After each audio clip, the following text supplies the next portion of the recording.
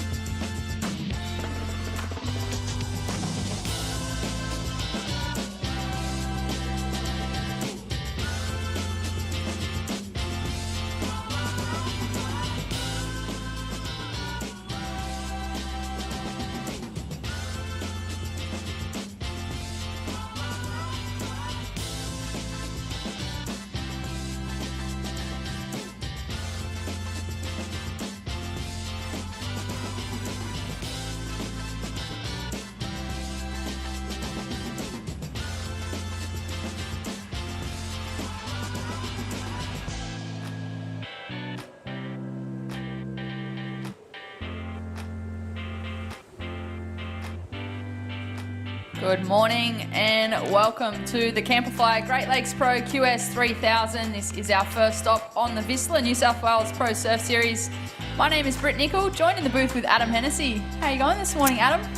Pretty good, mate, and very excited to be here. We are at beautiful Boomerang Beach, and little tricky conditions this morning, but we're looking forward to definitely a bump in the swell as we progress through the event. Of course, day number one, got a great heat to start off in the round of 1-1-2, and it's going to be pretty tricky today. Those 1 to 2 feet northeast peaks. A high tide today of, I think it's about 10 past 10, and then a low tide just after 4 p.m. this afternoon. So if you're online, welcome in and grab yourself a seat. It's going to be an amazing day. These QSs just keep rolling on through this region, and seen some amazing performances in the first couple of QSs on this series of events, and we're looking forward to traditionally being at a venue where the waves are pretty much always cooking up there at Boomerang. They seem to get waves all the time, Brett. It is certainly one of my favourite locations along this northern New South Wales stretch. But Boomerang Beach, we are in the south corner this morning. In the water we have heat number one of the round of 112. This is the men's division. We have Samson Coulter in the red, Joshua Sherwell in the blue, and Brett Bircher in the white. So for those of you tuning in, we don't have the live scores on the screen at the moment, but you can log into the World Surf League app and watch that side by side. But Dimmy and I will keep you updated. We definitely will. So it's going to be an exciting day. Day number one. It's going to be about 28 degrees in Boomerang today. It's been a pretty hectic start, as we spoke about with the QSs. We've seen some really good performances. We saw Geordie Lawler winning up on the Tweed Coast Pro. That was pretty amazing. And I'm pretty sure at Burleigh last week it was Lennox. Was it Lennox Smith who won it, or Lennox Chell? Lennox Smith. Lennox Smith, the powerhouse from down south. I know there's always this thing down there where he surfs for 2 clubs down there, but geez, Leno, he is an amazing talent. Good to see him win a QS and give him that sort of chip shot into notoriety when it comes to the QS ratings. And interested in this heat, Samson Coulter. This is a big heat for the Queenie surfer from down my way. Really established guy, very solid, good foundation in his technique, and it's good to see Samson sort of mixing it up these days with his rock star film career along with being a professional surfer. So sort of juggling a couple of hats, Samson, and he's going to have a tough heat because Josh Sherwood, really great surfer from up in Queensland, and Brett Bircher, that name, I've known Brett since he was a wee little kid. He came through the ranks, just a really solid campaigner too. So what a great way to kick off the first event of the New South Wales Pro Surf Series presented by VISSLA, and a great way to start this event, Brett. It is. We have a surfer up and riding. That might have been the surfer in blue, Josh Sherwell, from the Sunshine Coast. That is the son of Robbie Sherwell. They do own a surf academy up there, the sunny coast. Looks tricky out there. It looks very tricky out there this morning. That mushy summer nor'east. But when you're coaching young kids, I actually did a session with our guys not too long ago, a couple of days ago, and I actually said, you've got to be able to adapt to all different conditions if you're going to be a professional surfer. And, you want to surf good waves, but, mate, in the history of the QS around the world, you've had to be able to adapt to get to that next level, and that's the whole process of the development system where QSs tend to be a little bit tricky, but then you get onto that main tour and, you get to surf the dream tour in the best waves in the world. And even at locations that are the best waves in the world, there has been a few tricky events where they've had long waiting periods, long swell periods. So it does happen at that top level as well. I feel like this year's been slow. Pipe and Sunset were a little bit off this year, but the performances were definitely there. But like you said, you're not always going to get the best conditions. So as we spoke about, it's definitely going to get better as we transition through the event. So that's what these guys will be focusing on, just heat to heat, trying to get there, establish those 2 waves as we see a surfer up and riding, and that looks like Samson. Is it Samson? A little bit glary, it might be white. No, it is Sammy by the way he pulled his shirt down.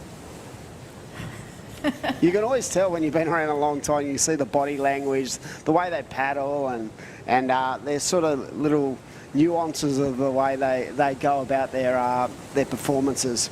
Yeah, there certainly are little things that you can pick up with certain surfers. And yeah, as you mentioned, Jimmy, with the conditions, it is tricky out there this morning. It's pretty small.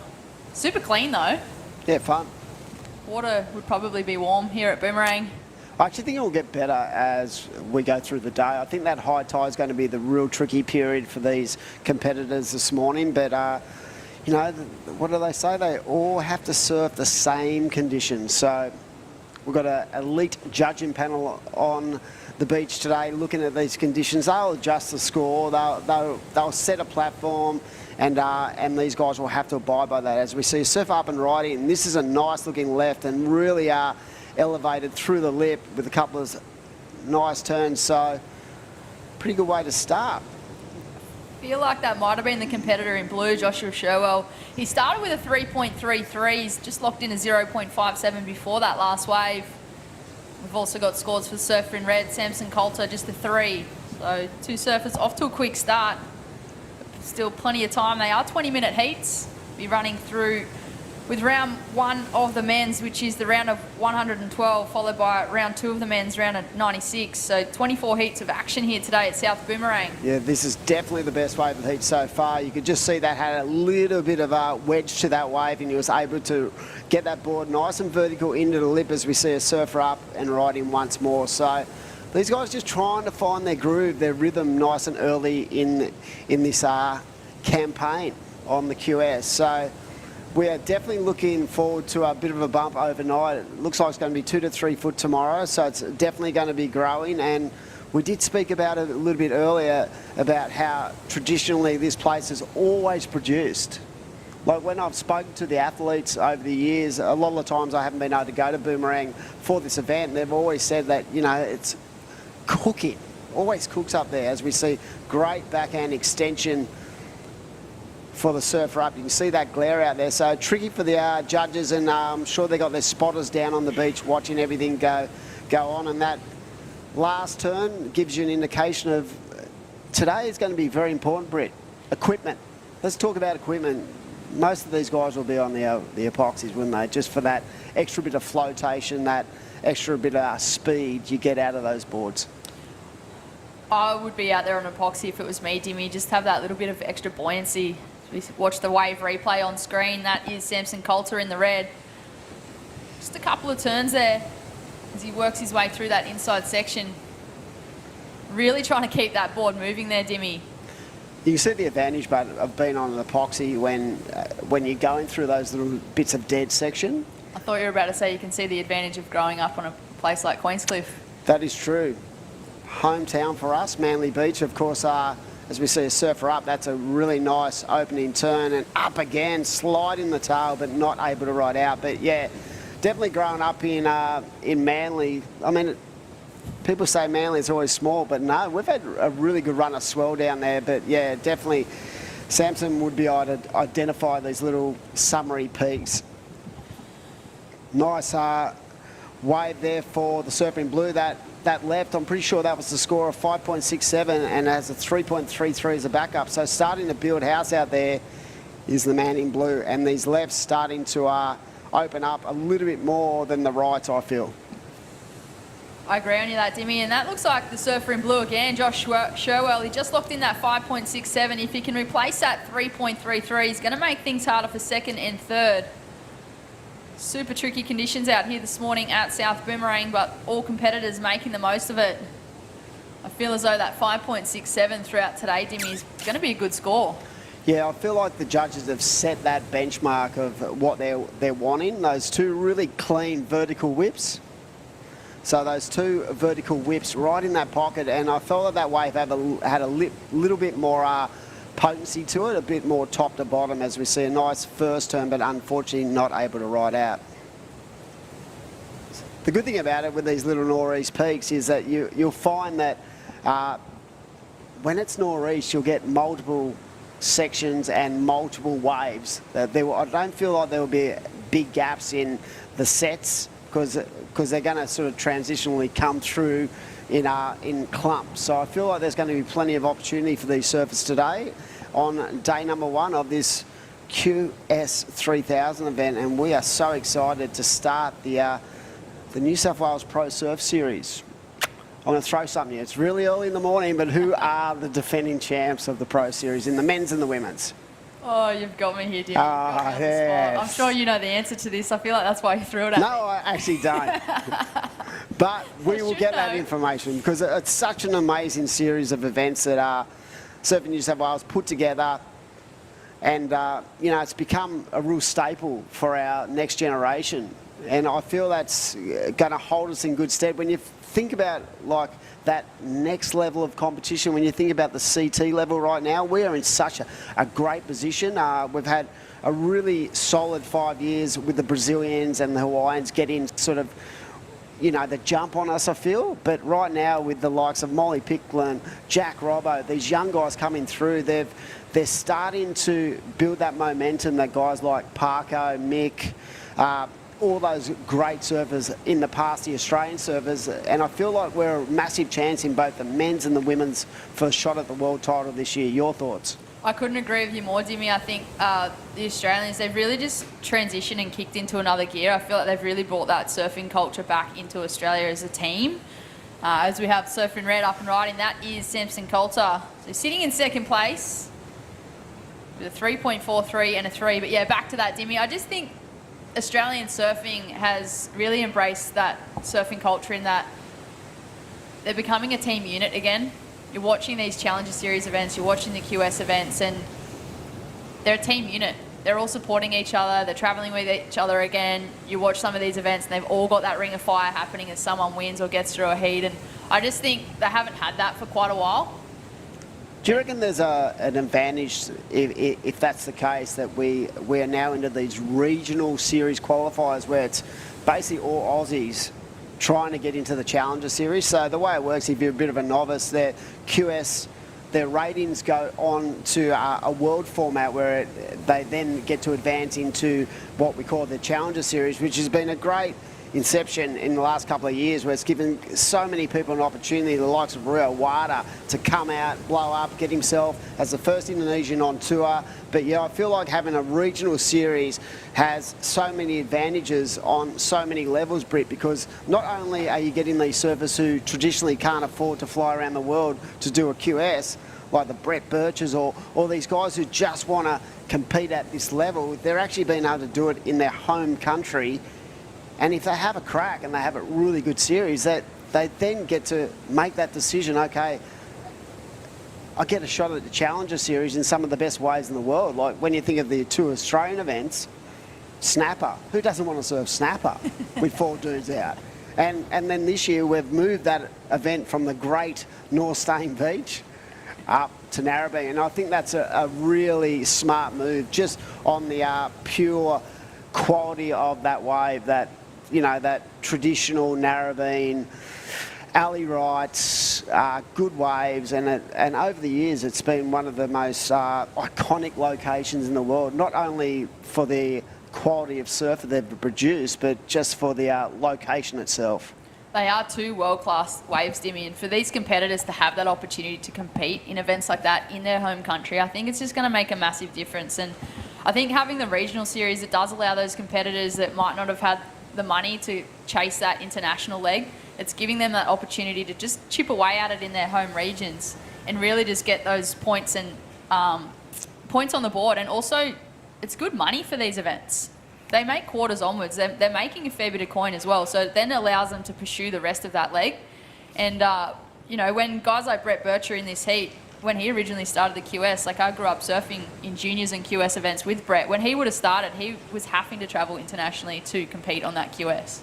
100%. It makes a massive difference to those surfers just to be able to have that opportunity. I think financially too, when you think about it, if you get a quarters in a QS when you're overseas, you're still probably behind the 8 ball because of the fact you've got to travel there, right? If you get a really good check in Australia, it gives you that opportunity to free up. And because there's so many elements to being a professional surfer that your normal individual wouldn't understand, the travel, the pressure of the cost. And if you can do it in your own region where you feel like you're comfortable, that actually allows you to free up a little bit more in your performances. Well, it eliminates that extra stress as well. Like, I guess you look at people traveling the world and you think it is a dream sometimes, but being in that situation, sometimes it can be more stressful. You've got the competitive stress, you've got the travel stress, different time zone and locations, you've got different food. So just to have that opportunity to do it in your home country and have that comfort of either sleeping in your own bed or staying with friends, sticking to your normal routines. But I just feel like if you do well in these type of events on the regional series, you can actually almost generate that income to then fund your challenger events. Exactly. So right now we have Josh Sherwood in the lead with a 5.67 and a 4.40. Samson Coulter holding down second position with that 4.6 and a 4.10. I know you guys haven't got the screen up with the scores, but we'll give you them as you go. And right now, Brett Bircher in 30 only needs a 4.54 to go up. So holding a couple of scores there. So very tight between these three surfers in this first heat, but definitely that, that point of difference was that 5.67 for the surfer in blue. It was, and as I mentioned before, Jimmy, I think that's going to be a keeper throughout the entire day as we watch Brett Bircher on screen from Mollymook, making the trek up to Boomerang. How good do these surfers make it look, honestly? They make it look Your easy, average Jimmy. punter could never even get up to his feet, let alone do such a clean, crisp turn in that little inside corner. So you're seeing the best of the best from our region, and as I said, it's been a great start. We had good waves up at Tweed. I didn't actually go up this year, but waves looked like they were really fun, and the man himself, Geordie Lawler, I was thinking about when he won that event, how he's come along. I've known Geordie since he was very, very young, since he was 10. He came through our junior system on the Northern Beaches, and to see him, fighting back. He had a big win at Manly a couple of years ago, nearly qualified, very disappointed that he didn't qualify. He's had a few cracks at the CT, and just to see him focused in and working with Matty Cattle, it's great to see what's happening with him, and that win will now elevate him into the sort of the top echelon of the ratings as we move towards the challenge. I'm sure he wants to surf at home.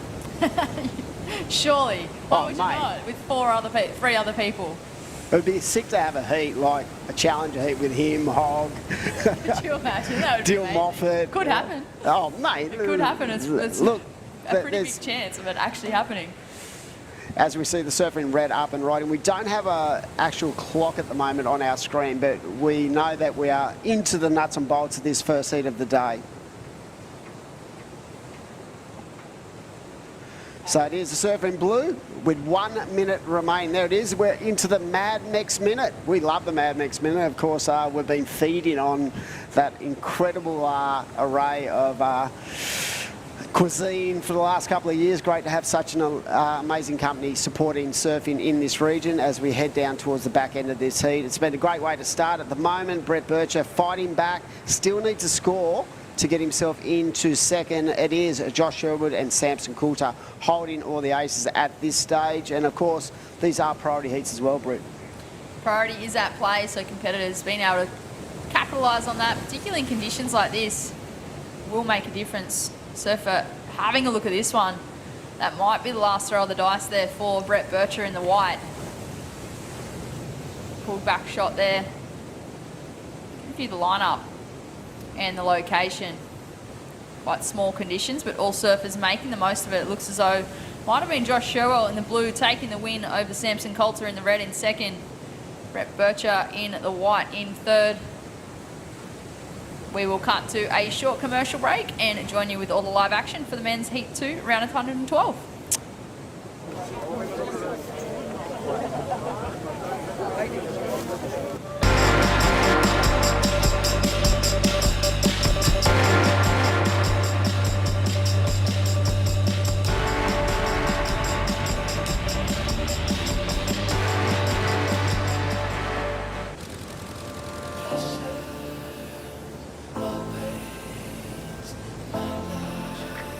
Lay back and just forget the pressure.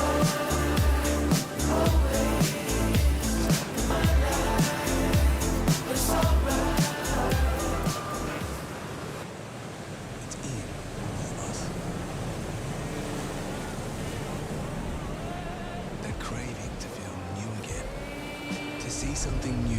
blow our minds, or meet someone new who will change it. New South Wales, a place to feel free, to feel alive, and most of all, to feel new again.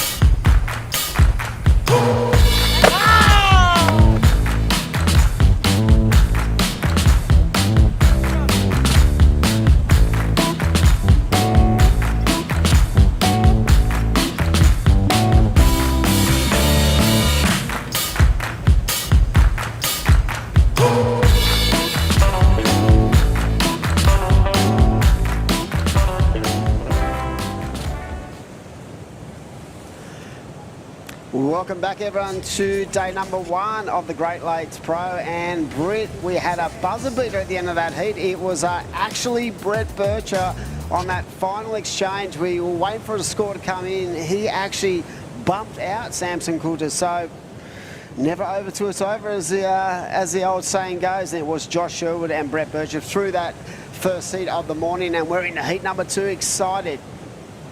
And we're going to get a replay very shortly of that last of blue, just to clarify, you know, that finishing ride for the man from the South Coast, as we see Brett up and riding.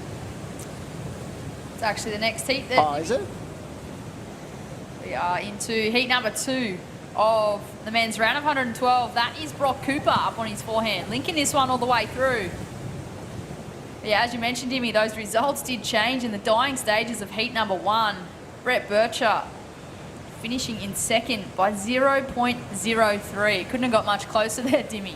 Wow. Big heat now, bud. Young Squires. Mini-me, as I like to call him.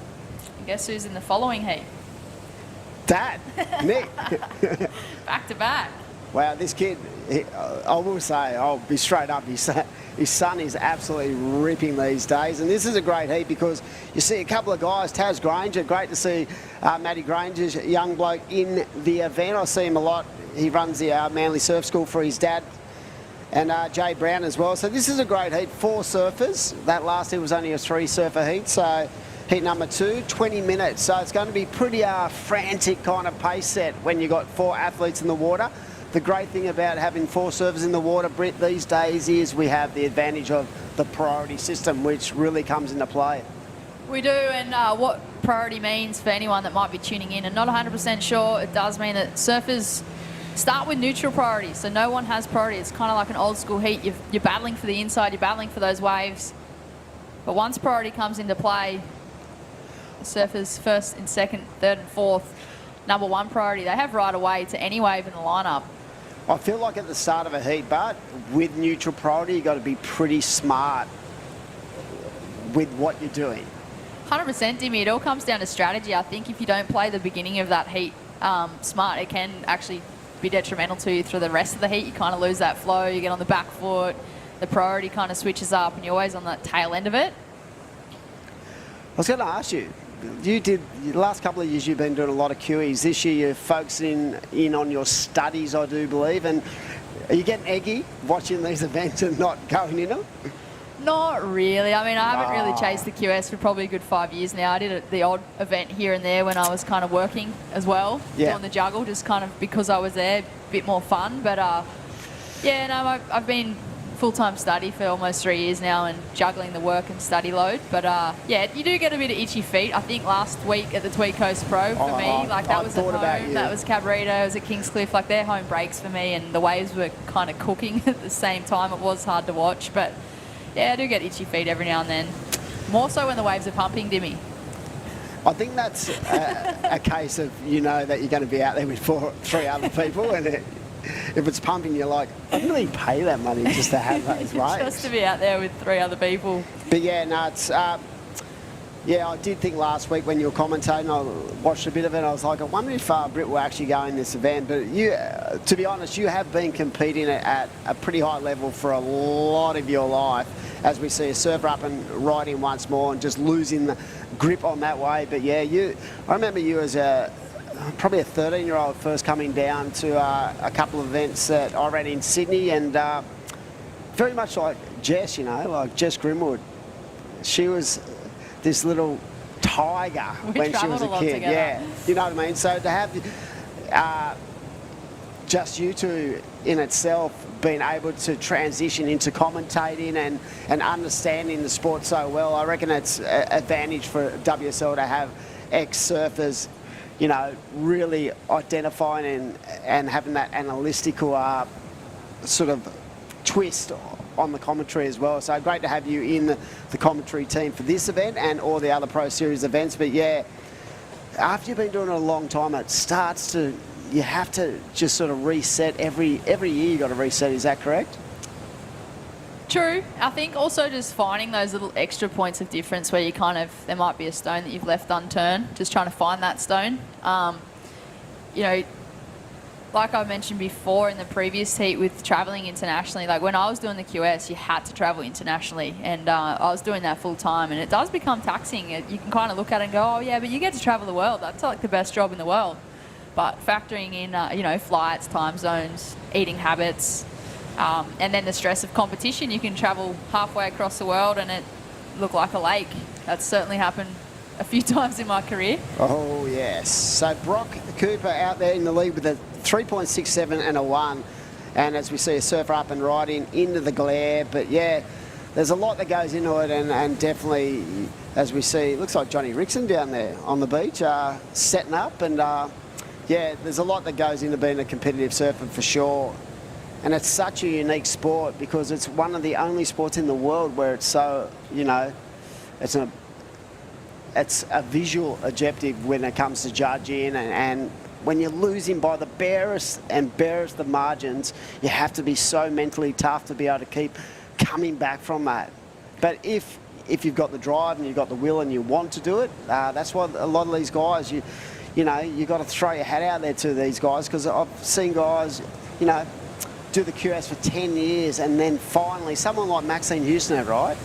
We watched him win a World Junior title at age 18 at Narrabeen, and I've been pretty tight with that family since he was very young, and it took him to age 30 to get himself into that elite rank. So it's more about, you know, the reset, the drive, and the will to you know, to really get to that point where that's been your drive all your life. But I've always said to everyone, as long as you actually, you know, understand that as a competitor, if you give it 100% all the time, that's all you can do as a competitor. And whatever happens, you've got to be proud of those achievements.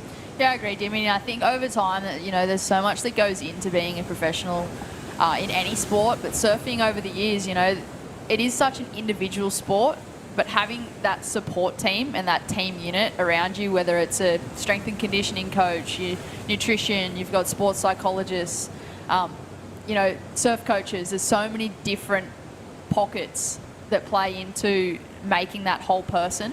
Yeah. And I think for so long, surfing didn't really have that. And over time, it has transitioned into that professionalism, not only as a sport, but as an athlete. I feel like these days there's such, you know, an advantage to being a pro surfer now than back in the day. Because I felt like back in the day, when you speak to the likes of Duma, BL, guys who, you know, won world titles, it was very much isolated to the individual, and I feel like now that these young guys have such a strong support base, not only by family but by coaches, and, you know, like Surfing Australia for the Australian crew, and just having those opportunities to feel like you're in a more team environment than that individual professional surfer. And that's back in the day what it was, as we see a surfer up and riding on a nice little inside runner and getting to work. Taz Granger. That is Tazzy, looking solid. Shout out to Matt Granger if you're tuning on in. Yeah, Werris will be biting his fingernails right now. But yeah, it's good to see Taz sort of make that transition from work into the competitive arena, because there was a couple of years where he just sort of backed off a bit. But I watch him quite often down at Manly because he works down there, and he's got such a solid base of his surfing. He's, like you saw on that last ride, he never even looked like he was going to miss those sections. He was nice and fluid in the way he went about it, and he's not a small kid either. He's bit like his dad, a little bit of a beefy unit. So great surfing there from the young man from Longreef Board Riders up on the northern beaches. So right now we can see those scores on the screen right now, and not a judge, but I'm calling probably that might be the best wave of the heat, or close to the best wave for Taz. But right now it is a Brock Cooper out there with that 3.67 and a 1 point ride. We've got Manic Squires out there. He has a 1.2 and a 0.47. Jay Brown yet to get off to a start. And that last wave, we did speak about that wave, just that fluency through the transitions, a 4.33 for the last of the surfing white. So that puts Taz Granger into the lead. The Camplify Great Lakes Pro. This is a QS 3000, so points are at a premium right now at this event. You win this event, 3,000 points. That is a great chip shot into our qualification for the Challenger. We see a surfer there going left and really nice elevation through the lip as well. I'm pretty sure it's $8,000 for a win here too, Dimmy. So $8 grand. It's a pretty big prize purse for first place. I mean, overall, obviously, there's a fair bit more behind that. But if you can take a win, that'll fund your New South Wales Pro Surf Series leg and look to qualify for that Challenger. 100%. I think that, you know, that would really give you a great incentive and a great push. And like I said, it actually does, to be all honest. It takes a little bit of that pressure off these guys, because a lot of these competitors spend, you know, 9 months a year working to do these series. I mean, Andrew Stark and his team, Will, and everyone at WSL in this region do such a wonderful job when it comes to producing quality events, and large numbers of them. We're probably the #1 region in the world. When you think about the qualifying series for the QS to get onto the Challenger, we definitely have more events than any other region.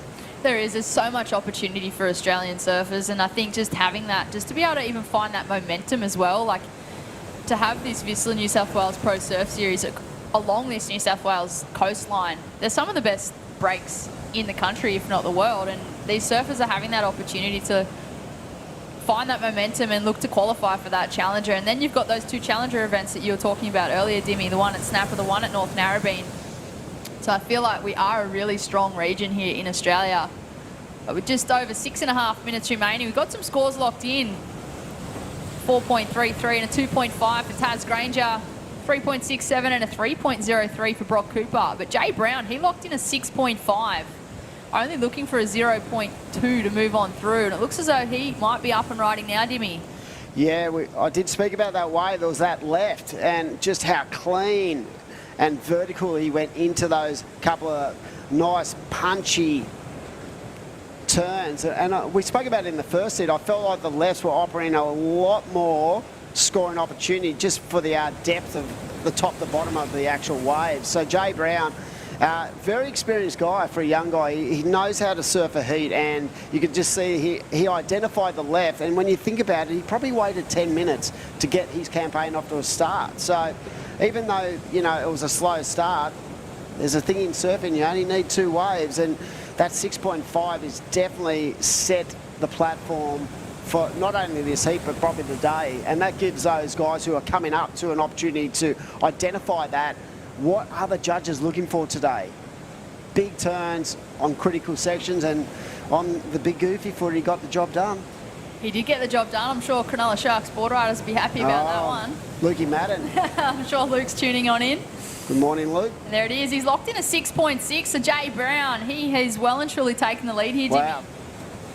Jimmy. 2 waves in 3 minutes. Waited patiently, pulled the trigger.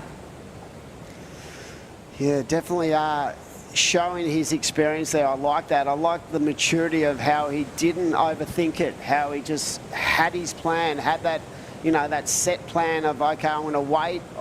He's probably been sitting on the beach with his coaches or his support staff, trying to identify exactly what he wanted to get. And he opened up with that left, but then he got that wave on the right. Look at it. And I love the patience.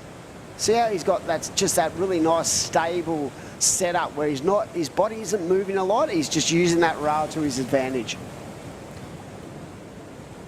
Pity he couldn't quite get the completion, but still a great ride there for Jay Brown.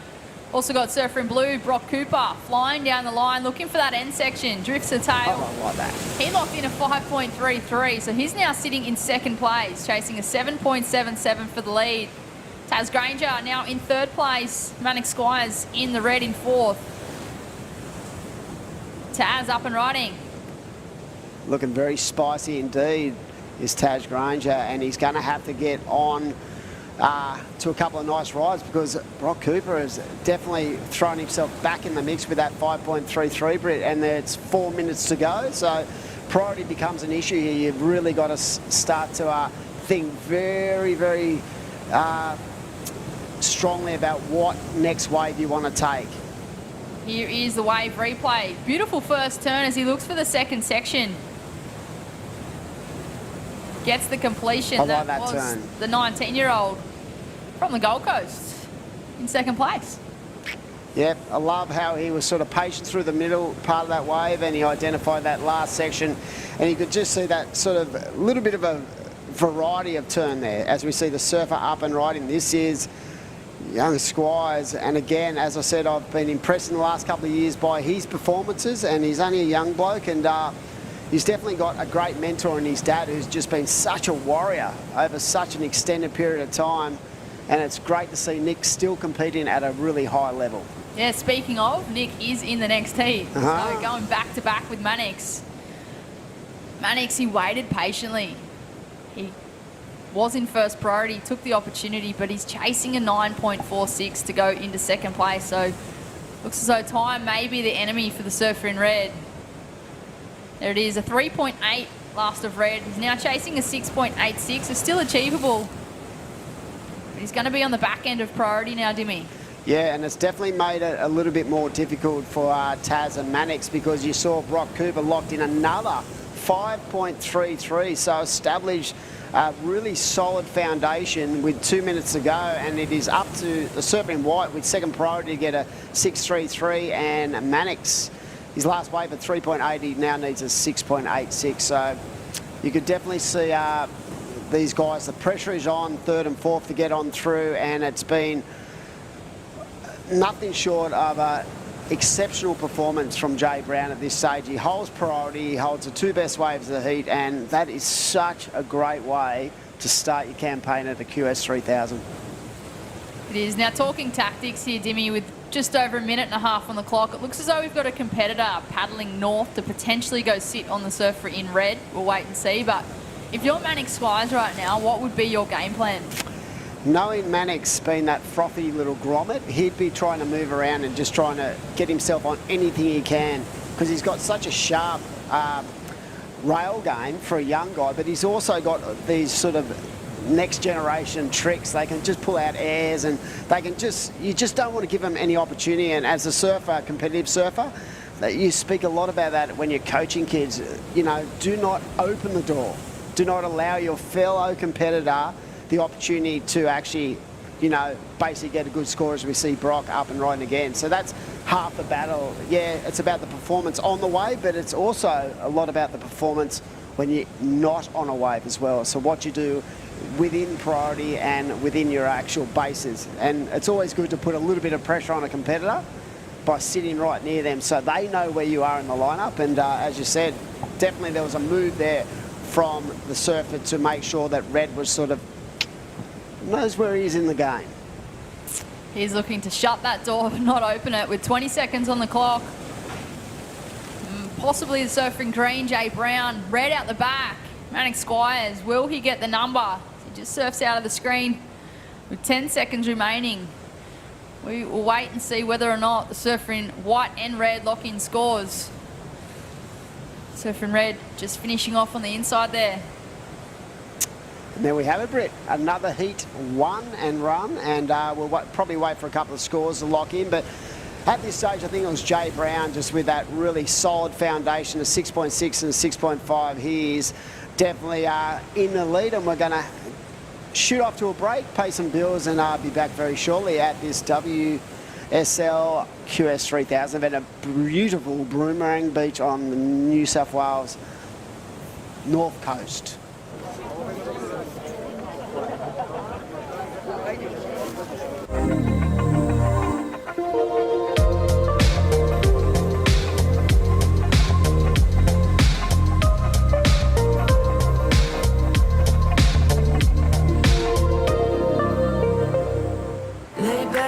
Just forget the pressure. Always in my life. It's alright.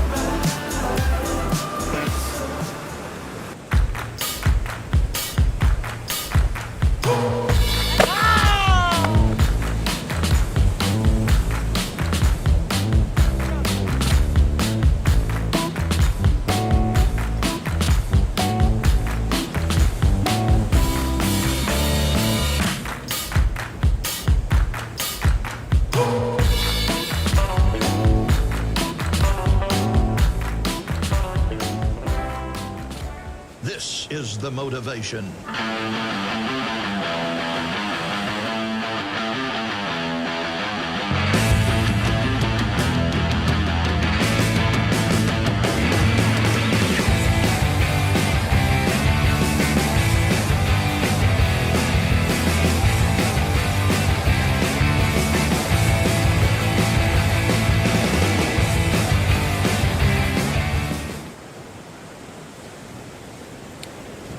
Welcome back to all the live action here at South Boomerang Beach for the Camplify Great Lakes Pro QS 3000, our first stop of the VISSLA New South Wales Pro Surf Series. My name is Britt Nicol. I am joined in the booth with Steve Robertson. How are you going, Steve? Very well, Brittany. Great to be here. What a great part of the world Boomerang Beach is. Brings back great memories from trips up the coast and surfing this magnificent beach. I find it one of the most consistent beaches on the New South Wales coastline. Always seems to have quality waves. I do, and I feel like it is one of my favourite locations, not just in Australia, but in the world in general. It's such a beautiful part of the world, and yeah, as you mentioned, it is very consistent. Every single year we seem to score here at Boomerang. We're in the south corner this morning. You spent much time surfing the south side? It's been a long time, but I can tell you, a number of years ago, I spent a lot of time in this region and had, waves, pristine waves with hardly anyone surfing it. And yeah, I've had some fantastic surfs at Boomerang Beach, and it just is, I mean, today there's not much swell on the east coast of Australia, yet Boomerang offers up a reasonable wave. You can still have fun out here, and here we go. That is a surfer in red. Jay Okalupo carves into the pocket, looking for the connection, not able to get it. We also have Nick Squires in the blue, Shane Cadden in the white. Looks as though this might be another three-person heat. They are 20-minute heats. This is heat 3 of the men's round of 112. We'll be following this round with a men's round of 96, so all men's action today, 24 heats. Jam-packed day. No women surfing today. Jay Okalupo, hey? There's a few famous, there's names popping up, second and third generation surfers popping up in all these events, and interesting to see how they perform. Nick Squires, I was just looking up his history, and he's a dual Australian amateur champion and a veteran of the QS Tours. Yeah, Nick Squires is out there. He's from that Wollongong Illawarra region, out of Scarborough Board Riders. He also coaches with the Illawarra Surf Academy. How did his son go in? Was it the previous heat or the one before? It was, unfortunately, I think it actually finished with Mannix being knocked out of the event. Oh, here we go, take off.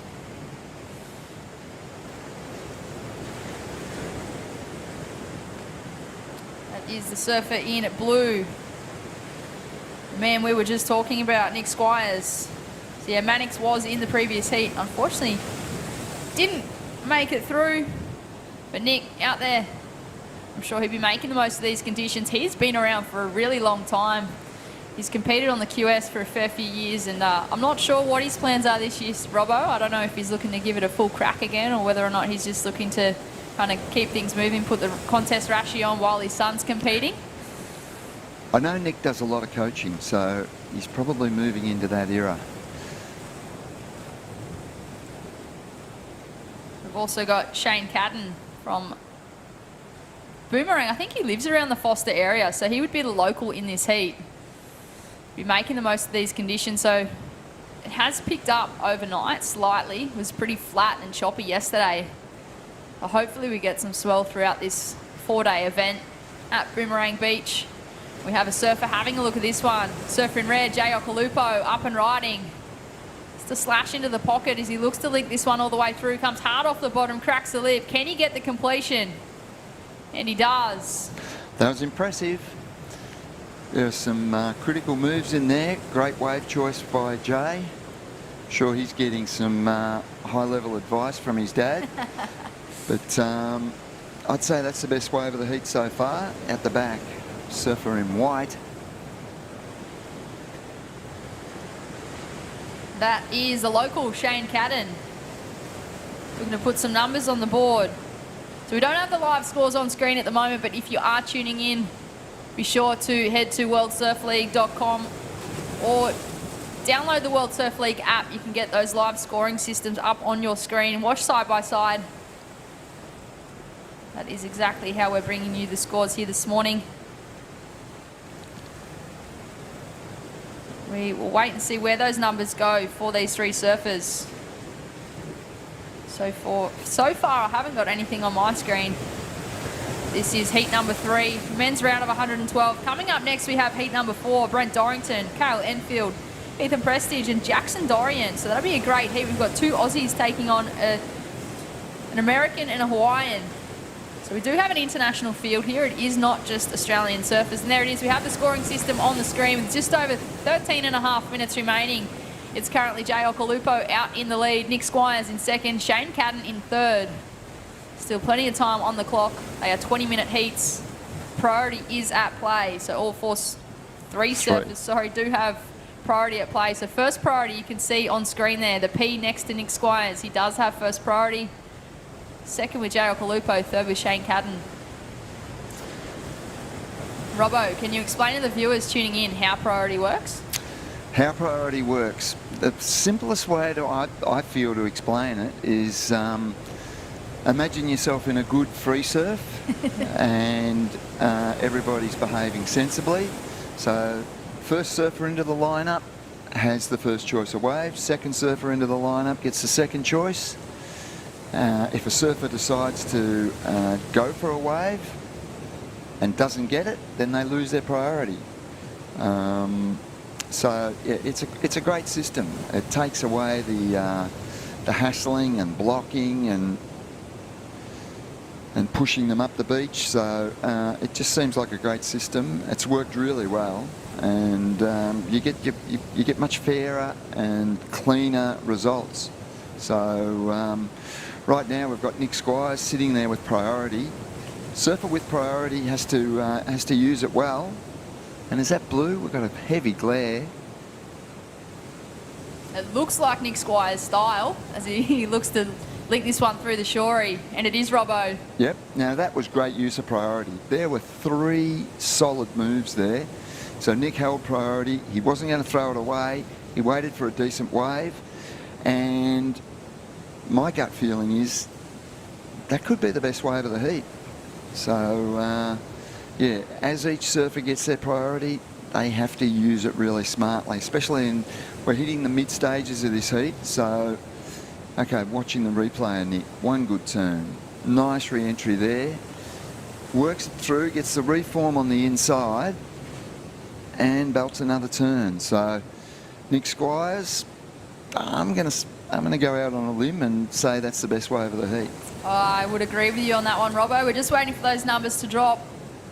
But I can tell you that Jay Okolupo in the red, he's locked in a 4.83 and a 2.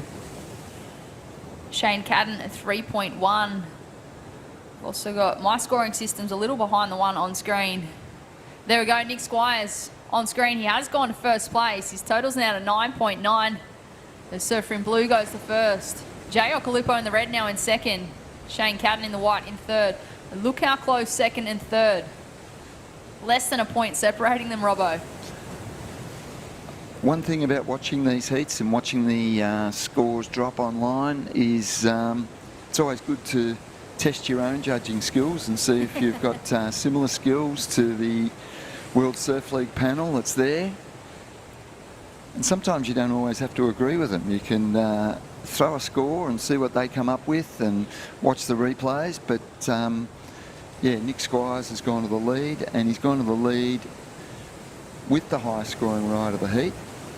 Just waiting for that score to come in on our chart. Here's a nice takeoff. That's our surfer in white, and that's the local surfer, Shane Cadden.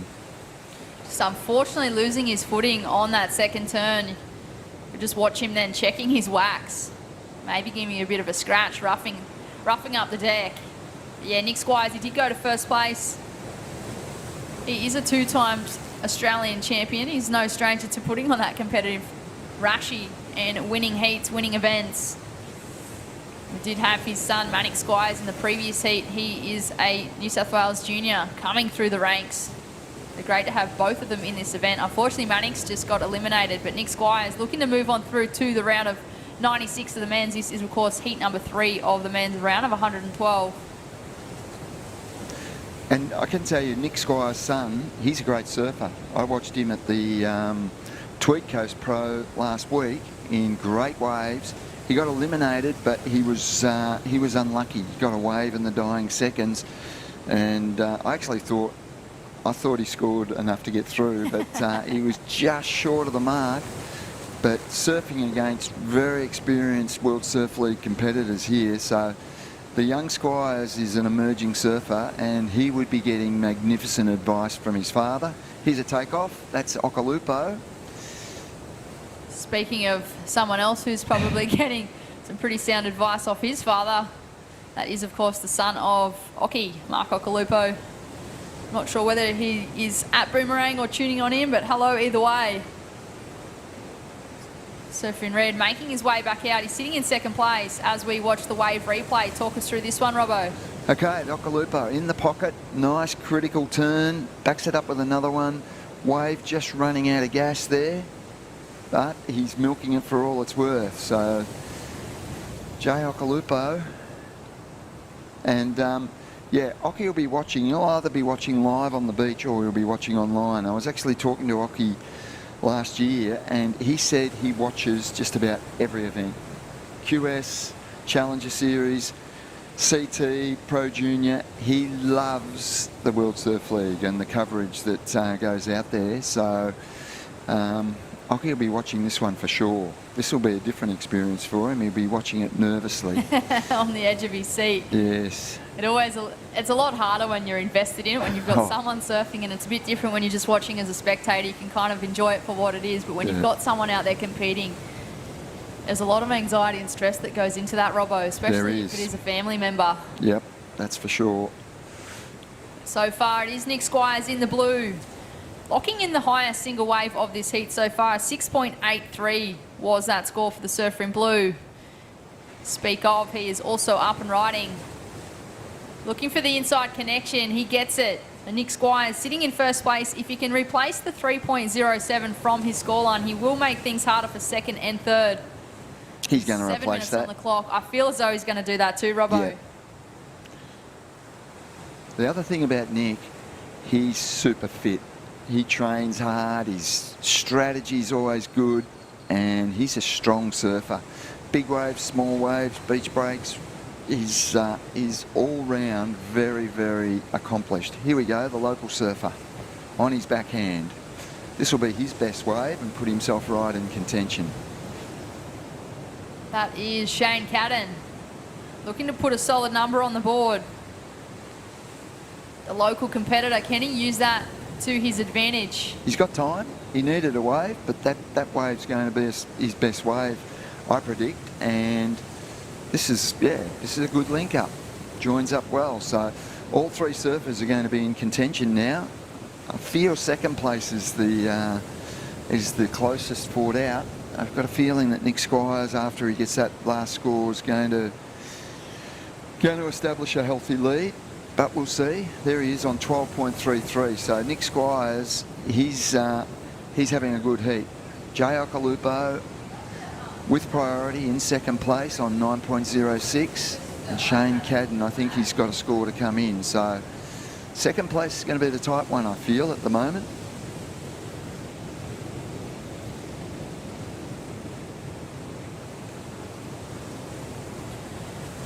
Just under 5.5 minutes on the clock. It is the man in the blue in first place. I'd almost call him the veteran of this heat. Up against the young guns. Jay Okalupo in the red in second. Shane Cadden in the white in third. Experience in this heat. There's a lot of it. There we go. Cadden has narrowed the margin. Second place with 5 minutes remaining. That's going to be fought out hard because Cadden's he's got one good wave on the board and it was a 5.4. So the margin's narrowed. What's he need, Brittany? Have we got the requirements there? Doesn't come up on that screen, but I will find it. It's close anyway. There's close. Way less than half a point separating Jay Okalupo and Shane Cadden. Nick Squires out in front. He'd be feeling comfortable. Second place is right up for grabs now. So Okalupo holding priority. He's going to want to use that priority well. So Shane Cadden in the white, up and riding. He's looking for a 3.66. So there is nothing in this heat for second place at the moment with just over 4 minutes on the clock. So far, Nick Squires is in first. He locked in a 6.83 and a 5.5. Jay Okalupo in the red, a 4.83 and a 4.23. Shane Cadden, a 3.3 and a 5.4. But we'll wait for that last number to drop. Not sure it'll be enough. He's chasing a 3.66. Here he goes again, Robbo. Yeah, he's been busy out there. Now, he's got third priority, so he can't be choosy at the moment because the other surfers will take whatever good wave comes through. But he can be busy under priority. So, and that's what he's doing. He's having a good look at anything that comes through. And if he sees the potential, he'll go. He knows he doesn't need much. He knows there's only 3.5 minutes remaining. So, yeah. It's going to be a tight finish for sure. And Shane Cadden, he's scouring the lineup, and now tactics are coming into play. We can see the surfer in red just moving over close to him. He wants to try and make sure that, he wants to try and get the best wave that comes through. He wants to try and make sure that Cadden doesn't get the opportunity to pick up a wave under priority that might put him into second place, because it's first and second that counts. They're the two surfers that progress to the next round. Third will be eliminated. Here we go. Looking at this wave. Okay, this is going to be critical. This is our surfer in third place. Only chasing a small score. Looking desperately for the link up on the inside. He's linked it up. I don't know if it's going to be enough. Is it a 3.66? No, I'm going to go out on a limb and say that's not going to be enough. But, you know, who knows? I would agree. I feel like it'd be borderline, maybe a 3. I'm trying to think back to his 3.3 that he's already locked in. But, yeah, we'll wait and see. Obviously, we're not the judges. They do have a WSL judging panel for that. But we are able to provide our opinion here in the commentary booth. Yeah, I don't think it's going to be enough. I think it's going to fall just short. But then he's still got 2 minutes. And in a beach break like this, 2 minutes is plenty of time. So he's got time to get out there. Jay Okalupo only needs to improve on a 4.23. So that should be firmly in his mind. Here's our heat leader, Nick Squires. He's safe and he's getting good waves. So he'll probably extend his lead on this one. Maybe, maybe not. Goes big. Unfortunately, unable to stick the landing, but Nick Squires, he is in first place. He's looking to replace a 5.5 if he is wanting to extend that lead. With 1 minute 30 on the clock, looks as though he might be calling it a day. He's either lost his board or just not wearing a leg rope. Interesting there, Robbo. Well, the whole leg rope thing's interesting at the moment, but this is a heat of 3 and these are professional surfers and they're surfing small waves, so yeah, I'd say there's every chance. And Nick, using his experience, goes, well, I don't want a leg rope. Just that tiny bit of drag and the freedom of not having a leg rope is probably what he's done. I'd be interested to see the research on that with the drag, with the leg rope, as to how much it actually factors in. You wouldn't think much, but when you've got small little beach breaks, and sometimes just the mental feeling of I'm detached from this board, I'm free, and I need every little bit of speed I can get. But not long left in this heat, so Okalupo with priorities probably going to use it smartly. And There it is, last of white, Shane Cadden. It was not enough, a 3.27, so it was close. He needed a 3.66. We have Here we a go. surfer up and riding. That is Jay Okalupo. And that's a smart use of priority, I think. As this heat gets right down to the end, that's a very smart use of priority. He's looking to replace a mid-range 4 to extend his second place position. Now that one I don't know. I don't know whether he's got better or whether he's just held off the other surfer. Okay, we've just lost scores for the moment. My gut feeling is, yep, Nick Squires and Jay Okalupo.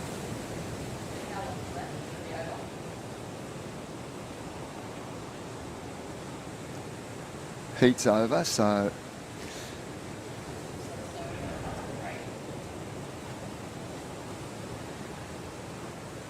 And that concludes heat number 3 of the men's round of 112. Stay tuned for all the live action. We'll be cutting to a short commercial break. We'll have heat number 3 in a moment.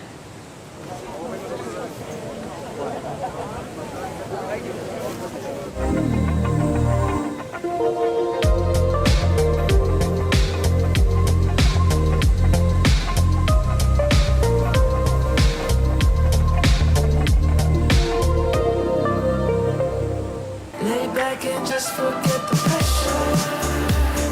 Always in my life, it's alright.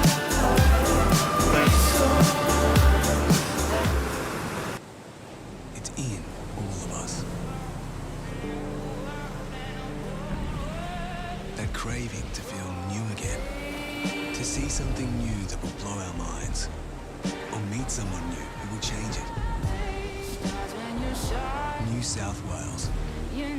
A place to feel free, to feel alive, and most of all, to feel new again.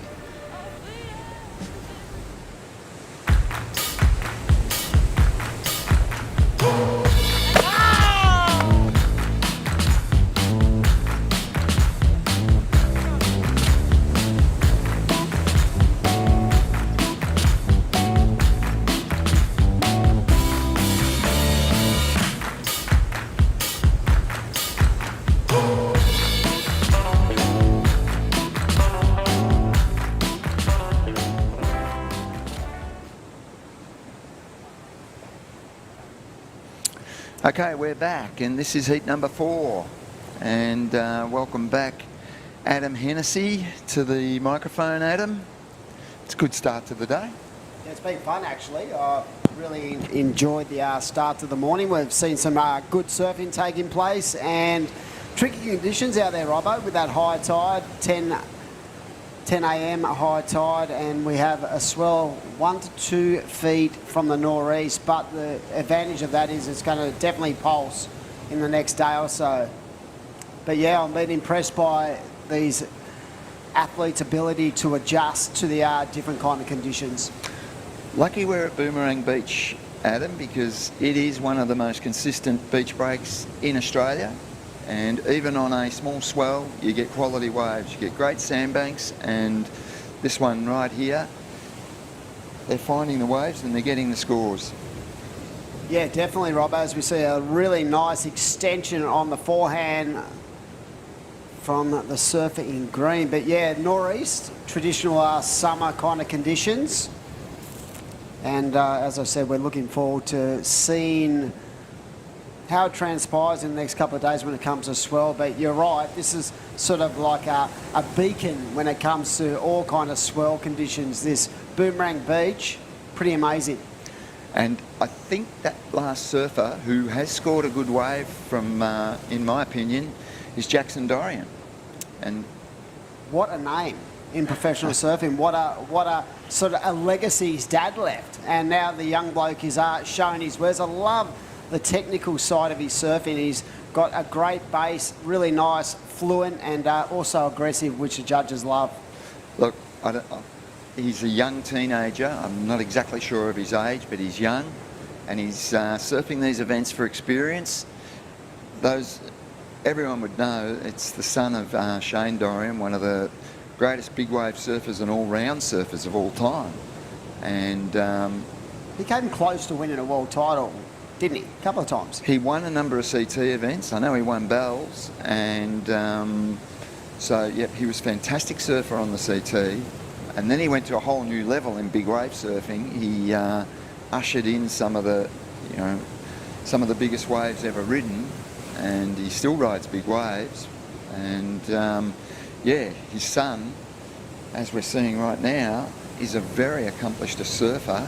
He surfed the Tweed Coast Pro last week, and he advanced quite far into the event. Would have gone further, but inexperience cost him an interference in that event. Oh, the Grom froth cost him.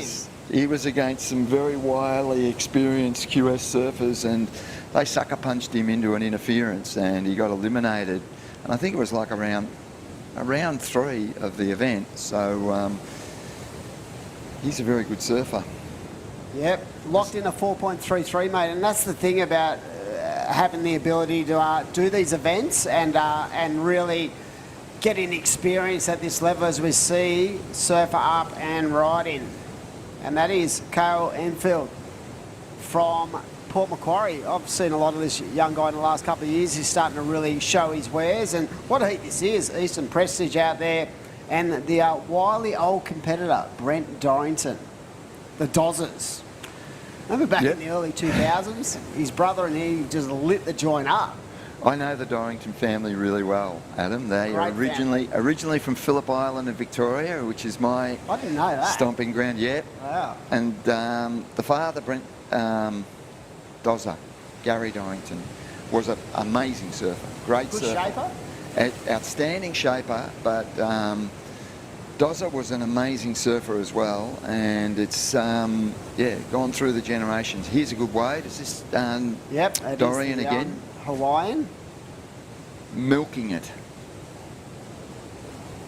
It's pretty impressive when you think about where he comes from and the kind of waves he'd be riding as well. So to be able to make those subtle adjustments where it's pretty, very limited in the power ratio in the waves, weak, summery waves down here, and I love the way he's just projecting through each and every turn, as we see a nice combo as well. So a little bit of glare out there, but yeah, he's identified these nice little rides, and you can just see the flare in his surf, and he releases the tail on that first turn, able to connect on the inside and finish off strong as well. And the judges love to see that really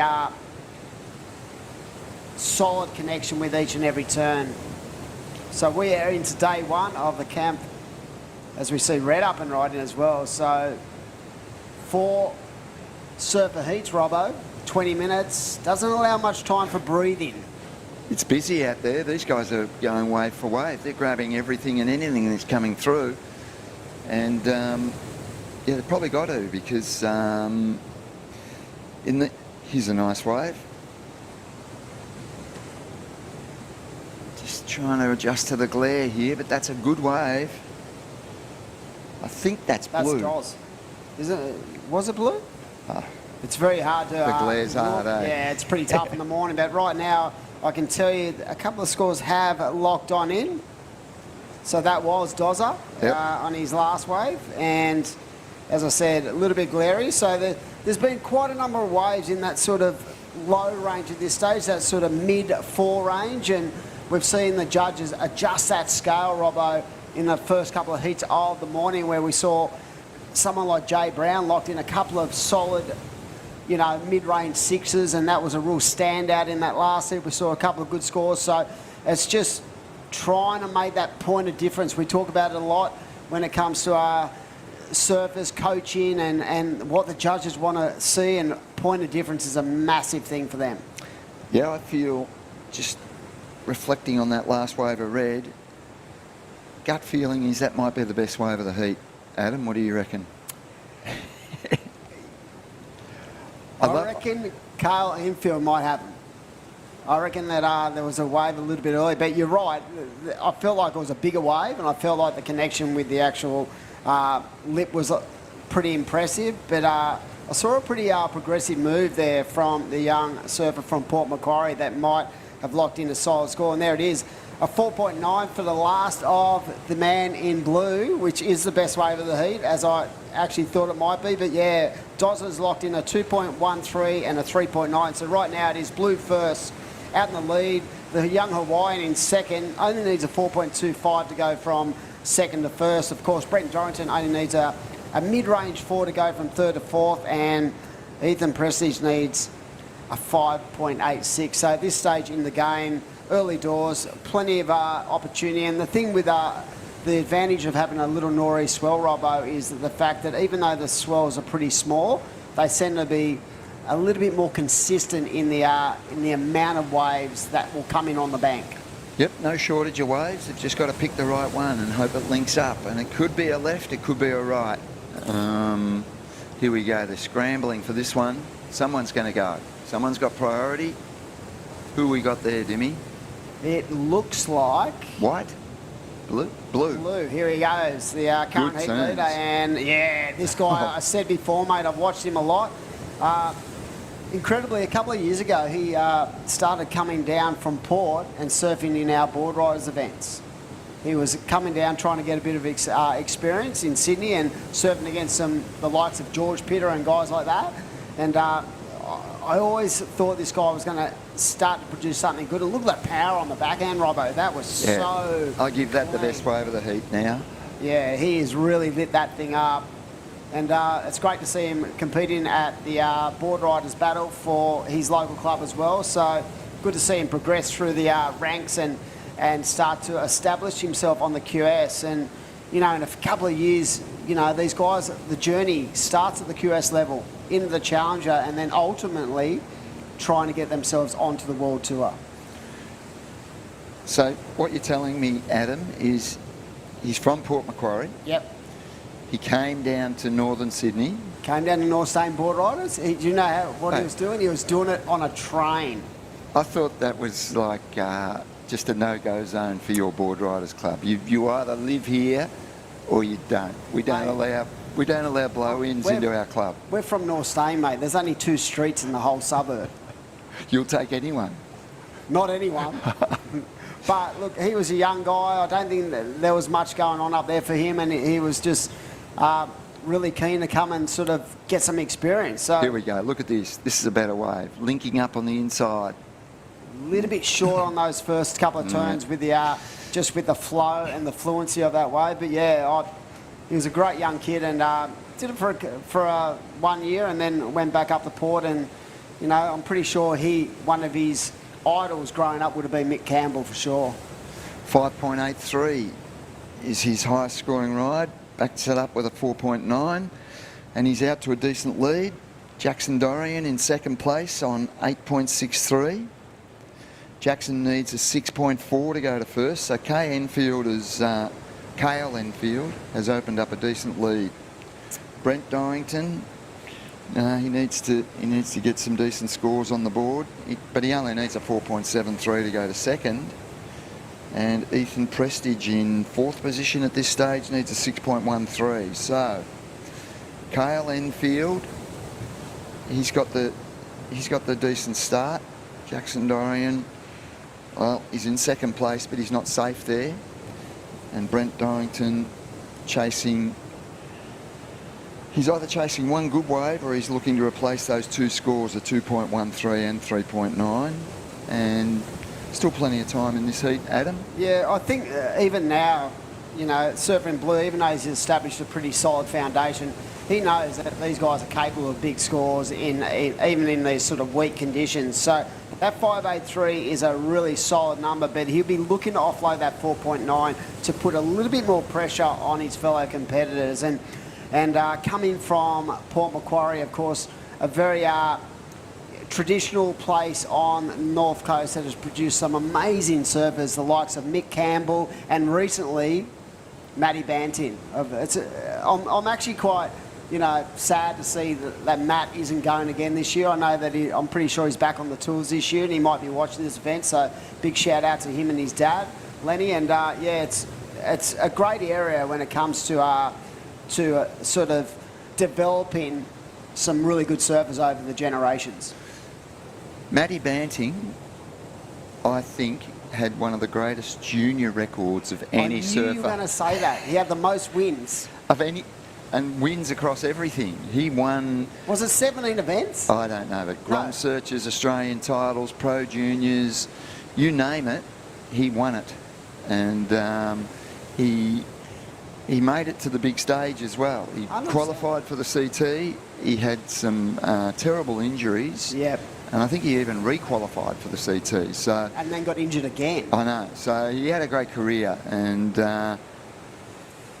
comes from a great family. Dad, legend. yeah, you know. So I'm sad not to see Matty surfing these events. And but boy, did he have a winning record, that surfer. I remember at one stage, right, I was in France. I'm pretty sure it was Matt, as we see White up and riding there. It was the King of the Groms grand final in France. And I'm pretty sure it was Matty versus Medina, wasn't it? And that's where Medina basically jumped off the page, and as like a 14-year-old, he basically got 210s or something in that. And it was like a real insight into the future of professional surfing, those two guys. Yep. And look what's happened. Unfortunately for Matt, a lot of injuries crewed his career, and we've seen what Gabby's gone on to do. So, yeah, you know, as you said, he holds probably a record that no one will ever beat when it comes to consistency of wins. As we see the surfer in red, here we go, up and right in. Nice I like this splash.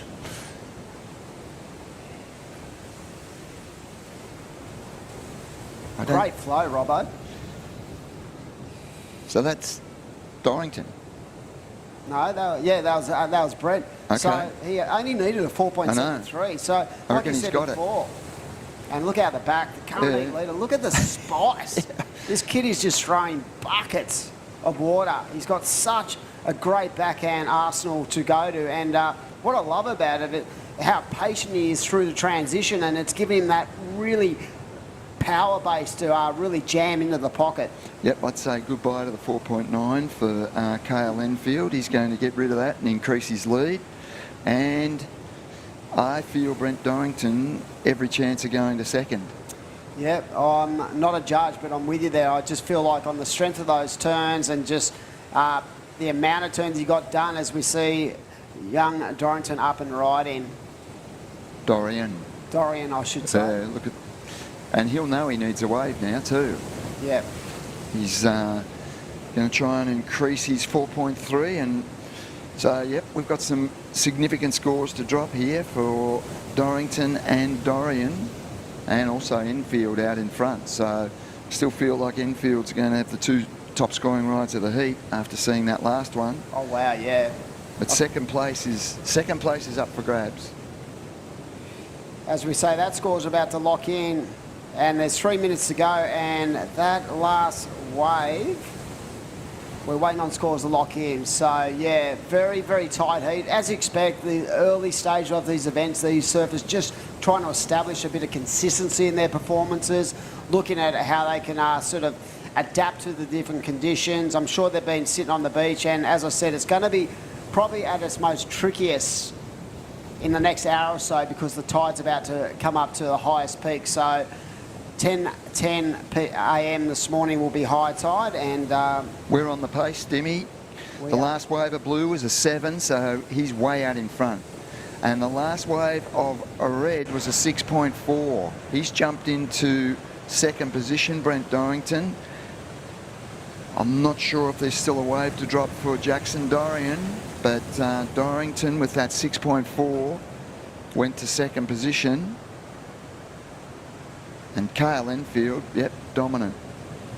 Definitely, but I love Doz's fluency and just the different amount of variety through into those turns for the surfer in red. But yeah, we did speak about the young man from Port. He has just lit this heat up. Exceptional backhand surfing, and we speak about point of difference a lot when it comes to what the judges are trying to identify, and you could there's definitely been a separation in the performance level of this young bloke, but you can never count out Brent Dorrington, what a performer he has been over the years. Just these guys just have the ability to put on a rashie and get the job done. Yeah, Brent Dorrington, and this is Doz is a charger. He surfs big waves and serious waves, but he still gets the job done at his age in small stuff like this. So He'd be mid-30s these days? Probably. Here we go. That's our surfer in white. He needs a big score. He needs a 7.8. So he needs the best wave of the heat so far, and I just don't think as we head to the mad minute. So I don't think that's going to get the job done for the surfing in white. So right now, this is where these surfers will have to identify and utilise their priority to their own advantage. It has been a bit of a clinic for the surfer in blue from Port Macquarie, getting the job done. And as I said before, here we go. Looks like Brent Dorrington up and riding once more on the inside, just trying to offload a smaller score, but that 6.4 put him in a really solid position in this heat. It did. His main opponent, Dorian, needed a 5.98.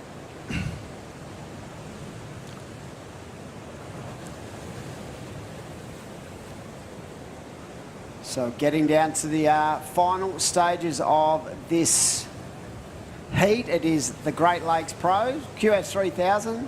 Here we go. No, that's our leader. Camplify, Great Lakes Pro as the leader comes in. Bit of a victory up there, the New South Wales Pro Surf Series. And we are looking like we're about done for this heat. So we're going to be thrown off to a commercial break. Be back very shortly for another exciting heat at Boomerang Beach.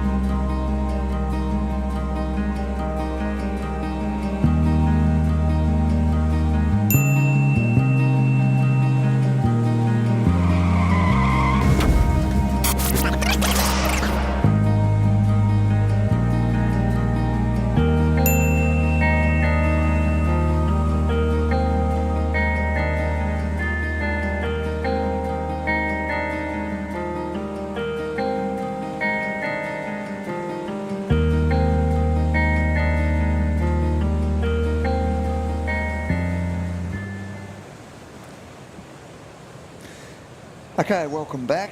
Boomerang Beach, one of the most picturesque regions, coastal regions in Australia. And we're up to heat 5 of the round of 112 of the Great Lakes Pro Camplify, brought to you by Camplify. And we've got a surfer up and riding, I believe, straight away.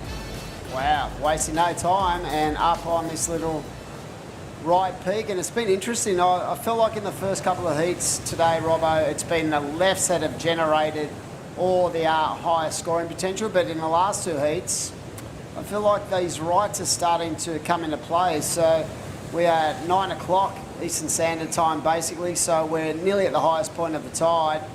Conditions from the northeast, 1 to 2 feet, and as we see the surfer in red, chip shot into the corner, coming from behind the peak. And yeah, pretty interesting to notice where the bigger scores are coming from. I like to do that as a analytical kind of freak, that I look at these different kind of things. But yeah, I felt like in that first couple of heats, it was the lefts, and it's been the strength of the rights, and especially in that last heat with the young guy from Port Macquarie. He was just absolutely on a tear. Kyle Enfield blowing up with a 12.83 two-way combination. Brett Dorrington getting on through with a 11.10. So the young gun and the warrior into the next round. Unfortunately for both Jackson and Ethan, bowing out as we have a replay of this first couple of waves of the heat. So wide up and riding. And that is Josh Levy, I do believe. Yep. Another three-man heat. So yeah, it does change the mindset a little bit for the surfers, I reckon. When you know you haven't got a four-manner, I feel like you can be at that 10% more patient in waiting for what you want and trying to identify. But I actually think the positive of that as well is the fact that priority plays a massive part when you're in a situation like this?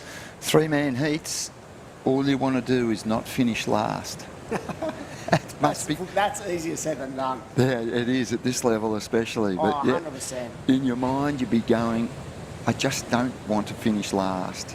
If I You don't reckon finish, that feels worse than if you were in a 4-manner? It would. You'd be like, oh, I only needed to beat one person. yeah, finishing last is never a good feeling, and especially in a 3-man heat when all you got to do is not finish last. So, yep, high pressure. It's the World Surf League, professional surfing. You've got to. Got to get the job done. You got to get the job done. You got to go under the pressure, and yeah, Jackson Dorian. You know, I don't know, but I think he's out here in Australia surfing our QS events, and I think it's all about the experience. 100%. I think Dad would know. Well, you want to become a solid competitor, go and mix it with these young and veteran Australians on the cutthroat QS events. You're going to learn, no matter Is his what. dad still working for Billabong? Does he work? Oh, I don't know. I thought he did some kind of mentoring. Right? I'd say, yeah, from a marketing perspective, I'd say for sure. But, yeah, and I believe Jackson's fully, well, I don't know for sure, but I think he's sponsored in 100%. a similar stable. And, yeah, it's all about the experience for Jackson. And Yeah, even though he surfer up. lost that last heat, yep, surfer up here. Is that our surfer in blue? Who's that? Adam? Noah Andrew, he's up, and he opened up with a 4.33, backed it up with a 1, so that's going to be his second best scoring ride. The surfer in red, Colin Flynn, has a 3.67, and Josh Levy a 3.10. So 3 surfer heats, as we said, are pretty interesting. And going off like what we've seen in the first couple of heats of the morning, if you can get yourself into that 12.2 wave combination range, you're pretty much not dominating, but you're pretty much in a strong position when it comes to scoring potential. Of course, as the day progresses and the conditions change, we've got an elite judging panel out there who will do a great job in just adjusting the scale, but they definitely have set the scale on these big turns and in critical sections of each and every wave. As we see the surfer up and riding, a little bit caught up on that first manoeuvre, but now getting to work. So there's so much that goes into it, and I spoke to Britt a little bit earlier, and I would say, for the most part today, these guys, the equipment they'd be riding would be probably the epoxies, just for that more buoyancy. Yep, and to scoot across, yeah. But sometimes they can play devil's advocate, because the fact is that sometimes when it's bumpy and a lot of wind, you know, they become I know, they bounce around. Yeah, they Yep. become unmanageable. Epoxy, PU, what else have we got out there? Oh, what happened to the traditional just audio 6.60, Yeah. 18.5 or 2.5 or whatever. But yeah, no, a lot of changes in the equipment, which has been great for the development of the sport for sure. As we see the surfer up and riding, that is our current heat leader. But yeah, equipment plays a big part. What can you tell me about Noah Andrew? I actually have not seen a lot of Noah in the past, to be honest, and that's pretty incredible because you see everything. I see everything, but yeah, I'm impressed by the way he goes about his heat strategies. He's been really busy in the early stages of this heat, and you'll see a lot of these guys who are these early round guys. It's their first time in the QS rank, so you know there'll be a lot of guys that we haven't seen a lot of before. We can identify them and go, wow, that guy is impressive. As we see the surfer up and riding, nice speed, going to the air. I love the fact that he really had no downtime during that transition, and nice snap. And that is the surfer in red, I do believe.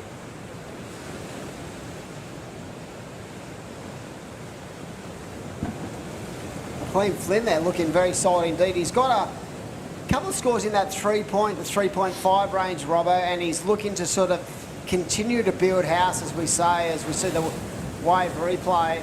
He had a lot of speed down the line. He eyed off that aerial section, didn't get a lot of height or pop out of that turn, but it was nicely done. Yeah, he's got to get rewarded for that. He has to be. Yep. I feel it's the best wave of the heat. Right now it is Noah Andrew with a 4.33 and a 4.17 out in the lead, but we are waiting for that last of red. Of course, today, Robbo, these heats are 20 minutes, and we'll be progressing through. I haven't had a look at the scheduling today, but we'll probably get another round of men's in or some of the women's in as well. We might have women's first up as well today. We'll just have to check that out. I think it's round 1 and 2 of the men, but I'm not sure. Tomorrow? No, today. Yeah, but tomorrow, you know what we're going to see? We're going to see a little bit of a pop in the swell. So we might get an extra feed tomorrow. Because Boomerang Beach picks up everything. How many years have you been going down there? Have there been over the years a lot of events at Boomerang? Hey, I surfed Boomerang back in the 80s. Wow.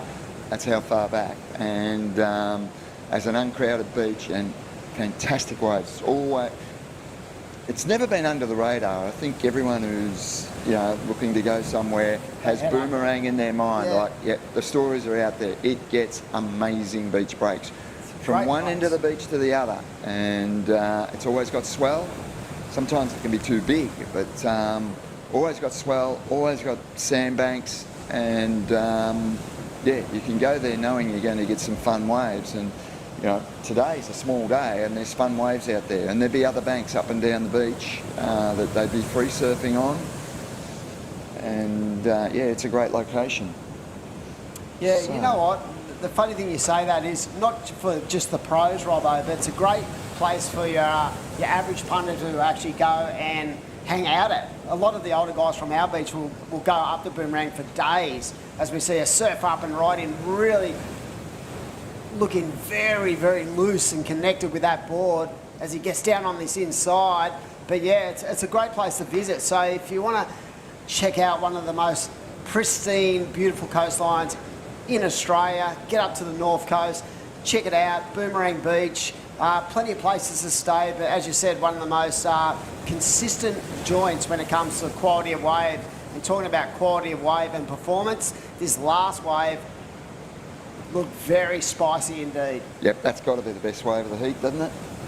5.5 is what he's got to beat. Macklin Flynn in the red scored a 5.5. So that was blue, wasn't it? Noah Andrew. Yeah, it certainly was. And I'm calling it the best wave of the heat. Just on the strength of the size of the wave, the fluency of the performance, and just the aggressive nature of those turns and where he placed that surfboard in the lip of the wave. I think the judges will really lap that up. Josh Levy, of course, a great young surfer, and this guy has game too, so he's going to still be in the mix. His focus point will be just that next couple of minutes, trying to identify a really good score out there for his performance and to get himself back in the game. But we are waiting on that last score of surfer in blue. Here we go. That's white, yeah? No, I think that is red. Red, sorry. Very glary out there right now, It but is. that was the current heat leader up and on the forehand again. So the right seemed to be the dominant peak at this stage. And we are at the Camplify Great Lakes Pro QS3000, part of the first event of the New South Wales Pro Surf Series for 2023. I'm sure all the Surf New South Wales crew, if they're not at the event site, they'll be online. Big shout out to Luke Madden and all the team are doing a great job. And like I said, great to be on the comms with Steve Robbo and Britt Nickel to bring you the action of this event. And to win a QS3000, mate, that is a big lot of points when it comes to qualifying for the Challenger Series. It is, and that's why we've got a great field for this event. I mean, we're in round 1 now. Rounds 2 and 3, you'll start to see a lot more familiar names pop up. They're the seeded rounds that we move into, but we've got a great field because it's a QS3000. It's not just prize money that's increased, it's also the points.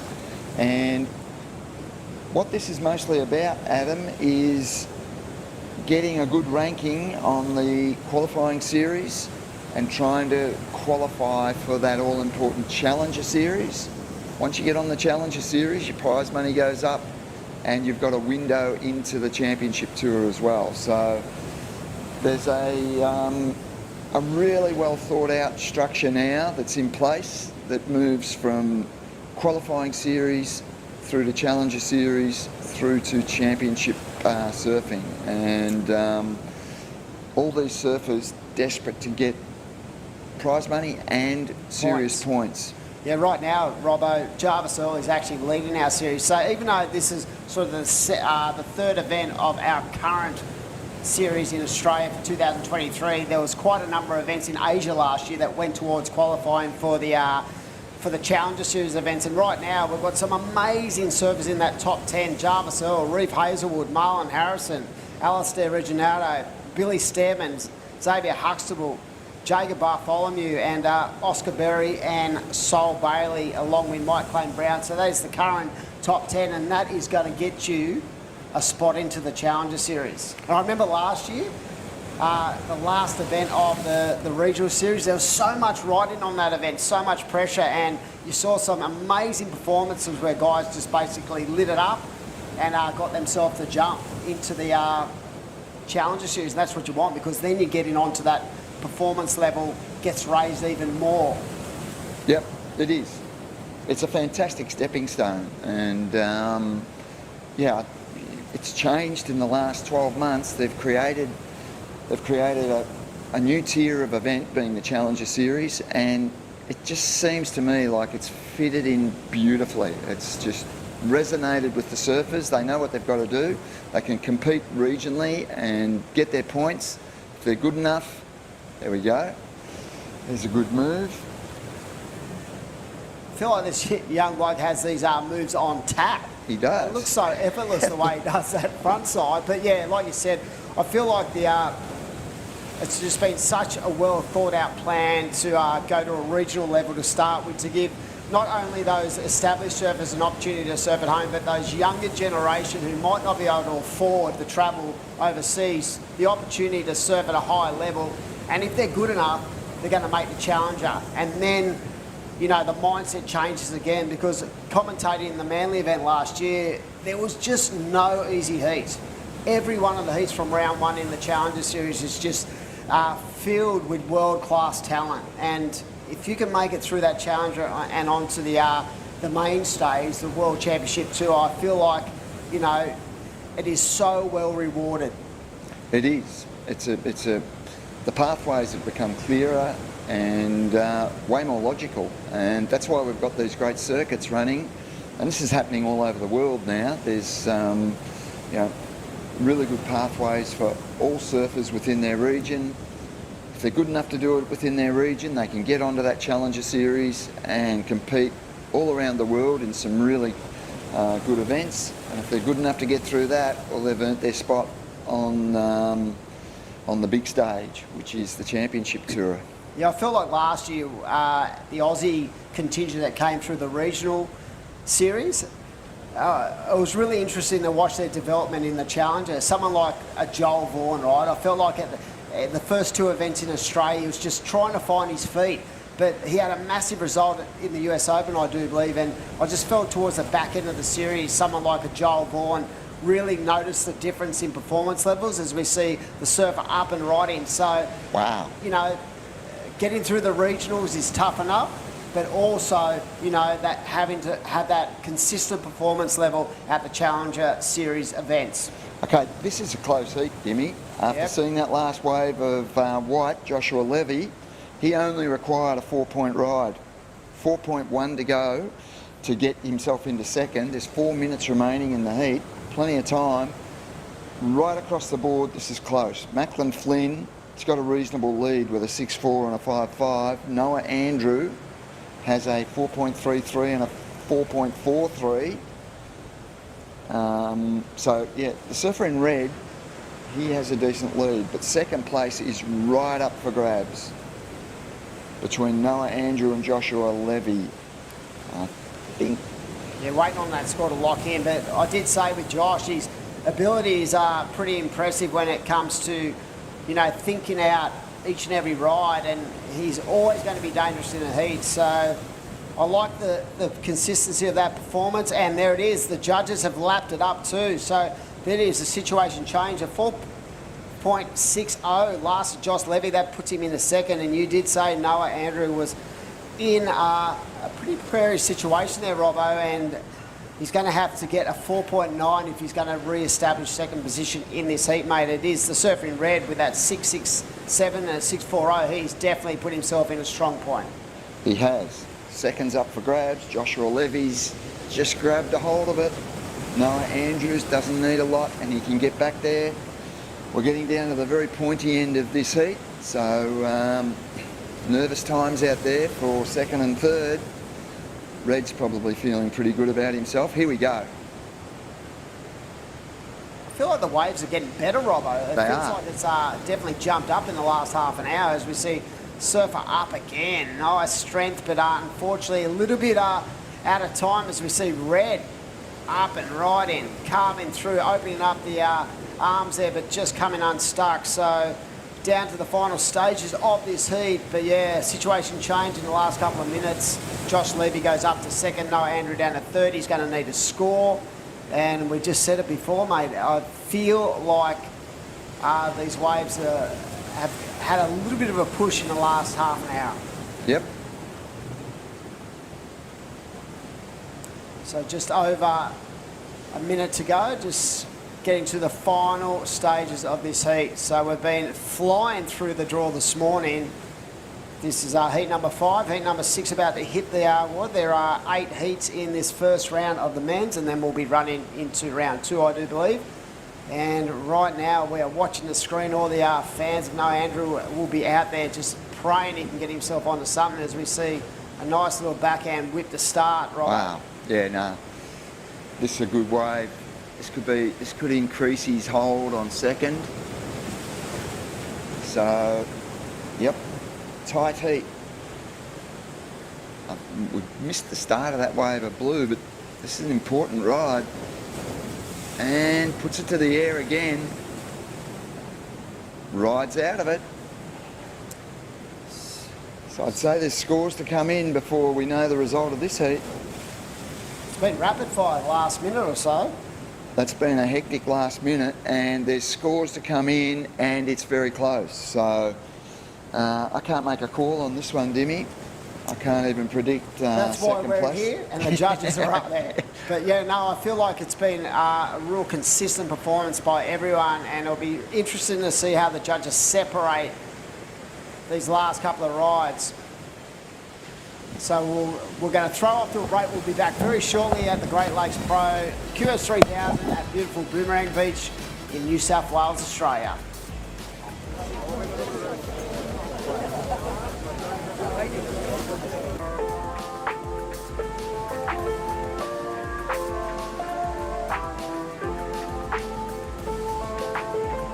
It's a beautiful day. Huge thanks to Surfing New South Wales for getting out there, not only communicating with people about why it's important to not use single-use plastic, but how easy it can be to transition and stop it and swap it. We're basically down here to showcase how we are reducing our plastic footprint through all things like keep cups and reusable water bottles and our beautiful toggles which we use instead of cable ties. We've invested in about 100 water bottles and keep cups. We've distributed to the whole team. You know, everyone's so passionate about this program and so enthusiastic to be a part of it. We're doing our bit to give surfers a cleaner ocean and save the environment for a better future.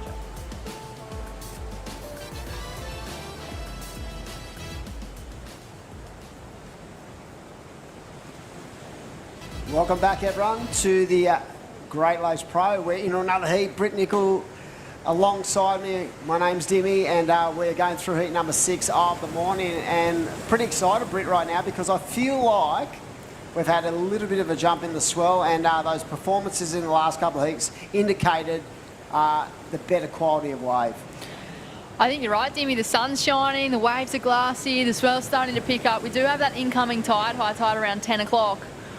I think it's going to be a pretty good day of action here with the men's surfing. So we've started with the men's round of 112. We're moving into the men's round of 96. But things becoming a little more consistent throughout these heats. Yeah, definitely the high tide at 10 past 10, I do believe, this morning. And in this heat, we have Jack Swan out there in the blue. That's Jenna in the red. Samba Man. It's been around since the dawn of time, Sambo, and a great coach and a great surfer, and Jack Regan. So this is another cracker heat, and yeah, the sun's out. It's going to be a nice 29 degrees today in the sun, but for us, it's minus 20. It's minus 20 in here. Yeah, but it's great to be a part of this broadcast for the Great Lakes Pro. And as I said, we've spoke prior to Robbo just before about just the beauty of the Boomerang coastline and how many good waves are up there. And you'll probably find most of the New South Wales coast is going to be pretty much flat today or very minimum quality of wave. And look what we've got. We've got 2 feet, really nice waves flowing through the bank. It's going to be a great day. It is. It is one of the more consistent locations on this VISSLA New South Wales Pro Surf Series. As we watch the wave replay, talk us through this one, Dimmy. Yeah, nice start. Just engaging that roll, and that's what we want to see, and just keeping that flow. And I think in waves like this, Brett, you have to be very aware of your position on the wave and making sure you're staying as tight to the power source as you can. As we see red up. And this bank is starting to really fire. You can see him just coming from behind the bank, the surfer in red, and just trying to connect the dots on that inside. So that's a nice start for the surfer in red, Ash Jenner. But as I said, like the high tide, and I actually feel the advantage too is I reckon we'll get, as we get a little bit less water on that bank, I reckon that mid-tide we're going to see some really funky heats, some really fun. And we might see a lot of variety in their performances, some aerial moves. We saw that in the last heat. But yeah, great way to start. And pretty sure the crew were probably a little bit nervous this morning when they looked at that forecast last night. But Boomerang, always producing something. As my old mate Luke Reading would say, mate, it's unbelievable up here. Get up here. It is paradise, But Boomerang only Beach. stay for a day and then go. Yeah, go home, quick. Fun fact, I'm pretty sure there's a master and the apprentice out here. Oh no, not the coach. Yeah, Jack Swan gets coached by Sam Man, and they're both in the same heat. You reckon there'd be any sort of chatting going on there? There's some heckling out there by Sambo, just being that stooly old dude who is so in tune with how to surf a heat. It's incredible. He's been around for so long. I remember him as a Grom, and he just had such a great foundation. I always honestly thought, on a serious note, he'd make a great coach because his ability to identify everything in a heat was really impressive, even as a young guy. But I do believe we have a post-heat interview. I'm going to throw it off the Brit and the winner of that last heat. So Macklin, down on the beach. Hey Macklin, how you going? Yeah, good, thank you. Hey, you made the trek across from Western Australia. Are you intending on doing the entire event leg here for the New South Wales Pro Surf Series? I'm doing this one and the redhead one, and then, yeah, might fly back. I did a couple up in Cabra and did well, so yeah, happy. Perfect. Can you talk us through the conditions out there this morning? It's pretty fat and slow, but I got a couple and yeah, pretty happy with my heat. Mate, legend, I just want to ask you, I feel like in that heat that as that heat progressed, the actual wave quality got better. I feel like it came up by, half a foot or a foot. Did you feel that, or was it consistent all the way through that heat? It definitely, I reckon it got better with the high tide. It moved onto the inside bank and it turned on and I got a couple good ones.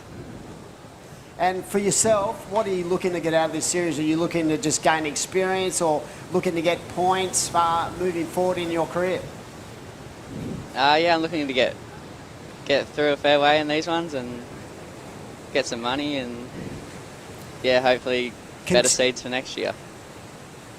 Well, mate, you look fantastic out there this morning, and I know the conditions probably aren't what you're used to coming from the west, but yeah, great performance, mate. We're looking forward to seeing you in the next round, which will probably take place today, so best of luck moving forward. All right, thank you.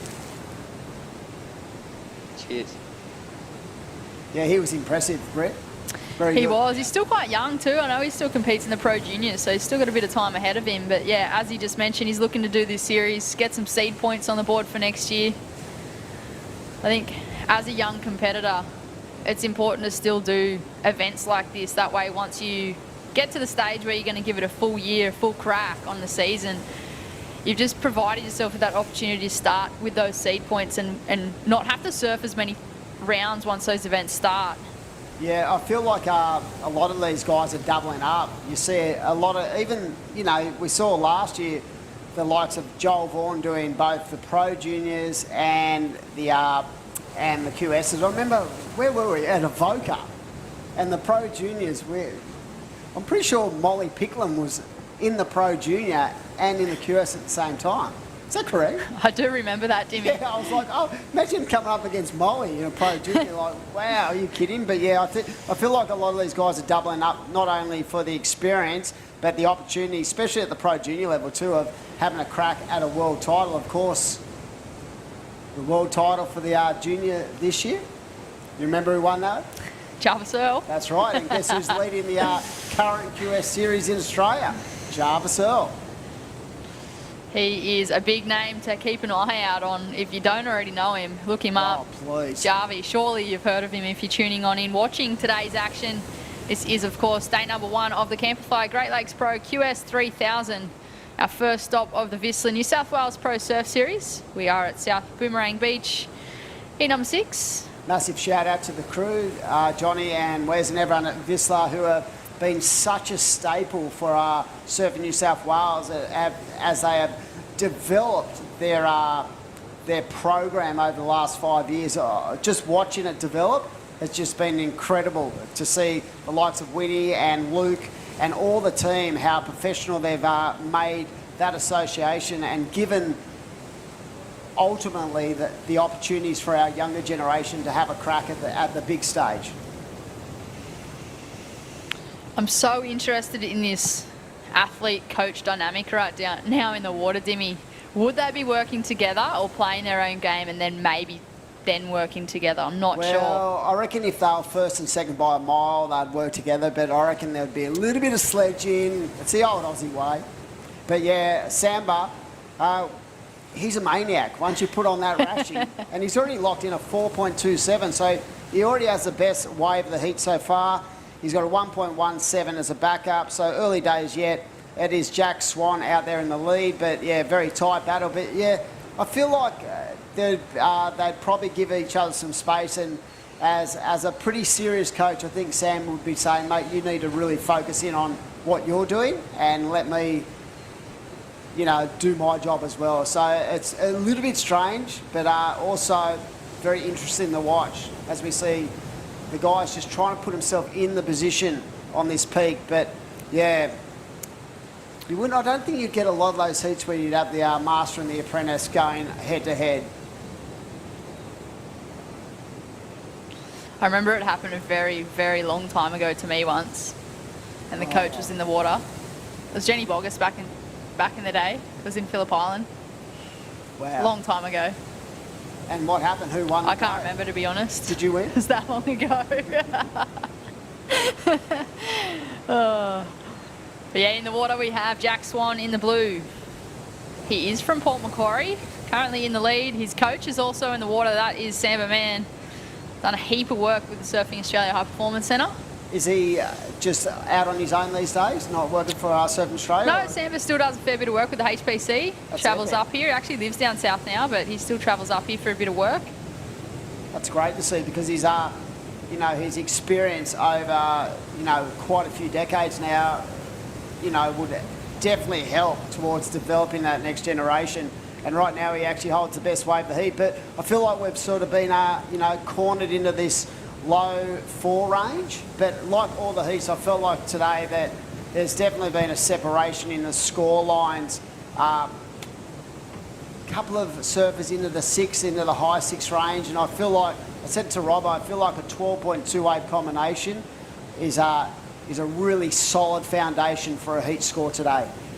Yeah, you're right, Dimmy. I think earlier I mentioned in one of the other heats, someone had a 5.67. I feel like today it will be a keeper in most of these heats, that whether it's first or second, I feel like a 5.67 is a pretty good score. But as you talked about, the conditions are improving, so we might see those scores improve also throughout the day.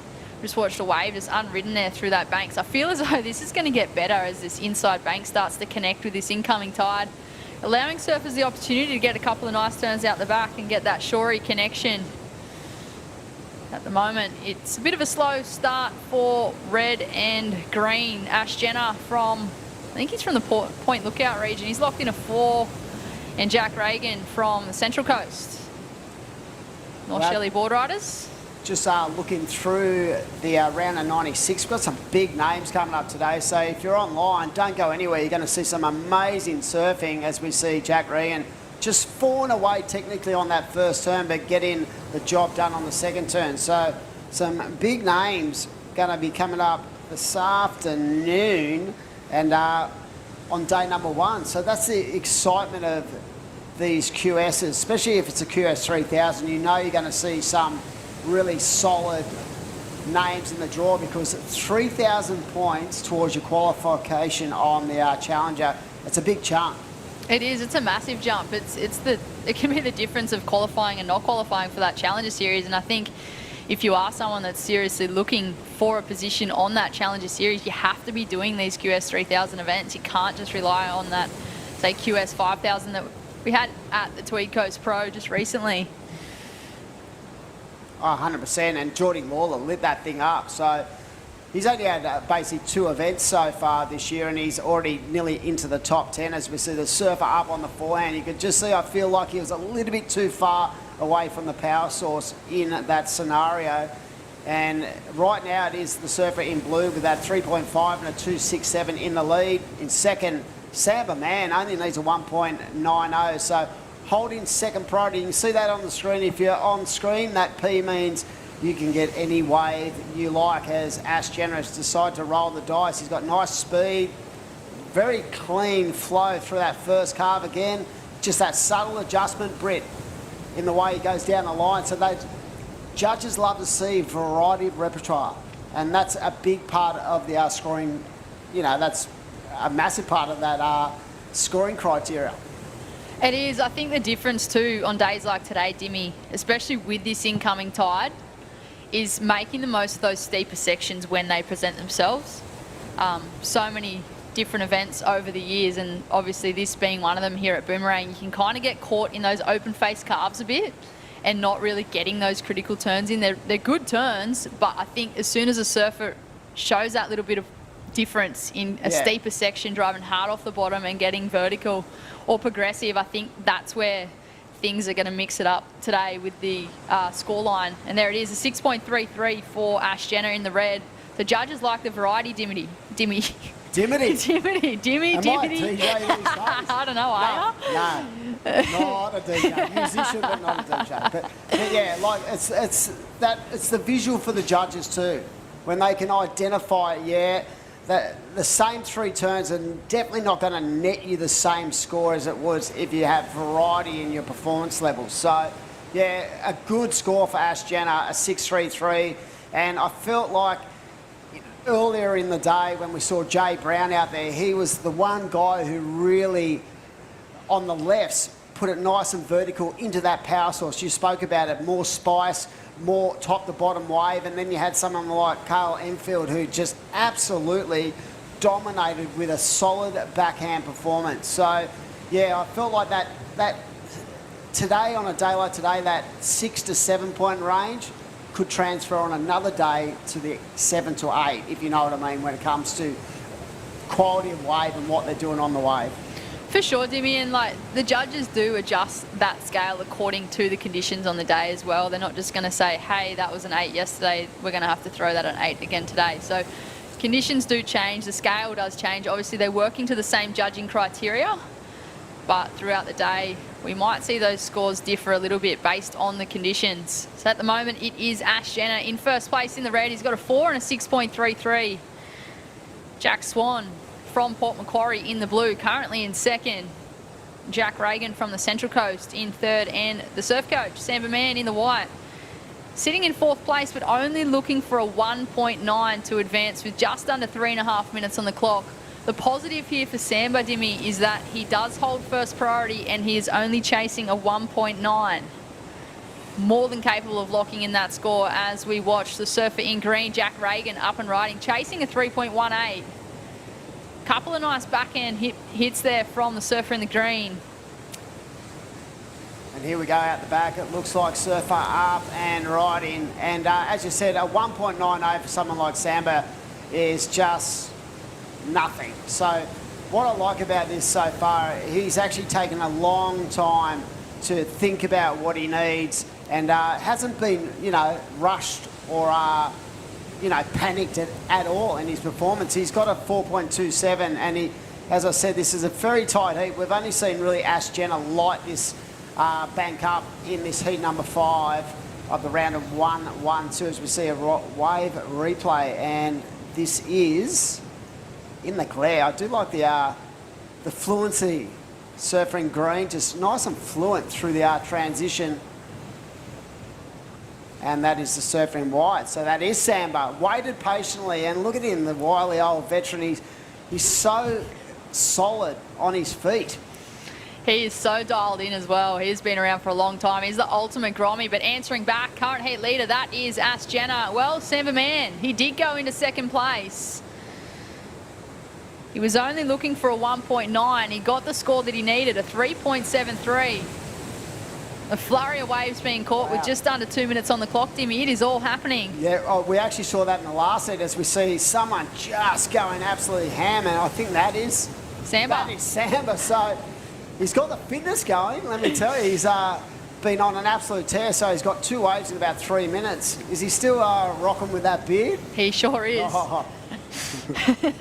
Looking like the wild man of Borneo. But let me tell you, he's got such a solid foundation through those turns, looking very spiced up. But I saw someone on the inside as well get a really nice looking wave. So the judges are going to have a lot to think about in the final stages as we head towards the Mad Max Minute here at the Camplify Great Lakes Pro QS 3000 New South Wales Pro Surf Series event, the first of the events for 2023. So welcome on.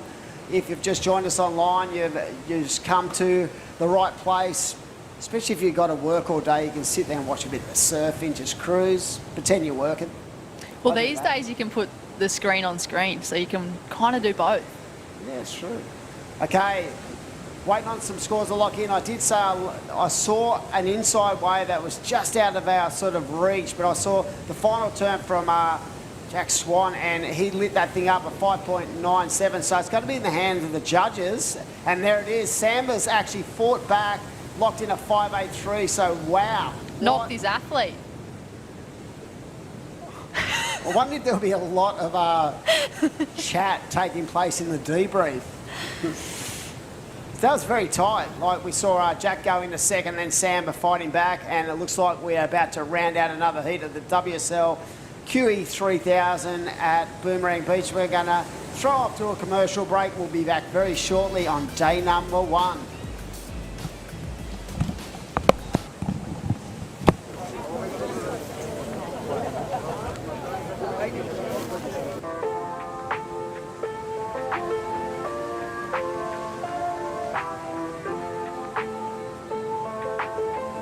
It's a beautiful day. Huge thanks to Surfing New South Wales for getting out there, not only communicating with people about why it's important to not use single-use plastic, but how easy it can be to transition and stop it and swap it.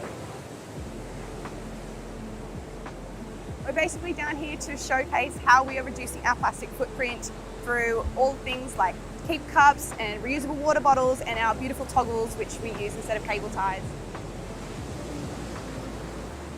We've invested in about 100 water bottles and keep cups. We've distributed to the whole team. You know, everyone's so passionate about this program and so enthusiastic to be a part of it. We're doing our bit to give surfers a cleaner ocean and save the environment for a better future.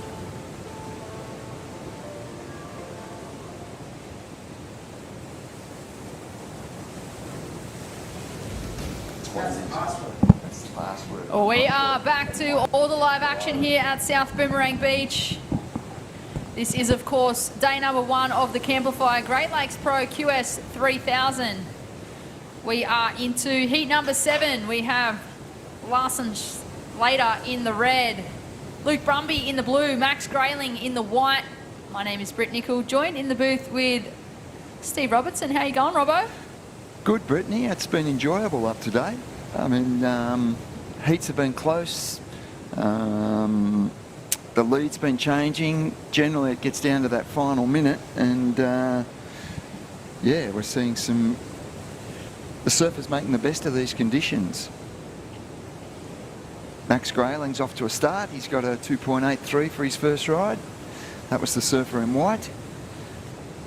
And a little observation that I've sort of picked up on is that I think the goofy footers are enjoying going right out here. It just seems like there's a nice pocket where they can use their backhand, and I've noticed quite a few goofy footers getting some of the better scores of the day.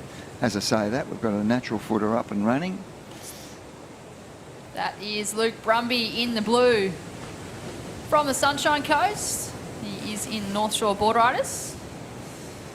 Still quite young. He is a Pro Junior as well, so he might be doing the double up with the QS and the Pro Junior, but he'll have a score on the board. Going back to what you were just talking about, Robbo, with the backhand attack or the goofy footers, I feel as though this morning here at South Boomerang, they've just been able to get that little bit more vertical and more critical on their backhand as opposed to the surfers on their forehand. And that often happens, doesn't it? And that's something I've picked up, although waves like this look, yeah, it looks fun out there. Nice bank. It does. That was the replay of our surfer in blue, Luke Brumby. Samba Man got through it. Did he get through the last heat? He did. It was close. He knocked out his athlete. It was a master and apprentice situation.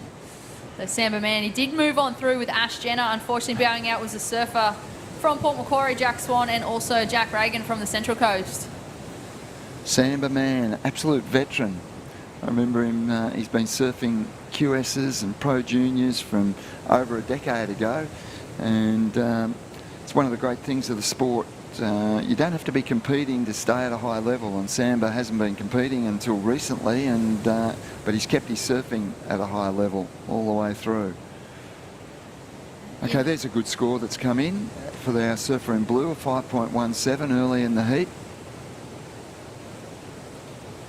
So that is a good score here for the conditions here this morning. Most surfers, at least with the mid-range 5, have moved on through into the next round, which is the round of 96.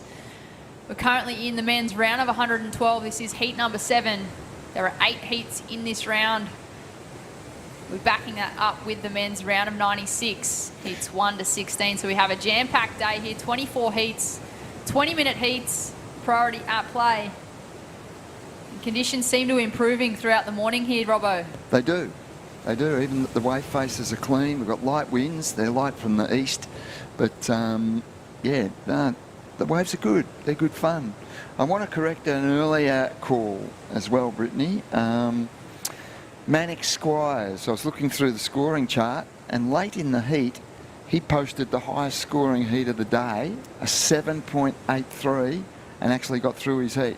Well, there it is, just like that. We missed that. Max, well done. Well, it looks as though Nick Squires, his dad, he got through the heat after him. So I wonder how the heat draw works out with those progressions. Will father and son end up in the same heat in the round of 96? I'll wait and see. Potentially not. Red up and riding, that is our American competitor, linking that one all the way through, but unfortunately not able to get the completion. White answered back as well. That was Max Grayling. We'll wait for those numbers to drop. There's still plenty of time on the clock, 14.5 minutes.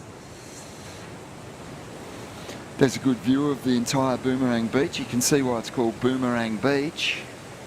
It's got the beautiful North Headland and to the south. There it is, last of white, Max Grayling, A4. So surfer in white goes to first place. I feel as though we might have a couple of numbers still waiting to drop.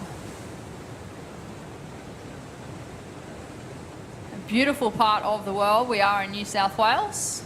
Boomerang, if you just drive through Foster, you will end up here. But Blue up and riding, using his priority on this one, flying down the line, cracks that section. Can he get the finish?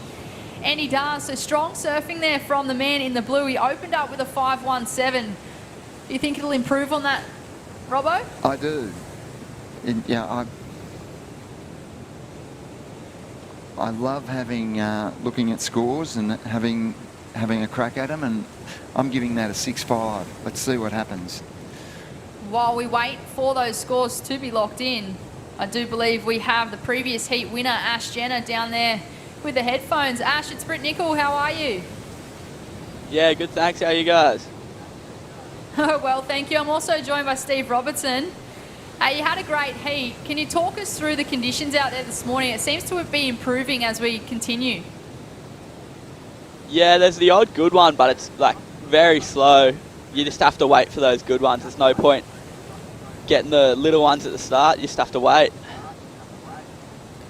Hey, I can see what looks like a Matty Herworth board under your feet, under your arms there. Can you talk us through what you've been riding and the conditions out there? Yeah, it's a Matt Herworth shapes. He's got this new model out, Sweet Pea, for smaller waves, just epoxy as well. Bit smaller board as well. Are most surfers using epoxies today because of the small conditions, Ash, or what have you noticed? I'd say most surfers would be using epoxies. I don't see why not. It's pretty perfect for epoxies out there. Bit of an advantage. Leading into your next round, the round of 96, are you going to stick with that type of equipment? Yeah, I'd say I'll just ride this board again unless the wind gets up a heap or something changes a fair bit, but yeah. Now, Max, I've done a little bit of research. I could see that you are part of Point Lookout Board Riders Club, but you're also part of a club called the GGs. Can you inform us what the GGs is about? Yeah, it's just about a group of mates getting together and just pushing ourselves between us before we go away to comps, just to keep the level high and just having a fair bit of fun. That's so amazing that you guys have done that. So speaking of, you've got that extra support. Have you got a few of those crew that are in that GGs club here at the event with you? Yeah, well, Luke Brumby, in this heat, he's in it, and yeah, a fair few crew are down here in it. Perfect. What does it mean to have that extra support with those competitors, knowing that you can kind of be sparring partners up the coast, up at home, but then also compete and travel together? Yeah, it's so much better travelling with a crew, like just having support, like people to hang around with at the beach. That's what it's all about, having a bit of fun. Well, it must be working because your travelling partner, Luke Brumby's just scored a 7.17. He's out in the lead, so he's looking good in this heat. Yeah, he is. He's dominating. Well, thanks for joining us here this morning, Max. Ash, sorry. Great to have you. We're looking forward to seeing you up in the round of 96. You may just come up with one of your GG competitors, but we'll let you go. We'll let you get ready for your next heat and enjoy the rest of your day. Thank you. There he goes again. He is dominating this heat. He certainly is. Well, I was reading Max on the screen as I was looking at Ash. That was my bad. But yeah, fellow GG's board rider, Luke Brumby, off to a good start here. A 5.17 and a 7.17. Max Grayling answering back, and the surfer from America out there in the red. That is Larson. We have a wave replay. Talk us through this one, Robbo. That's our surfer in blue. He's our heat leader, and yeah, smooth, powerful style. He's milking these waves for all it's worth. Stays critical the whole way, right in the pocket. Has power, timing, precision, and yeah, he's surfing a clinical heat. He's from the Stratty. Is that right? Point Lookout, did you say? I believe that Ash Jenner's from Point Lookout, the one we just had. Yeah. I think Luke Brumby is from the Sunshine Coast. Okay. I think he's North Shore Board Riders. All right, not far away. The 8.5. There you go. Now that is the best wave of the heat, and he's got the best heat tally of the day. So 8.5 and a 7.17. So, yep, that was a great choice of wave, but it's not just about the choice of wave. You've really got to perform, and the surfer in blue did that. They were You know, powerful, smooth, precise turns all the way through, and he got well rewarded with an excellent wave score, 8.5. So it's second place. That puts the surfers in second and third in a combo situation to get to first. So second place looks to be the position that's really up for grabs at the moment, and it's Max Grayling holding that down with a 4 and a 2.83. Surfer in red from the USA, he's only got a 2.5 and a 1.9. He'll be looking to probably replace both of those scores to try and get to second. If he wants to do it on one scoring ride, he needs a 4.3 at this stage, and 8 minutes remaining in the heat. But yep, great start, surfer in blue. So far, it is our highest combo of this round of 112 of the men's division. It's an 8.5, judges deeming that excellent. He surfed to the criteria, he surfed the conditions, and he got rewarded. Those surfers in second and third chasing a combination of 2 scores if they're wanting to take that lead, but at the moment in second place it is Max Grayling from Mona Vale. He's a barista, makes a good coffee, but this morning he is out at South Boomerang fighting for a spot in the men's round of 96. This is of course day number 1 of the Camplify Great Lakes Pro QS 3000. We are at South Boomerang this morning. This is our first stop of the VISSLA New South Wales Pro Surf Series. A great series along this New South Wales coastline, allowing competitors the opportunity to surf within that New South Wales region, potentially in their home region, and rack up those points, earn some money, and look to qualify for that Challenger Series. It is. It's fantastic what's happening, the pathway in professional surfing, and yep, the crew at Surfing New South Wales have been super active in working on events right up and down the coast, and it's just a great series. It is amazing, and for the development of these surfers, nothing better than doing it in your home state and mixing it with the best developing talent from all over Australia, along with a number of interesting international surfers as well. So it's a great experience, and full cred to the Surfing New South Wales team that put a lot of these events together. They do. It has been a hard number of years. A lot of partnerships involved, and obviously a lot of hard work behind the scenes that we don't see. But great to have Surfing New South Wales on board and running these events for competitors. And of course, this whole series in New South Wales would not be possible without the partner VISSLA. They've been on board for a number of years now, just really providing that opportunity for those surfers and also bringing you the live action. We wouldn't be here today. I know, they are a great partner, and it's a magnificent series.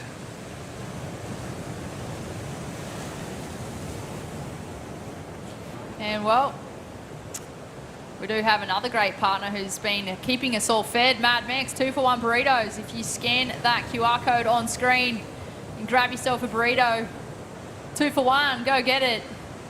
That's awesome. I've had my fair share of those burritos and tacos. They are absolutely delicious. So that is awesome. Mad Max. Yep, fresh food as well. Always feel like Mexican, Mad Max especially, is healthy. Absolutely delicious. If it's healthy, I feel like that's a bonus. Yep. Conditions starting to slow down a little bit in this heat. With 5 minutes on the clock, this is heat number 7. Coming up next, we have heat number 8. Samuel Bezegna, Luke Hamilton, Shane Holmes, Dylan Groyne. That'll be our final heat of this round. It is all men's action here today. No women's surfing, but this is, of course, only day number 1. We've got a big week ahead, 4-day event here at Boomerang. If you've never been here before, be sure to check it out. A beautiful part of the world. We are in paradise. Just drive through Foster. You'll end up here at Boomerang Beach. The Great Lakes region. And there are some Great Lakes around here as well. It's an amazing environment. Have a competitor having a look at that one. That was a surfer in red, Larson. Sitting in third place, he is chasing a 4.33 to advance. Max Grayling in second in the white from Mona Vale. He's sitting in second place. I don't see him moving into first place. First being held by Luke Brumby with an excellent score of an 8.5, backed up with a 7.17. I'm interested to see whether or not Max Grayling looks to improve on his scoreline and make that requirement a little bit harder for third, or whether he elects to sit and wait and sit close to the surfer in red. Bit of cat and mouse. It is now. We're right at the business end, 3.5 minutes or thereabouts. Red doesn't need much, a 4.33. And White doesn't need much to improve his score. Just a 2.83 is his second scoring ride. So interesting times. Blue's got the heat stitched up and he's got priority. If you were White, Max Grayling right now, Robbo, would you sit with priority over red and sit nice and close, or would you look to be taking off to improve on your scoreline? I think you'd do both. You'd sit near red, and if a good wave comes that you think you can improve on a 2.83, that would be your priority, to try and get rid of that 2.83. At the same time, you'd be stopping red from getting that particular wave. But yeah, I think he's got to be thinking both ways. Improve on the 2.83 and take advantage on the surfer in red, because I've got the higher priority than red. So I think both strategies come into play right through to the end of the heat. I think if he just focused on trying to stop red, I think he leaves himself vulnerable. But I think he's got to try and get rid of that 2.83. That would be the perfect scenario for the surfer in white. And surfer in red, Larson, he's from America, sitting out there. He's sitting with the pack. I'm surprised that he hasn't tried to break away and create some distance between the other competitors, just to try and look for that 4.33. Still 2 minutes on the clock, plenty of time. Here he goes, he's having a look. It's not going to be the one that he is chasing.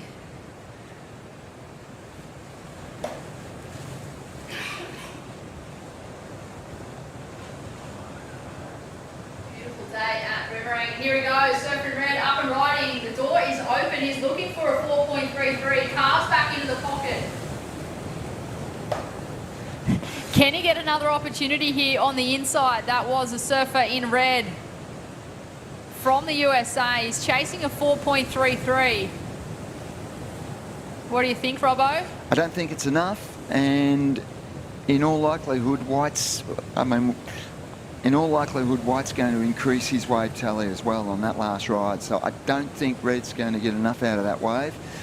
That said, with such a close to the shore break, he's got time to get out there and get another wave. And we're into our Mad Max last minute, so he's got time, 50 seconds. But yeah, he still needs a score. The door's still wide open as we watch the wave replay. That is Max Grayling in the white. He was looking to replace the small score from his scoreline and make things harder for the surfer in third. He was looking to drop a mid-range too.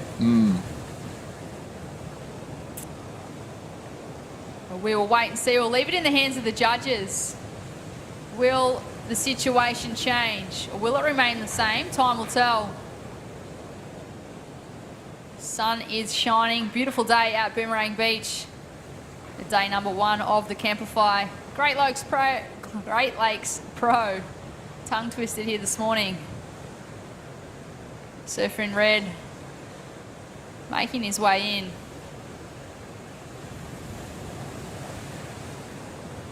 Looks to call it a day. That is our American competitor. So I'm not sure, but I think White's going to survive. Blue, a big heat winner. And my feeling is White will survive. He improved on his low score. So we'll cross to a break and we'll be back shortly.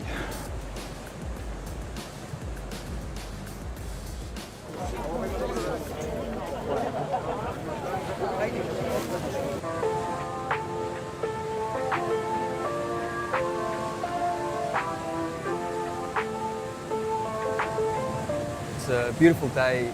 Huge thanks to Surfing New South Wales for getting out there, not only communicating with people about why it's important to not use single-use plastic, but how easy it can be to transition and stop it and swap it. We're basically down here to showcase how we are reducing our plastic footprint through all things like keep cups and reusable water bottles and our beautiful toggles, which we use instead of cable ties. We've invested in about 100 water bottles and keep cups. We've distributed to the whole team. You know, everyone's so passionate about this program and so enthusiastic to be a part of it. We're doing our bit to give surfers a cleaner ocean and save the environment for a better future.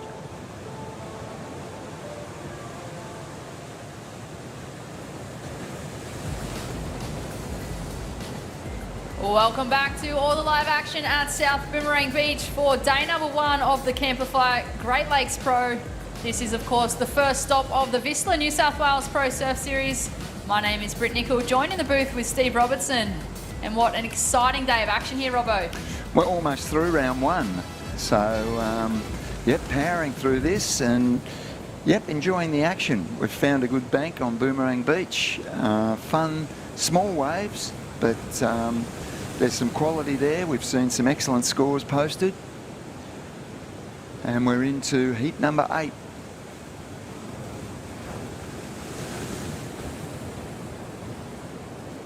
Shane Holmes is in this heat. Holmesy from the Central Coast, he's been around for a while. He has. He's won at QS level, and he was a stalwart on the Australasian and Asians World Surf League circuit a couple of years ago, pre-COVID, and he won. You know, he performed really well on the Asian events through the Philippines and Indonesia. Shane was a great surfer, still is, obviously. He is joined in the water by Luke Hamilton in the blue, Samuel Bezegna in the red, and Dylan Groin in the green. Surfing green from Germany. He has represented Germany at the ISA World Surfing Games in Huntington just last year. We have some early scores. First off, blue, Luke Hamilton was a 3.83. First of red, Samuel Bezegna, a 2.33. So off to an early start. These are 20-minute heats. Priority is at play. This is our final heat of the men's round of 112. Be sure to stick around for today, though. We'll be moving into the men's round of 96. Heats 1 to 16 to round out today. So no women surfing today. It is all men. I do have the results of that last heat. Moving through was a surfer, Luke Brumby, and Max Grayling. Unfortunately, bowing out was Larson Slater from the United States. It didn't get the score that was required, Robbo. We predicted that. So, yes, the surfer in white actually increased his margin on his final wave as well. But most of these heats are going down to the wire. And there's no shortage of waves either. It seems like all their surfers are getting the opportunities out there. Now we have a high tide around 10 past 10, so in approximately 10 minutes. So the water has been moving into this bank all morning. I tell you who has made the conditions look good here this morning. Luke Brumby, we have him down there for a post-heat interview. Luke, it's Britt Nicol and Steve Robbo in the booth. How are you feeling this morning? Hey guys, yeah, really good. Feel a bit better after that heat. Felt good. Good. Hey Luke, can you just move the microphone just that little bit closer to your mouth? Yeah. That's better. Hey, you're locked in at 8.5. It's the highest single wave of this event so far. Can you tell us what it took to lock in that excellent scoring right in tricky conditions? Well, my first one, I sort of just linked it together and sort of just put 80% into it, and then I was like, oh, if I get a section, I may as well go for it a bit more. So I had 2 sections on that wave and sort of just put everything into it. Felt good. Well, it looked good. It certainly paid off. Can you talk us through the mental strategy once you've got 2 good waves like that? You put second and third into a combination situation. It must have felt good. Yeah, it did. It was sort of like I was just had priority and was just waiting to see if I could get a better wave, and sort of made it fun and just looking for something better. Luke, I'm interested, in where you're from. I mean, you scored Yeah. the best heat of the day and the best single wave score of the day. Where do you surf mainly? What beach? What's your local beach? I'm from the Sunshine Coast, so the waves are pretty much like this all the time, so I'm sort of used to it. But yeah, I love it when it gets bigger though, but definitely used to this sort of stuff.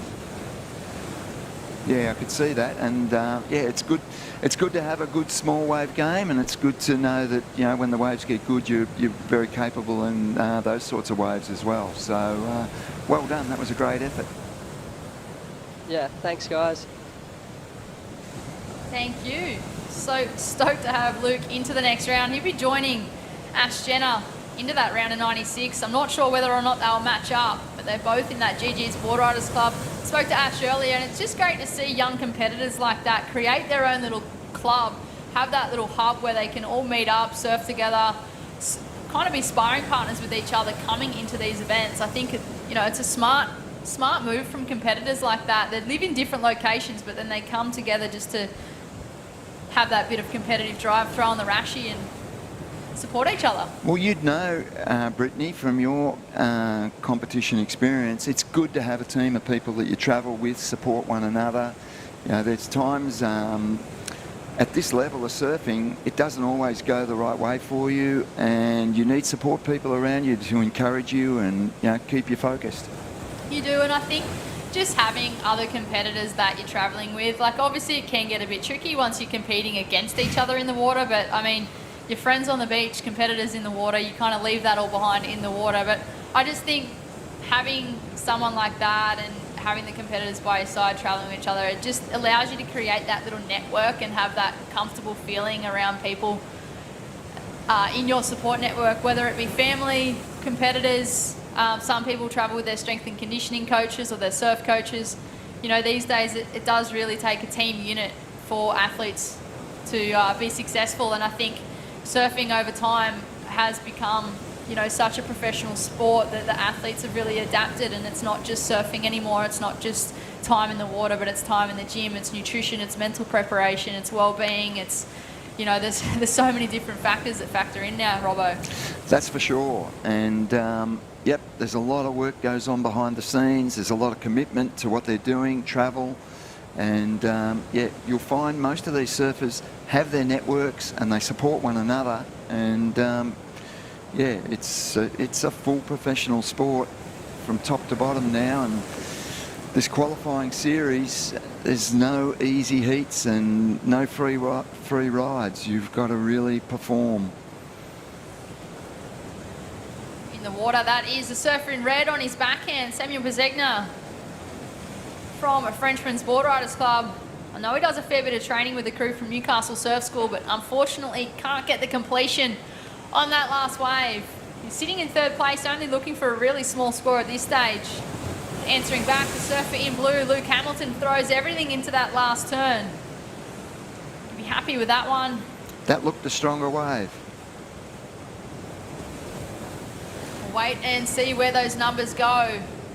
We'll leave it in the hands of the judges. We are, of course, just here in the commentary booth. But we've always got an opinion. Plenty of opinions being thrown around. But on screen, look at the urgency in the paddle. You can just see it there between white and red. Red really wants to fight for that priority as he makes his way back into the lineup. Got some early scores being locked in, but on screen, wave replay. Talk us through this one, Robbo. Okay, it's a small wave. It hasn't got a lot of power, and he's working to find the power out of it. So he's milked it for all he can. I feel that was one of the on a small day, it was one of the smaller waves, but we'll see how the score comes in. This looks a better wave and a powerful finish on the end. And I think this is Shane Holmes. Just finishing off. That's probably Shane's best wave. He's a power surfer, so he'll be looking for the biggest and best waves out here, as they all will be. Here we go, surfer in green. That is the competitor from Germany. Got a good-looking right-hander ahead of him.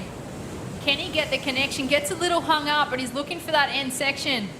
Finishes off with a carve and a little bit of a tap to finish. Bit of backwash wobble through that inside section. Did you say from Germany? Yeah, from Germany. Wow. He has represented Germany at an international level at the ISA World Surfing Games. Right. Here's the wave replay. Well, clearly, yeah, he knows how to surf. I'm just wondering where he does all his surfing. If he wins the heat, you might be able to ask him. Yep. I'll just brush up on my German.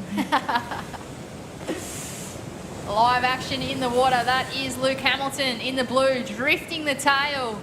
So showing a bit of progression there in his surfing. Nice to see some variety throughout those turns. I'm sure that'll be refreshing for the judges as well. And Luke's dropped a 6-point ride, which is the best score of the heat. And he's probably going to lock in another good score. So he's finding power in these waves and he's pushing that board hard. So that's why he's getting rewarded with big scores. You can see he's sending off fans of spray on some of those turns, and it's not easy to do on a day like this, but he's finding a way to do it, and he gets rewarded whenever he does it. So he's opening up a lead. Our German surfer in the green at this stage is in second position. Here's a replay of blue. So if you look at it, you'll see he really throws that board around and finds some power, sends some spray, and the judges will like it. So predicting another good score to come in for blue and increase his lead. Oh, it looks as though it might have been a 4.6, so Luke Hamilton in the blue does extend that lead ever so slightly. The German surfer in the green, Dylan in second place, is now looking for a 6.27 to take the lead. Holmesy in the white chasing a 3.6, and Sam in the red chasing a 5.3. Still anybody's game with just over 7.5 minutes on the clock. Still plenty of opportunity out there this morning, Robbo. Like every heat, it gets down to that final 5 minutes and the surfers, they hear their scores, they know what they need, and they get super busy in the final stages trying to get themselves into first or second position to progress through to the next round. The first priority is with the surfer in white, Shane Holmes. He's sitting in third place chasing a 3.6. So while he does sit in third, he's still sitting in a good position to progress should he catch a wave. And who have we got trying to scratch into this one? The surfer in green, not the wave he's looking for to improve on his situation. So yeah, Shane Holmes in third position, but he has a 4.5, which is reasonable in his scoreline. Doesn't need much to go to second, and importantly, I think he holds first priority in this heat. So he's a smart, mature competitor. He will attempt to use that priority to his best advantage, and he'll look to try and nail that second position down on his next wave. It's an important time of the heat. There's not that much time left. You have one score on the board. It's not a great score, but it's not too bad either. You only need a 3.6 to go to second. Shane Holmes will be looking to use that priority to his best advantage on his next wave for sure. And it really isn't much of a requirement, a 3.6. I feel like Holmesy could do that in his sleep. It's just one solid turn. He's such a power surfer, but I'm always so impressed that guys like Shane Holmes, they can surf in all types of conditions, including small Boomerang Beach. And here he goes. Speaking of Shane Holmes, the man from the Central Coast, he does surf for North Shelley board riders. He's linking this one all the way through. Will it be the 3.6 he is chasing? What are your thoughts, Robbo? Oh, it's close. You can see that Shane is he's a solid guy, and he's out there in really small waves. So he's being selective because he knows he needs to pick off a wave that's going to carry his solid stature. He needed a 3.6. Wow. I'm going to give it to him, but only just. I feel like he could have almost oversold it with a bit better body language when he completed that wave. It looks like he was a bit over it, but answering back, this is the surfer in green from Germany. He's got a good looking ride. Linking this one all the way through, gets the completion and changes direction to finish. Now that's a significant wave for our German surfer. I think that's his best wave. So regardless of if Shane got the score on that last one, the requirement's going to go up after that wave for Green. So Shane better get back out there and hunt out a good wave, because I got a feeling that Green's going to improve his score. Probably not go to the lead, but he's going to improve his heat tally. So the equation's gotten harder for our surfers in white and red. There we go. There's the score that's come in for Green. A 6.5 has actually put him into the lead with 4 minutes remaining. Our German competitor is in the lead with a 6.5, best wave of the heat, and a 4.33. Here is the rave replay. Beautiful first turn as he flies down the line, straight into that second section, into third. What I liked about the competitor in the green just then, he just had no downtime. He linked those turns together, the really nice speed, power and flow, which is part of that judging criteria. But answering back, that is a surfer in red, Samuel Bezegna. A couple of good backhand turns to start with. He's in fourth place looking for a score. That's his best ride, for sure, so he'll put himself in contention, but time's going to be his enemy. He's got 3 minutes, it's enough time, but he's going to need another good score. But that's his best wave for sure. But surfers in first and second, they both have 6-point scores in their scoreline, so they're in a good position. Personally, I feel like that's still going to be an alright number, just because he got that critical turn to start with.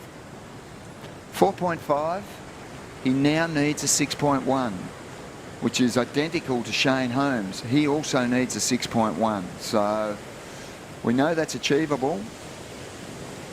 And Shane Holmes has now moved into second priority. 2.5 minutes is still plenty of time in these sorts of conditions.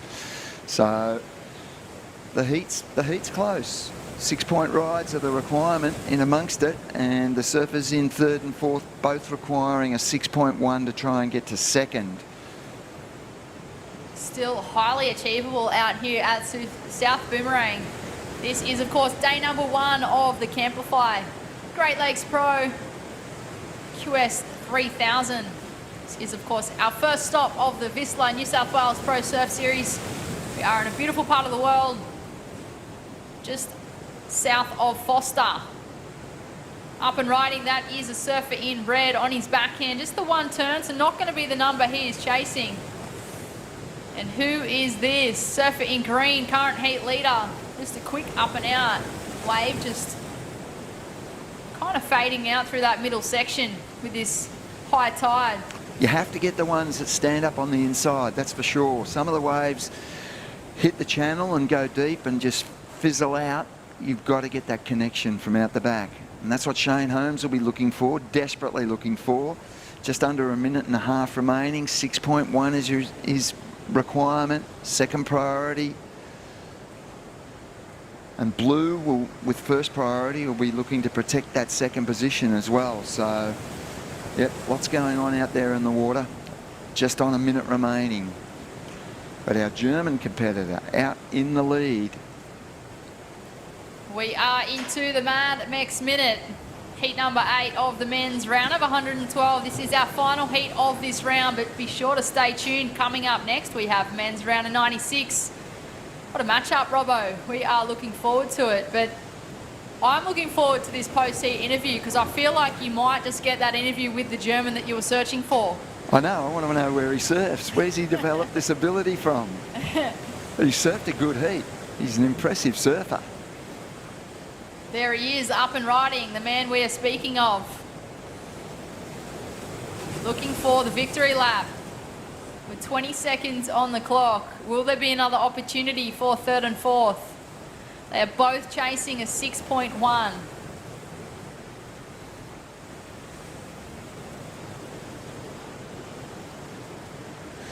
Doesn't look like there's going to be another opportunity for those surfers.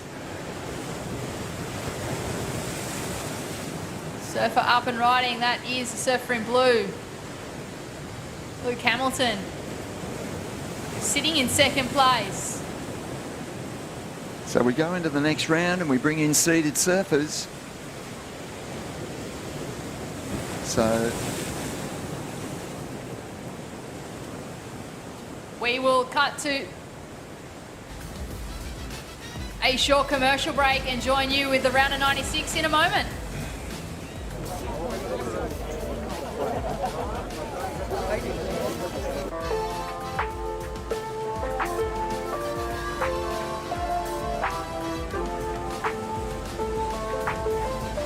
It's a beautiful day.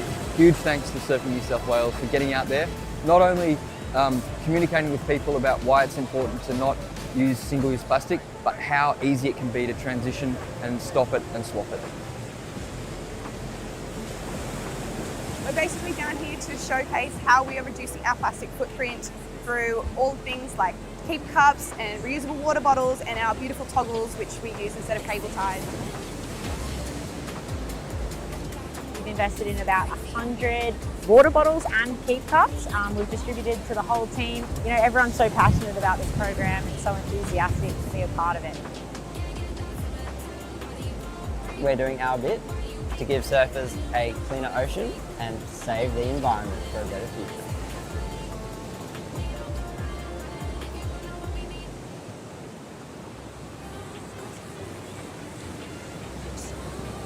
Yeah, welcome back. We are into our day number 1 of the New South Wales Pro Surf Series. We're at the beautiful Great Lakes Pro QS 3000 down here at Boomerang Beach, and we are into the seeded round. So we are going to get nice and spiced up for day number 1 of action.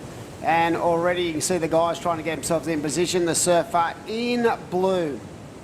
Well, this little inside run, a nice clean transition from rail to rail, and get into work nice and early. And that, Steve Robinson, is a really good way to start your heat. Parada Reed. that was a fantastic way to start the heat. And Elliot is experienced surfer from New Zealand, and he's a powerful surfer, and he'll be happy with that start. I feel like he's been around a long time, and he's got a lot of experience on the QE these days. And as you said, from New Zealand, there's a really strong base of our QS surfers these days, the likes of Ricardo Christie, Billy Stanman, who's really making waves, of course, Tahu Butler, and Elliot as well. So a really strong formula coming from the New Zealand crew. And big shout out to everyone in New Zealand who's had a pretty rough week with that incredible storms and what they've gone through over there on the islands. So a big shout out to everyone in New Zealand. Best wishes, sending our love as we see Surfer in White up and riding. So I saw you getting a little bit frothy in that last heat, mate, about the German surfer. I've seen quite a bit of him. I am. It's pretty impressive, eh? I hope we get him up for an interview, and I hope he can understand English, because I want to know where he's developed his talents from. So yeah, he was a good surfer. You missed one New Zealander, and he's in this heat as well, Dimmy, and it's Corbin Hutchings. Oh, this too. He's another. He's in the red. There he's right there. Yeah, right on cue. So, do you know where he's from? No, New Zealand will do. New Zealand. I feel like in Sydney, every New Zealander, every Kiwi, they're from a place called Mount Maunganui. Especially in Manly, in our hometown. You go, where are you from, mate? Oh, the Mount. Jeez, it must be a big area, the Mount. Well, I can tell you Ricardo Christie's from Gisborne. Yep. And I think Billy is from Raglan. Yeah, he's from Raglan. Elliot Piha. Wow, big waves there. That's a guess. That's pretty open, wild kind of ocean there, isn't it? It is, yep. Here we go. Looks like the surfer in white. And that is Zeb Stokes up on his first ride. So far already the Kiwi, Elliot Parada Reed, opened up with a 4.67.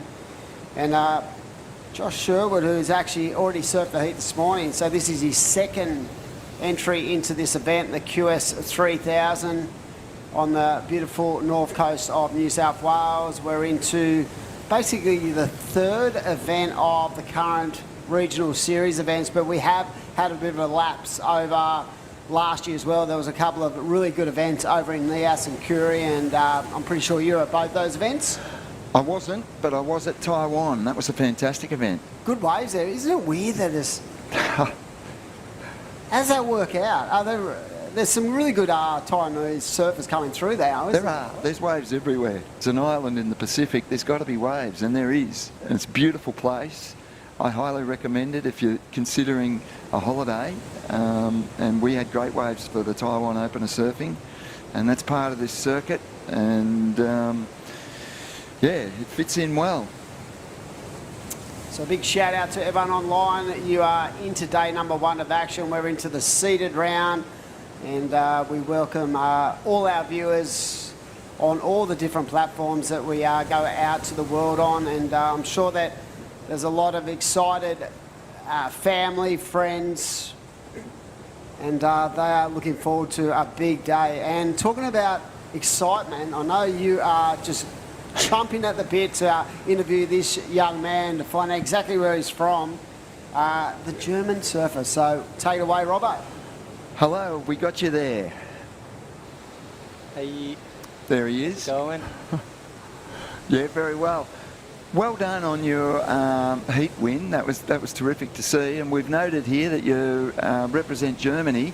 I'm really anxious to know where you've developed all your surfing skills from, because yeah, you surfed a really great heat. Where do you surf in Germany? Thank you. Yeah, it was tricky out there, but got a couple of fun ones. So yeah, I was born in Germany, but I actually grew up in Portugal. So that's where I learned how to surf. And then I recently, like a year ago, moved to Australia to study. So really enjoying it here. And yeah. Fantastic. So you're eligible to represent Germany at ISA and at Olympic level and things like that. Is that a real goal that you've put in your campaign? Yeah, it's one of my main goals is to reach the Olympics and represent Germany in it. Just came back from training in El Salvador because the qualifier is going to be there end of May, beginning June. So just preparing myself for that, and hopefully I get there. Oh, fantastic. Well, yeah, I was super impressed with how you surf. And you're in Australia studying. Where are you based in Australia, and where do you surf in Australia? So right now I'm based on the Gold Coast, just at Broad Beach. So I mostly go out just at Broad Beach because there's less people, and then when the waves are good, I go up to Snapper or Burleigh. And yeah, it's a sick place to be, so super happy to be there. All right, well, no, they're good training grounds for sure. And you've developed your surfing in Portugal. There's a few other German surfers as well that have done similar things. I think Nick van Rupp, is he also the same sort of situation? Yeah, he also grew up in Portugal, and he was actually he went to the same school as me, so yeah, I just grew up with him, and he's more into surfing now, so he's more going to that side. But yeah, it's super sick as well to have someone like that to look up to. And you had a training camp in El Salvador. Were there many other German surfers on that training camp with you? For now, there was only one guy, Leon Glatzer, and one girl, Noah Klupp. And then next month, it's going to be the whole team that goes there, which is 3 guys, 3 girls. Fantastic. Well, it's good to hear. It truly is a global sport now. You're into the next round. We love that heat, so keep up the good work and good luck in the next round. Thank you so much. Well, there you go, Demi. Yep. We know all about him.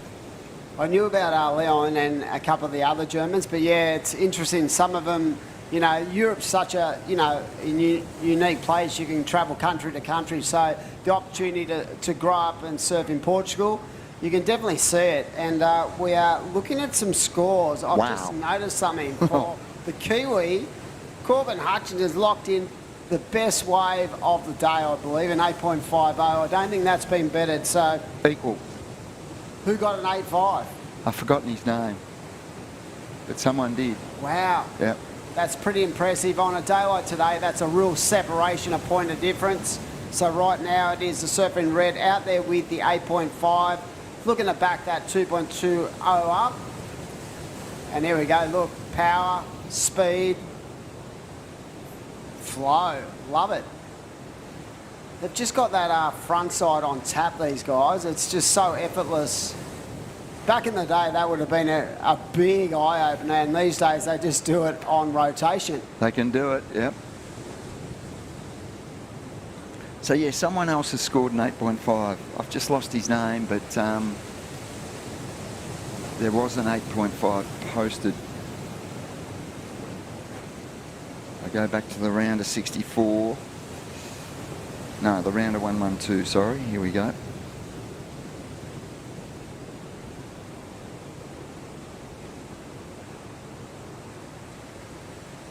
Luke Brumby. Luke Brumby scored an 8.5 in his heat win. Doesn't surprise me, a surfer of very much class and talent. And from the Sunshine Coast, where they've got waves like this every day of the week. They do. Do you think that's a major advantage for these guys, is sort of on the different places around Australia where they get to really identify and surf these conditions consistently? Yeah, well, that's what even Luke said. He said, I surf waves like this all the time on the sunny coast. We get waves like this all the time. And he said, I'm used to it. I love big waves. And he surfed a great heat as well. But, yep, he's through to the round. Corbin Hutchins is well positioned to go through to the next round with an 8.5 and a 5.57 now in his scoreline. So he's opened up a big lead. So right now, Robbo, we're at the peak of the tide. And what's good about the conditions so far this morning, very little wind, sort of really ruffling up the face of these waves. So it's good to have these kind of conditions on tap. Here we go. Corbin up again, looking to just offload that second score. And he backed it up with a 5.57 on that last ride. So just finding that rhythm and groove. And just getting his campaign off, a 14.07 two-wave combination. That is good on any day, let alone conditions 1 to 2 foot northeast peaks. Right now it is the surfer in white. Robbo has got himself a 5.50. So if you're a bit of a novice online, you're looking on the screen, you're wondering what those are. Positions on the left side, you can see the P. P means priority. That means that surfer, Joshua Sherwood, can go any wave he likes. No one can get in his wave. If you do, you'll cop an interference. And that is the pros and cons of the priority situation. And Josh needs priority too, because he really doesn't have a decent wave in his scoreline at the moment. So he'll be looking to use that priority well, because he's only got a 2.5 at this stage, and he would be hoping to get rid of that 2.5 right off his score sheet with 2 stronger waves than that. He has priority. 7 minutes remaining. He's going to have to use that priority shortly. No panic yet, but the clock is ticking down. These guys have surfed a lot of 20-minute heats in their careers, so they understand it. We saw Jay Brown in an earlier heat. He basically didn't have a wave for 12 minutes, went back-to-back 6.5s, and went from being a clear fourth to a clear first. So these guys understand what they need to do, and it doesn't take a lot to get the job done. Here's we see surfer up and right, and that is the man we're just speaking about, Josh Sherwood. Robbo needs to really sort of do something big on the end of this wave, because it just hasn't offered a lot of scoring potential, really. But he gets something out of it on the end, rides it through to the beach. I think it'll be better than his 2.5, so that's something. But he's obviously going to need a decent score on top of it. Well, it wasn't much better, 2.57, so not sure that was what he was after with using his priority on that wave. I think at times too it can be a little bit tricky out there with that peak, because there's so many multiple peaks coming through. Some of them you sort of take off and you go, that's not a winner, and all of a sudden it's a grower, and others just sort of filter out. So even though the bank's pretty dominant, there's definitely a lot of difference in the quality of each and every wave. Yep, that's for sure. Yep, you may think you're picking off a really good one and it doesn't line up. You may think you're picking off an average one and it does line up. But I don't think that wasn't what Josh was after. He's going to have to get out there and try and get rid of both those scores, I feel. Still plenty of time though, because it's not a, it's a 30-second paddle back out the back, and there's still over 5 minutes remaining. So like you pointed out, Adam, there's still time to get your 2 scores. Parada Reed is in third position. He needs a 5.66. Well, that was pretty interesting. You can see Surfing White did not have priority then, Robbo, and you saw Elliot had priority, and he basically shut down young Stokes' ability to go that ride. So there was no interference because there was no nothing was hindered in the scoring potential. But you could just see how quickly the Surfing White just decided to move out of the way to make sure that the surfer with priority had all the options on that wave. So it did not incur an interference, as we see the Surfing Red, who is really been in just great rhythm with the ocean so far. An 8.5 and a 5.57, leading the charge with 4 minutes to go, and got some big heats today, mate. Even that, you know, the round 2 of these QS qualifying events, some big names, some amazing surfers. In the next heat, I noticed Kobe Clements, who's been a real staple for the Northern Beaches. I'm sure there'll be a lot of people at Long Reef and on the Northern Beaches getting online to tune into Kobe's advancements through his career. So some big opportunities for these younger generation to get themselves on to the Challenger Series. Yep, it's going to be a great day. This round's going to be fantastic to watch.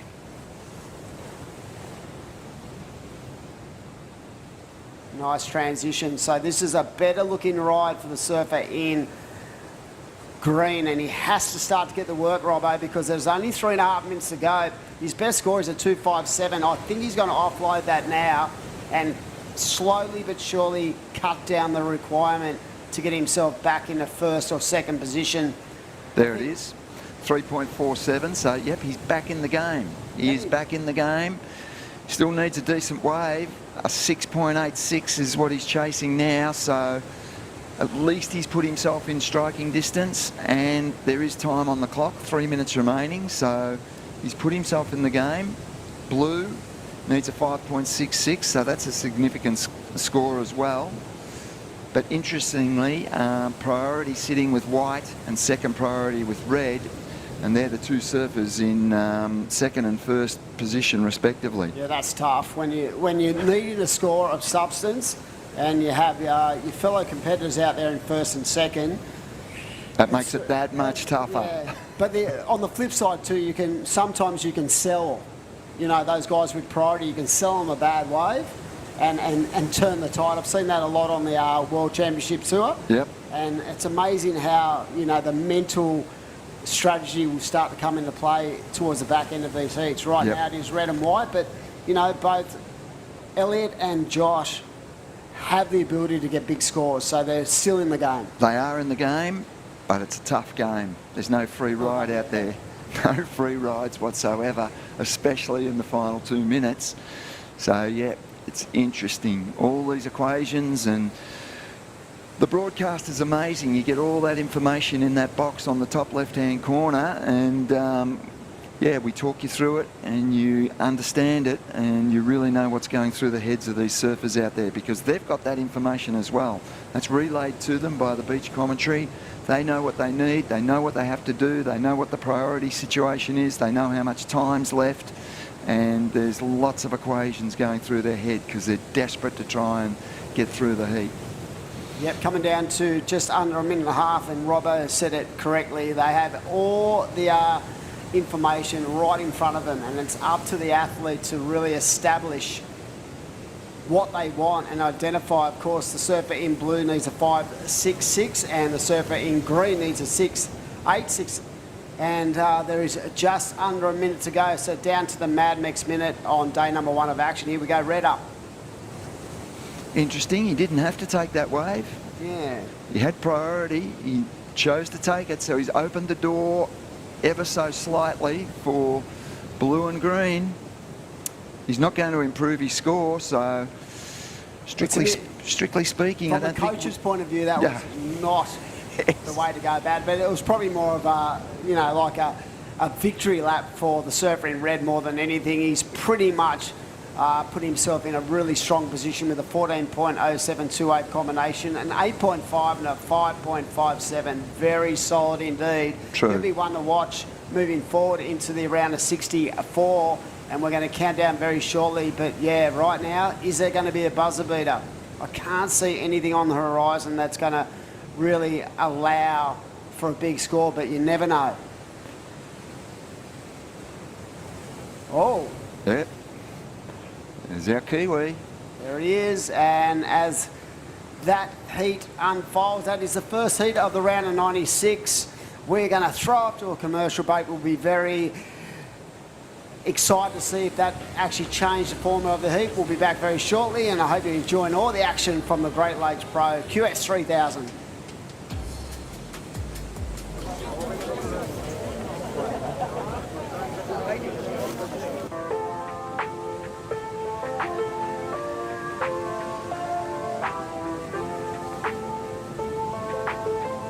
It's a beautiful day. Huge thanks to Surfing New South Wales for getting out there, not only communicating with people about why it's important to not use single-use plastic, but how easy it can be to transition and stop it and swap it. We're basically down here to showcase how we are reducing our plastic footprint through all things like keep cups and reusable water bottles and our beautiful toggles, which we use instead of cable ties. We've invested in about 100 water bottles and keep cups. We've distributed to the whole team. You know, everyone's so passionate about this program and so enthusiastic to be a part of it. We're doing our bit to give surfers a cleaner ocean and save the environment for a better future.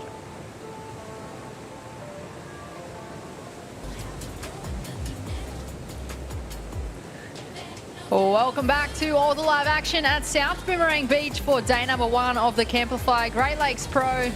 We have the men's round of 96, heat number 2 in the water. My name is Britt Nicol, joined in the booth with Adam Hennessy. How are you, Dimmy? Oh, hey, mate. It's exciting. I'm really frothing on how good the surfing's been so far in the early stages of day number 1. A big shout out to everyone online. I've been getting messages all morning from all the crew saying that it looks great. I noticed they said that Britt was sounding great. They didn't really say I was, but good morning, Justine and everyone out there. And yeah, but no, we are excited on the serious side. This is the first event of the New South Wales Pro Surf Series for 2023, the Camplify Great Lakes Pro. And in the water right now, we've got a really exciting heat. Kobe Clements is one of the surfers. He's out there in the red. Who else we got, Britt? We have Nathan Cook in the blue, Adrian Kovacic in the white, and Brett Bircher in the green. Another exciting matchup here. See how I threw that to you? Because I always get Adrian's last name wrong. I mean, I might not have got it right, but I gave it a crack. No, it's good. I reckon you're on the money, young lady. You are doing a great job. And yeah, the good thing about these events is that most of the names, we know everyone. Those international, like the doing the QS and the challenges and stuff like that, can be a little bit challenging on the English translation. But we're excited. 18 and a half minutes to go in this heat. Bit of a slow start, but to see the likes of these 4 surfers, exceptional talent, all fighting for a spot in that round 3, and that's where those sort of, out of QS 3000, Brit, those points start to come into play a bit more. They do, and I tell you who's into that next round, round 3, Corbin Hutchings. He's down there with that post-heat interview. How are you, Corbin? It's Britt Nicol. I'm good. I'm doing good. Doing good? Hey, can you tell us? Can you hear us, Corbin? Yeah. It's Britt Nicol and Gotcha. Adam Hennessy in the booth. Hey, can you talk us through conditions compared to what you were surfing last week at the Tweed Coast Pro? There's some pretty solid conditions last week, smaller conditions here today at Boomerang. How do you adjust? Well, we had that early that, and that was worse than that was out there. So it was like, we went from big cabba to the smallest, like Burley Beachy ever, and now this is like a little step above, I feel like. So my thoughts were pretty positive. I seen a couple little, yeah. Mate, you tore that heat apart. That 8.5 was a great ride, but give us an insight into what kind of adjustments you've had to make on equipment as well. What were you surfing out there, an epoxy? Yeah, I just picked it up like a few days ago. It's super necessary, I feel like. I got a high performance epoxy, so it's like pretty much with my normal shortboard, and swallow. They were just like an extra zip. But really, you really need a good like this. It makes all the difference. Yeah, I feel like I think the point of difference was you look really spicy and quick as well. So that was impressive performance. I appreciate that. Yeah, that was the game plan. Just look like light on the feet, just zippy. I feel like the judges have been loving that. Thanks for that, Corbin. We are stoked to see him into that next round. He put on a great performance here at South Boomerang Beach. Moving into round 3, he was in round of 96, heat number 1, but in the water now we have heat number 2, Nathan Cook, off to a flying start, Cookie in the blue, racing down the line. This guy has such a strong power base, Britt, and for a big guy, he throws so much water, and the great thing about it, even for a bigger guy, he's just got such great flow in small waves, and it's such an advantage for him. He does. He lives up the far north coast of New South Wales now, so I feel as though he spends a fair bit of time not just on points but beachies as well. So he's no stranger to a beachy like this at South Boomerang, throwing everything into that first turn as he races down the line, keeping that board on rail. Better turn there, just throwing a heap of spray. Super impressive to watch. That was the man in the blue, Nathan Cook. I love how he coiled through that first turn, the extension through the body and having everything in sync with the way he did that turn. But yeah, the spiciness of that wave, a nice way to start, a 5.83. Judges identifying the fact that he was really on point as we see the surfer in white up and right in. And like you said, from the far north coast, there's a lot of beaches, and I'm pretty sure around this time of year, these guys have adapted to, to surf in pretty minimum waves, those summery kind of northeast peaks. And like we spoke to the winner, Corbin, from that last heat, he said, these are tricky conditions because the other day I heard Burley, seriously, it was half a foot. They were surfing halfway up the beach. It was really tough conditions, but they got through it, and some good performances. And you see young Kobe Clements, I know that style anyway, and up and right in. Nice first turn on the backhand. He's got such a low centre of gravity, stable and forceful through every turn, Brett. So Kobe Clements, a real star of the future, one that pretty sure Kobe got very close last year to making the Challenger. He has some really good performances, and great to see him on the QS full time and working his magic as we see this wave on the replay, Brett. Go through it. Beautiful first turn, straight into a second. Bit of a check turn through the middle. And again, puts it up there, a bit more vertical on the last. A great surfing there from the man in the red. Good read on that wave. We also had surfer in green up and riding, trying to look for this inside connection with the higher tide. High tide was about half an hour ago. Certainly was. So low tide at 4:35 this afternoon, I do believe. So yeah, I feel like the wave's going to get better at the mid tide, just for the way it's rolling across the bank. There might be a little bit more wedgy kind of peaks as we see a nice wedge up and right in surfing white, just really extending through the forehand and trying to find that inside link. And that pup looks like might be going down to get an autograph. That looked really weird. Hello. Maybe that's his owner. I'm not sure. That could be his dog. It could be. He's cheering along. That's such an Aussie thing. It is. It's got his cheer squad. Got his cheer squad. So some scores locking in. First of the surfer in blue was at 5.83. That is the best wave. Kobe Clements has locked in a 4.33 and a 2.20. Big shout out to the Longreef Board Riders Club. They've had an amazing run this year, 2022, 2023. Were actually nominated for the Surfing Australia Award, I do believe, last week. And I think they went to Mermaid, but they've had an amazing year, led by this young guy. And Kobe Clements up and riding once more. And a big shout out to Tash and everyone supporting these younger generation surfers from a great club on the Northern Beaches. And waiting on those scores to lock in. These heats are 20 minutes, so pretty much rapid fire surfing, Brett. It is. 20 minutes goes quick if you're the one not progressing through the heat. And I tell you what, 20 minutes goes really slow if you're in first or second. Feels like time. It's just feels like it's just never paused. Isn't it weird like that? It is. You speak to surfers and they go, mate, that was the longest 2 minutes of my life, or if it's the other way around, it's the shortest 2 minutes of my life. But yeah, 20-minute heats, they're rapid fire. These are first couple of rounds. We're going to go right through the round. I'll complete this round of 96 today. Tomorrow, Britt, it looks like it's going to be one extra feet. And like we said, these banks down here at Boomerang are just so good and offer up plenty of scoring potential, and it even gives up that little bit of variety. So we've seen some aerial manoeuvres. We see Cookie up and riding once more. Very powerful, very stable foundation in his body rotation. So looking strong indeed. Has the best wave of the heat so far. What's been your standout in that first round? Who was the one person who sort of stood out? For myself, it was Jay Brown. Who got the 8.5 early? That would have been Luke Brumby. Was it Luke? That was it. He got an 8.5 and a 7.17. Oh, wow. Yeah, he strung that heat together pretty well. I was pretty impressed there. The young bloke from comboed second, third and fourth.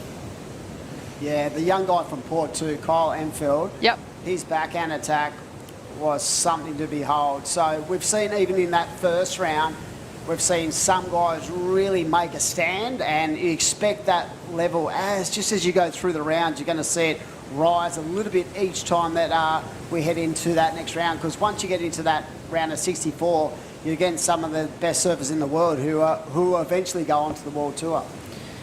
They do. This is certainly the stepping stone. At the moment, it is Nathan Cook in the blue in the lead with a 5.83 and a 3.27. He is looking to progress on through to the next round and chase that tour. Kobe Clements in the red in second. Great young New South Wales surfer. He's come through from a young age in the juniors. Still quite young. He's still young. His dad was a pro surfer as well. So it's amazing how you see the transition from family member to family member up and riding. There we go. Cobes is in on another little section, and he's got a great read on this inside wave, but can't land it. But yeah, great to see that next generation where you have fathers, sons, mums, coming through, brothers and sisters. Of course, probably the most famous family in the world when it came to the amount of surfers who have gone on to World Tour experience. The Wright family, that's just a production line. They were born to be surfers. Rob Wright, yeah, Fiona, born to be surfers. And the weirdest thing, the first one to jump out of the box was their brother Tim. Timmy. Timmy was a legend as a young surfer, and he chose a different path than you had Kirby. And I remember Mikey at like age 8 or 9 just sitting on the beach watching Tyler and Owen at our events, and yeah, what a family, what a legacy they've left. And now Owen's got some kids, maybe we might even see some more.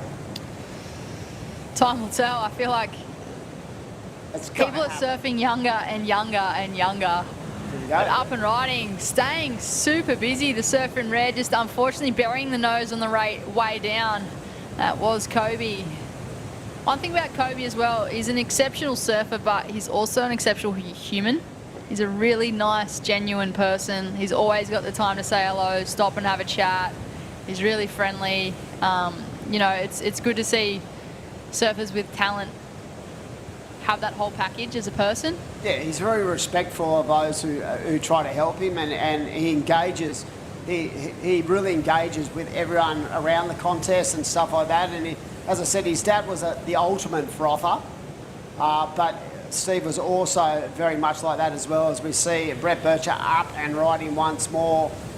And yeah, I just think it's that whole package, that he knows, that people are putting effort into his career, and he always gives that back. I'm not too much of a fan of some of his hairstyles. I knew that's where you were headed with that one. He's got some tricky stuff going on. I'm bald, so I'm a bit jealous. Yeah, you're just jealous, Timmy. Yeah, I'm just jealous. But no, he's definitely he's got the all-round package to go a lot of places, because he has the one thing with Kobe too. He's very calculated and reserved. You don't really get a lot of too much emotion with Kobe. And I think in retrospect to trying to keep yourself in the game, I think that's a real positive as well. Yeah, I have noticed that with Kobe over the years. I feel like he's, I guess, what people would call a bit of a sponge. He kind of just sits there and just observes and sucks everything in and just, takes note of all of that and then executes. But in the water, Brett Bircher, he locked in a 4.33 on that last wave. He is the man in the green. Sitting in third place, and Adrian Kovacic in the white in fourth place, looking for a 5.3. Just over 6 minutes on the clock, still plenty of time. Has first priority to surf in white, so that's the advantage. A 5.30 for someone of his stature is not a huge score. Same with Brett Bircher. He's in fourth priority, but there's still 6 to go, and he only needs that 4.08. So we've seen quite a few buzzer beaters, as we like to call them, so far this morning, Brett. But right now, for the majority of the day, those heat winds have come around the 12-point range. Speaking of buzzer beaters, there was one that Robbo pulled up earlier. That was actually a standout this morning. Mannix. Mannix was in fourth position, and we went to an ad break and thought that he'd been knocked, and we were ready to cheer on Nick in the next heat. And, well, he got a 7.83. Actually moved through that round. You kidding? I'm not kidding you. Squires? Yeah. Oh, little squiz. Yeah, little squiz got through. I had no, we didn't know, We were commenting. Hey, we didn't see that one. But I remember he did get a pretty nice wave, but I don't think it was that wave. So he's snuck under the radar, as we like to say, and got the job done. Buzzer beater. See, that's the thing about being the ultimate Grom, right? I don't think the younger generation really feel that pressure when you come into a series of events like this, and you're really just trying to, like you said before, suck it all in and just sort of get the feel of this next level of competition. He probably just went, you know what, I'm going to surf it like a free surf, free myself up, and got the wave, got the job done, and got on through. Bragging rights in that family. Did Dad get through? Yes, he did. Oh, are they matching up? Please say they are. I'm not sure. I haven't looked at the progressions, but it would be good if they did. I'd love to watch that. Father and son, same event, potentially same heat. If you were his dad, would you throw a bit of like soap on? Stitch up. Stitch up. Nah, great to see father and son competing at the same event. It's a real bonding thing for the Squires as well, I do believe. So right now with 4 to go, down to the serious side of this heat. This is heat number 2, the round of 96, and we can see a surfer down the peak, up and right in, and that was Brett Bircher. Without, nothing ventured, nothing gained there, Brett, because he had fourth priority, so that was not going to affect his rotation in the priority standing, and he was looking offload at 1.6. So, as we see, Kobe, very patient through the transition. And as I said before, I think the importance of keeping that board so tight to the power source in waves of this calibre, I think it's really important, and I love just how patient he was through those waves and off the bottom too. So holding his turns right into the power source. So his best waves are 4.33. He's trying to offload that 4.07. I'm pretty sure he's going to do that, Britt, and there it is. 6-point ride. Kobe Clements goes to the lead. Cookie in a second, and it's going to be up to Brett and Adrian to get themselves back in the game. Here we have the wave replay. I love how Kobe just holds his composure through his turns. Like, he's so calculated and precise at what he does, but he just links one straight into another. Almost goes from one turn straight into another bottom turn. Yeah, when you're developing, kids through your regional and through your board rides, you always speak about just that transition from rail to rail, how important it is, and that was a really good, visual of that. Very little body movement and just stable and patient through each and every turn. And the judges lap that up, a 6-point ride. Just over 2 minutes to go, and it is priority out there with the surfing white. So he has a couple of scores in there which he would not be liking, but Brett needs a 6-point ride. So with 2 to go, he's so in the game. Brett Bircher only needs a 4.78. So Adrian needs a 6-point ride, and the only thing holding Brett Bircher back when it comes to the rotation is his third on priority. Will we see Nathan Cook go and say hello, get nice and close, or will he improve on his score? Getting his grill. Getting his grill, get nice and tight. 1.5 minutes on the clock. Will Brett Bircher get another opportunity? Well, the door's open. Nathan Cook up and riding. He's looking to replace the 3.27 from his scoreline and make things harder for the surfers in third and fourth.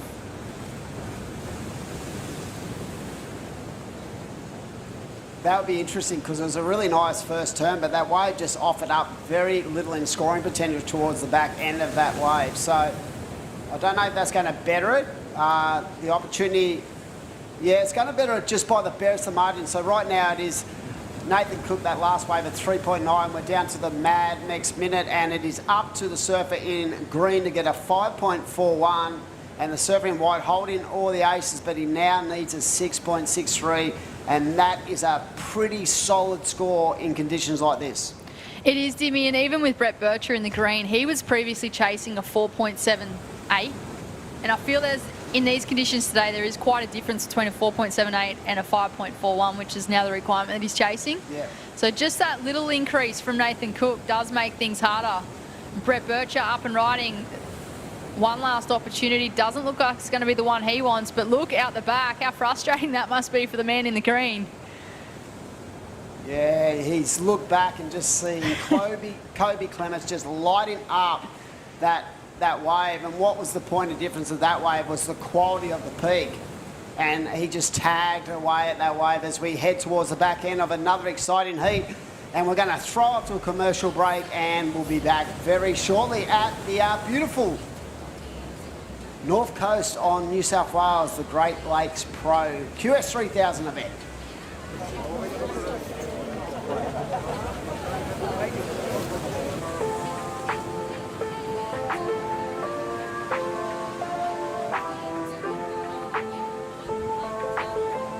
It's a beautiful day. Huge thanks to Surfing New South Wales for getting out there, not only communicating with people about why it's important to not use single-use plastic, but how easy it can be to transition and stop it and swap it. We're basically down here to showcase how we are reducing our plastic footprint through all things like keep cups and reusable water bottles and our beautiful toggles, which we use instead of cable ties. We've invested in about 100 water bottles and keep cups. We've distributed to the whole team. You know, everyone's so passionate about this program and so enthusiastic to be a part of it. We're doing our bit to give surfers a cleaner ocean and save the environment for a better future.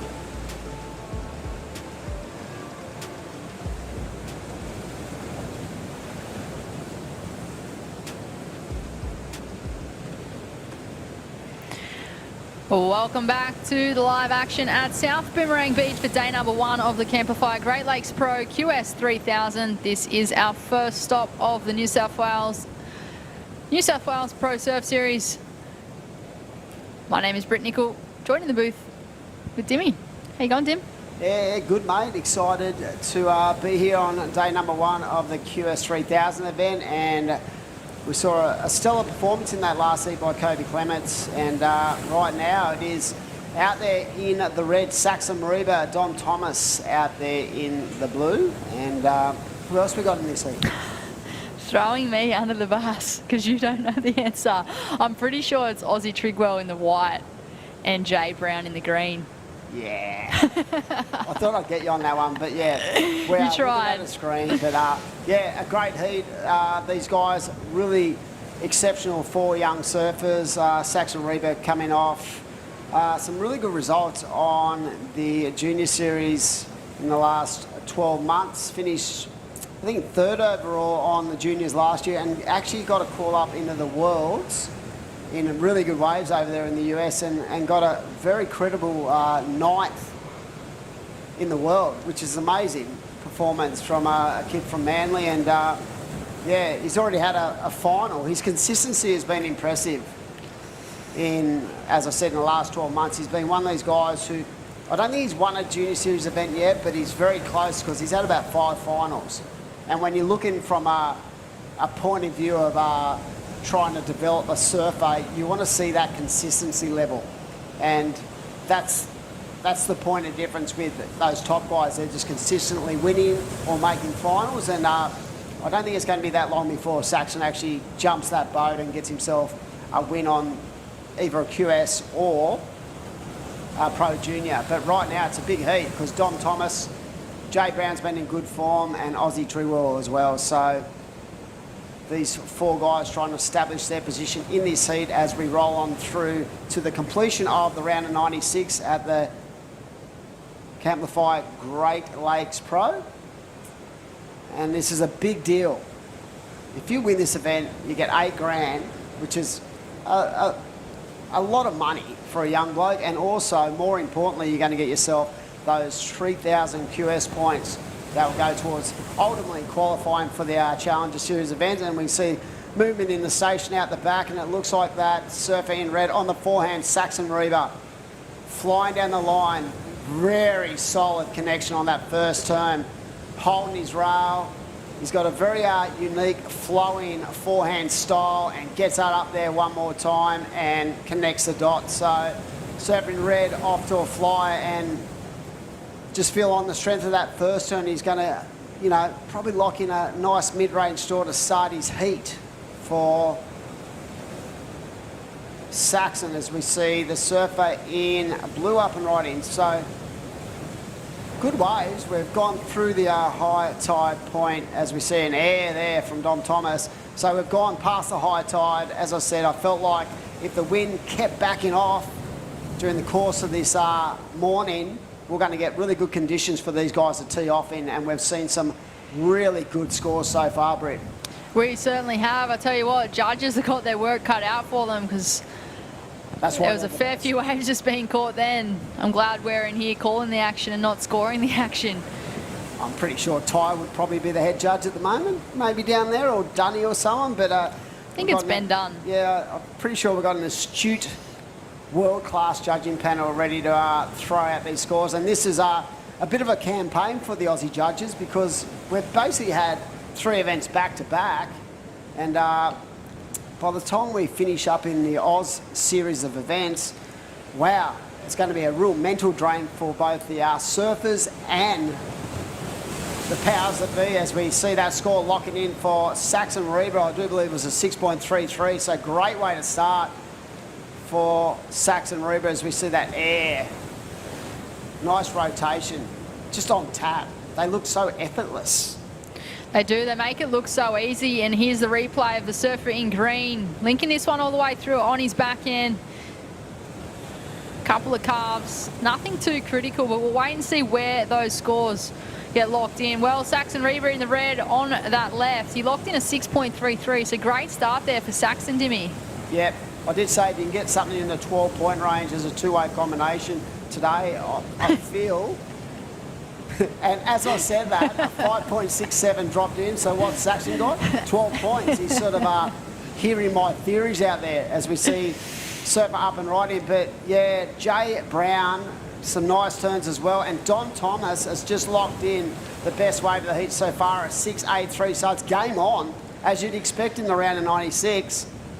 So was that 6.83 that air, those turns in the air? I'm pretty sure on the forehand, and Jay Brown already impressed me this morning with his performance. So this is the second heat of his campaign at this event. So a very tough heat to go through this round of the 96. So 12 points, two-way combination for the surfer in red. And Dom Thomas needs a 5.17. So we've seen a couple of scores in excellent range, Brett. So judges have set the scale for these surfers. I feel like with that 6.83, that has shown that the judges are looking for that progressive side of surfing as well as obviously the degree of difficulty. We haven't had that many surfers take to the air other than when we started this round of 96. So I feel like that might be where the scoreline's headed throughout the rest of the day. I just feel like they will set a scale and they will adjust that scale as they go. As we see the surf in red up and right in on the backhand through multiple transitions, and he's trying to offload that 5.67. I didn't see the start of that wave, so we'll have to wait and see. I did notice the other day I saw him down at the beach, and he's got rid of the long locks. He's gone for the bob cut. Got rid of the long, luscious locks that you would have been jealous of, Dimmy. It's all right. Yeah, a little bit jealous, but yeah. So he's had a pretty busy 6 months. He spent like a couple of months in Indo last year trying to refine his surfing and work on his equipment, and then he went over to Hawaii for an extended period to get that kind of experience in the big waves, and then came home for about 5 days, and then he got the call up to go back to the States for the World Junior Championship, where he actually he got a win in the second round, which was a bit of a shock, but not to everyone who knows him. But he beat Joel Vaughan, which not a lot of people expected that to happen, and had a good result over there. So when you have those kind of experiences, I feel like that combines to give you a little bit more confidence as you're building through. You being from that same local region, you obviously have that extra insight, but what is it with Saxon? Do you think the fact that he has now had experiences like that have allowed him to kind of approach things differently this year, or what do you think that he's changed coming into 2023? He's one of the most committed people I know. That's the one thing that's always impressed me about him, even as a young grommet. He wants it, and he's committed to it. Like, you know, the grommets are on when he'll surf 4 to 5 hours a day, even in bad waves. He'll surf and surf and surf. He works to enhance his career by lifeguarding, so he's on the beach all the time and when he's home. But I mean, even from a young age, Saxon would just surf and surf. And the thing is, he's got a couple of guys like George Pitter and Axel Carrotta who are so strong. So the competitive nature of those three guys, I feel, has helped each of their individual careers. They're very different people, but I feel like the strength of their surfing has been pushed by their level of competitive nature within their own kind of, you know, group of friends kind of thing. But yeah, definitely the one thing I like about Saxon is the amount of work and amount of time he puts into his surfing. Well, it certainly shows, but up and riding, Dom Thomas locked in at 6.83. He's chasing a 5.17 to take that lead from Saxon Reba, the man we've been talking about in the red. We certainly can't rule out the surfer in green though, Jay Brown. Mate, yeah, even though it's been a little bit of a slow start for Aussie Trigwell, he needs to get on the board. He can break that 9.90 down into increments. And as I said, the guy that really excited me this morning, based on his performance, was Jay Brown. He was so good. Like, in pretty tricky waves, he was clearly a standout. So both Dom and Saxon know that Jay, if the opportunity arises, he's going to have a crack at all these guys as we see the surfing in white. Knowing he's behind the 8 ball now, he's starting to get in that scenario, Britt, where he has to get to work. He has to break down this two-wave combination if he's going to go through to the next round. Well, he won't be looking for a 9.9 anymore. I'll wait for that score to be locked in. 8.5 minutes on the clock. Blue on screen, that is Dom Thomas. Looking for the air section, he does it. Can he stick the landing? Just not making the completion. Oh. But great surfing from Dom Thomas in the blue, sitting in second place. Wow. Had he landed that turn, I reckon that 5.17 was a goner. So you can see he's identified the inside corner to finish off strong, and I'm sure that Saxon is out there knowing that he'd want to offload that second score. His highest score is a nice chunk of his scoring potential, but he's got 12 points. If he can get rid of that 5.67 and sort of maybe lock in a 7, that will really put the pressure on everyone else with 7.5 to go. Jay Brown basically has one wave. So in his last heat, he did not get a ride till 12 minutes into that heat. So he went basically 6-5, 6-5, straight from 4th to 1st. So right now, he's not panicked. He just is very, very patient. And I love that kind of maturity in a surfer's arsenal, where he can sort of gravitate to knowing what he wants and has his set game plan and works that game plan to perfection. I think even just having the patience, but the confidence to be able to just sit and wait and back that you've made the right decision with your game plan. That's a hard thing to do, to mentally just keep yourself in that moment, correct? 100%. It is so hard. It is so easy to see something pop up and go, oh, but I'm not going to take off. It's hard to say no. Yeah, that's true. I feel like the mental game comes in where those guys who can really like shut all the noises out, because your brain's wanting to tell you to do things that you normally, that you don't want to do. So it's so hard to just go, no, that's not the one, I'm going to hold position. It's hard too, I feel like, with competitors transitioning out of a free surf mentality, especially Groms. I feel like a lot of Groms just want to take off on everything that comes through, and then you put them in a heat and then they do the same thing and there's no patience. So I feel like it does take a lot for a competitor to try and transition a bit of that to become more patient in their free surfs to then do it in a competitive scenario. And here we go, Saxon Reba, current heat leader, up and riding. Good wave selection here from the man in the red.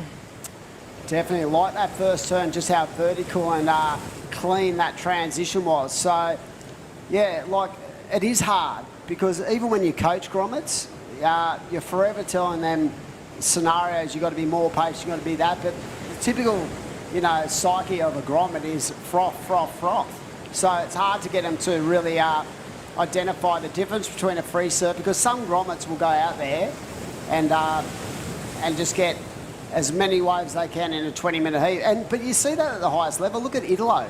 Italo's your classic example of, and Gabby, they'll just take waves that people would normally not go and they turn something into nothing. So there's a flip side to everything. But yeah, I always feel like if you've got a lot more patience and be more selective, that will help you in the ultimate outcome. And then there's the flip side of that as well, having priority and becoming too patient. Oh yeah, I used to coach on the tour. Who used to do that? Mr. Dayan. Just sit and wait and wait and wait. LA Duff. But yeah, he was very patient. So every athlete has a different kind of way of going about their business. But right now it is the surf in red, Saxon Reba. And right, as we see, looks like coming from deep on the peak, is that Dom Thomas? Yep. So interesting to see what that last wave on the backhand for the man in red, what that comes out at. We are into day number 1 of this Camplify Great Lakes Pro QS 3000, part of the Australian series of events. This is a very long stretch of events, so mentally these guys have to keep themselves nice and fresh, because we're going to have another 2 1,000 events back to back after this, and then another 3,000 event, and then the final event, which is Newey. Wow. Hope these guys are eating their cornflakes in the morning, because it's going to be a long, long series. It is. It's a long time on the road as well. Sleeping not in your own bed, your diet kind of changes a fair bit living on the road as well, and it's hard to keep I think that just up, your routine changes completely. And this entire crew doing the series of this regional qualifying series, I think it's about 2 months on the road. It is. I remember last year trying to sit down with surfers and chatting about how mentally fatigued they were at the back end.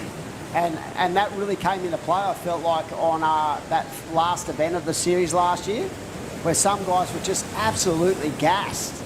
As we see the surfer in green, that was Jay Brown. That was the man that I was been spruiking all morning about how impressed I have been with him. But yeah, I felt like some surfers last year just ran out of steam.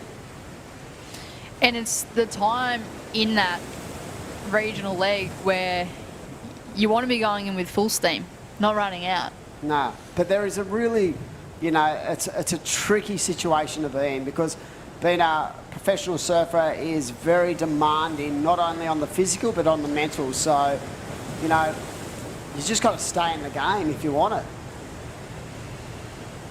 Sound like an NFL commentator there. Stay in the game. But yeah, no, there is definitely a way to go through that. And I feel like the importance of having a lot of time out away from the events too, even if you've got 1 or 2 days, just to sort of reset. That is my 2023 word for everything, is just to calculate, take a breath and reset. But right now, it is the man in red who has had the calling so far. We've lost the scores on the screen, but we can always, that's the good thing about technology, Britt, we can always go to the phone and check it out. Right now, it is Saxon Reba, 12.28 combination, and just wanted to check out that wave he got a little bit earlier on the backhand. I don't think that improved his situation. Dom Thomas in second. Yeah, it was a 5.23, so close, but just didn't improve. And here we go. It looks like red and blue are up and right in there. That's a bit tricky, but we're waiting on scores to lock in. We'll see what happens with Dom's wave, and he kicks out, so did not get that aerial manoeuvre.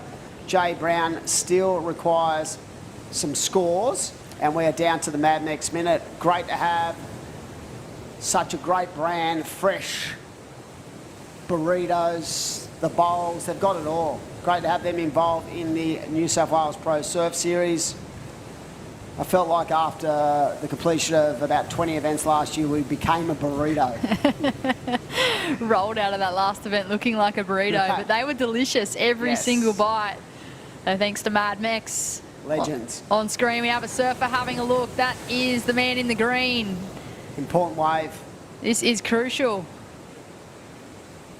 Nice turn, but that wave, you can just see the body language. Jay just going, it just did not open up enough for his liking. As we see the surf in white, he might get the last try of the dice, Brit. And again, tricky waves. Hard to get a solid number when you just haven't got the the ability to wait and really pick the eyes out of it. As we head towards the back end of this heat, we're going to throw up to a commercial break, and it is, by the looks of it, Saxon Reva and Dom Thomas cleaning the boards in that heat. We'll throw to a break. We'll be back very shortly.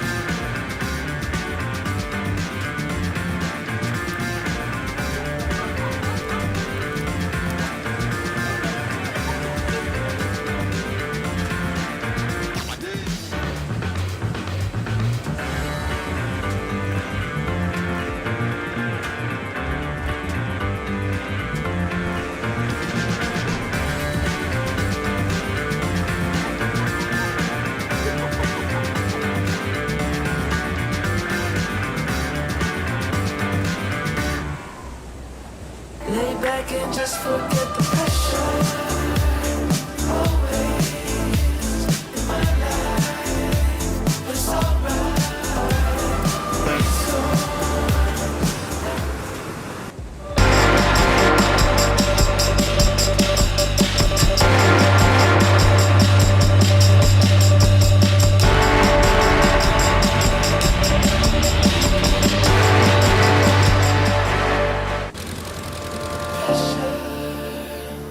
Always in my life, it's alright.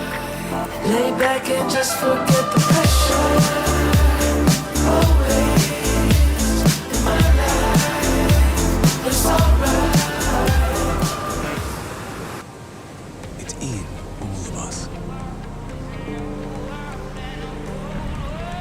That craving to feel new again, to To see something new that will blow our minds, or meet someone new who will change it.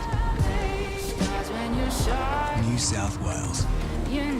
A place to feel free, to feel alive, and most of all, to feel new again.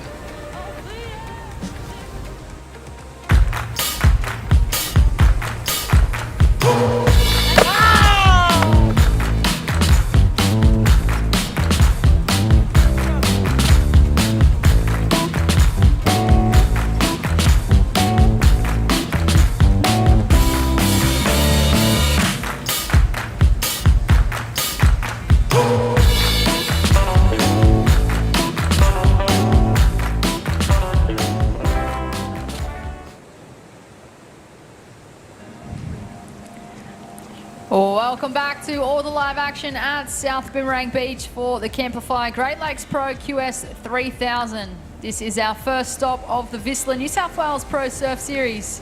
My name is Britt Nicol, joined in the booth with Steve Robertson. How are you going, Robbo? I'm good, Britt. I'm enjoying this event at beautiful Boomerang Beach. And I'm interested in the next two heats, especially with family Squires represented in both of them. We have Mannix Squires in this one, a young emerging surfer from the Wollongong region of New South Wales, and in the next heat Mannix's father Nicholas Squires comes up. So they got through their round of 112 heats this morning, and now they're into the round of 96. Do you think they'll get through these ones, both of them? One of them?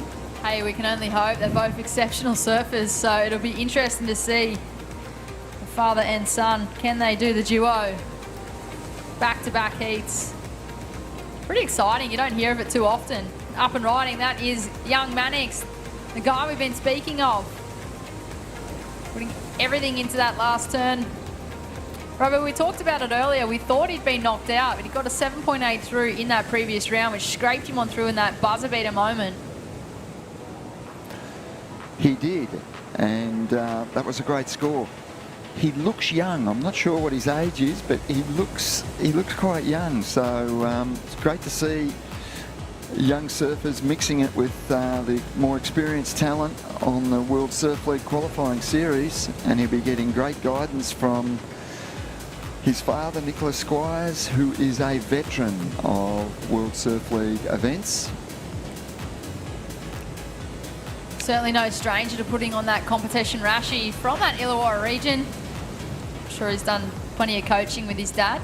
Nick is a surf coach. Sometimes it's hard though when you've got that family duo with someone being a surf coach and then Grommy coming through.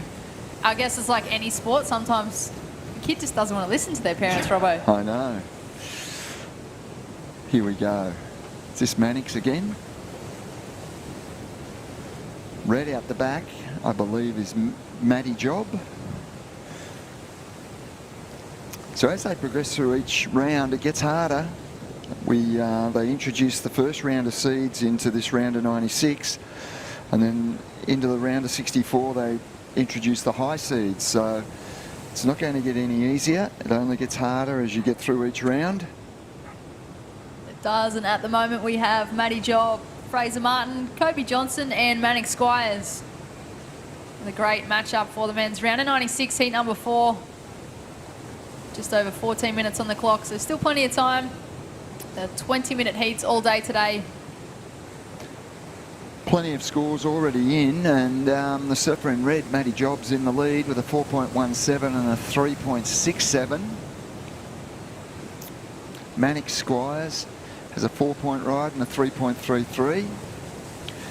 Kobe Johnson with a 2.5 and a 1, and Fraser Martin yet to post a score on the board. Here we have a surfer in red. No significant scores on the scoreboard yet. There's some reasonable scores in the 4-point range, but the heat's wide open at this stage as we get down to just on 13.5 minutes remaining. Absolutely beautiful day at Boomerang. One of our more consistent locations of the series. It seems to provide the goods every single year. And well, Mannix Squires on a great looking right as this one hits the bank. Can he get the finish? And he does. Right in front of the speakers there. The surfer in green, he was in second place. Only looking for a mid-range score to take first. It's got to be the He's best. got it. Yeah, it's got to be the best wave of the heat. There were some good manoeuvres in there, in my opinion. Judges will be the ones that deliver, but I feel it's the best wave of the heat. Good style, linking his turns together and finishing off well. So, Mannix Squires, a name to keep in mind as we go forward. There it is, a 5.83, and it is the best wave of the heat so far. And the surfer in green leads the heat.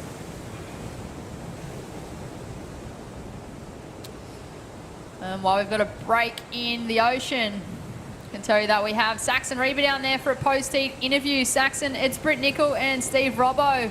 How are you feeling with the conditions here this morning at Boomerang? Yeah, it's pretty fun. It's not much, but there's good shape in the wave, I guess, and it's consistent, which is good. Hey, I was speaking with Dimmy in the booth. We were commentating your heat, and he couldn't talk you up more highly enough. But can you inform us of what you may have changed leading into 2023 as opposed to previous years? Yeah, I guess just I got a bit older, so more mature concept on everything, I would say. Just a bit more mellowed out and less irrational, and just taking time with everything. And that is a very mature answer. But Saxon, you had the opportunity to represent Australia. You did quite well over there. Do you feel that events like that and opportunities like that give you the confidence that you can bring into the QS series? Yeah, for sure, but everyone here is just that good. It's hard. There's no easy heats in it, so every heat you got to treat as the same, you know. There's no easy heats, so it's very high standard, actually. Yeah, very high standard. Saxon, you've been going pretty well on these events lately. I've seen you, at the pointy end of the events. What's your goals and for this season, and how is it panning out up to date? Just focus on each heat, to be honest. I think if you get too caught up on the final results and all that, it kind of messes with your head. So if I can just focus on each heat, and hopefully that works, and just pluck along and make some heats, and I don't know, just feel confident in myself and in my surfing, and hopefully that works. Well, it looks to be working well up to date, and you're into the next round. The actual location, Boomerang Beach, what do you think of it? Yeah, beautiful beach. It's great. It's so nice. Water's a little bit cold though, but beautiful day, and there's always little waves here no matter what. So hopefully tomorrow looks like it's going to be bigger, so that should be a lot of fun too. Well, it's great to have you through to the next round, Saxon. Congratulations. We'll see you for tomorrow's action. See you. Back to the live action in the water. We have the men's heat number 4 of round of 96. We'll be running through this entire round today. There are 16 heats in this round, but at the moment, look at those scores, Robbo. A 7.67 for the surfing green, Mannix Squires. We saw that wave while we were doing the interview. He took to the air, mixed it up with a variety of great turns, and yeah, Mannix Squire, I'm sure he's the youngest surfer in the heat, if not in the event, and he's out in the lead. So it's a great start to the heat for Mannix. I feel as though the heat previous that Mannix was in, he left it so long to get those scores on the board. He's probably approached this one a little differently, knowing that he has to lock them in early and not put him in that situation where he's waiting for that buzzer beater, Robbo. Exactly, and he did the same at the Tweed Coast Pro. He left it to the last minute, got his best wave, and he came up fractionally short, but not the case here. He's picking up scores early in the heat, mid-heat, and he's racking up some good wave scores, and he's learning as he goes. That's what it's all about for a surfer this young, and he's gaining experience surfing against, seasoned WQS surfers, and Yeah, it's a great performance up to date. I'm sure Dad's on the beach preparing for his next heat, and he'd be feeling good about what's going on for his son in this heat. So he's got a 7.67, a 5.83. They are the two top scoring rides of the heat so far. He's in a very secure position to progress through this heat. Second position, Red, needs a 9.33 to go to first. So Mannix Squire's way out in front. And a fun fact, Mannix in the green in this heat. Well, Nick will be in the green in the following heat. That is his dad. They are going back to back. And you spoke of experience there, Robbo. Just, you know, such a young surfer, but getting this experience and being able to, you know, put it with the world's best and Australia's best. I feel like there's no better person to learn from than him having his dad as Nick Squires. He's kind of been there and done that, right? That's for sure. And, you know, it would be really easy for Mannix to go into these heats and feel intimidated. But I'm sure, knowing Dad, he would have given him the strategies to, you know, don't feel intimidated, get out there, mix it with them. You can score the scores, and it's happening. There's nothing better than real life experience, and Mannix is getting it right here. And yeah, this will be a confidence booster for him and a real boost to his progression as a surfer. So it's a great heat, significant what he's doing out there. Here we go, we have a surfer having a look. Well, that is Mannix Squires again, just not the one he'll be looking for to replace that 5.83 from his scoreline. Make his way back into the lineup with 6.5 minutes remaining. Matty Job in the red in second place with a pair of 4.17s. He is chasing an almost excellent score of a 9.33 to take first. I dare say that because a 10 is a perfect ride for anyone watching that may not necessarily know how it works. The surfer can score up to a possible 10 points on one single wave, and 2 waves get locked in for their final result. We'll wait and see whether or not Matty Job gets an excellent opportunity. I'll tell you what, Fraser Martin in the blue, he doesn't need much. A 3.81, barely anything in that, Robbo, to move on through to the next round.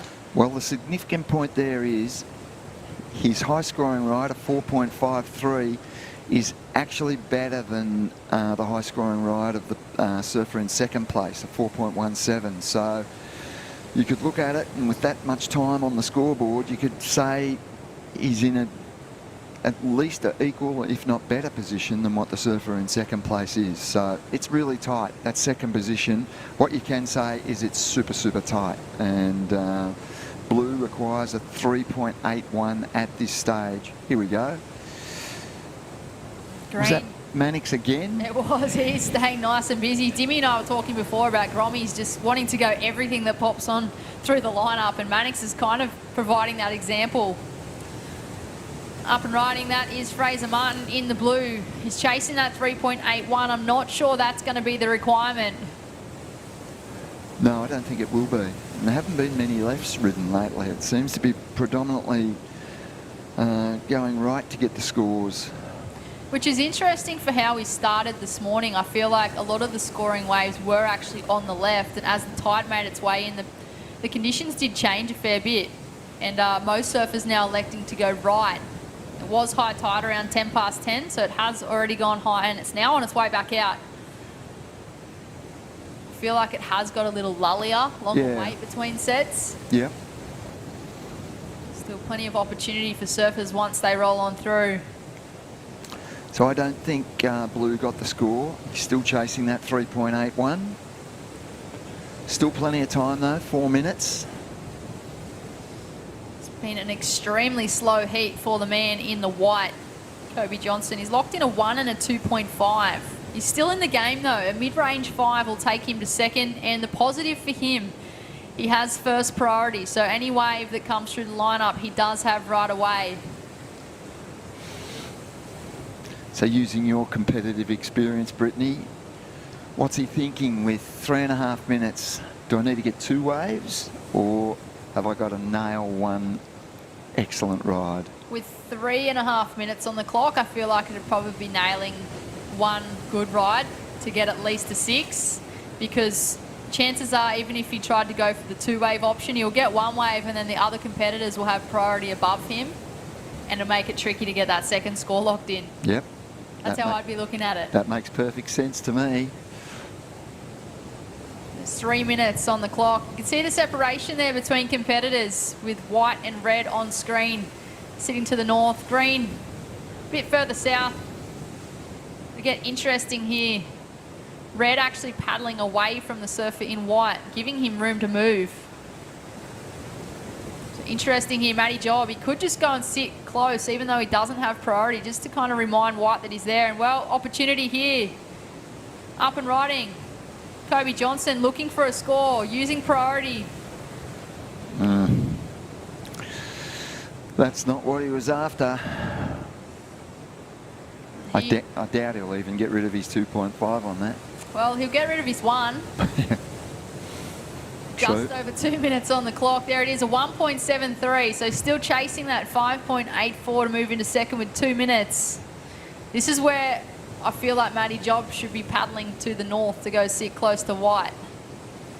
But he's, I think, keeping an eye on this competitor here in the blue. True, he's got two people to keep an eye on. But that one, the left's not serving it up for blue. Just under 2 minutes. He's still got time. 3.81. That's not a big ask at all.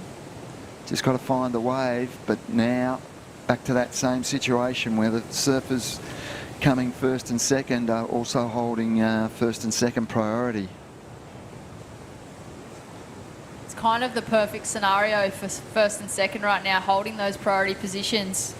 With just under 1.5 minutes on the clock. Well, on screen, Matty Job, he's just lost priority, so it'll be interesting. Here we go, he's up and riding, he's caught a wave. He's looking to improve on a 4.17 to make that requirement harder for third and fourth. I think he may have done that. We will find out with 1 minute on the clock. The surfer in red makes his way back out into the lineup. Out the back, door wide open for the surfer in white. Kobe Johnson on a left, just getting a little hung up as we hit that Mad Max minute. You can almost taste those burritos. Delicious. Manny Squires, there he is. That is the current heat leader looking to do a victory lap. Will he take to the air, Robbo? Of course. And he sticks the landing with 30 seconds on the clock. Mannix Squires in the green, looking to move on through into the next round. And well, stay tuned, because coming up next, also in green, is Mannix's dad, Nick Squires. So the father and son duo. 5.77 for Red's last ride has improved his situation significantly. Looks as though that concludes the men's round of 96 heat number 4. Mannix Squires taking the win over Matty Job. Unfortunately bowing out Fraser Martin and Kobe Johnson. We'll cut to a short commercial break and join you back here for heat number 5 of the men's round of 96.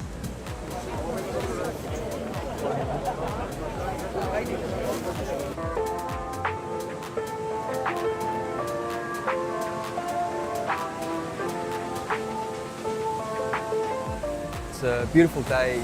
Huge thanks to Surfing New South Wales for getting out there. Not only communicating with people about why it's important to not use single-use plastic, but how easy it can be to transition and stop it and swap it. We're basically down here to showcase how we are reducing our plastic footprint through all things like keep cups and reusable water bottles and our beautiful toggles, which we use instead of cable ties. We've invested in about 100 water bottles and keep cups. We've distributed to the whole team. You know, everyone's so passionate about this program and so enthusiastic to be a part of it. We're doing our bit to give surfers a cleaner ocean and save the environment for a better future.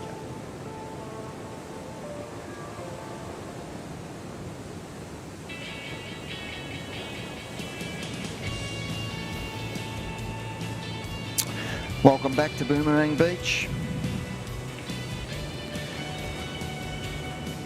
We're into the round of 96 and this is heat number 5.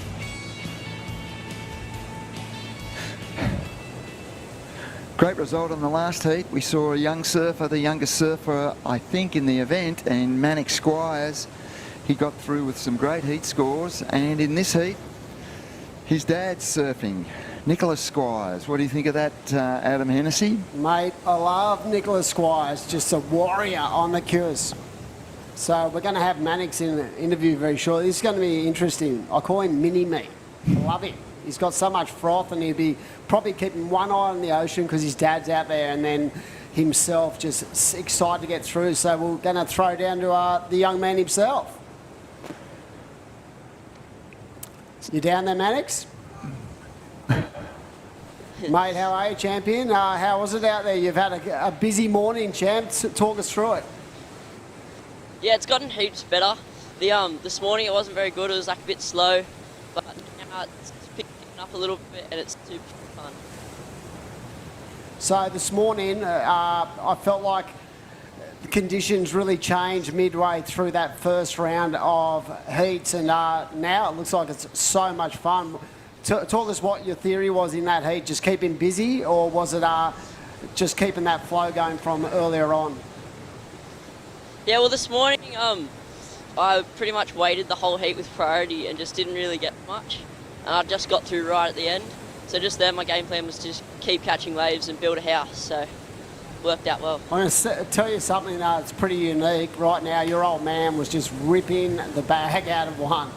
So how's it been travelling with Dad at these events? Was Nick giving you heaps of sort of intel on heats and who you're going against, and what's it like just travelling around the coastline with Dad?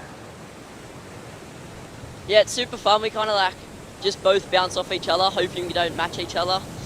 So yeah, it's good. Okay, now Mannix, you're in the same side of the draw as your dad, and your dad's doing well in this heat. What happens if you meet up in the same heat? Is there any favours out there from Dad, or what have you ever matched up against him in the same heat? Not sure. The only time we really surf against each other is boys, so it'll just be like that, a little bit more serious, maybe a little bit more competition. Mate, I feel like you're on point. You've had a great morning, mate, and this must be a really good experience for you, being a young guy just trying to make his way on the QS.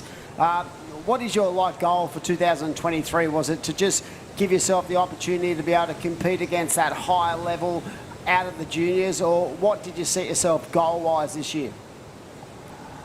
Well, I've just moved out of like the junior Grom comps and stuff, so I'm doing the pro juniors and QSs now, and it's all just learning, just getting as much experience as I can, and these bigger comps let me surf against like heaps better people, so it's just all learning. Well, mate, I think we all know you're a star of the future. You've had a great start to your campaign down here, and wishing you all the best. And from a personal point of view, I'd love to see you and Dad like match up. It'd be so much fun to watch that. But well done, buddy. Get some water in you and get ready for your next round. Thanks, guys. Cheers. Yeah, he's very talented, very calculated already for a guy that young. He is, and knowing his dad, we know why he'd be very calculated, because his dad was a very experienced, still is a very experienced high-level surfer.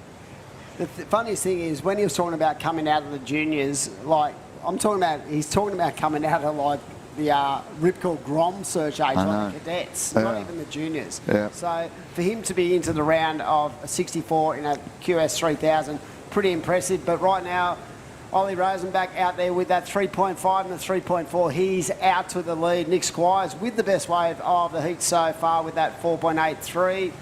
And Surfer in Blue has a 4, and Benny Spence looking to get off to a start. So yeah, it'd be interesting to see what happens if they actually match up against each other. I know that these days Nick sort of is just doing sort of selective events, working hard, but keeping a real close eye on his young boy, who is definitely starting to shine as a surfer, as we see the Surfer in Red up and riding. Nice angle, wow. Really good transition into that rail turn. You could just see how he opened up the wingspan, Robbo, and really went to work. So Ben Spence get into work on that outside and connecting the dots on the inside as well. That was a good wave. He was patient. He didn't panic. used his priority smartly, and he's on the scoreboard, and I think he's on the board with a good wave. So, yep, sensible surfing from the surfer in red, Ben Spence. Yep, definitely. And a big shout out to all our sponsors of this event. Camplify out there is the naming rights, VISSLA, the New South Wales Pro Series. Of course, the New South Wales government, through its destinations, New South Wales agency, welcomes all the surfers, all the competitors and all the spectators for this 2023, I can't believe I'm saying that, series of events. You just roll on in, and it's great to have the New South Wales government, through all their major events agencies, supporting events like this and bringing this series together for what is a really important development program for our region alone. That it is, Adam, and yep, it highlights the great surf of New South Wales as well, from the north coast all the way down to the south coast. There we go, it looks like Surfer Up. Of course, New South Wales, 2,000 kilometres of spectacular coastline, home to some of the world's best surf beaches and most premier tourist destinations in the world. So if you're online and you're all around the world, get on down to Sydney, get yourself a van and travel the coastline. It's just so beautiful. The coastline, the landscapes are just amazing as we see that surf up and right in. And that is Tane Dobbin in the blue. Powerhouse. Get yourself a van, get yourself a Camplify van. Camplify van, I like it, Robbo. So there's some good scores that have come in, and we predicted a good score for Ben Spence, and on the score chart at the moment there's still scores to drop, but he has the highest scoring rider, 5.07. But I dare say this wave may be better. Time will tell. I feel like they've all sort of been cornered into that 4 to 5 point range so far, so nothing of point of difference just yet. As I say, that wave is a 5.23 and a nice looking wave there for Ollie, but just uncharacteristically falling off that wave. But yeah, that 5.23. So interested in this heat, Robbo. We have blue with a 5.23, white with a 4.67, red with that 5.07, and Nick Squires with that 4.83. There's nothing in it. Nothing in it. A flip of the coin, as they say, mate. Yeah, they're level pegged right across the board there. And you put the Moz on white. You said he's surfing great, and straight away he fell I off. love the way Ollie surfs. He's pretty sure he's from Merriweather. I think he's from up that way. But yeah, I've watched him a lot over the years, and he's definitely got a really stable foundation on his forehand. So that was really strange for him to fall on that wave. But what is good out there today, Robbo, is that how clean the conditions are. Yeah, we've got 1 to 2 feet waves, but these guys could ultimately surf in waves way smaller than this, and they had to last week at the Burleigh Pro. I heard there was like half a foot, so this is probably a bit of a jump up in quality of waves, and it's great to see. And we spoke about it earlier, mate, the region itself, this stretch of coastline just holds so much swell, and ultimately it's been probably the premier wave destination on the surf series over the years. I know for a fact that Boomerang Beach is a favourite of many of the competitors. They love that. They love the event every year it delivers. And you only have to look at the quality of surfers who were going in the event when it was just the 1,000. Yeah, they said, yep, we'll go to Boomerang. 100%. They'd rather go to Boomerang than Sydney. That's your home beach, Dimmy, you're talking about. Come on. But no, it is a great venue, and it's been a great event over the past few years. It just keeps delivering, and we're expecting it to deliver in the next few days. I'm sort of happy that this event wasn't scheduled for last week, because what happens under cyclone swells at Boomerang? Does it handle it? I reckon it would be big. Yeah. Really big. What's there's multiple breaks, right? So what is the best break at Boomerang that you know of? I've had the best waves right in the middle. Okay. Right smack bang in the middle of the beach. You get those beautiful westerly days with swell, and I've had my best waves in the middle, but yeah, it sounds like there's just always banks right along the beach. Incredible and yeah, they just find the good bank and away they go. And, yep, it is a favourite. Okay, so current situation, Tane Dobbin is in the lead with a 5.23 and the 4-pointers are back up. And White is in second with a 4.67, 3.5 as his backup. Then we have Red with a 5.07 and Nick Squires in the green, but holding priority with a 4.83. 8.5 minutes, plenty of time, and really no change. This heat is as tight as it gets right across all four surfers. The second waves are going to be critical to how this plays out. Yeah, it's been a patient game for both Nick and Ben Spence. So, yeah, these guys are so adapted at surfing heats. They wouldn't even be worried about that. They could eye off just 2 opportunities. That's all they need.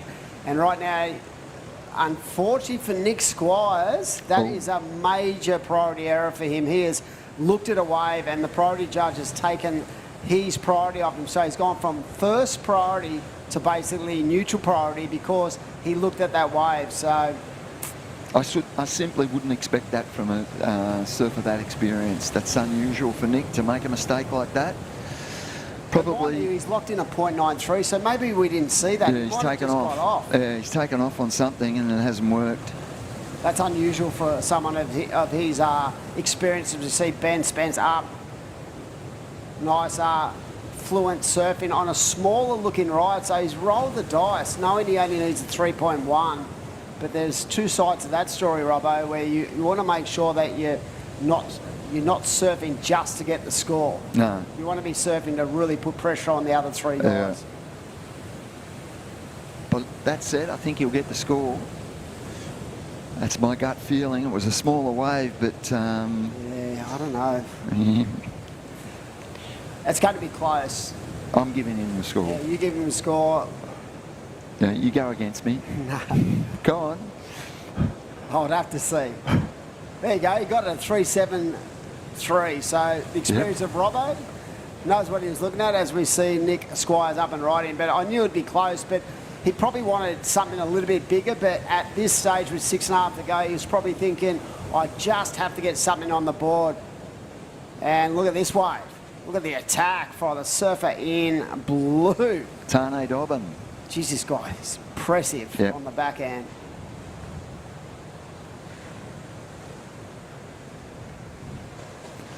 So Tane has a 5.47 and now 5.23 as well. Ben Spence looking for a 5.63 to go to first, but his second wave score is a 3.73. That's what he wants to get rid of. He wants to improve on that regardless, because White and Green are well within striking distance. White needs a 4.14. Green only needs a 3.98. Call it a 4. Here we go.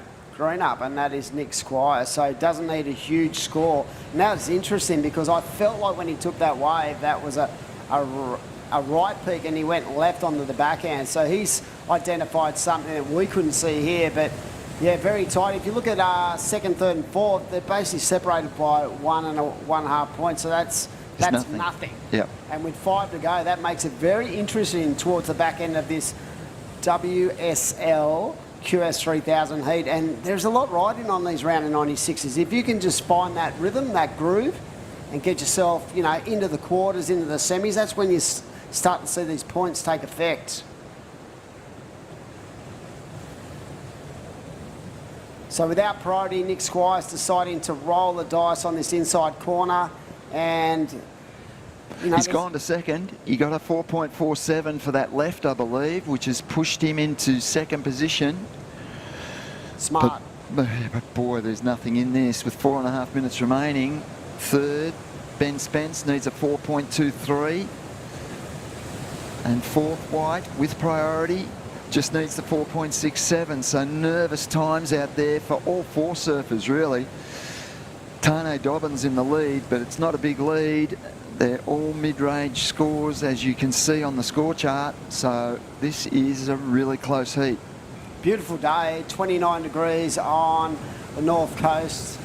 We've had some really hot conditions. As we said, that swirl, luckily we weren't here last week, because when I think back to that swirl, that was so solid in Sydney. So it probably was going to be manageable out there, really, with 4 minutes on the clock right now. Tane Dobbin in the lead, but very tight between second, third and fourth. And just the fluency of this guy's performance has been ultra impressive as he goes to that more progressive side of the criteria.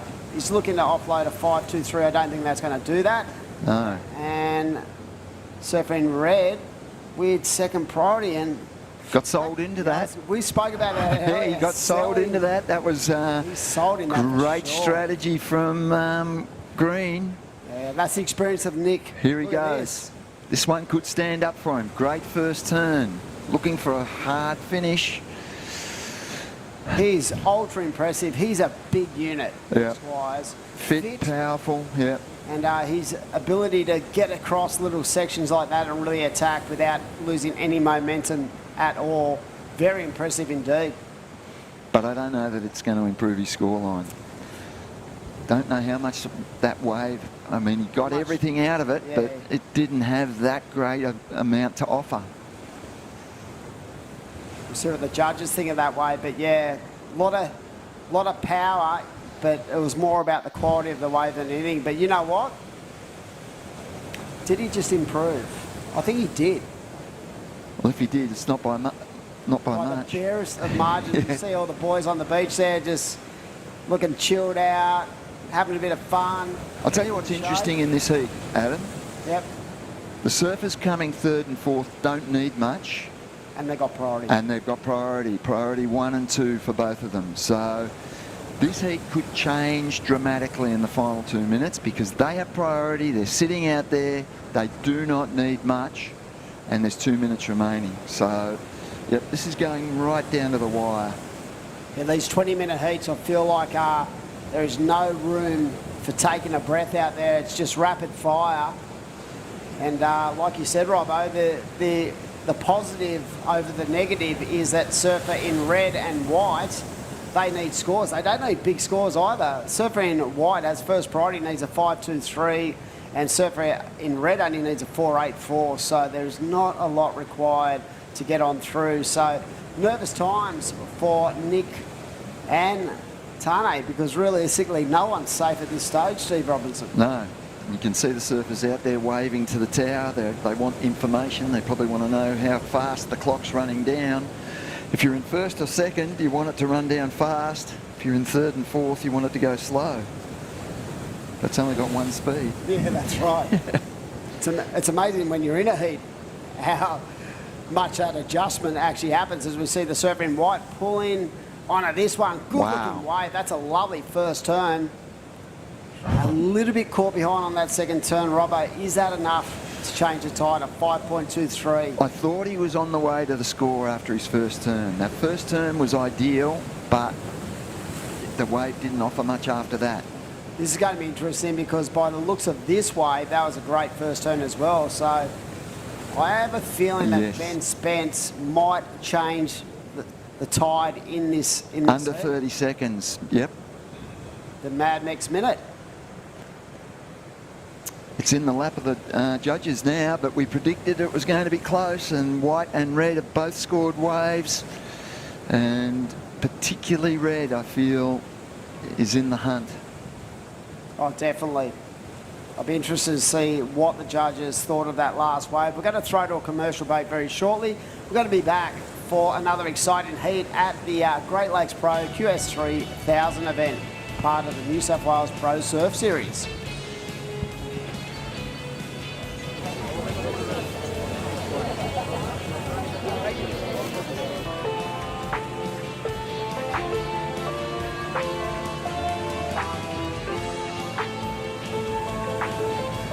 It's a beautiful day. Huge thanks to Surfing New South Wales for getting out there, not only communicating with people about why it's important to not use single-use plastic, but how easy it can be to transition and stop it and swap it. We're basically down here to showcase how we are reducing our plastic footprint through all things like keep cups and reusable water bottles and our beautiful toggles, which we use instead of cable ties. We've invested in about 100 water bottles and keep cups. We've distributed to the whole team. You know, everyone's so passionate about this program and so enthusiastic to be a part of it. we're doing our bit to give surfers a cleaner ocean and save the environment for a better future.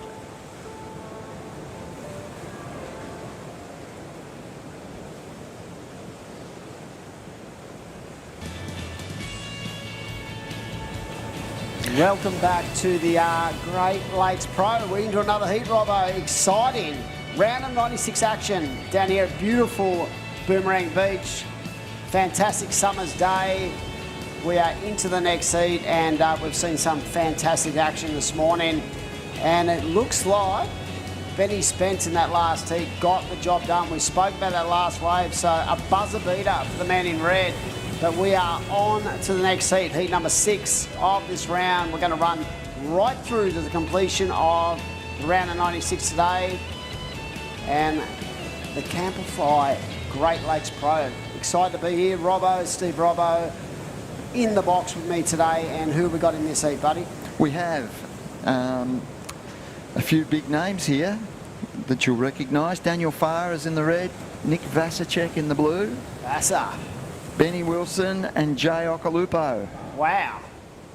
Great to see Nick Vasicek still competing at a high level. He's sort of very in that same ilk as like a Brent Dorrington, when they've come through that system.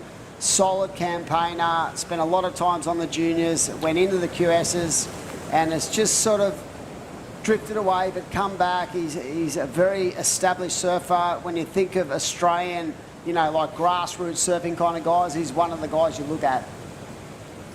Yep, no, that's for sure.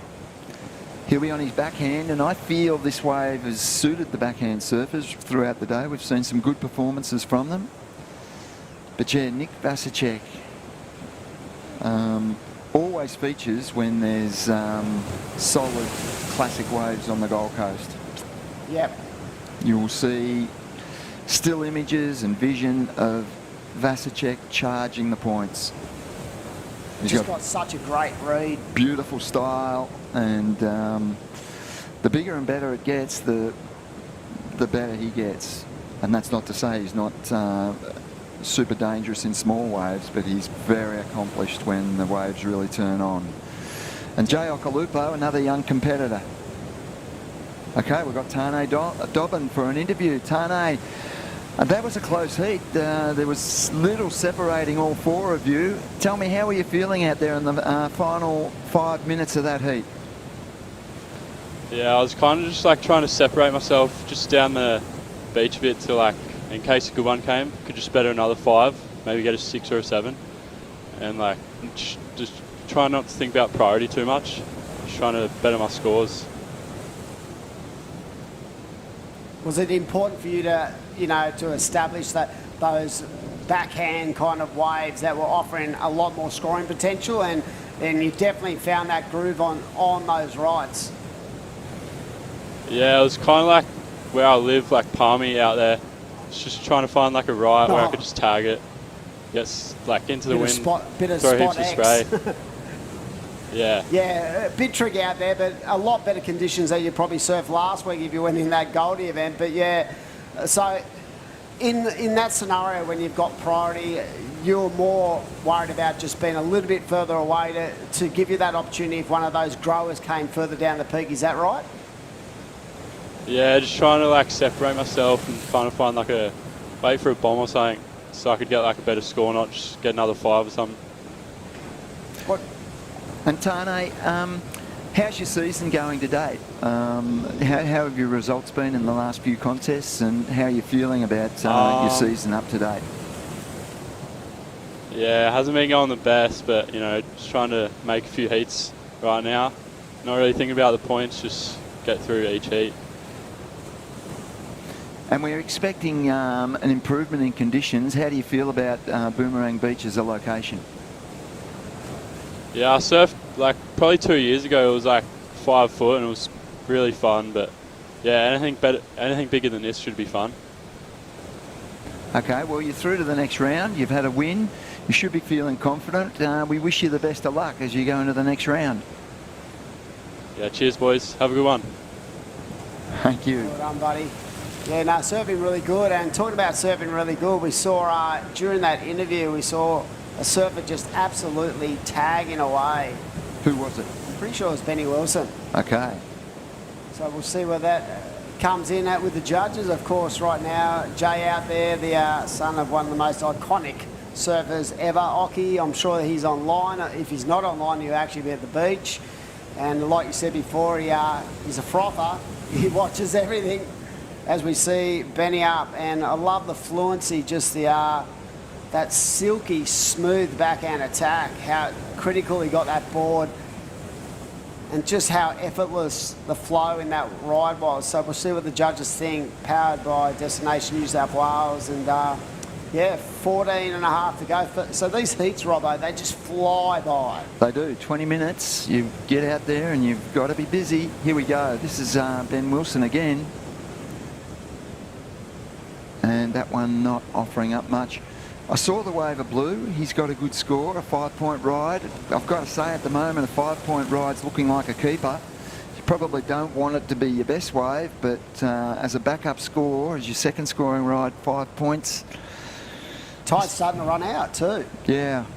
I wonder what kind of, when we hit that low point, I think the low tide, the Savo is about 4:30, so we're going to get some low tide conditions. So that could play a part on the peak as well. Yeah, it'll be interesting to see.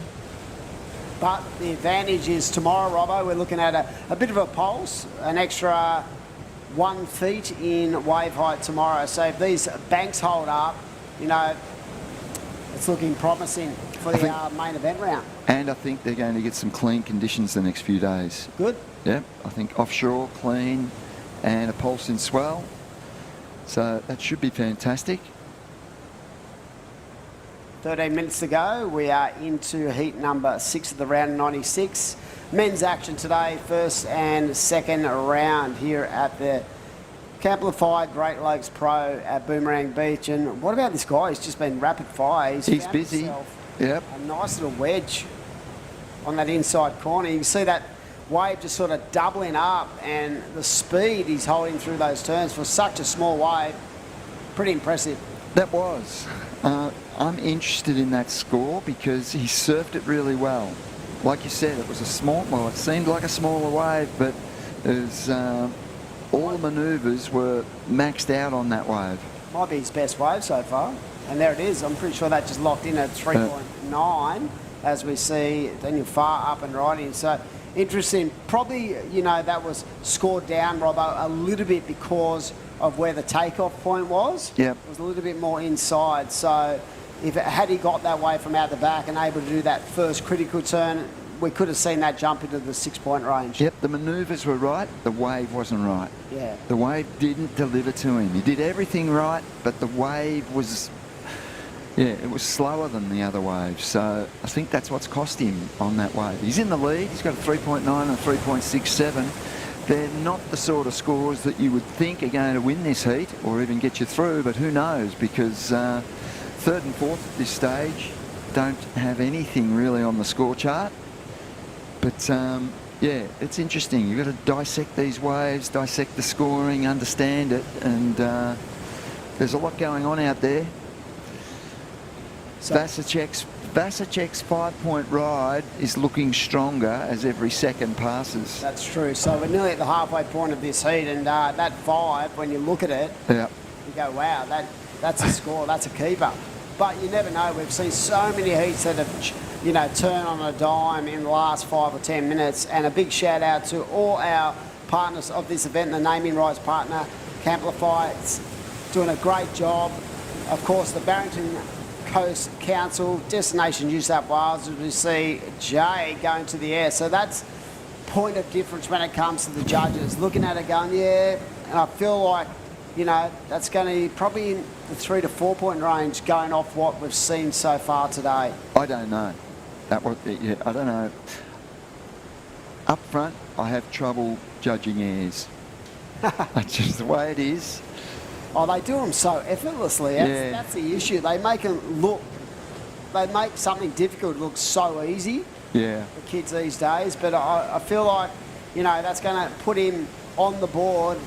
It's not going to get him where he needs to be, but it's something that he can build on with 10 minutes gone in his heat. So he rolled the dice, see what the judges think. Right now, as you said, the more we look at this heat and the more we really dissect it, that 5-point ride from Wow. Nick Vasicek is a good score. And like I said, 4.30. You got it. You nailed that score, Adam. And that's a nice turn too, but not probably a little bit incomplete. This is the air. This is the air. 4.3 for that. And I didn't. Yeah. Well, I was very unsure, but I'm starting to understand it a little bit. And Jay Okalupo with a 4.3 has definitely put him on the board. It's the second highest scoring ride of the heat so far. He doesn't have a second scoring ride, and he's right in contention all of a sudden. So, yeah, less than 10 minutes. For me, there was a lot to that ride. So there was innovation, progression, yep, and the risk for reward. Yep. And I think that's what the judges identified. And he's got another score to go in too. So, but yeah, like for me, it was more about, yeah, it wasn't the biggest air or something, but he's still at the risk, and this is a better looking air. Wow, that is. If that was a 4 before, Yeah, or this 4.3, that's a 6. This has got to go up. Yep, I'm with you on that one. This guy serves so well.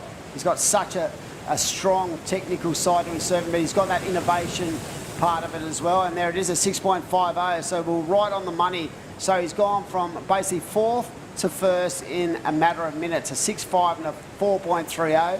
And now it makes that 5-point ride from Nick Vasicek not look so inviting, but compared to everyone else's scores, Nick's in a strong position. He only needs a 2.57, Robbo, with 8.5 to go, and it is priority out there with the surfer in blue. So here he goes. Turning the tide has been young Occy, as we see Vasa. Wow, how quick is he across these sections? It is tiny, Wade. Yeah, not a lot to offer on that wave. It didn't deliver to him, but it's going to be close to the score. But I don't know if a 2.57. Not in my book. Yeah, maybe a little bit under or a little bit over. It's going to be close. Well, you've scored it. You've scored Occy perfectly. You said 4-point plus, and you said 6-point plus, and you've given it to Vasa as well. There you go.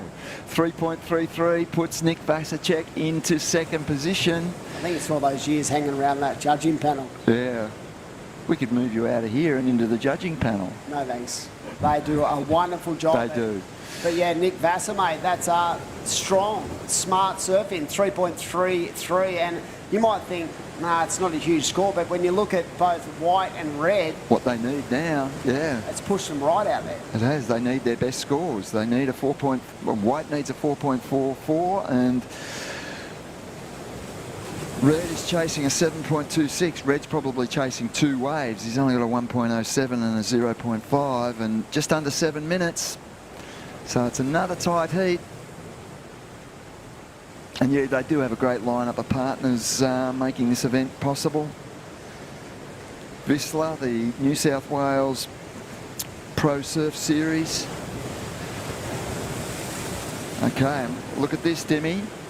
2-for-1 burrito, the Mad Max. You can scan that code on the screen and get yourself a little deal. And that's what we like to bring. We like to engage with the public at the events, but also with the public online. So Mad Mac's been a really strong supporter of this series for the last, I'd say, 3 to 4 years. And yeah, we've had wonderful connection with that company. Fresh food, as we see Jay again. That time a little bit disconnected with the timing of that manoeuvre, but right now the surfing green holds all the aces, a 6.5 and a 4.30, as we see red a little bit caught behind. So yeah, great to have Mad Max involved. Of course, they are the Mad Max Minute. Claudia came up with that a few years ago, and yeah, what a great company, keeping the athletes and the staff fed. Yes. Much, yeah. Healthy food, fresh. Yeah, it's been great. You have to love that sort of sponsorship. Yeah. And to be honest, the athletes really appreciate it. On the beach at events, they rock up, they feed all the athletes. They don't have to go anywhere. They can watch conditions and keep themselves nice and fueled up for their heat. So great to have Mad Max involved in the event. Down to just over 5 minutes to go. Occy's in front. Yep. We've heard that plenty of times. Oh, wow. Over the years. Yes. Occy leads the heat. Yeah. Being a goofy footer, along with TC and BL, Ock was definitely my hero, and Duma. There was 4 of them who I just adored as a young grommet, just growing up. And so we're going to have a Mad Max recap, and we'll be back very shortly. And here we go. Surfing white, mate. Nice. So a bit of a slow start, Robbo, in this heat, and we saw... Here's Vasicek. Vasa, that's at 5. That's the 5, yep. That's a good wave. Wow, that second turn was spicy. Yeah, no. Ben Wilson, is it? Yeah, this was his 3.67, I think. But as we sort of transition through this heat, the point of difference definitely came from the surfer in green, where Jay Okalupo started to find that little corner where he identified an aerial opportunity. Yeah, and he didn't work it. The first one was nice. The second one was definitely a point of difference. Here we go. Looks like surfing red. Daniel Farr releasing the tail, but that wave not offering opportunity. And here we go. Jay, this is the first one. Yep. 4.3. Yeah, and the second one was definitely the money turn of the heat. Here we go. This is the one, yep. You can see that speed line he got out of that takeoff and really went to the air and riding out, and I think that's a really point to tell the viewers online how clean he rode out into the flats. The judges want to see these guys progress, you know, basically right out into the flats instead of being caught on that foam ball. It was progressive and it was well executed, and that's why Jay Okalupo leads the heat, a 6.5, a 4.3. 3 minutes remaining. Vasicek significantly holds priority in the lineup. So he has a 5, he has a 3.33. He's holding down second. So he's got a little bit of control of that second position, but it's close. White only needing a 4.44. And Red's looking for a 6.23. We have a takeoff. Here goes White. And Wilson, nice. Yeah. And this thing's got a little bit of a standing corner. up. Look at that turn. Wow, that is strong. Okay, this heat is on. Under priority as well. Ben Wilson in the white. He needs a 4.44 to overtake Vasicek. I reckon he's there. It's close. Calling that goes into second. Just on the base of that second series of turns. No. This one right here where he came off the bottom, bang. Yeah. How tight was that in the pocket? He's gone to second. Vasicek's got work to do. What did he get? A 5.03. Well deserved. Ben Wilson is in second. Vasicek with 2 minutes remaining, holding priority, needs a 3.94. Here we go. Red on the left. So deciding to utilise his backhand. We are down to under 2 minutes to go. Of course, the World Surf League. Get on the www.worldsurfleague.com or the WSL app if you can't be at the venue or you can't be online at home. You can always watch these events, of course. Championing the world's best surfer since 1976. Wow, it's been a long time, a great journey. It has, and the coverage these days is amazing. Someone said to me the other day, 15 years ago, you'd never think at this level, the QS level, the amount of coverage, the amount of intel that we are feeding out to the world's public is just such an advancement in growing and developing our sport. It has, it is amazing. Okay, Vasicek's lost priority, so... He's looked at something. He took something. I only saw the last part of it. I don't think it's going to play into his score. Benny Wilson going left and a surfer going right. We're down to the Mad Max last minute. Yeah, the Mad Max minute, as they call it. And yeah, I think that was more of a strategy from Benny Wilson just to keep him away from any scoring opportunity. But that leaves the door open with Jay out there in the lead. So Jay Okalupo out in the lead with a 6.5 and a 4.30, holding all the aces with first priority as well. And it leaves Vasa just that little bit of a door ajar to see if he can actually come back in this heat with 25 seconds to go, and a bit of a lap there for the surfer in white. So down to the final stages, the Mad Max minute. Will opportunity present itself for the man in blue, the Warrior? But think it's all over.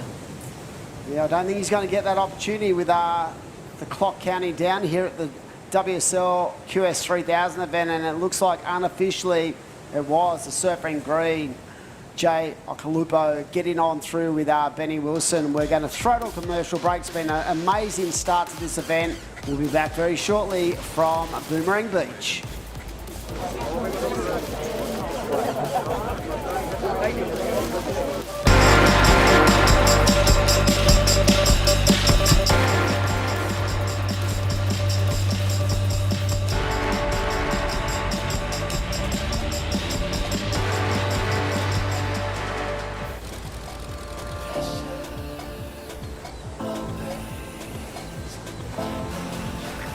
Lay back and just forget the pressure.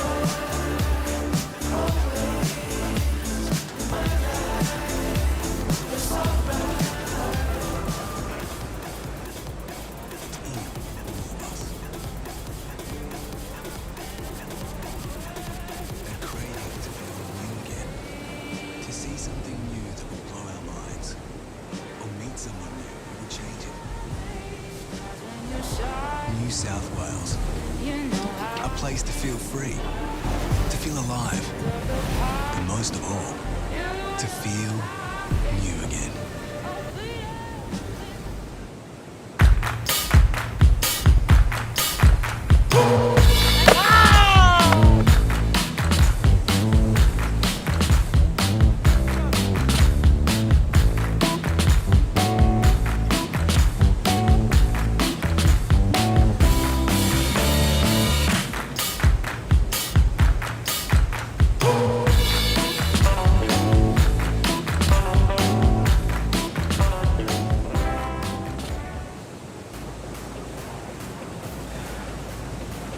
Welcome back, everyone, to the Camplify Great Lakes Pro QS 3000, part of the New South Wales Pro Surf Series events.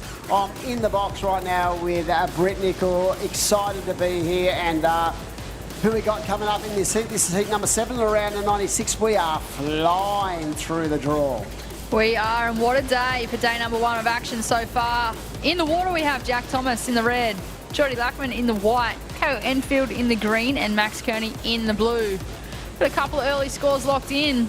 First of blue, a 4. First of red, a 3.67. Yep, off to a flyer. They probably saw that last heat, Britt. You were off for that, but at the start of that last heat, it was a little bit tricky. I felt like there was a bit of a change with that tide starting in the drop, and it took a little bit more time to get into rhythm. Jay Okalupo definitely found his groove at the middle stages, as we see the man who lit it up this morning, Carl Enfield, so impressive on the backhand. This kid has got some game, and probably feeling nice and, you know, nice and twigged in and ready to roll after a good performance this morning. Probably his confidence levels will be at the Alderman high, but yeah, he was definitely one of those guys this morning where I looked and went, wow, what a performance. He's going to be hard to stop. And we are down to 17 minutes, just under 17 minutes. So these 20-minute heats keep these guys nice and busy, Britt, in their transition to get through to that main event round. It has been a busy morning here, Dimmy. Sun is shining. Look how bright it is now here at Boomerang. Oh, we're stoked to be here. The water is clear. It looks warm, but one of the competitors earlier did say it was a bit chillier than expected. It's supposed to be 29 degrees by this afternoon. I feel like that's definitely going to, you know, with the sun out now, it's going to play its part. But the one thing I've really loved this morning has been the quality of the performance from the athletes, but also just how good the banks out here have been. For a small wave bank, sometimes you get, you know, 1-2 foot waves where it's just a closeout, it's basically a one-turner. There's been so much opportunity for these athletes to just really unload, and I feel like everyone's had a fair share of the performance levels. Boomerang Beach, it is one of my favourite locations, not just in Australia but worldwide. I feel like it's just one of those breaks that is so consistent all year round. On screen, that is the surfer in white, Geordie Lackman. Wow. Throws everything into that turn, got a little hung up, but he managed to correct himself and finish with the completion. So that's definitely the biggest wave I've seen come through in this heat. But yeah, as you said, after that first turn, I felt like there was a bit of downtime, but he definitely corrected the situation. I feel like that might be the best way of the heat so far. On the base of that first manoeuvre, very clean, good rail work, and a nice way to start for the man in white. It will be with plenty of time on the clock, 15 minutes. A 20-minute heats. We started with the men's round of 112. We're now into the men's round of 96. Heat number 7. There are 16 heats in this round. Some big names in both the men's and the women's. Looking forward to seeing the men and women get to action in the main event round, and we are going to throw down to Jay Okalupo, who is down in the area. Mate, what a performance. You eyed out a couple of airs and you nailed it, buddy. How you feeling? Yeah, I'm feeling really good. I was speaking to Doof, my coach, before the heat, and we kind of identified that there's a few waves on the bank to the right, and I was kind of just eyeing off a few of the ramps, and I was just thinking if I can just do 2 airs and maybe try to back them up with a few turns, I'd be able to get a few scores and make it through, and yeah, I'm stoked I executed. Yeah, I feel like that first air was sort of trying to get yourself in the spot, but that chip shot you got into that second air gave you a lot more speed, and I felt like that was the real point of difference when it came to your scoring potential on that ride, and you absolutely nailed it in the flats, so well done, mate, for identifying that. How are you feeling in 2023? Ready to roll?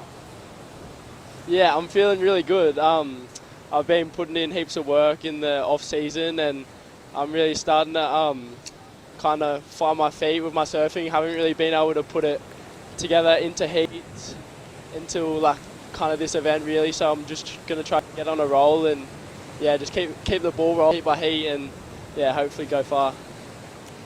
Have you set yourself any goals for 2023? Just on, you know, trying to get yourself up the ratings to give yourself a better seed. What is your ambitions for this year, mate? Yeah, for sure. I missed a few of the events last year in Bali and a few of the other ones, so I'm kind of low down in the rankings, and I kind of just want to make as many heats as I can to get my seeding up for next year, and then when the rest season restarts, really try to put in a few good events and hopefully end up on the Challenger Series soon.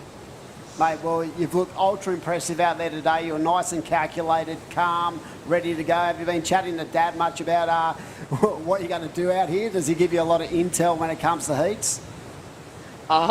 He's kind of just been leaving it up to me,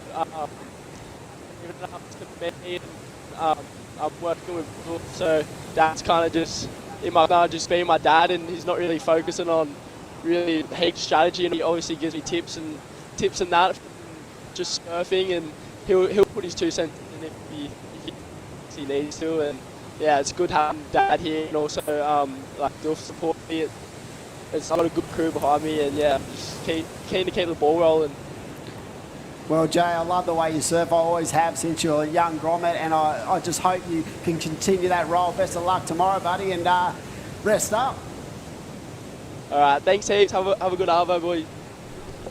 See you guys.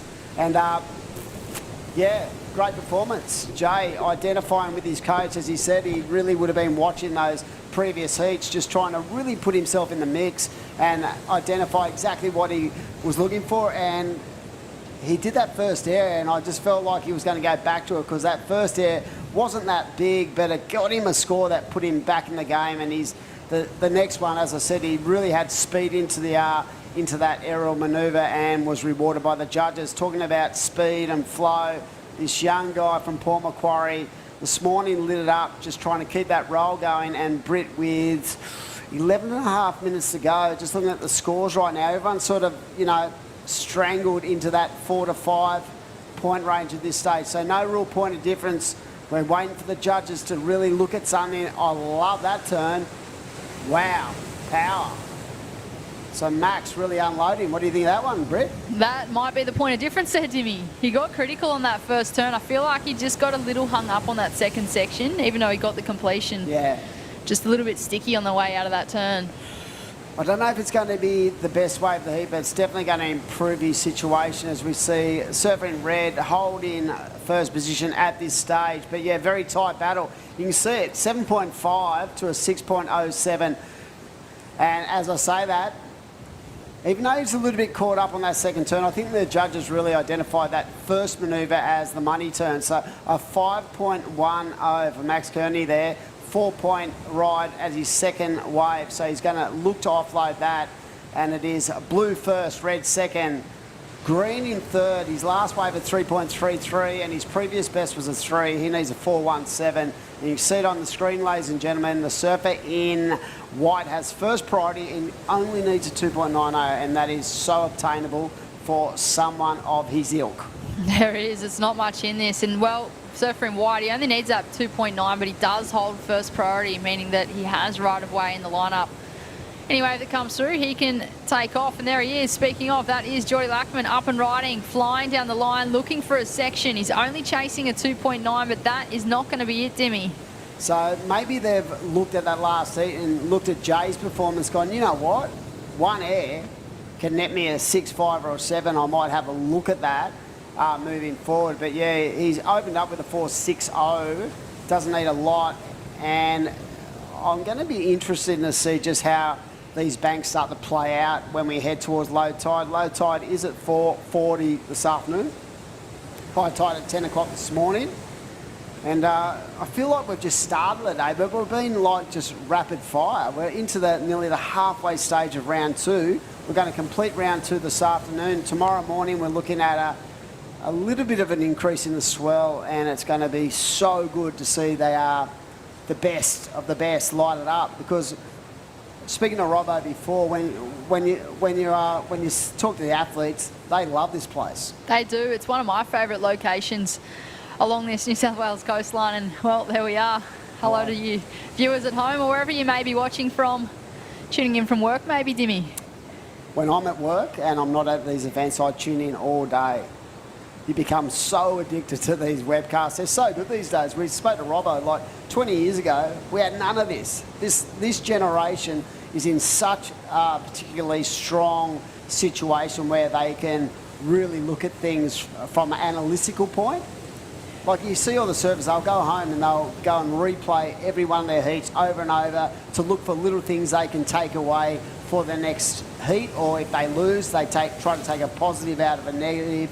So it's amazing to have these things.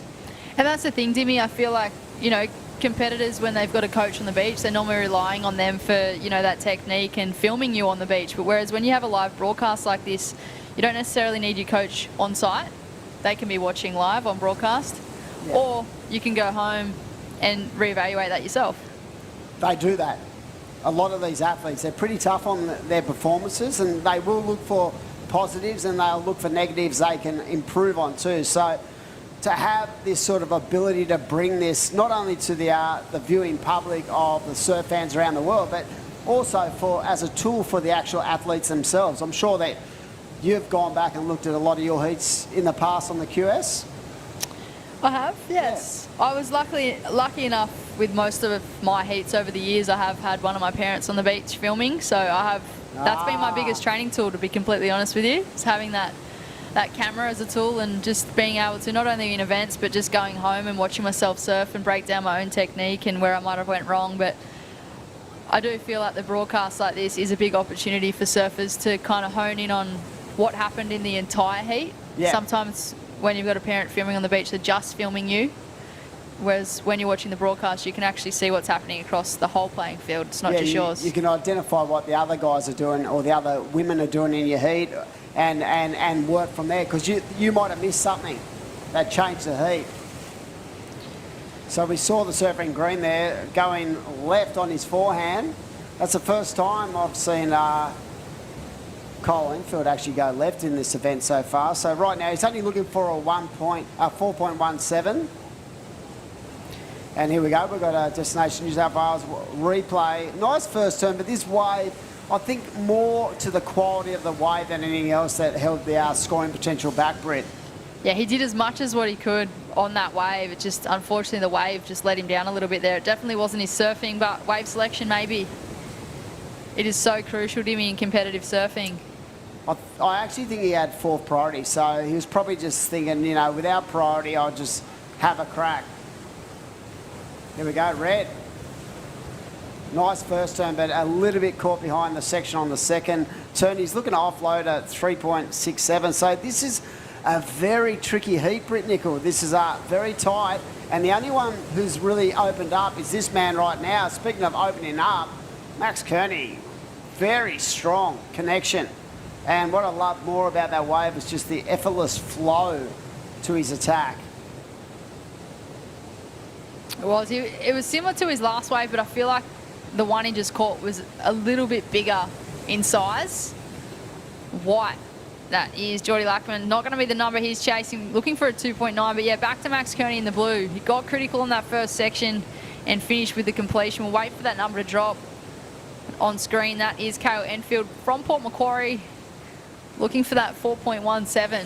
You can see him not getting frustrated, but you can see he just wants to open up on a good one. And I feel like, as happens in a lot of heats, Britt, where the guy leading the heat has naturally been on the two best waves. And I feel like the size of the two waves that the surfer in blue has given him the opportunity to really unload. So this is that wave right there. And as I said, you had to really work hard to stay in on this wave. So it was the size of the wave more than the performance level that really hindered the scoring potential. And that last wave of Max Kearney was a 4.80, so that did extend his lead. So right now, he has established a lead with a 9.9028 wave combination. The surfer in red needs a 6.07 to go up to first. He does have first priority, and it is white and green chasing scores. But the thing about these heats, Britt, with 4 to go, they don't need a lot.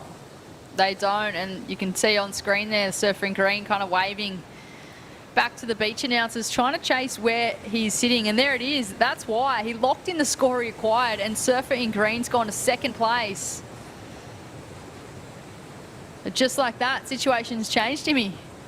See, the performance on that smaller wave got him the score, but had that been a bigger set, that would have been a really solid number. He locked in some big numbers this morning because of the quality of the surfing and the quality of the wave he was able to generate those scores. But yeah, he is ultra impressive, and just by the sheer ferocity of those turns, he was able to get himself in the second.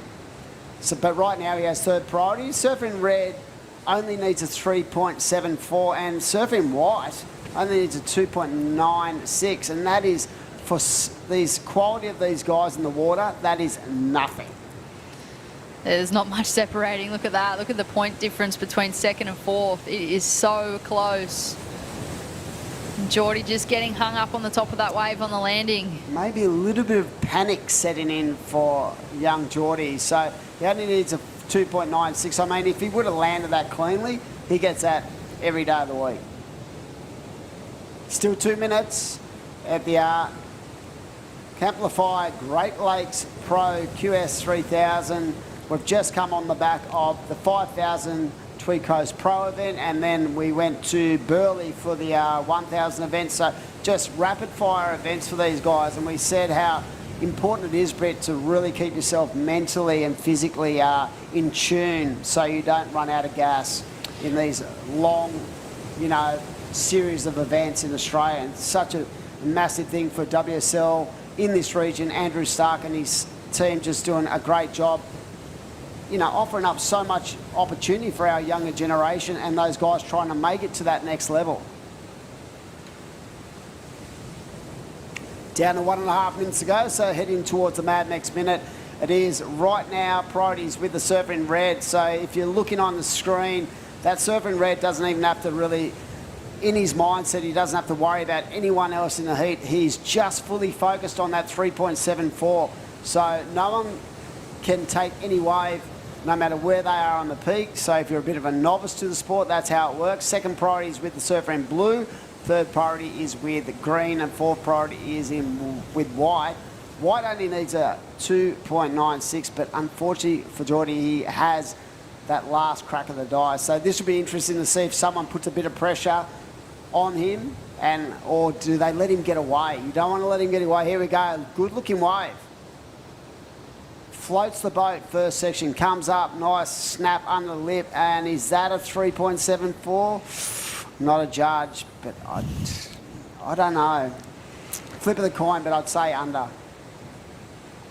But it was a bigger set, and that's the first floater I've seen in a while too. So we're down to 22 seconds. Your thoughts, Britt Nicol? I feel like that one's going to be really borderline. It's kind of right in between the two scores that he's already got in his scoreline.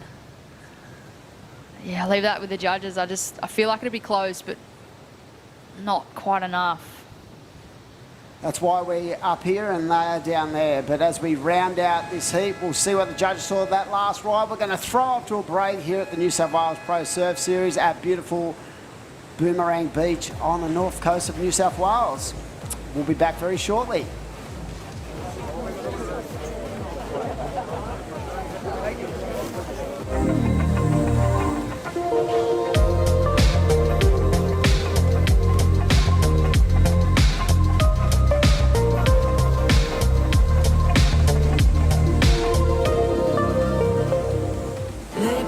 Just forget the pressure. Always in my life, it's alright.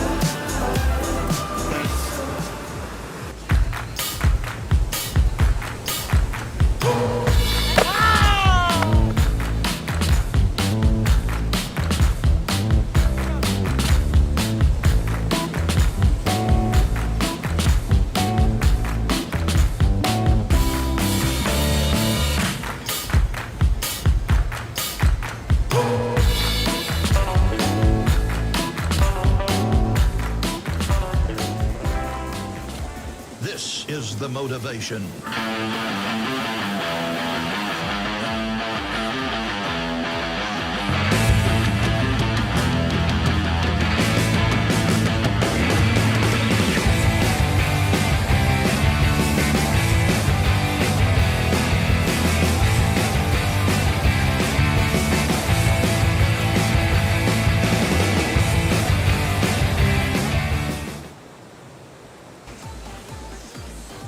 Welcome back to all the live action at South Boomerang Beach for the Camplify Great Lakes Pro QS 3000. This is our first stop on the VISSLA New South Wales Pro Surf Series. We have the men's round of 96 in the water. Absolutely beautiful day here at Boomerang. My name is Britt Nicol, joined in the booth with Steve Robertson. How are you, Robbo? I'm great. This is part of the VISSLA New South Wales Pro Surf Series, and what a fantastic event. One of the favourite locations of all surfers, Boomerang Beach. The Great Lakes Pro, brought to you by Camplify. And it's been a great opening day. It has been. The waves are starting to improve throughout the day. I feel like it's just got better and better. Bit of a slow lull between sets, but when they do come through, still plenty of opportunities for all surfers. In the water, we have Spencer Kay in the red, Ty Coulis in the blue, Joel Kerr in the white, and Brent Dorrington in the green. So this is going to be another exciting matchup here, Robbo. I tell you what, we're lucky we're at Boomerang Beach, because if there's one beach that you know is going to get swell, on a small swell, and right now on the east coast of Australia we've got a small swell, Boomerang Beach sucks in the swell, and we're lucky we're there, and we've found a good bank at the southern end of Boomerang. And the surfers are doing a great job of working their way through these heats. Yeah. Yeah. Awesome. I feel like Boomerang, it's always one of those locations on this VISSLA New South Wales Pro Surf Series that does come through with the goods. It seems to be consistent every time we have an event here. And while it's relatively small, it's more than contestable. The banks are good. We've got an outgoing tide at the moment. Low tide will be around about 4:30ish. It'll be interesting to see what conditions do throughout the rest of today. And this VISSLA New South Wales Pro Surf Series, what an event they had last week, the Tweed Coast Pro. And I know it's close to your heart, Britt, because you live in the Tweed Coast and it's just such a magnificent area, but they had a fantastic event with big swells and change of locations and just excellent waves. And here we go, we've got a surfer up and running. It's our surfer in blue, but that wave didn't look like it offered too much to him. And Max, moving on through to that next round, we do have Max Kearney down there ready for a post-heat interview. Max, it's Britt Nicol and Steve Robbo in the booth. How you going, guys? Hey, Max. Good, Max. You're an old friend of mine and my son. Good to see you, and great to see you winning your heat, Max. Yeah, it was good. It was pretty tricky out there. I mean, like, you just had to kind of find the right wave that would just like run off, and you can just, you know, do 2 or 3 turns and that. But like I said, it's similar conditions to the Burley QS we've had. But yeah, I managed to get a couple of good ones, and yeah, board felt good. So yeah, can't complain. How's your season going up to date, Max? I mean, what's your goals for the year, and how are they progressing? Yeah, I was a little bit lost a bit in the last year. Didn't know if I was going to do these events at the start of the year, and I just been doing a bit of stuff with Mick Kane back on the Gold Coast a bit, and then we've had such a good run of waves, and yeah, I've just been enjoying just chasing swells up home, and yeah, just going to give these events another go and see where I'm at, and just kind of, you know, the goal is obviously get those to those Challenger Series events, but there's still a long way to go, but I'm just surfing and having fun and just enjoying just getting on the road a bit and just doing these events and seeing everyone again. It's been good. So, yeah, just going with the flow, really. Hey, Max, I'm just looking at the board that you've got under your arm. I know a few surfers are electing to use the epoxy out there today. Can you explain us what you've gone with? Yeah. I've gone with the CI Pro. Just it's actually a pretty brand new, actually, yeah. So everyone's been riding epoxies out there, but I know for me at the moment, I'm just enjoying riding PUs with that, just to get, you know, glide through the water a bit more than the epoxy. I feel like some EPS boards are like a bit hit and miss sometimes. That's in my opinion, but yeah, I've just been riding this new CI Pro thing on the Goldie at the Burley event. It went really good out there, so it's going to just probably stick to this thing and probably have to change boards I can buy tomorrow because there's heaps of swell coming. So yeah. Tell me, Max, are you looking forward to bigger swells? Yeah, 100%. I love it. Yeah, I can't complain chasing big barrels now. Yeah, I enjoy it, especially when we get good swells and cyclones up on the Goldie. It's yeah, can't complain. So I think the next, like tomorrow, should be pretty interesting. You know, I've checked on the forecast and it's gonna be about howling southeast devil wind, but I mean, there's gonna be waves, so just see it and go from there. Well, you're through to the next round, Max, and we wish you the best of luck, mate. Cheers, guys. Thank you. Thanks. And back to the live action in the water with just over 14 minutes on the clock. It's been a bit of a sleepy heat, this one. Heat number 8 of the men's. Round of 96 so far. Just a couple of small numbers on that scoreboard. The Maroubra local, Ty Coulis, he locked in a 2.33 and a 1.67. It looks as though he may have just got another wave then. And Brent Dorrington, the Gold Coast, locked in a 1. On screen in the white, that is Joel Kerr. We also have Spencer Kay out there in the red. Brett, I was speaking to our fellow commentator Adam Hennessy earlier, and he had no idea that Brent Dorrington actually comes from Victoria, not the Gold Coast. State of origin, that is. Well, you would know that because you're from Victoria, right? I am, and also Brent's father, Gary Dorrington, was a great surfer. Fantastic surfer, and it's carried on through the family, as we know. And Brent has been a fantastic surfer on the World Surf League series for a number of years, particularly when the waves get good. He's a standout, or he has been a standout in Hawaii, and he's a very accomplished surfer. But there's a little bit of history. His history goes back through his father, who was a great surfer at Phillip Island, which is a very wave-rich area as well. So, yep, that's a little bit of history on Brent Dorrington. But at the moment, Brent's got a bit of work to do because he's only got a 1-point ride in his scoreline. So I've talked him up enough. It's time for him to deliver, and he's away on this wave. I feel like that might be just another small number. Yeah.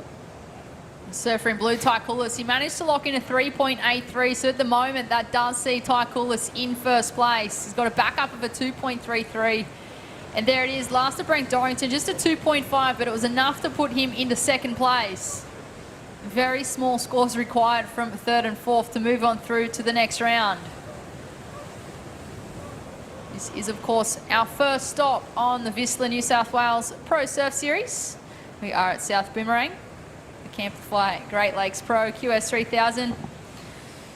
And VISSLA, our series naming rights partner.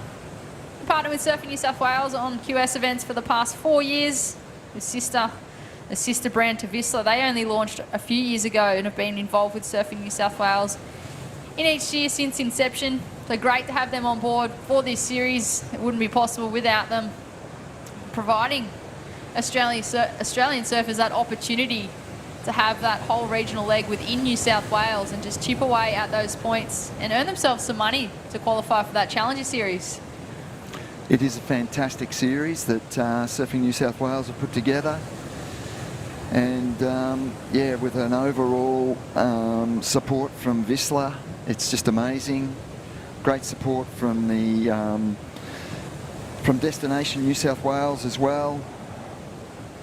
And with a naming sponsor like Camplify, it makes for a fantastic event. I am someone that's all about van life. I do have a van. You do? Camplify. They're great. If you're planning your next surf trip, you can stay longer, surf longer with Camplify. They are Australia's #1 van sharing platform. So if you've got your phone in front of you, be sure to download the Camplify app today.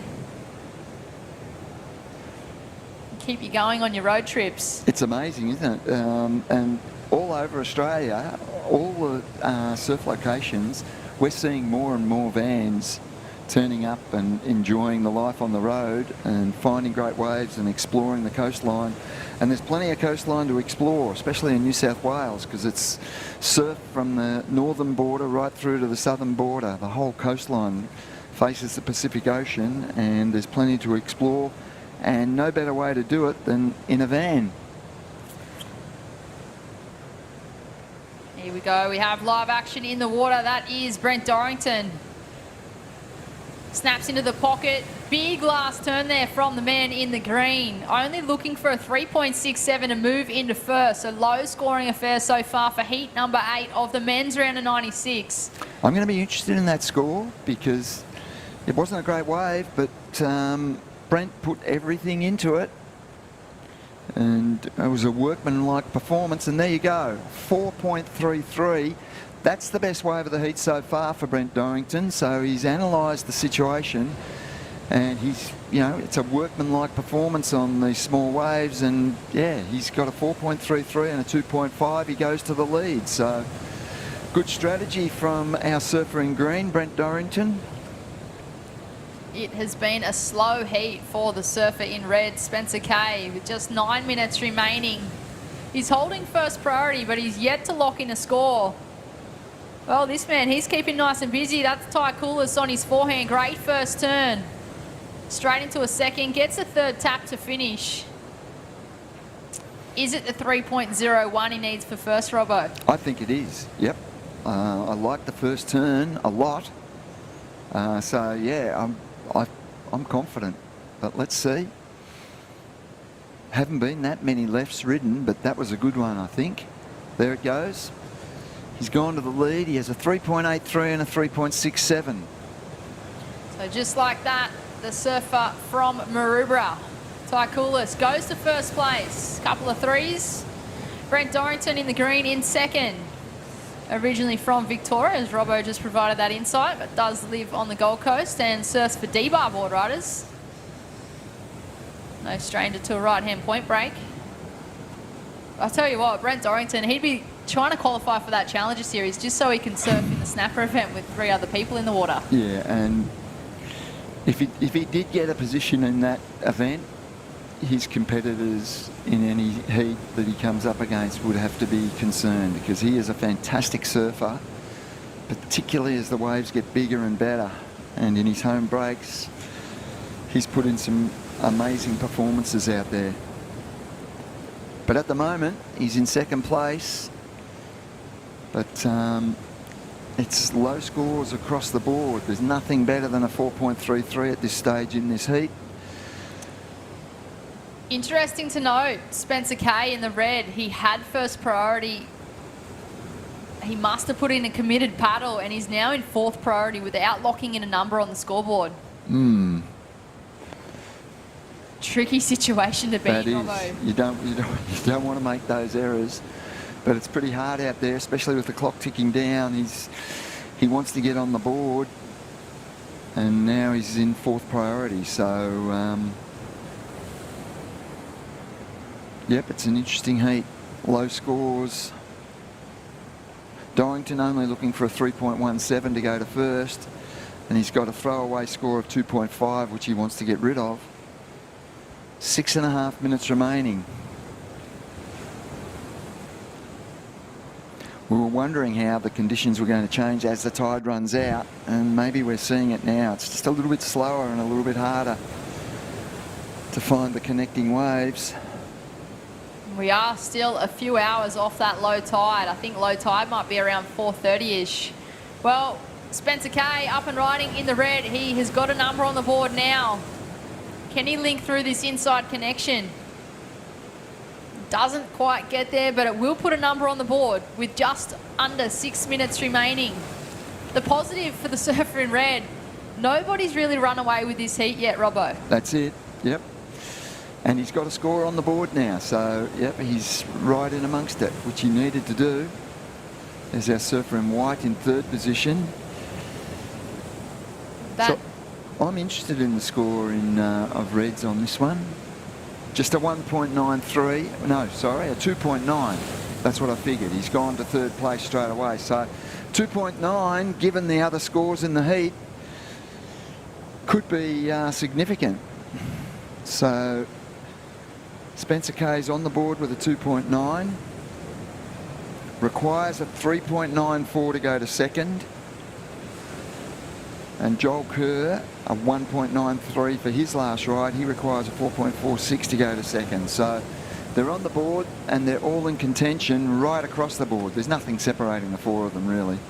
Not much at all, with just under 5 minutes on the clock. If you are viewing the screen right now and looking at those numbers on the scoreboard and wondering why 3rd place needs a higher requirement than 4th, it is because the surfer in 4th place has the highest single wave score in their scoreline compared to the surfer in 3rd. It's all going to come down to that 2nd score with 4.5 minutes on the clock. Surfer in blue waving his hands in the air. It's not because he just don't care. It's actually because he does care. He's trying to get a situation update from the beach announcers, wondering where he is sitting on that scoreboard. Yep, he's in 1st. But yeah, they're all low scores at the moment, so it really is anyone's heat with just under 4 minutes remaining. First priority sits with Brent Dorrington in the green, waiting patiently. Well, he's waving his hand as well. Must be tricky with the wind down the beach at the moment for those competitors to hear those requirements in those situations. We do have a great event crew here set up by Surfing New South Wales, so I'm sure John Rickson on the PA would be sorting that out so all competitors can hear what they need. Conditions changing. This is probably one of the slowest heats we've had so far today for day number 1 of the Camplify Great Lakes Pro QS 3000. Just a quick up and out there for Breno in the green. So giving away priority. Relinquish priority on that. He won't be happy about that. He knows he's got to try and get rid of the 2.5. Now, on just about any other day, getting rid of a 2.5 for Brent Dorrington would be very, very easy. But this particular heat, it's a lot tougher. So all surfers right in the mix here.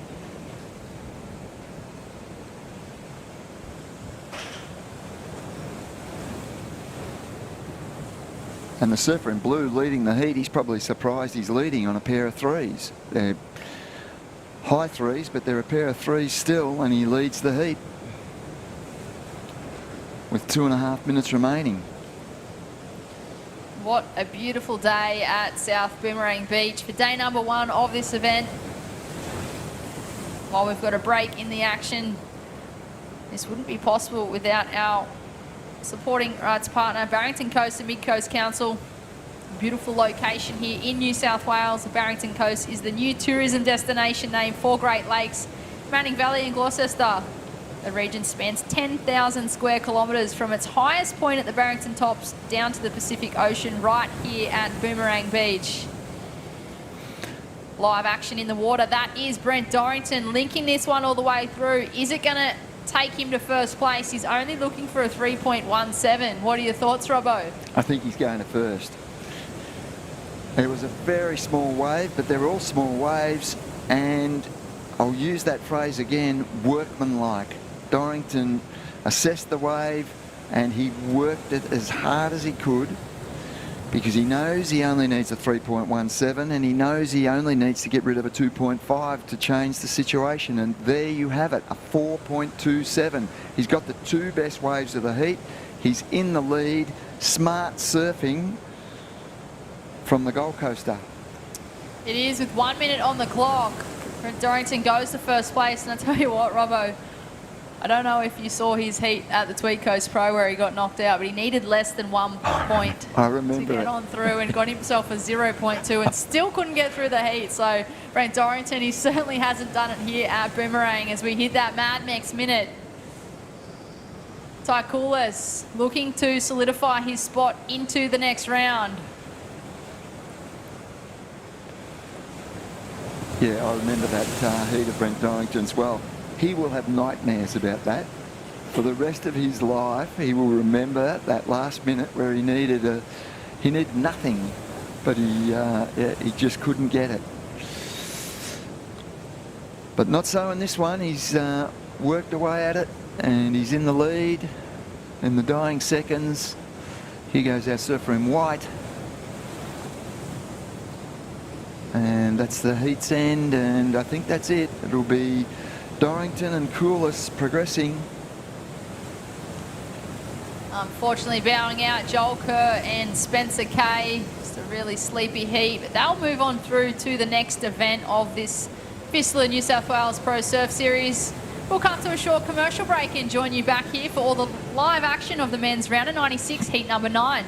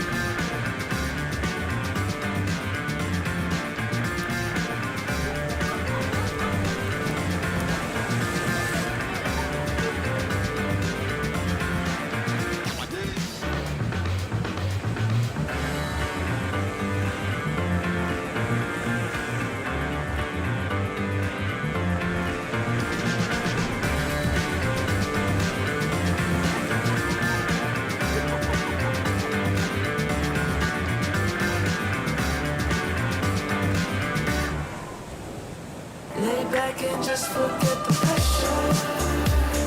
Always in my life, it's alright.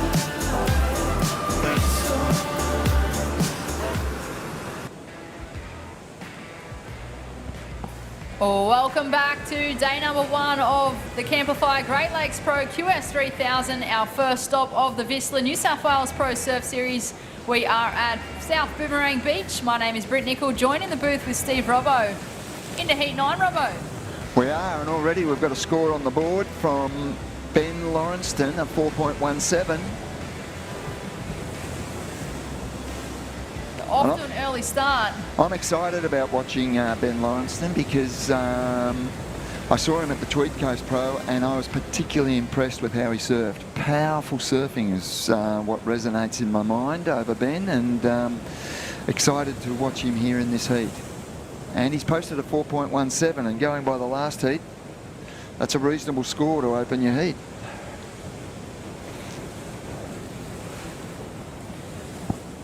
It looks as though we might have that previous heat winner, Brent Dorrington. It's Britt Nicol and Steve Robbo in the booth. How are you feeling after that heat, Breno? Oh, pretty tired. It was the tide ran out and it just kind of killed it. So I don't know, there was a little bit more push on the high, but stoked to get through. Really tricky heat there, Breno. It seemed as though it was a slow one. Like, it's probably one of the slowest heats we've watched all day. How do you keep your composure in a heat like that? I was just, me and the boys have just been watching it. We had a few heats, VISSLA and that, so I've just been watching their heats, and it seemed like there was a fun little right-hander over to the right, and then once I got out there, it's just kind of stopped. But yeah, I don't know, there's still a few little sets on offer now, so yeah, it's fun. Brent, you stayed workmanlike through that heat. It looked like you were really, you know, working hard on those waves to extract everything out of it. Did you sort of know that you had to work hard to get any sort of score? Yeah, I did. The last comp I was at Cabra, I fully forgot to catch waves, so anything was better than that. So yeah, no, a few of the boys were like, just stay busy, so just milked it, and yeah, stoked to get through. Brent, I mentioned in the commentary that your father comes from Phillip Island. Did you start your surfing down in Victoria at Phillip Island, or have you always, did you start on the Gold Coast out of interest? I started rollerblading on Phillip Island. I was a pretty good rollerblader back in the day, so nah. Yeah, started surfing down there when I was about 4 or 5, I think I was, so yeah. But now fully entrenched and happy on the Gold Coast? Yep, you know it, mate. All right. Well, anyway, well done. You worked hard in that heat, Brent, and you're through to the next round, so good luck as you go forward. All right, thanks, guys. Great to have Brent Dorrington back in the mix. He mentioned it himself. We spoke about it in the commentary.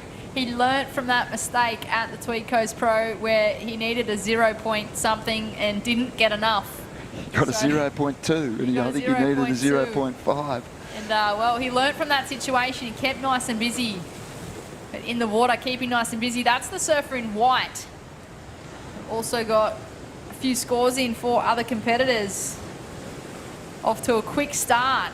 Ben Lorenzen, a 4.23 and a 4.17. Finn Hill up and riding well. He opened up with a 5.33, so the highest wave of this heat so far. As he links this one all the way through, he is milking it for all it's got.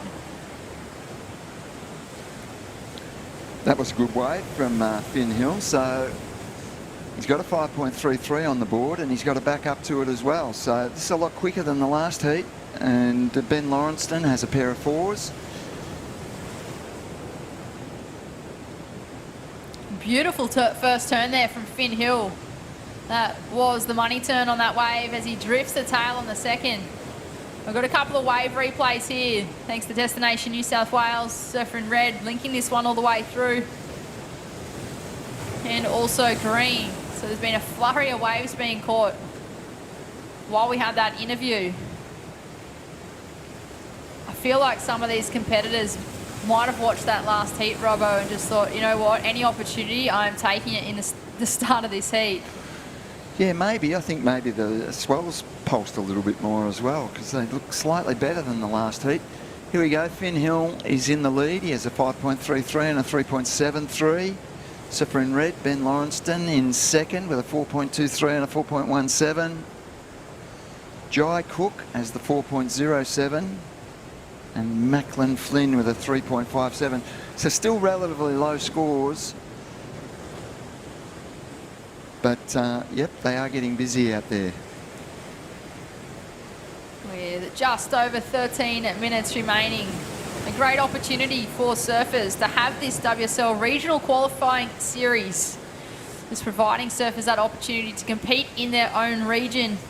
The restructure actually came due to COVID-19 back when that was all happening. The WSL did have to restructure the QS. What used to be a global series, it's now been regionalised. WSL has 7 regions, Australia Oceania being one of them. And each region now hosts their own qualifying series that qualify surfers for the Challenger Series, where they then compete for spots on that elite championship tour. That has changed a fair bit, Robbo, but I think it's for the better. It is, for sure. And it's better structured. You know, you can do a lot of your work in your home territory and work out if you're good enough to really crack the largest tour, which is the Championship Tour, and you've got a Challenger Series, which is a high-quality tour as well, and you can do all the work. Now, I saw a good wave there, and I saw some big moves from Ben Lawrenston, and he's been well rewarded with a 6.27, so the surfer in red has gone to the lead, and it was a good wave that we saw, some powerful moves. He had variety on that wave too. He had like a critical section to start with, then kind of drifted the tail on the second, and I think judges really rewarding the fact that he had the variety, but he also had the degree of difficulty as well. He had the steeper section to begin with. And when Lawrenston does a turn, it's complete. It's linked to his bottom turn, bottom through to top turn. He links them together, and he's powerful. So he's a good surfer. There's our surfer in green. That is Macklin Flynn. Sitting in third place, chasing a 5.49 to move into second. 11 minutes on the clock. This is heat number 9 of the men's, round of 96. Blue answering back, that's Finn Hill. Just a little hung up in the foam ball. That won't improve on his situation as he makes his way back into the lineup. On screen, surfer in white just waiting patiently. That is Jai Cook in the white. He does hold first priority. Keeping nice and busy here, the surfer in blue, Finn Hill.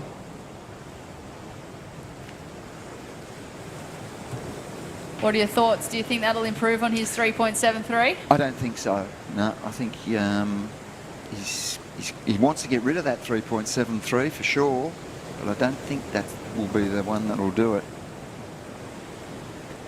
Quick up and out there for Ben Lorenzen. Current heat leader with a 4.23 and a 6.27. Heat number 8, the one previous to this, one of the slowest heats so far today, but conditions really starting to pulse again this afternoon. We have a high tide around 4:30ish. We had the high around 10 o'clock this morning. So conditions are changing and competitors are having to adapt. Interesting take from Max. Previously, we've got a lot of competitors opting for the epoxies out here, but he did choose to surf a normal PU, allowing him to glide through the water a bit better and keeping that board on rail. He did mention that epoxies is sometimes a little bit too buoyant on top of the wave. Here we go, our heat leader, and he's got a low centre of gravity, which is why he is able to really power through those backhand turns. He gets himself down and utilises his bottom turn into top turn with a lot of power and balance, and that's why he's in the lead. He's despite the small waves, he's still able to extract some strong, powerful, well-connected turns. And like I said, I've been impressed with Lawrenston last week at the Tweed Coast Pro, and here today he's putting on a good performance in this heat. I suspect he may improve on the 4.57 on that last wave, well, I'm not sure. We will wait and see what the judges lock in. Surfer in white is locked in a 4.07, still waiting patiently. He's now looking for a 5 to move on into second, as is Macklin Flynn in the green, also chasing a 5. Finn Hill in second, Ben Lorenzen in first. Competitor, mate, looking at his watch, the surfer in red. Well, I'm looking at my watch. It's 1:15, just about lunchtime. Thanks to one of our supporting rights partners, Mad Mex. If you're watching, be sure to head to one of their venues. Grab yourself a Mad Mex burrito, taco. Mad Mex is a proud to partner with Surfing New South Wales again across the Pro Surf Series to help share their passion for healthy Mexican food. And if you look on screen there, you can scan that barcode. You can grab yourself a 2-for-1 burrito. What more could you want, Robbo? That's a good deal. Deal of the day, deal of the year so far. Fresh, I love a burrito. Fresh, healthy, tasty, and you get 2 for 1. I'm normally looking like a burrito by the end of the VISSLA New South Wales Pro Surf Series. They are absolutely delicious. Probably eat them for breakfast, lunch and dinner. You could, easily, yep. Do a good taco too. Why not? Back to the live action in the water. That is Jai Cook. Just the one turn there. Unable to get the completion. Not going to be the score that he is chasing. With 7 minutes remaining. 20-minute heats. Priority is at play. Just a quick up and out there for Macklin Flynn in the green. So both competitors in third and fourth. Trying to stay busy. And on screen there. Red and blue, that is first and second. Interested to see how long it takes before the game of cat and mouse starts. Yep, it's about to start, I feel. Because, yeah, they're well within striking distance, Flynn and Cook. They only need 5-point rides to go to second. Not much in it. Just over 6 minutes on the clock. It is a beautiful day at Boomerang. Super glassy conditions. It is clear, good clarity, water's pretty warm. The waves are still rolling on through this bank. We're super lucky to have a bank here at Boomerang. I feel like it is one of the most consistent locations of this VISSLA New South Wales Pro Surf Series. It seems to provide the goods every single year. Unfortunately, Macklin Flynn in the green, unable to get the completion on that one, chasing that 5.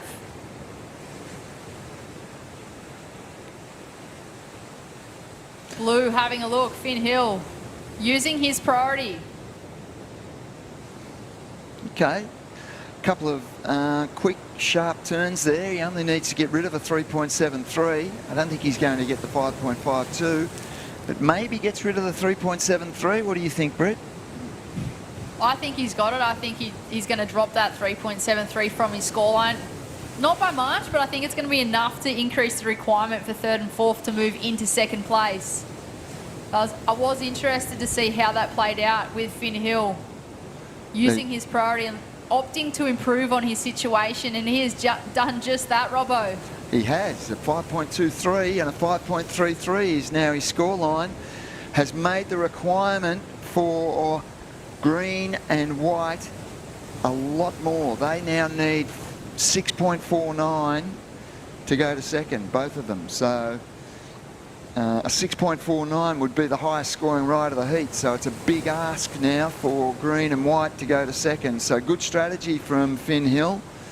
And he was well rewarded for 2 precise and well executed turns. And there he goes again, but not riding out of that one. So good strategy, has increased his tally, and he's made the task for green and white quite difficult to get a 6.49 in these last 4 minutes. It's not impossible, but it's definitely up the ante on green and white.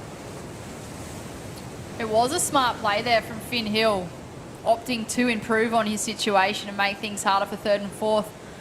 It just goes to show the maturity in his approach and the confidence that he has in his own surfing, knowing that he had a 3.73. He just had to get another number on the board. And look, the wave, it wasn't a great wave. The wave was ordinary, but his surfing was very good. And there were 2 sharp, well-connected, precise turns that he executed, and the judges rewarded him well. So, yep, it was very mature, smart surfing from Blue with just 3 minutes remaining. Here we go, surfer in white having a look. Jai Cook up on his backhand, comes hard off the bottom, cracks the lip for the 1 turn. I don't think that's going to be the 6.49 that he is chasing. But can he chip away at it? He's got a 4.07 in his scoreline. With just under 3 minutes on the clock. Time could be the enemy here for third and fourth. Still a highly achievable score.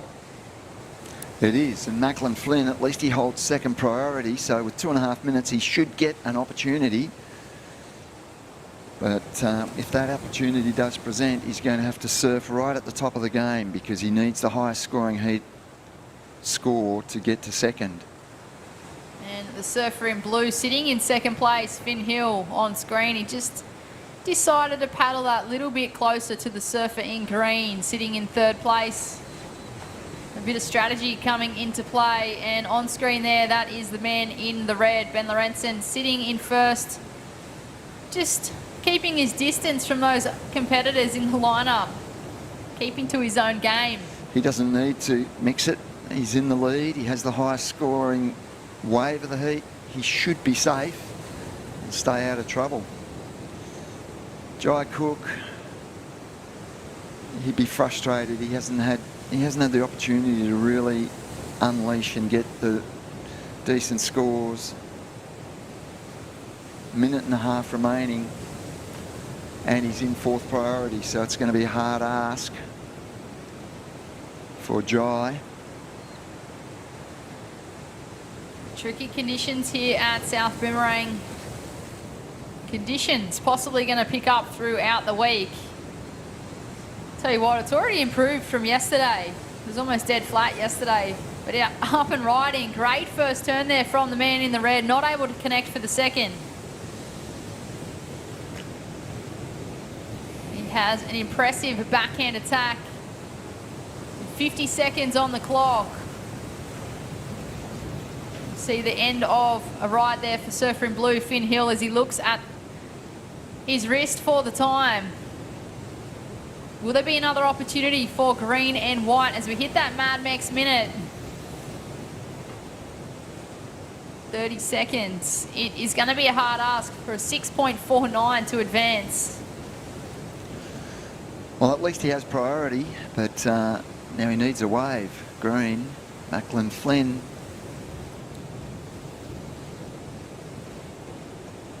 As we get down to under 10 seconds. It looks as though that might be it for heat number 9 of the men's round in 96. Ben Lorenzen in the red taking the win. Moving on through with Finn Hill in the blue. We will cut to a short commercial break and join you back here with all the live action of the men's round of 96.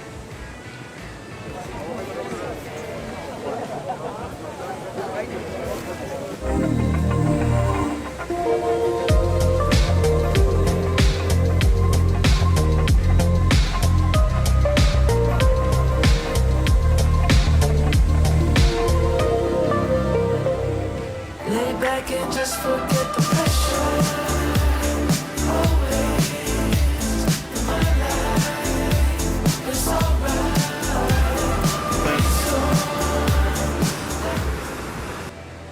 It's in all of us.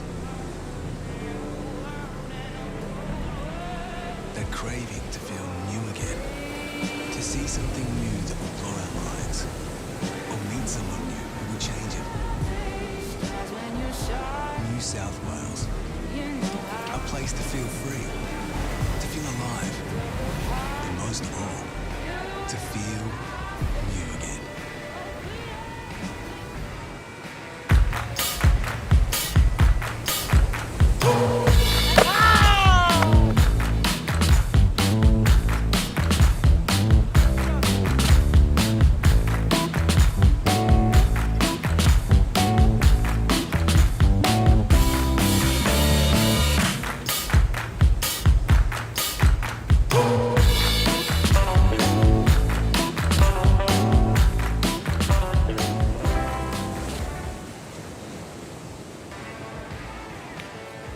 Okay, welcome back to the Camplify Great Lakes Pro, men's and women's WSL QS 3000.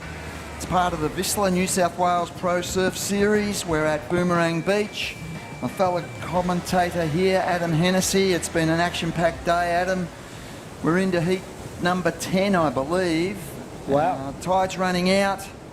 And, yeah. What's your thoughts on the day up to date, Adam? Yeah, I feel like it's been really strong from the outset, from those opening heats. These guys have really attacked these rights and lefts of Boomerang. Some big scores and some stellar performances. It'll be interesting to see what happens, Robbo, now that we're heading towards 4:30 low tide. So definitely a change in the peak. I've watched a couple of those heats when I was off, and I feel like it's definitely starting to pulse a bit. And was always, interested in to see what this bank would look like as we see Josh Levy up and riding at the completion of, that tide starting to run away. So will there be more top to bottom?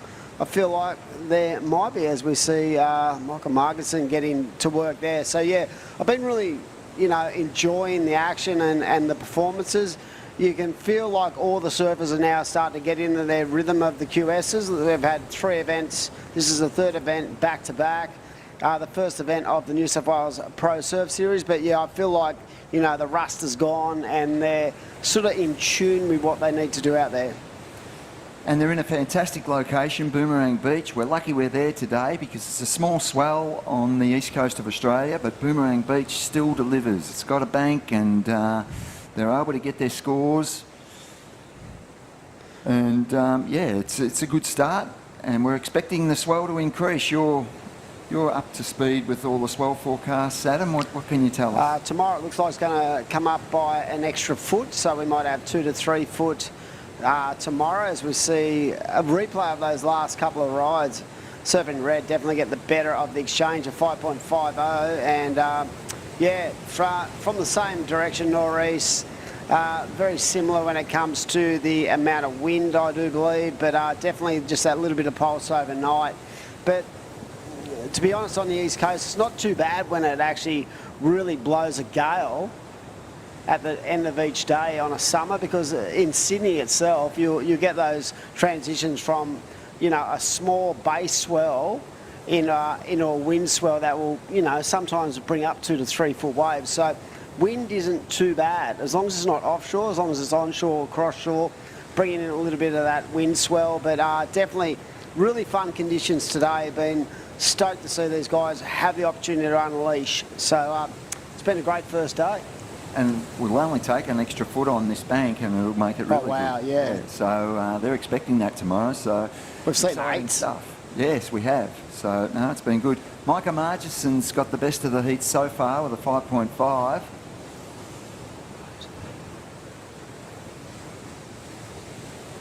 Saw Blake right there, just going for a punt, not riding out, but yeah. So Red definitely with the best wave of the heat so far, identified with those really solid forehand manoeuvres. But yeah, it has been a good day, and this is just a really strong opening day for this Camplify Great Lakes Pro. We've got Ben down there in the interview area, mate. How you feeling? You must be stoked to get through that one. Let's talk us basically through the conditions first. How do you feel in the water? Yeah, it's super tricky. It's super small. I got lucky with the first priority. Wasn't too sure to take that wave on, but pulled the trigger out, and I feel like my MCL like 5 days ago. So yeah, I was doing turns in like 5 days. That's impressive that you're back and ready to roll. So what is your thought process? I feel like it's going to get better in the next hour or so. So you're excited with another foot or two on these banks? The banks are pretty good, Bart. Yeah, for sure. Just excited to surf some heats. Yeah, knee feels a little weird, but it's all right. Haven't really been free surfing, so. Yeah, I was going to say, what are you doing in between? You're having physio and stuff like that to try to keep it nice and limber and keep it solid as well. So what is your thought process? Are you just going to serve your heats, or and then rest it and ice it, or what are you going to do? Yeah, just like in between in the lead up to this comp, I had to pull out of Burley and I did some acupuncture. Got been doing ice baths every day and seeing the physio, so it's feeling better than what it was. But yeah, still a while until I should be going hard, probably. The good thing about it hasn't really hindered your performance. I feel like you've been on point, ready to roll, and we wish you all the best in the next round. A solid first day, and good luck moving forward, buddy. Sweet, thanks, guys. Yeah, so there you go. Injured, but the Warrior continues to roll on. I've been super impressed with Ben's surfing. Yeah, he's been good. He's a beautiful style, powerful, and exciting surfer. So you saw Byron Stapleton then just going nice and vertical on the backhand. But yeah, I didn't feel like I watched that heat. I was off for that last heat, but I did watch it. I didn't feel like he was too trapped by that injury. He was pretty free, but you can definitely see it's on his mind. So that plays a part with an athlete as well, doesn't it, Robbo? Knees have to be the worst thing to injure. Oh, they can knees and backs. Yeah, you can think your knee's fine, but you know there's something wrong in there, and you just tweak it and things can go horribly wrong. Yep. So, yeah. We wish him all the best. Yes, no, exactly. But like you said, watching the heat, you wouldn't have known he had an injury because he was fully extending those turns and full rotation of his body, the whole lot. So hopefully he's going to be 100% as he gets to the pointy end of this event, because if you're not 100%, you're not going to win. Not against the quality that we have in this event at the Camplify Great Lakes Pro. But yeah, like, good to see him focused on, had to pull out of Burley, but was able to repair that knee enough to allow him to compete. So he's not going to be doing any free surfing, keeping himself wrapped up in cotton wool and just surfing his heats. So we wish him all the best moving forward. And I've just sort of starting to look at these banks, and as that tide runs out, that willingness to open up and allow these guys multiple turns might change up in the next half an hour, because I feel like you're going to have to be a little bit more decisive in your decision making when it comes to priority to get the good waves. Yep. There's been a lot of, there's been a few heats where it's been slow, but hopefully it's kicking back in now. Micah Margison, son of the great Brendan Margison, what a surfer. What a hero he was to a lot of guys. Probably the first really of those free surfing freaks. Yeah. You reckon? A lot of people, a lot of people called him the surfer's surfer, and you know, he just had that free spirit, and he had some great competition results, but 100%. Really competition wasn't his go. He was more, you know, just the natural free surfer. And imagine some of the trips he's been on in his time, Margot. Wow. Yeah. I mean, all those video, like those video parts in the early 2000s was blow your mind. Way before his time. Yep. Very stylish, and now the second generation's coming through, and Micah Margison, in his own right, a great surfer.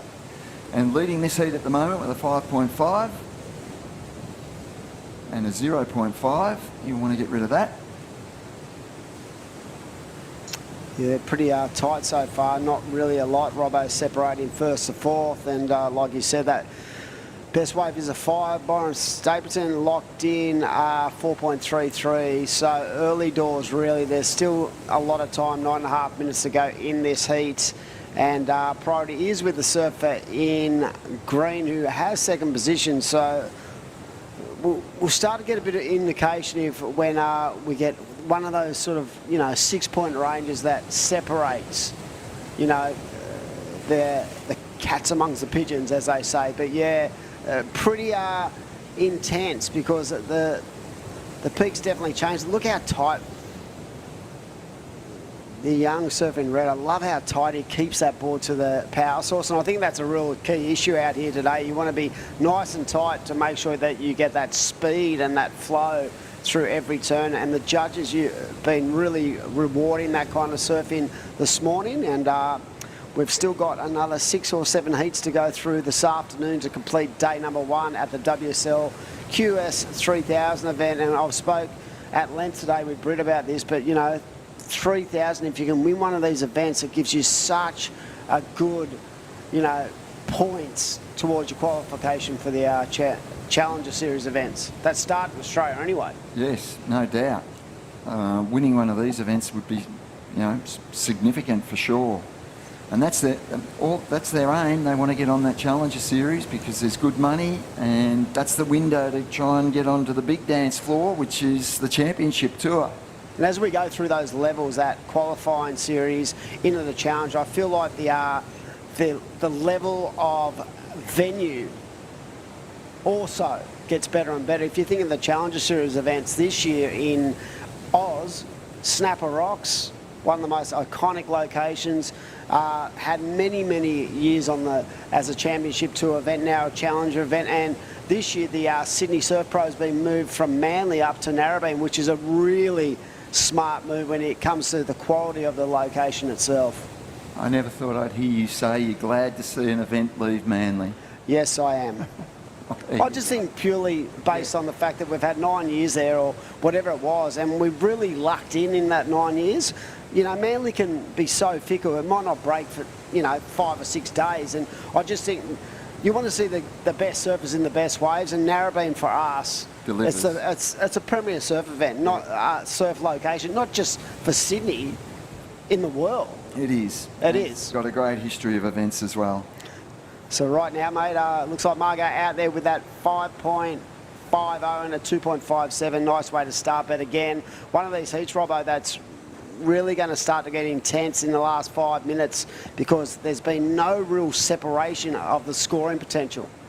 No, and it's similar to the last few heats. It's been hard to get those 6-point rides that you talk of or anything better. They're there, but yeah, these are tight heats. These are the ones you just got to battle through. Yes. You know, it's important to establish yourself in an event, and these early rounds, you just got to battle through, hope for better conditions, and the ultimate aim for these guys when you talk to them as surfers is to get into that, man-on-man heats. Yes, yep. Or 2 athlete heats for the women, and really then there's a massive change-up, and once you get to that, part of an event, you're going to get some good points. Yep, that's the truth.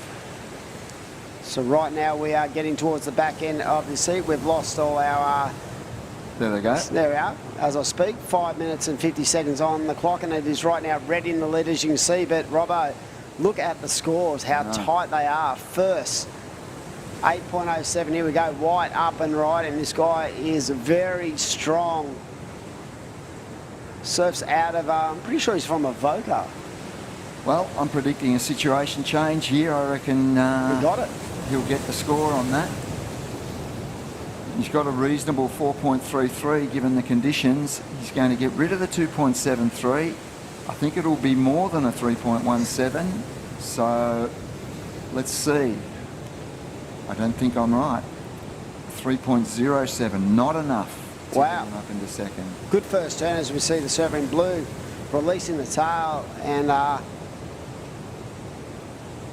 and will that be enough to get a 4.9? I do not believe that will, but there is 5 minutes to go. So priority is switched over to red. Second priority is in white. Here we go, surfing red, flying down the line. Wow, nice jam. You can see where the gene pool sits in this guy surfing. Yep. Very much like that, very powerful. What I love about his surfing is the timing. Eloquent. Timing is everything. Yep, in life. Yes. As they say, Steve. Good advice, Adam. Yeah, this heat has definitely started to tighten up. You can see Josh Levy has first priority. He's going to really want to establish a solid ride on his next wave because he has left the door ajar for both Blake and Byron in third and fourth respectively, and it is only the surfing blue needs a 4.83 and a 3.17. Here we go. As I say that, and that is that's a mistake, and this guy doesn't fall a lot. So maybe the scenario in this heat where it's so tight, he just might have caught a rail there, and that's pretty much of a waste of a good-looking section. And look at the priority situation. The surfers in third and fourth have priority positions 1 and 2. And we're inside the 5 minutes, and they only need low scores. But just getting a low score on this tide is not easy either. So, yep, it's a tight heat. It's going right down to the wire.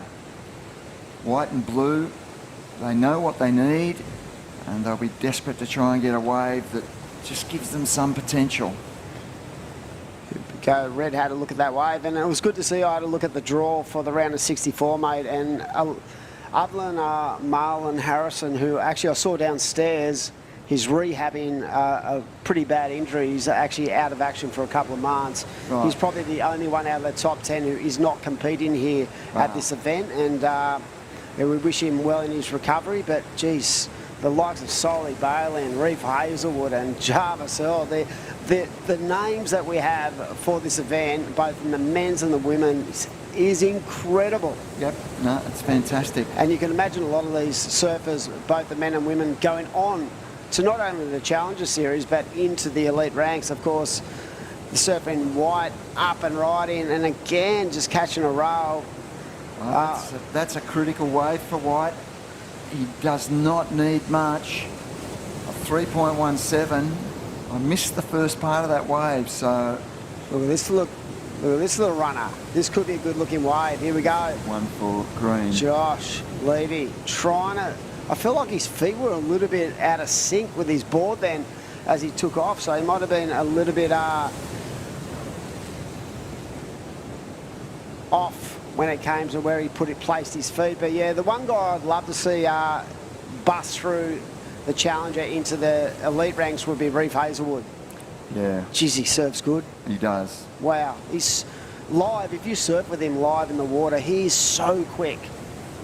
And just the biomechanics of his surfing itself is just unique. It's so good. He nearly did qualify. He did, a few years yeah. ago. 3 years ago, he just missed. Here we go, looks like red. Current heat leader in and out, and as we spoke about before, it's getting a little bit trickier as this type runs out, and Josh Levy lying into a nice little carving turn to finish off. So 1 minute to go, and it is still up for grabs here. The surfer in whites needs a 3.17 to get himself back in the game, and the surfer in blue needs a 4.83.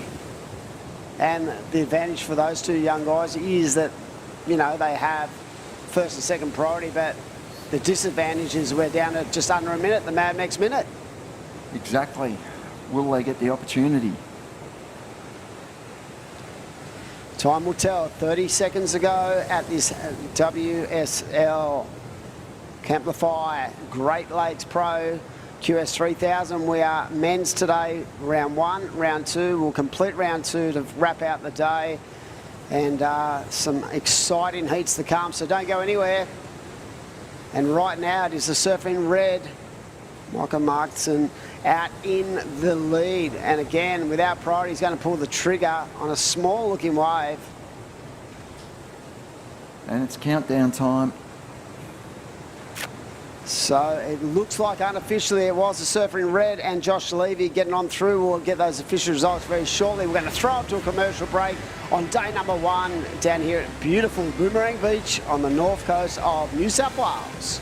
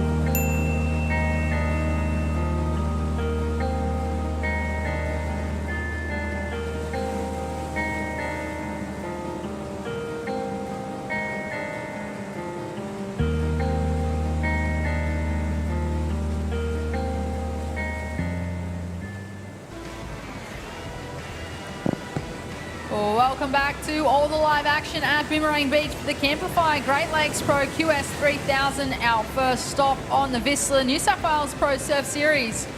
Off to a quick start, the surfer in red. My name is Britt Nicol, joined in the booth with Adam Hennessy. How you going, Dimmy? Yeah, Britt, welcome back, and exciting. The tide's running out, and they've made those subtle adjustments in these heats I've noticed in the last hour or so. Still nice and clean. It's really weird for a summer's day for it not to be on shore by now with that nor'east. So maybe it's protected. Oscar Sol getting a 5.50. Putigil in the white with a 4, and looks like the surfer in blue has a throwaway. This is a good heat. Ashjana this morning I felt like was strong.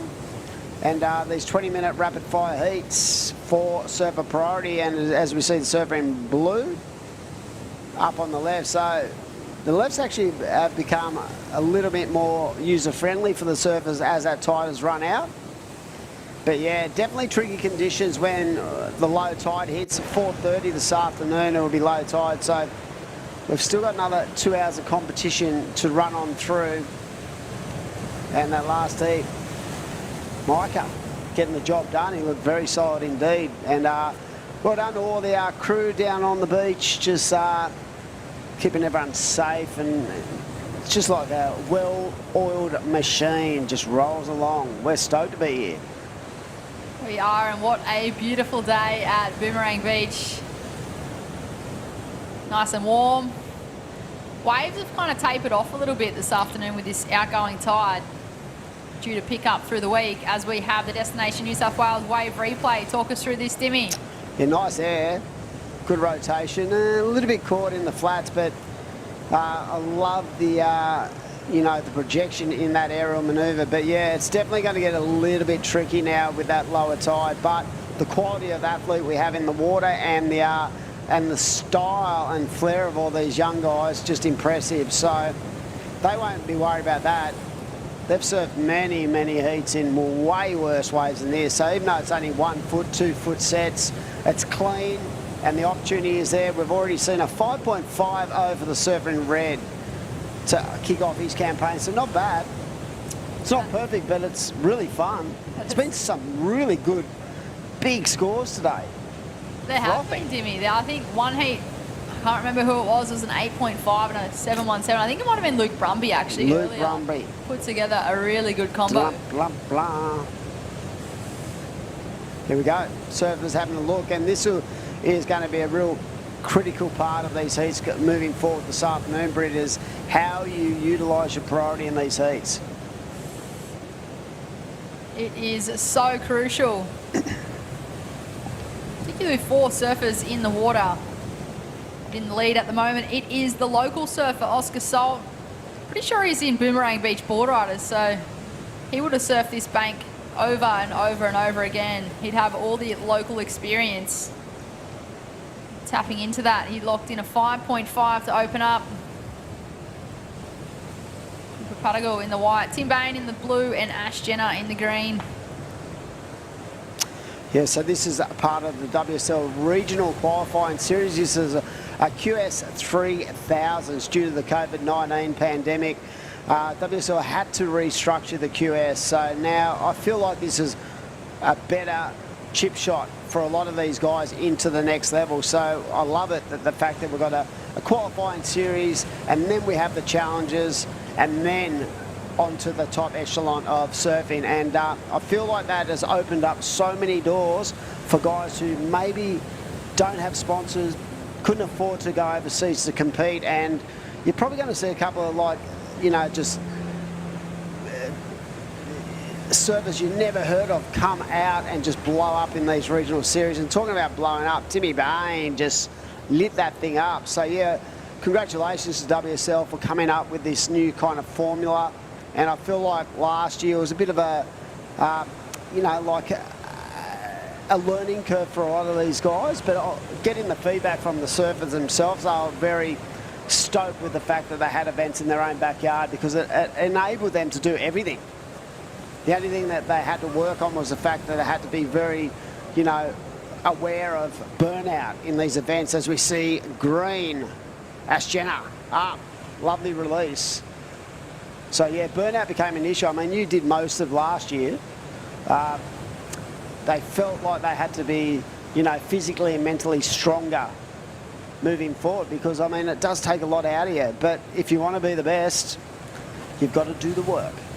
You certainly do, Dimmy. So much goes into that whole package. It's not just surfing anymore. There's so many different factors that play into that competitive surfing game, whether that be surfing itself or time in the gym or nutrition. I think surfers having that opportunity just to be able to compete in their own region, at least one routine that's not as thrown out the window is that time zone difference. Yeah, that's true.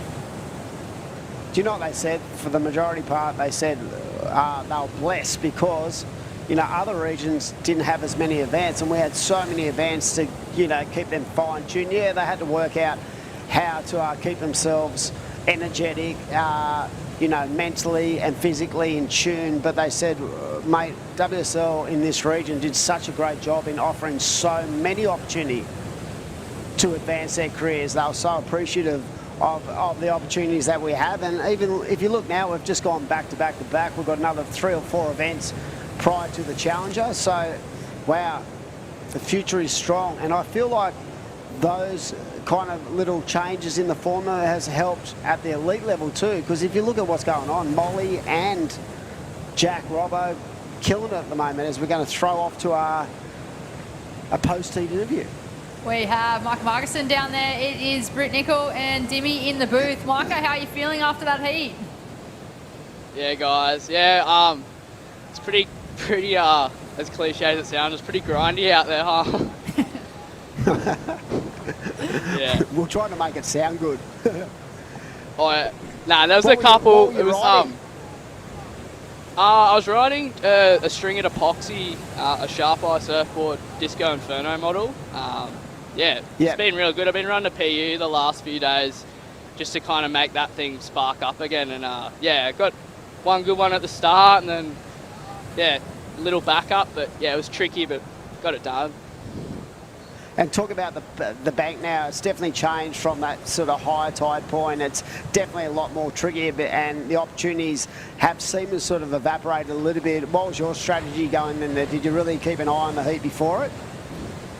Yeah, I definitely, like the heat before, it was really slow, and I kind of knew what we're in for. Even waking up this morning, like had to kind of make opportunities instead of waiting for a lot of them. And it was funny, I had like one of my best mates, Blake Necker, in that heat, and I seen the heat draw last night, and he was driving down. He just flew in from New Zealand and drove all the way down here for the comp, and I feel bad. I wish we got through together, but you know, we're staying at the same place, and I just kind of was going on like, you know, it'd be fun and sick to have a heat together, and bummed he didn't get through, but I'm stoked got the job done out there. That was going to be my next question there, Micah. How do you approach those heats when you have a best mate in the water with you? Do you approach them differently, or you just kind of keep that friendship on the land and competitors in the water? I don't know. It's kind of funny. Like even when I was out there, I'd still like kind of felt like I was free surfing a little bit because I'd look over and like, you know, we'd still do a cheeky smile at each other and stuff. I'm pretty like, you know, when it heats on, you know, any heat, I'm really serious. But you know, when you got a mate out there and travel a lot, yeah, you do take it serious, but you know, I'm not like, yeah, I still like being nice in the water. unless he's got prior over me. Yeah, the positive is that you're into the next round, into the round of 64, and it looks like conditions will improve over the next 24 hours. So hopefully you get good waves tomorrow, mate. And we wish you the best. You look in sync today, and even though it was tricky, you really got the job done. So congratulations on your performance, and be stoked to see you make the finals at this event, mate. All the best. Cheers. Thank you. Really appreciate it, guys. Thanks, Micah. What a legend. Yeah, it's hard when you're surfing against your mates. And even he said, he's like, I normally approach heats so competitively, but then I just kind of look over and it felt like I was in a free surf because he was just there. I think, like, being involved in it for so long and watching how they sort of communicate with each other, the trickiest moment is probably the first 10 to 20 minutes after the heat for all of them, because they're sort of, the guys who win are stoked they've won, but they're bummed for their mate. But I mean, you've seen world title heats actually go down to two friends, you know, and it's, you got to throw that stuff. You got to be, you know, switched on, off, and on enough to throw it out the window when required. And even he said that he's pretty serious in the water. He wants to win. He's not doing this for fun. He wants to advance his career, but it is tough because you look over and one of your best mates is over there smiling at you, trying to put you off. All right, so we're back to the action in this heat. That was a great interview, and all the best moving forward for Micah there. And right now, there's been a bit of a change. It is Tim Bain in the blue who's gone into the lead with a 5.83 and a 2.27.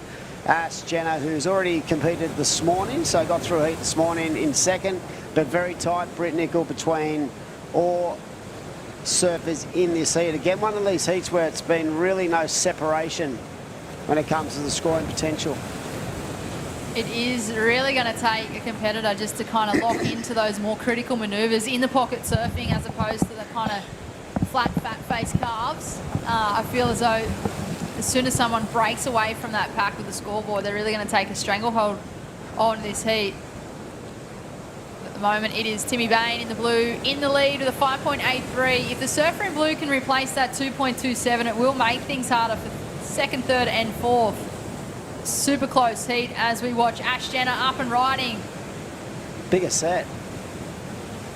I do feel like those bigger waves, Britt, actually not offer up a lot of sections. I just think that's more of a one section wave on the bigger sets I've noticed in the last couple of heats. But yeah, nice turn. It was a good one turn. He's not looking much for first. A 3.54 is what he's chasing. 7 to go. This is where it starts to get a bit serious for these guys because, you know, a spot in the main event, pretty sure that's when the money comes in, doesn't it? In the 3,000? Or is it round of 32? I mean, you get that through that many heats, you'd have to know.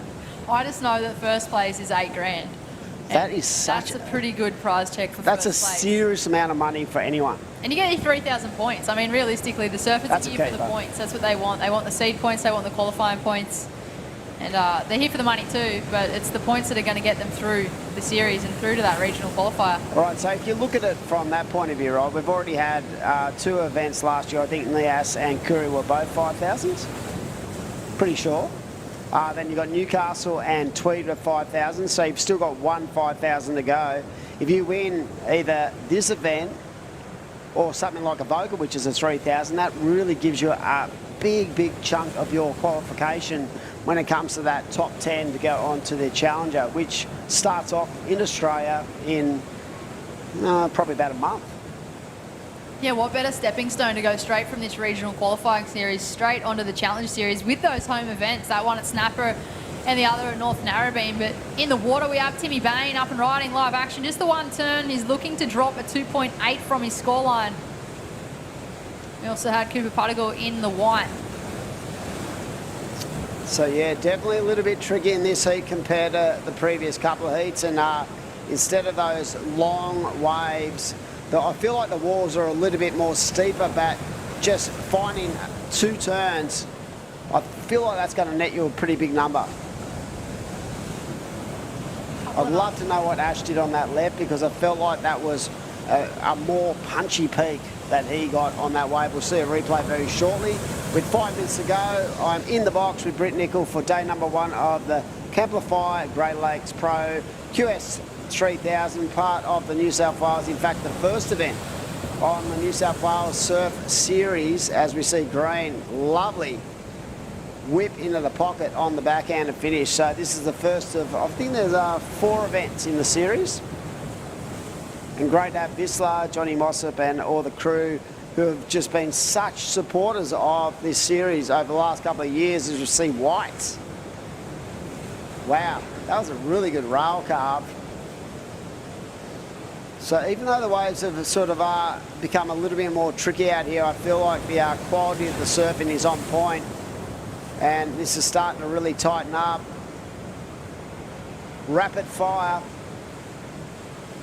It is all happening here at Boomerang Beach. And just a shout out to our series naming rights partner, VISSLA.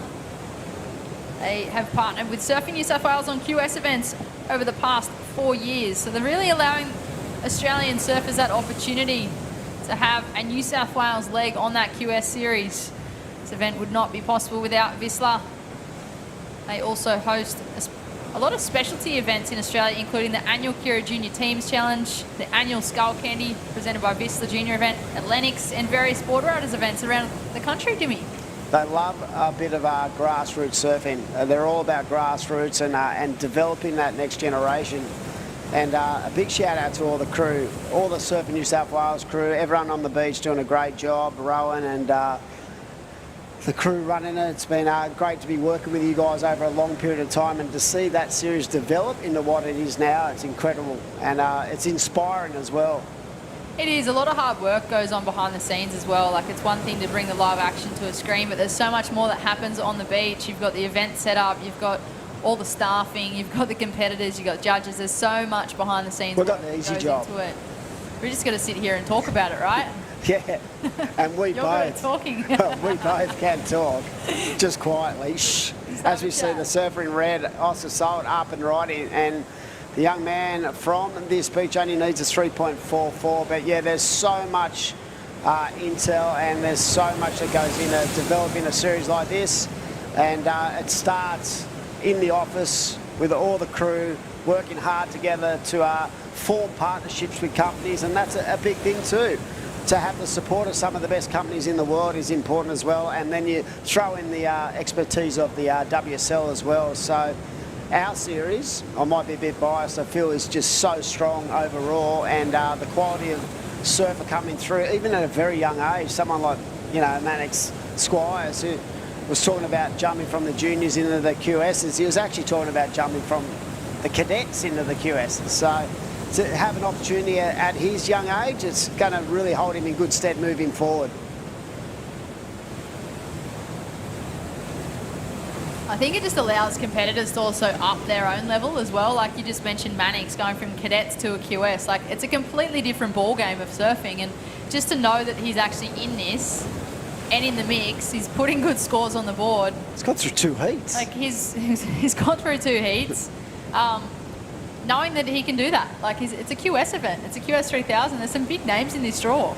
I feel like at his age, right, you'd probably look at him, and for most young surfers, go, no way, there's no way I'm going to put myself in that scenario. But for someone like Mannix, I just think that having Dad there as well, and his ability, not only in the water, but to have a strategy to get through at, you know, at this level, it's pretty impressive for a young guy. But yeah, it's a great thing as we head towards the Mad next minute. We've been dipping in to the burritos for lunch. It's been awesome, and like I said, we have so many awesome and amazing partners who form this series, and Mad Max is definitely one of them.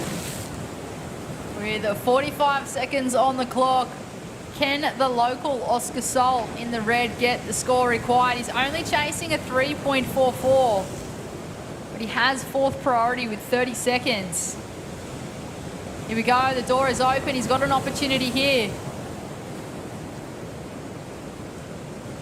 That was risky, I reckon, from Asgender to let that happen. I don't know if he's going to get the score, but you never, ever leave the door open. I would have shut that down. But will he get the score, and will he change the tide? I don't know. I don't know if that was enough. Not because of the surfing, but just the quality of that wave. It didn't really open up as we head towards the back end of this heat. We'll see what the judges think. But that is another exciting heat, another tight battle as you expect at a QS level. Heat number 11 of the round of 96 has been won and run. So we're going to throw up to a commercial break. We'll be back very shortly on day number 1 of this QS 3000 event. See you shortly.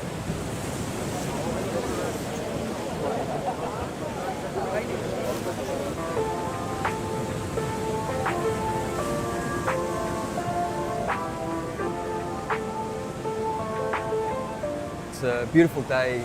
Huge thanks to Surfing New South Wales for getting out there, not only communicating with people about why it's important to not use single-use plastic, but how easy it can be to transition and stop it and swap it. We're basically down here to showcase how we are reducing our plastic footprint through all things like keep cups and reusable water bottles and our beautiful toggles, which we use instead of cable ties. We've invested in about 100 water bottles and keep cups. We've distributed to the whole team. You know, everyone's so passionate about this program and so enthusiastic to be a part of it. We're doing our bit to give surfers a cleaner ocean and save the environment for a better future.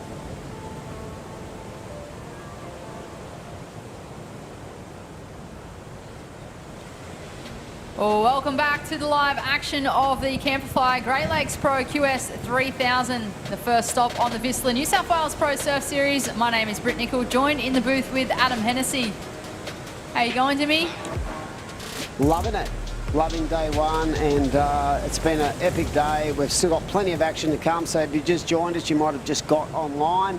Don't go anywhere, because you're going to see some fantastic surfing to round out day number one of this Camplify Great Lakes Pro QS 3000 event. First event of the New South Wales Pro Surf Series. And in the water right now, we've got 4 surfers ready to charge their way into the main event.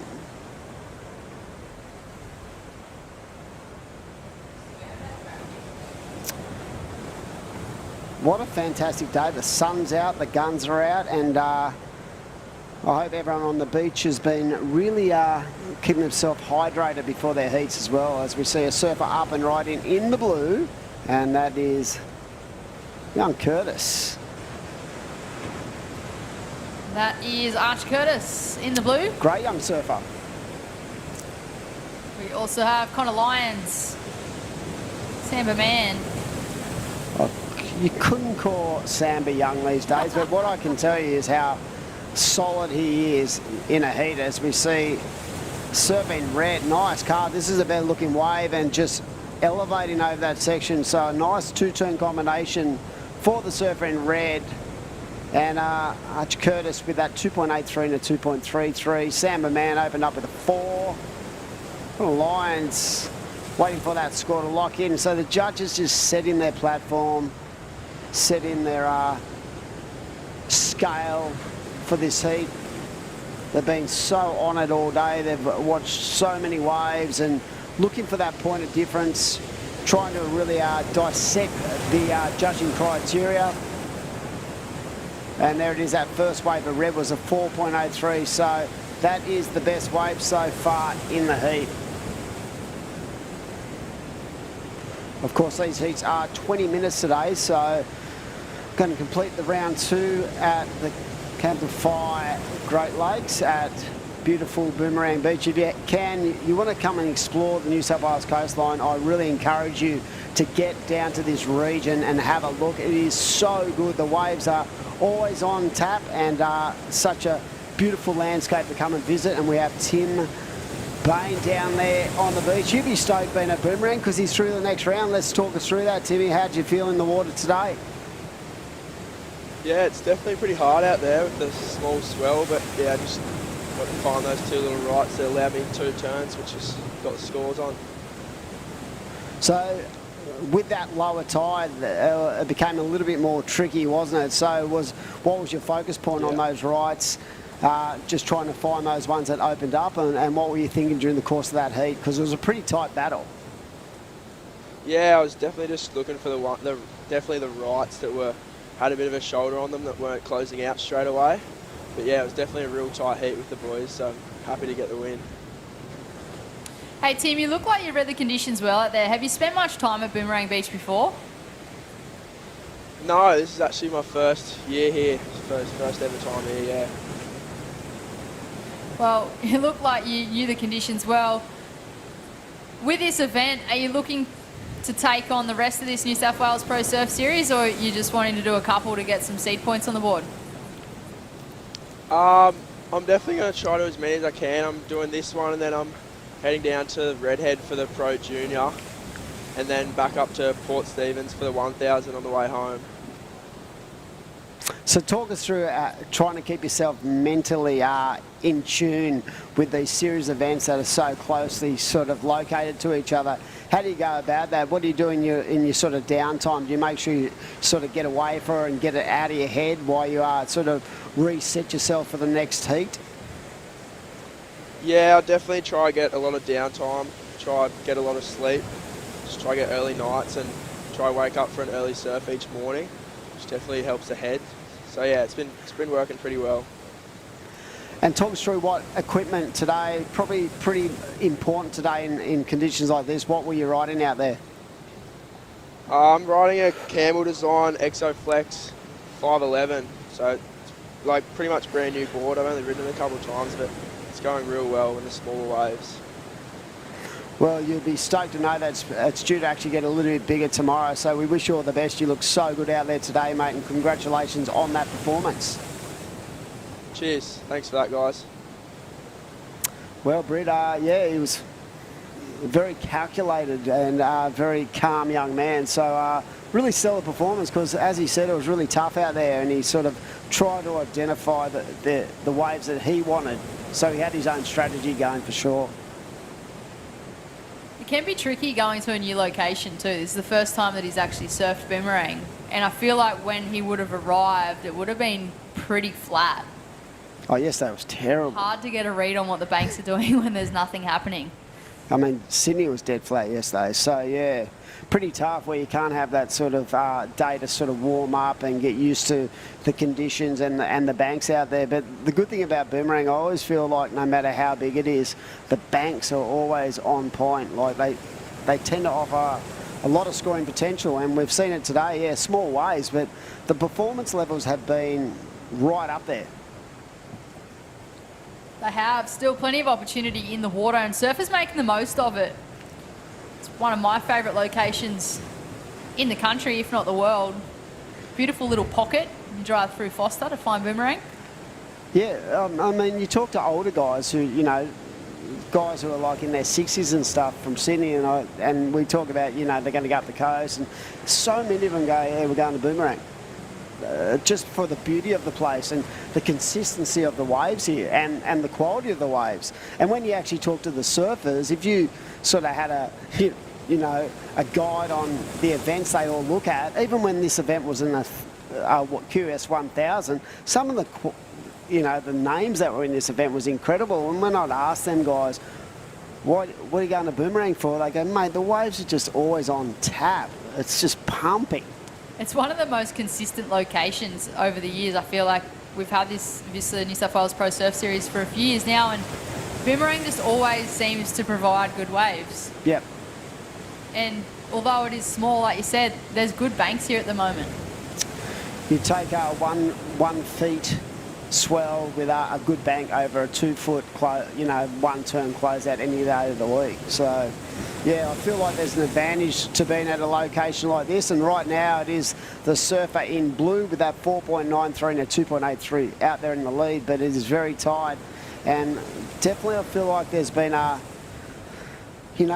bit of a stumble in the wave, not the quality of the waves, but the amount of waves coming through with that low tide sort of going out. So instead of having that high tide where it sort of pushes in and there's a lot of waves on offer, you've got to be a little bit more selective in your use of priority out there. It has seemed to have slowed up a lot since this morning as well. And just as I'm saying that, good looking set comes through. Surfing green up and riding. That is Sampa Man, the coach. Wow. The ultimate Grom. Yep, and I loved how much pressure he put on that back foot and just jamming away. So Samba looking like Grizzly Adams these days. That was an old show in the 70s and 80s. But yeah, he's sort of the internal grommet, really. When you speak to him, he's got so much the energy, the vibe you get out of Samba. It's so positive all the time, and that's what I truly believe makes someone like himself an elite coach, because nothing worse than having a coach who's a little bit tweaked or gets a little bit upset. So he's got such a good energy about him, as we see a nice carve for the surfing red. This is a better looking wave because it's allowed him a couple of turns, so kind of lined, looking to establish a position in that top two. Right now he has a 4.03, and we'll wait for this replay. And a good looking wave on the left too. This is better. This is great flow for the surfer in blue. So all these surfers finding their rhythm. Well, that Samba, just how well timed was that one turn. That was so clean and crisp. So it's definitely going to tighten this heat up with 9.5 to go. It has, and it looks as though all scores are in at the moment. It is this man here, up and riding, Archer Curtis, current heat leader, cracking a good couple of backhand turns there, Dimmy. He's looking to drop a 4.93 as his low score. Connor Lyons in the red in second. He's locked in a 4.9 and a 4.03. Sampa Man in the green, a 4.47 and a 4. And Mr. Lane in the white. Is he out there? I'm questioning whether he's out there because there's no pro number next to his name I actually either. feel like he might be a no-show. So right now it's a 3-surfer heat, and it is a Sampa Man with that last ride of 4.47. Helped his situation, but not enough to put him in the second at this stage. On the strength of the last of red, we saw that ride where he got 2 nice carving manoeuvres. Arch Curtis out there in the lead with a 5.23 and a 5.20, so solid 2-8 combination in these pretty tough conditions, but it's clean, very little wind to speak of, and these guys, even though it's small, they're really showing, you know, all their variety. And to be a competitive surfer at any level, you have to be able to adjust and perform in all types of conditions, Britt Nickel. But a bit like us. Adapt and perform in all sorts of conditions, is that what you're saying? Yes. In the cleanest possible way. But yeah, it's been a great day. I've been so excited. This is my first event of the year to commentate on. I've been sort of at home cruising and doing a bit of coaching, but I've seen the work that the athletes have put in the off-season. They've been training so hard, and there's been such an excitement level as we see current heat leader. What about the coil and the spring in the way this guy attacks on the backhand? Very impressive indeed. So, yeah, I've watched the surfers prepare for this season, and it is every year the guys from your beach, they get a little bit older, they get a little bit more mature, and you definitely see the improvements in the way they go about their training. They've really, you know, they've really focused in. Like I said before, Saxon Reaver spent a lot of time in Hawaii prior to this season. He wanted to get stronger. He wanted to be, you know, on his forehand, to be more powerful on the forehand. He wanted to really change things up into this year, and it's paid dividends so far. So I love the maturity of everyone on tour to adapt to what they need to do to get that next level. Speaking of a bit of the surf coaching and that you've done in your local region, Dimmy, have you got any competitors in this event? Yes. Which ones? Well, we've got George Pitter for a start. I don't coach him, but he's from our club. I truly believe, you know, all these guys are amazing surfers, and he is definitely biomechanically one of the best surfers I've seen in years. But there's so many of them from all different beaches around Australia. Like, I look at someone like Dylan Moffat, and I'd love to see Dill get his groove on and get himself into the CT. But yeah, like, we've got Axel Carotto, we've got George Pitter, we've got Saxon Reaver, all from the same club. But you look across the board, you look at the likes of like North Shelley, they're just producing world-class after world-class surfer, both men's and women's. You've got, you know, like a Voca, the Queensland clubs, everywhere. And that's the strength of surfing within this region. I just feel like we're at a point where we have so many opportunities for the young guys. And yeah, they might be an elite junior surfer and an elite surfer coming through the ranks, but they've still got to put it together. And that's why these regional series are so important, to give them the confidence and the stepping stone to go to the next level. And I feel like that 3-tier level has helped the sport in general, because instead of going straight from the QS into the CT, you now got to sort of go into that next level, which getting to commentate last year on the Challenger really was an eye-opener, because you really saw just how strong that Challenger series was. It was basically like a mini CT, to be honest. And if you can get through that, you must have the confidence to know that you can match it on the world stage. We have the Destination Wave replay on screen. That's the surfer in red. Wow. Manages to get the completion, but Sampa Man in the green answered back. That was sick. It's a quick one there for Sampa. Couple of nice turns. I feel like that was better than his... I reckon that's his best wave. He's looking Not a for judge. 6.36. But Connor Lyons in the red, he also had that wave. So we'll wait and see where those scores come in at on the scoreboard. There are 4 names, but there are only 3 surfers in the water.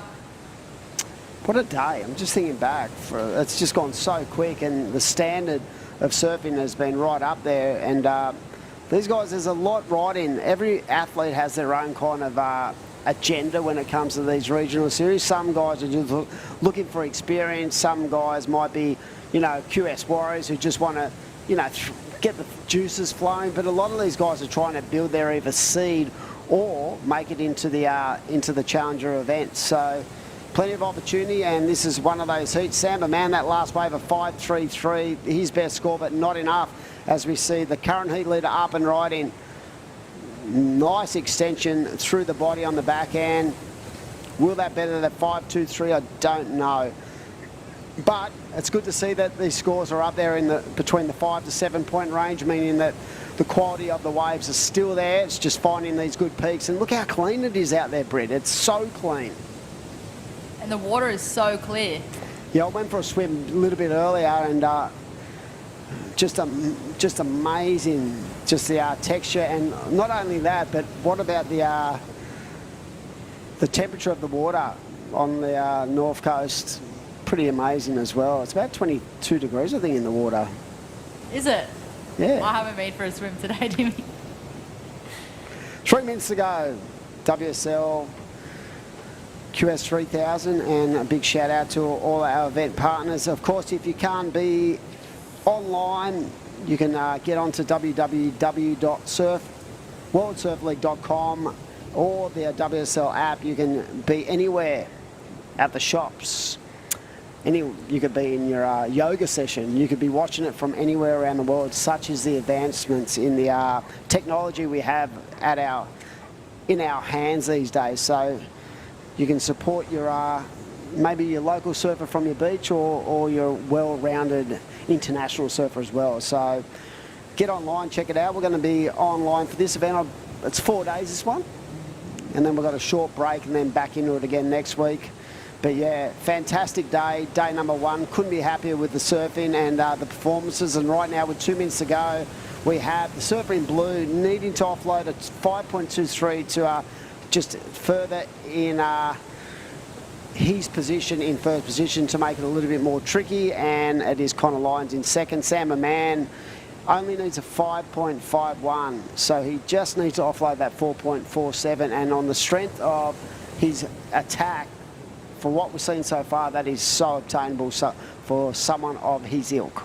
It is, and his last wave was a 5.33. He would have moved into second place, but Connor Lyons, he improved on his scoreline. So making things tricky there for Samba Man, but the positive is that Samba in the green, he does have first priority. So any wave that comes through, he has right of way. With just over 1 minute on the clock, will there be another opportunity pop up for the man in the green? Archer Curtis has a little look at that one as we approach that Mad Mex minute. Be sure to scan that barcode on screen. Grab your 2-for-1 burritos. Make the most of that deal. Might have to get on to them this afternoon before I go home for the afternoon. Maybe have burritos for dinner. Perfect. 2? 2. Don't know about 2. Not greedy. But you They're can so get 2 good. for 1. So. I know. I'll shout someone dinner. There you go. Yeah, put it in the fridge again tomorrow. So 40 seconds to go. Brilliant heat right now. Arch Curtis out there in the lead with a 11.732 wave combination, and it is up to Samba Man. He still has 25 seconds, and the advantage for the surfer in green, he does have first priority. So will Huey throw him a bone at this late stage in this heat? So down to 10 seconds. Will there be a last roll of the dice? I don't know if there's anything really of substance available for Samba Man. So unfortunately, I think it's going to be Samba who's going to bow out, and Archer and going to win this heat for sure. The surfer in blue, surfer in red, I'm pretty sure is in second position. And we're going to throw up to a break. It's been another exciting battle. We'll be back very shortly down here at Boomerang Beach.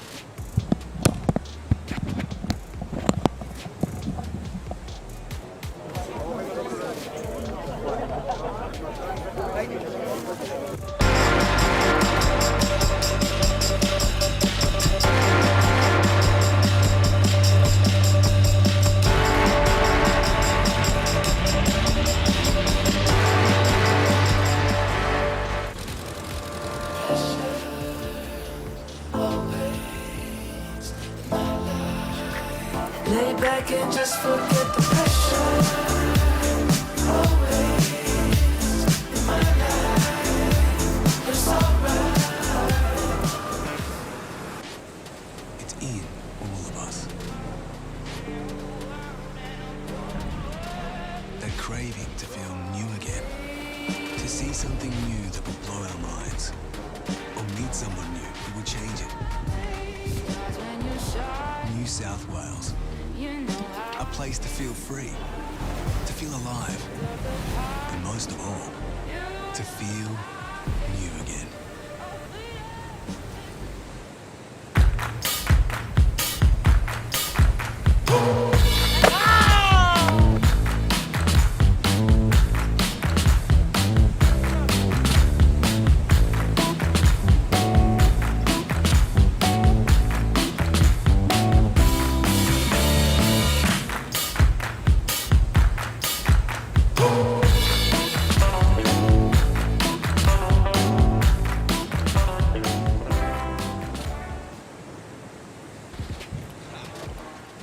Welcome back to all the live action of the Camplify Great Lakes Pro QS 3000, our first stop on the VISSLA New South Wales Pro Surf Series.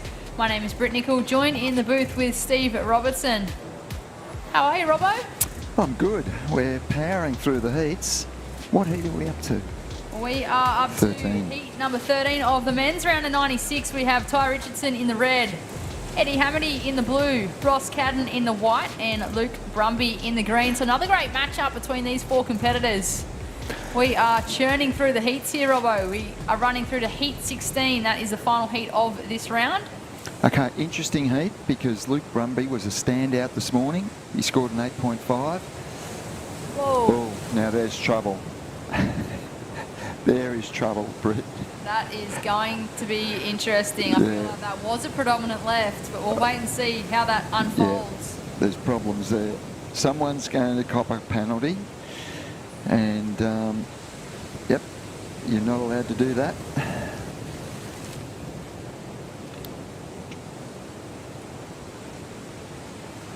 Keeping that momentum, Ty Richardson.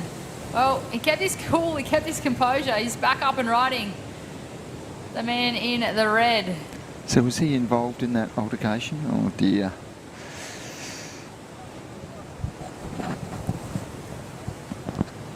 But back on to Luke Brumby. Oh, here we go. Let's have a look at this. Wow.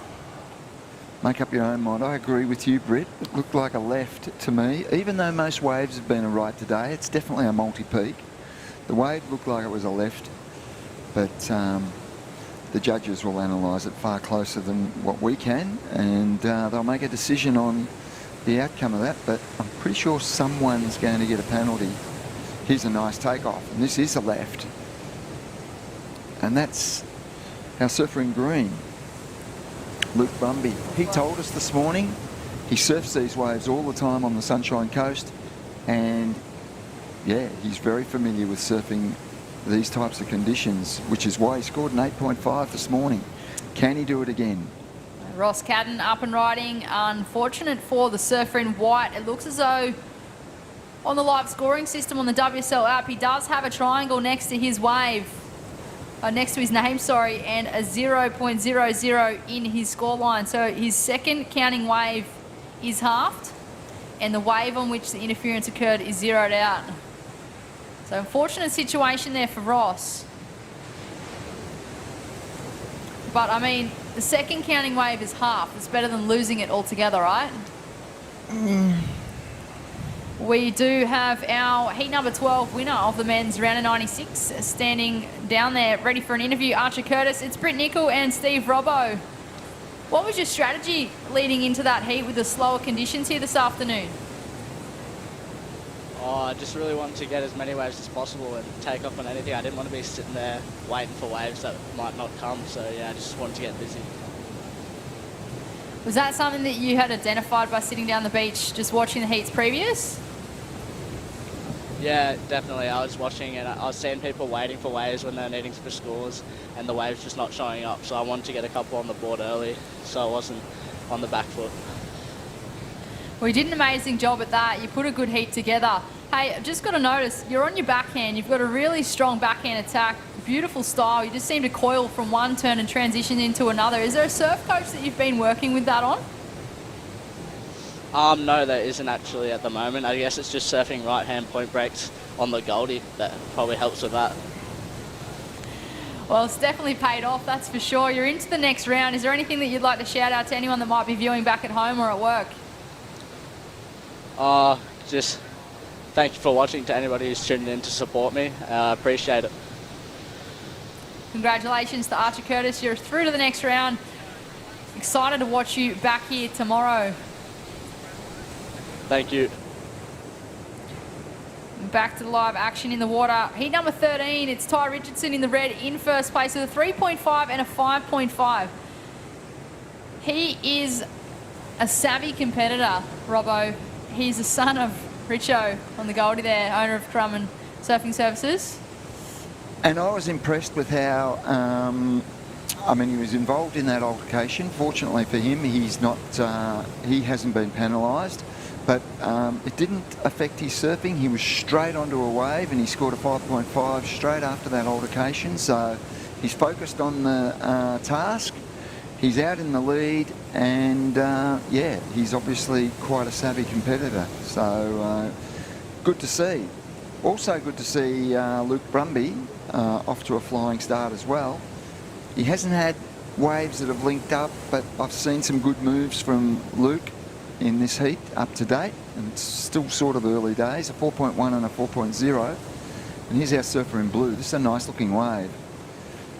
And finishing off there, that's Eddie Hamity. Linking a couple of nice turns together. He's looking really crisp on that board. Looks like it may be an epoxy as well. So a few surfers opting for the epoxies. We've had a couple also opt for those normal PUs in conditions like this. Conditions will change throughout, not only this afternoon, but the rest of the week. They are meant to pick up, so we should have a little bit more swell over the next few days. This is, of course, day number 1 of the Camplify Great Lakes Pro QS 3000. It is a 4-day event. And there it is, Luke Brumby. He had an excellent heat earlier today. He's looking to back that up and get through the next round. Nice wave for the surfer in white. Now he's got a lot of work to do because we know he's got a interference against him, so his scores are going to be penalised. But some pretty sharp moves there. This is a great looking wave for Ty Richardson.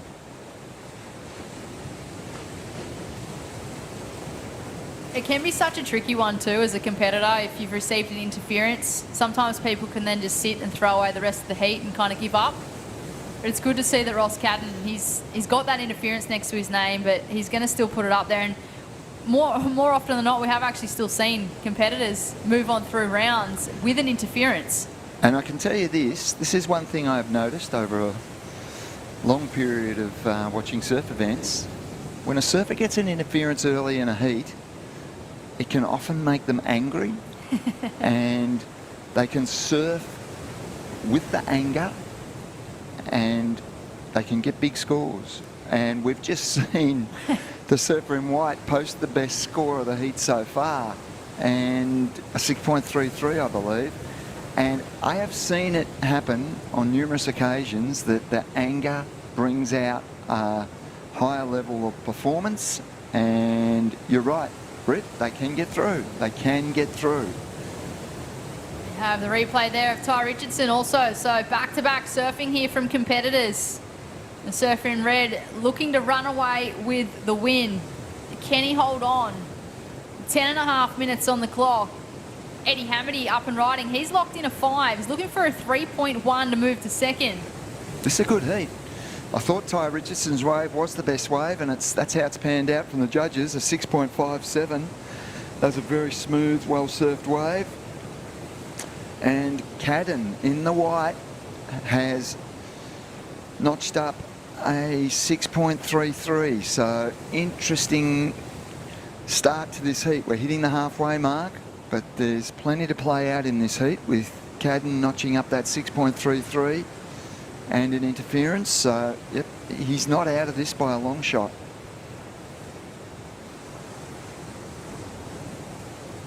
conditions really starting to change with that outgoing tide. Still a couple of hours away from the dead low tide, around 4:30ish here in New South Wales. We are, of course, at south of Boomerang Beach, beautiful part of the world. You drive through Foster, you will end up at Boomerang. And it's not the only beautiful surf beach in the area. There's a lot of beaches around this zone, and there's waves north and south of exceptional quality, and it's just a beautiful part of the world. There is our event site on screen there. Thanks to Surfing New South Wales for putting that all together. They do a great job. Plenty of work behind the scenes, but Luke Brumby up and riding in the green. He's been bumped to third place, looking for a 5.37 to advance. Eddie Hamady, well, he locked in a 4.47 as a backup. It pushed him up into second place. With just under 9 minutes on the clock, so the situation has changed. I have a feeling green has a score to drop, and I have a feeling it was a decent wave, so green may go back into second. What's very interesting is Ross Cadden is in fourth position, and they've calculated what he needs based on his interference. He needs a 6.28, and he's got a 6.33 in his scoreline, so he's capable of getting it for sure. So all surfers are in this heat. It certainly isn't over until that buzzer sounds. Blue having a look, opting not to take off. Well, Luke Brumby, he says, I'll take it. Further down the line, great first turn, really pushing with the back foot. And again for a second. He looks like he's happy with that one, Robbo. Yep, I'm giving him the score. He needs a 5.2 or better. I think he's going to get it because both turns were well put together and well completed, power, style, the whole lot. So let's see what happens. He needs a 5.2. Will he get the number? I think he will. What do you think? Don't leave it all to me. I mean, I might just leave this on to the judges. No. But, No. a couple of nice turns. There was no downtime between the two turns that he had. And in the pocket, critical, he kind of had that fin waft to drift. He's our Rotation heat leader. might have been out a little bit, but that's me getting critical. Well, you've got to be critical because this is high-level surfing, high-level professional surfing, and they take everything into consideration. That was another nice-looking ride for the surfer in red as well, Ty Richardson. I feel he'll better his 5.5 on that one. And here's our surfer in white. Interesting position that he is in. But I don't think that's going to be the score he's after. He is chasing a 6.28. I don't think that's going to be the one that he's chasing either, Robbo. We'll wait and see. 6.5 minutes on the clock. We would not be here in Boomerang without one of our supporting rights partners, Barrington Coast. Barrington Coast is the new tourism destination name for Great Lakes, Manning Valley and Gloucester. This region spans 10,000 square kilometres from its highest point at the Barrington Tops down to the Pacific Ocean right here at Boomerang Beach. That is a lot to explore just beyond the beach here. Be sure to check out barringtoncoast.com.au or follow them on their socials at Barrington Coast if you're around the area or looking to visit the area. Definitely one that I think everyone should have on their bucket list. It's a beautiful part of the world. Back to the live action in the water. Eddie Hamady chasing a score. We're on the place, Britt. Brumby in the green did get the score. He's got a 5.6 and a 4.27 now in his score line, so he has moved to second position. He needs a 6.48 to try and get to first, or probably more importantly, he needs to try and get rid of that 4.27 with 5.5 minutes remaining. Surfer in blue is chasing a 4.88. Yep, we're going to recap this heat now, care of Mad Max, and see how it's played out. The Mad Max recap. Well, that's a bad way to start the heat for somebody. Ross Cadden was in the white. Well, Ty Richo, he answered back He just kept his composure, took off within a matter of seconds after that. The surfer in green, Luke Brumby, beautiful backhand attack here. Ross Cadden, he had that interference, but managed to get a couple of numbers on the board. And plenty of action here at Boomerang. Conditions changing with this lower tide, but all 4 competitors still making the most of it. It is that man there on screen in the lead. You can't rule guys like this. Eddie Hamady out of the game. Plenty of waves being caught throughout this entire heat as we watch this Mad Max recap. This is a 6.33 from Ross Cadden as he linked this one all the way through and got the finish. We've also got Ty Richo. This is one of his mid-range sixes. It's been a busy heat. Just recapping, it has been wave after wave. I'm glad they all weren't surfed this quickly the entire heat. Yeah. And that last wave we saw there of Green, that put him into second position. And here's our heat leader, Ty Richardson. These guys are lethal in these small waves. They're super busy and getting some great moves in on these waves. So despite the size of the waves, there's plenty of scoring potential out there, and this heat in particular is demonstrating what you can do in waves like this. And thanks to Mad Max for allowing us to run that recap. We are back to the live action in the water. Surfer in blue waving the hands in the air, looking for an update. That's Eddie Hamady. He's been bumped into third place, chasing a 4.88 to move to second. With just over 3 minutes on the clock, it is Ty Richardson in the red in first. Luke Brumby in the green in second. Eddie Hamady in third and Ross Cadden in fourth. Interested in Cadden's position, he still requires a mid 6-point ride. A 6.71 would get him through this heat. We know he's got it in him. Just got to get that anger back. He does light the fire. That has been lit under his feet after receiving that interference in the very first minute. Yep. First wave. It's no way to start a heat. 2.5 minutes on the clock. A couple of surfers making their way out for that next heat. Nice bright board there. He'll certainly stand out. That is Dakota Walters from the Byron Bay region. He played a massive part in winning that ABB with the Byron Bay Board Riders just recently. He comes with big raps. He's had a big reputation for quite a while. And I think he won an event recently. First priority is with the surfer in green. This will get interesting. We speak about the game of cat and mouse. Look at that on screen. Surfer in green, paddling towards a fellow competitor in the blue. Doesn't want to leave any opportunity for that surfer to get the score. Well, Ross Cadden, he's got an interference, but he's not giving up with 1.5 minutes remaining in this heat. He looks like he wants an air and not going to get the score on that one. Cannot get the completion.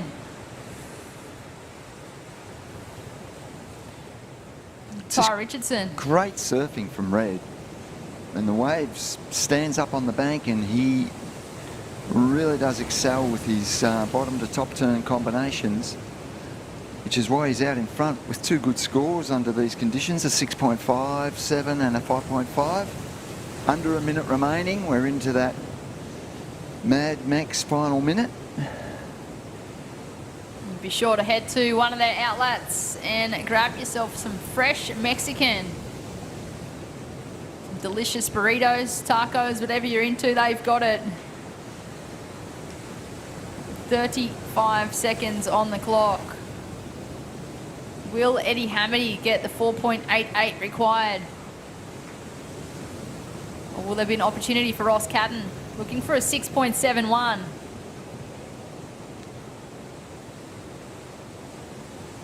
We look to round out the men's round of 96 heat number 13. Luke Brumby looking to close his heat out. He wants to move on through to that next round. He had an excellent heat earlier today. Can't get the completion. As he turns around, is there anyone else taking off behind him? Ross Cadden unfortunately not able to get away and get to his feet. And it looks as though that will be the final result, with Ty Richardson in the red taking the win. Luke Brumby in the green in second.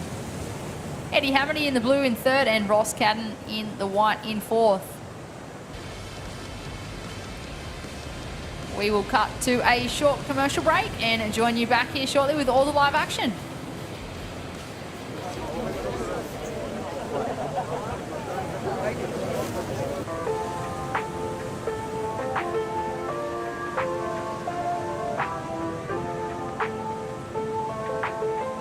It's a beautiful day. Huge thanks to Surfing New South Wales for getting out there, not only communicating with people about why it's important to not use single-use plastic, but how easy it can be to transition and stop it and swap it.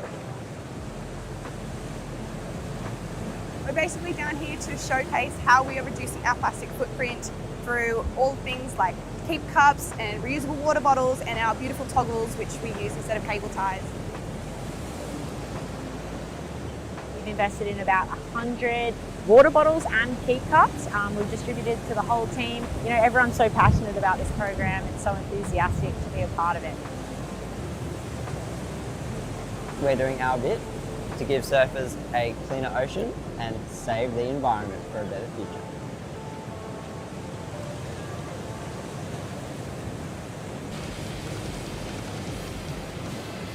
Welcome back, everyone, to the Great Lakes Pro QS3000. We're on day number one, the afternoon session. Good performances are getting laid down. I'm in the booth right now with Steve Robbo, and Robbo, it's been an impressive start to this event from these athletes for sure. That last heat was exciting, and there was some great surfing went on there. Ty Richardson, I was really impressed with. I mean, he was grabbing small waves, and that's what we've got today.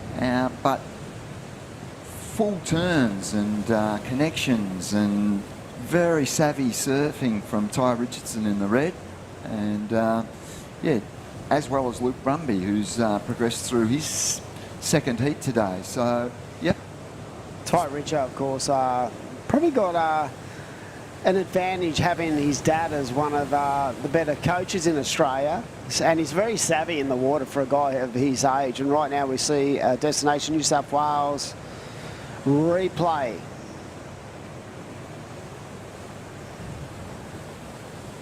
And it looks like that was the first wave, 3.67 for the Surfing Blue. Here we go, Arch Whiteman from Avalon, North Avalon, I should say. Surfed in the ABB final, and Arch really looking strong indeed. Max Grayling from the Northern Beaches, sort of from Manly for the most part, but he's been living up at AB for a while now, and the man that everyone's been speaking about, there's a lot of hype on Dakota Waters. Yes. A lot of hype. Yep. And well, I will say, you know, it's there's a lot to it. The hype isn't just hype. This guy serves unbelievable, and he has won a couple of QS events in his time. Wow. Pretty sure he won Maroubra a couple of years ago. And here we go. We're going to throw down an interview with Ty Richo and the young man. What an impressive performance, Robbo. And Ty Richo, you must be pretty stoked with how that unfolded for yourself, buddy. Yeah, I was really stoked. Got a few fun ones out there. It was like really tricky, but yeah, I found a couple. Ty, early in the heat, I mean, it opened up with controversy. There was an interference, and you were involved in it. Did that rattle you? Did were you worried when, I mean, you basically crossed paths with another surfer? Yeah, exactly. I mean, I was looking at the left, and I saw the whitewash breaking behind me, so I knew I was on the right side of the peak, and he wasn't, and I was pretty surprised that he actually tried to go that way. But I guess when something like that happens, you feel confident that you're in the right, but you just never know. Was it playing on your mind for 30 seconds or a minute? Yeah, until I heard the call, I was still, you never know what's going to happen, so I was a bit worried about it. The other thing I noticed in that heat, Ty, is the waves were standing up on the bank, and even though they're small, they still offer a reasonable amount of potential for strong moves, and you were pulling off those strong moves. Do you really focus on, strong performances in really small waves? Yeah, I was just trying to build my scores out there on the smaller ones, and yeah, I had a lot of fun. I focus on that a lot, and yeah. So Ty, how have you found these first couple of events on the QS? What is your, your game plan for 2023? You're going to do the whole lot of this New South Wales Pro Surf Series, and because you're still a junior as well, right? Yeah, still in the Pro Juniors. So you're going to do the whole QS leg of the Australian leg? Yeah, I'm doing all the comps, just not really for points or rankings or anything like that, just for experience. Just trying to learn and improve my surfing. Well, that was a good heat for you, Ty, and you're through to the next round, so good luck as you go forward. Thank you. Cheers, guys. Thank you. Surfing great, Robbo. I was impressed with his performance, and there's a degree of professionalism about the way he's thinking about his surfing and how he's doing things. So yeah, even for, as I said, a guy of his young age, he's got a really mature attitude, and yeah, he would have been a little bit rattled with what happened in that heat, but at the end of the day, you've got to be able to surf your own heat, not worry about anyone else. Here we go, Dakota up and out, but yeah, he would have been a little bit eggy for about 30 seconds until the call came over that the interference was not on him. But you could definitely feel by, chatting to him that he knew he was on the right side of the peak, but it's always a worry. it is. Yep. You don't know what's going to happen. Because they can mark two people. 100%. They can go, well, you're both in the wrong. The double interferences get called a lot. Yep. So right now with 13.5 minutes to go, it is the surfer in white in the lead, but Dakota Waters looking like he wants to turn it up a notch with those airs, and this guy has such a radical aerial attack. Part of the Byron Bay victorious team for the ABB. So he's based in Byron Bay now. Was he? Yep. Did he not come from the Yamba region originally? I don't know. Oh, maybe, but he definitely serves for Byron Bay Border Eyes. He was in that side with Solly Bailey and our old mate Danny Wills. What a legend, Willsy. He's one of the nicest people in professional surfing history, old Willsy. But yeah, no, there's been a lot of hype on him for quite a long time, and I felt like he sort of drifted out of competition for a year or two. Which doesn't hurt. And just to find himself, and then... But every time I saw him at an event, he looked like he was going to win the event. Like, every time he would put on a rash, he just looked tailor-made for the sport at a competitive level. Well, that's good, but he's not winning at the moment, Adam. He's in third position. He's got some work to do in this heat. Definitely. The surfers in front of him, particularly White, has a good score, a 5-point ride, and here's White again. Yeah, Arch looking very solid, and this guy's ability to find waves has been one of his strong points right through his junior career. He just, he's very relaxed in his ability to get on those good waves, as we see a nice looking wave, but Dakota, that is a shock, to be completely honest, because he does not fall very often indeed. But yeah, Arch Whiteman out there in the lead, but there is a score about to be locked in for the surfer in blue. That might change it up. Very tight at the start of this heat. Max Grayling out there, he has a 1.83, needs a 4.35. He's in fourth with first priority, Dakota Waters with second priority. But we really haven't just established that solid score that is going to sort of set the cat amongst the pigeons at this stage in this heat. No.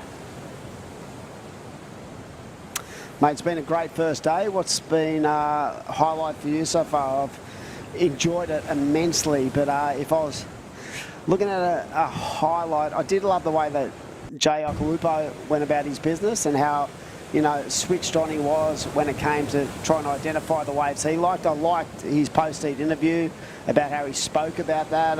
There was other performance. Jay Brown I really liked. Luke Brummer, who's got through a couple of heats. Another one. Who have you really looked at? One heat that I was really impressed with was Brent Dorrington. It wasn't a high-scoring heat by any stretch of the imagination, but there we go. He's going to get some points for that. He rode out of that, didn't he? Yeah, he rode out of that, but probably not where he wanted to ride out of. He wanted to actually come into the flats. But yeah, Dozza, as you said, it wasn't a clinical display, but just so professional. It was. He was workmanlike and he fought his way through. And I was also very impressed with Ty Richardson in the last heat. I think they were the two standouts at the moment, but I'm waiting for Dakota Walters in this heat, and the expectations are high, but at the moment he's in third position and he's got some work to do. There we go. This surfer is opening up some sort of lead. As I said before, he has this unique ability just to be on the right waves, and it's been like part of his sort of makeup. Even as a 13 and 14-year-old, he always had that strength of being on good waves. Here we go, Dakota, up and right in. Nice slash in first turn. A lot of speed he carries through these turns, and a nice whipping turn. He only needs a 3.11 to go up into second. I'm not a judge, but I'm calling that could be up there towards the best wave of the heat so far, maybe just under. Yeah, it has to be, eh? It was smooth. Visually, it was strong. Yeah. I like that. So we are looking at this replay here. You can see it took a little bit of time to get on it, but as it hit the bank, oh, that was the air. So that was the wave prior, and as I said, didn't ride out into the flats, but I think that was a completion. This wave is a lot better. You can see the adjustments he made to get himself nice and tight. Very similar to, like you said in that last scene, what impressed you with Ty Richo was his ability to really corner every manoeuvre in the pocket on these really small waves. Yeah, I know. That's not easy to do. The wave's not delivering the power back to you. All that power comes from the surfer alone on a day like this, and yep, I was impressed with it. And the scores come through. It's a reasonable score, a 4.5 for Dakota Walters. He also has a 3.83. I'm not sure if he has another wave to drop or not, so we'll see. He's definitely got a wave on the left he just took off on as that split the peak, but yeah, maybe we're waiting on one more score, or maybe that was that two-turn combination. It was enough to put him in the second position at this stage. Max Grayling is starting to get behind the 8 ball. He needs a 5.46. The surfer in green as first priority, so he's sort of, you know, he's just laid himself down there. He knows what he wants, and he's not going to actually take off on anything that he feels isn't going to get that score. So right now it is the surfer in red, and there it is, a 5.60. And I'm pretty sure that previous ride was for the air, and that was for the two-turn. Correct. As we see Max Grayling laying into another turn, but unable to ride out of that manoeuvre. Good to see young Max on the QS from the Northern Beaches.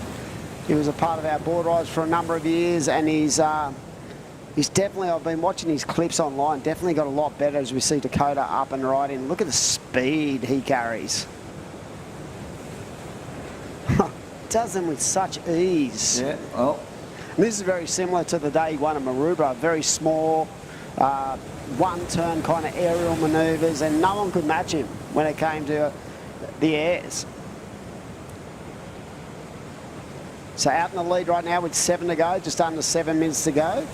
And I'm hearing tomorrow we're going to have a little bit of a pulse in the swell, and we're going to get underway nice and early as we see a better looking wave for the surfer in green. Really nice snap, but unable to ride out of a second turn. So had he completed that second turn, that might have been his best wave. It's probably going to be his best wave anyway. The first turn was strong. So you talk about Whiteman's ability to find the right waves. Yep. That's what we call a wave magnet. Yeah, definitely. Yep, it's been comes from a really good area when it comes to producing great surfers. I actually saw Letty Mortensen downstairs a little bit earlier, coming back. He's got his own movie now, and he's not doing the QS at the moment. He said he'll probably get back into that one day, but what a free surfer he's been, and yeah, just part of a really strong club there up at North Avalon. Shane Carroll doing a great job with that club, making the ABB final this year, and Arch Whiteman, his brother Van. They've got such an array of quality young surfers coming through, and a couple of really amazing micro-groms too. So they're going to be a club to watch in the future. But yeah, Arch I've always felt like his strength has been his ability to put himself in the right spot, and I think that is a key element when it comes to competing at any level of surfing. True. And he's in second place at the moment, and first and second have a decent lead over third and fourth at this stage. So 5 minutes remaining. Here we go. Beautiful turn on a wave like that. So great opening turn to Walters and finishes off nicely. Yep. That first turn was class. So he doesn't have to go to the air. No, he's got such a sweet rail game. Yeah. And the way he coils, and he's so spring-loaded in his projection through his turns, so good. So let's have a look at this. Bit of a recap going on, but yeah, very solid indeed. The Mad Mex recap. This is Surfing Blue. Got off to a nice start. Had he landed this turn, I reckon that would have been a 5-point sort of ride, but he just couldn't. But yeah, Arch Whiteman again. Look at that. Just effortless on the rail. And what I love about it was the stability of his body movement as well. Key factor in that score. Dakota, a bit of a slower start to his heat, but as he sort of found his groove, found his rhythm, I feel like that he became ultra dangerous. He has, and that's why he's in the lead. It's been impressive. I want to see that last wave score for Red. We'll see that shortly after the Mad Max recap. But no, it has been an impressive performance from Dakota Walters.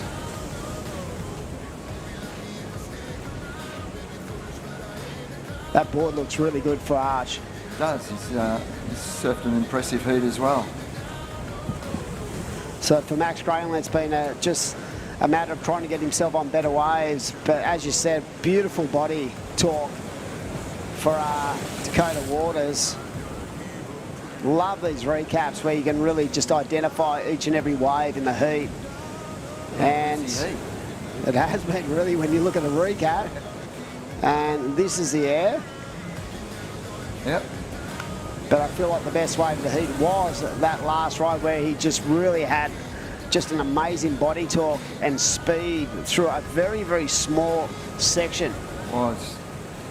So right now it is the Surfing Red in the lead. There's 3 minutes to go. Arch Whiteman in second. And it is up to Blue and Green to get the job done. Here we go. They always say, Robbo, there's an old saying in surfing, the best surfers are normally on the best waves.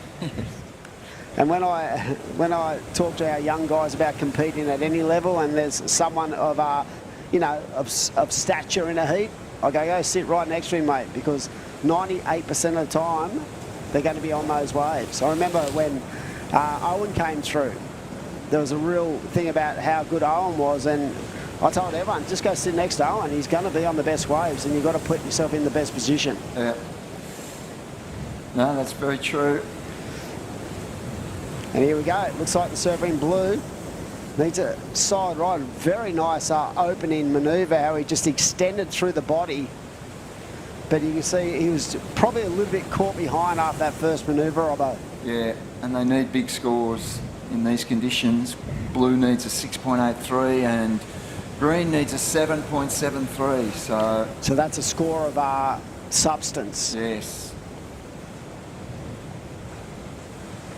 Just over a minute and a half to go at the Camplify Great Lakes Pro QS 3000. Great to see this event, Robbo, being upgraded to a 3000 and just the first event of the New South Wales Pro Surf Series for 2023. Big points on offer, big prize money for both the men and the women, and you only have to look through the draw to see just how much class and quality we have here at this event. So it's going to be a fantastic 4 days of competition.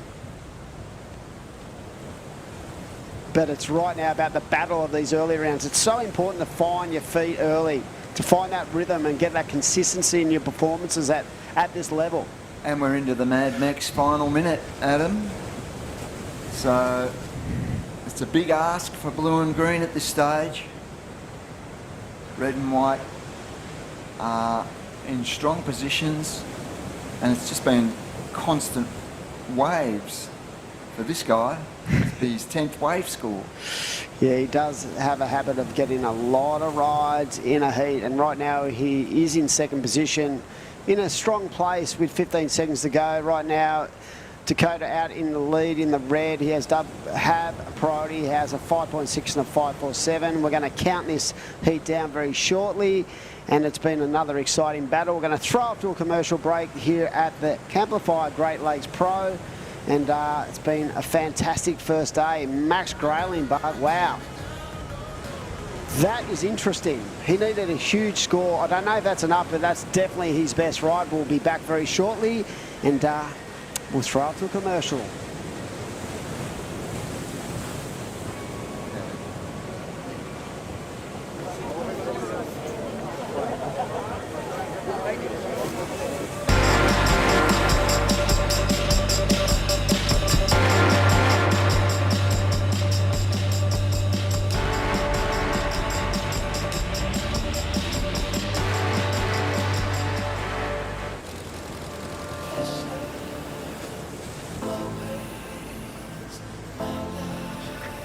Lay back and just forget the pressure. Always my life. It's alright.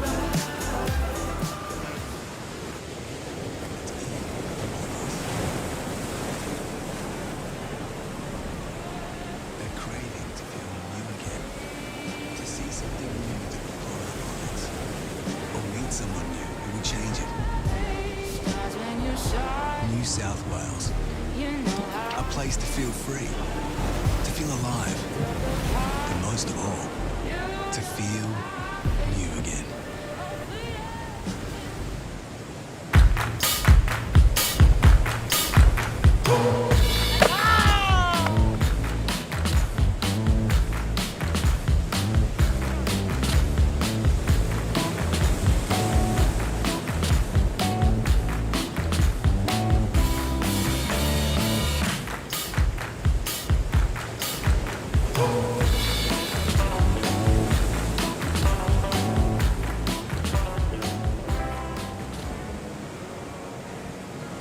Okay, we're back at Boomerang Beach. This is the Camplify Great Lakes Pro. It's a men's and women's WSL 3000 QS. And today we've been running through rounds 1 and 2 of the men's division. It's been a fantastic day. We're now into heat number 15. And yeah, it's been a huge day, Adam, and we've got a surfer from Germany in this heat. Tell us a little bit about him. We spoke to him earlier on a post. He's born in Germany, grew up in Portugal, and part of a strong Euro force. And these days he's studying up on the Goldie, living at Broadbeach, and basically competing in these regional events. He's got such a solid base, trying to be part of the Olympic side moving forward for Paris, and starts this heat with a 3.67. He was impressive in his first heat, but what a heat this is. Lennox Shell, Coda Kilhorn and Darcy Littlechild. That is a cracker of a heat. Of course, Lennox has been in fine form during 2023. So it's going to be a real interesting one. Of course, Coda Kilhorn from the Maroubra Club and part of their junior development program. As we see, here goes the German competitor, and he's got such a great technique. And reads the wave, even though it's a small ride, he reads the surf really well. I suppose in Portugal and the European areas, you do get tricky waves as well, but I've seen him for a couple of years now. He's always been impressive. That's Dylan Gren. Dylan Gren from Germany, but as we found out, has developed all his surfing skills on the coastline of Portugal, which is very much a wave-rich area, and he's in Australia studying. So great to see this surfer competing on the World Surf League and has aspirations to represent Germany at the Paris Olympics. He did tell us today that he just came back from a surf training camp in El Salvador. So he's certainly, you know, determined to get the job done. And Dakota Waters is down the beach. We're going to have a chat to Dakota. So good afternoon, Dakota. An amazing performance. A little bit of a slow start, but Yeah, you really lit that heat up towards the end, buddy. How you feeling out there? Oh, is that me? I had the headphones off, sorry, I didn't even hear you. Oh, okay. you got me 1-0. Mate, a little bit of a slow start to that one, Dakota, but you certainly found your form towards the back end. How'd you feel out there? Yeah, I didn't really get much, to be honest, at all. I don't know, I just wanted to go out and catch a heap of waves instead of sitting and waiting, but I probably should have sat and waited. There was actually a couple of waves that the boys got in my heat that kind of ran a bit better than my ones, but kind of lucky enough to jag a couple that got me through. Were you looking to the air, or were you looking, you weren't just identifying airs, you were looking at rail as well? Yeah, either or. I don't know, I never really go out there thinking of what I'm going to do. I just ride a wave and whatever it throws at me I'm going to try and do, so it's more fun that way. It sort of remind me of that day at Maroubra. Those smaller kind of conditions where you could sort of use that. That was pretty small as well. So I felt like you were going to find your rhythm anyway, but it's good that, you found those waves. What kind of board are you riding out there today? Yeah, just on a little new one that I've got. Yeah, it's a little sharper. It feels pretty good. But yeah, stoked to just get a couple fun little waves and get through another little heat. Mate, I want to ask you, the celebrations from the ABB, how was Willsy at the celebrations? My old mate, did he have a couple? Yeah, it was actually, we had to get straight out of there, so we all drove straight home. We literally hopped in the car and drove back to Byron that night. Yeah, so yeah, I was feeling, I wish we got to have a big one with Willsy, that would have been hilarious, but didn't get to see him. Mate, well, congratulations, big fan, and look forward to seeing you the next couple of days, buddy, and congratulations on the ABB. Cheers, thanks heaps. Thanks, boys. Definitely a funny guy to talk to, Dakota, but yeah, I was wondering how the celebrations went for that event, but yeah, it's great to hear him, talk about the fact that he wasn't just looking at the aerial sort of aspect of that heat. He was looking at both, so it was interesting to get his take, because it was very similar to an event he did win in Sydney where it was very small, low tide kind of conditions, but he's such a talent, and it's so good to see him focusing in on what all of us believe he has the ability. And like you said, Adam, it sounds like he had a bit of downtime from competition and has focused on just becoming a great surfer and now taking this serious. That looked like a strong wave from the surfer in green who you mentioned earlier, Adam. Yeah, definitely. That board looks quick and just puts that board in a really good position, and that's what you spoke about earlier. You were impressed by his ability to just find the right sections to hit. So far he's got a 4.27 and a 3.67 down to just under 13 minutes, so it's been a bit of a slow start for the three Aussies in this heat: Lennox Chell, Coda Kilhorn and Darcy Littlechild. But yeah, we've been stoked on day number one, because when we looked at the swell charts originally it looked really small, but the quality of the banks have offered up so much scoring potential. Here we go again, so yeah, nice power hack. I think he's picked off a bank a little bit further north of the rest of the pack, and he's just having a ball out there. You know what? That's sort of where Dakota ended up on a couple of these right, where he did nothing at the start of the wave, trying to get some speed into that little corner section. So maybe he's watched that last seat and gone, this is what we're going to have a crack at, because he hasn't got priority. No. And it's neutral priority, so he can have a crack at anything as long as he doesn't impede the other surfers. Well, the strategy's paying off for him at the moment. He's got a number of wave scores under his belt. Pretty unusual to see three guys after 8 minutes not have one ride. And one surfer, I think that was his fourth wave. So, yep. Built-in house out there, as we call it. Every heat plays out differently, and different strategies come into play, and you can still see he's north of the pack. So he's found his own little space. He's staying away from the Australians, and I reckon they're playing little mind games with each other. Who's gonna pull the trigger? Who's going to go first? Because someone is going to have to start thinking about, I don't want to leave myself short towards the back end of these heats. And they'd be thinking, what's this guy doing up the beach? Every time I look up, he's on a wave. So I feel like it looks like Coda has made the decision sort of to move a little bit further towards the north of the peak, and Yeah, you have these heats where they, some heats really pulse and you get a lot of swell, and then you get these heats that are a little bit slower. Happens at all levels, and it's how you adjust to the changes in the ocean and what it's producing as well that plays a big part in getting through these heats. Here we go. Wow. Not onto it. Yeah, Darcy and Lennox looked at that. So Leno, as I said, been such a strong performer in the juniors in the last couple of years. Pretty sure he got into the Worlds this year. I think if memory serves me correctly, he might have won the last event last year to go over to the Worlds.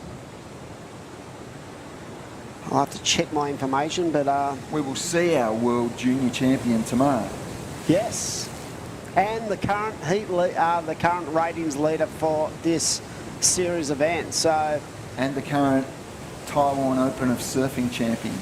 Isn't it incredible what a role he's been on? If you think, we've always known, Jarvis is going to be good, and I feel like he just sort of kept himself back a bit, but he's incredibly gifted athlete who's exploded in the last 6 months. He has, and the first I saw of him was at Taiwan, and super impressed. So that's Jarvis Earl, and he's in the high-seeded round tomorrow as probably the #1 seed, I'd imagine. Yeah, 100%. And yeah, he's a great surfer.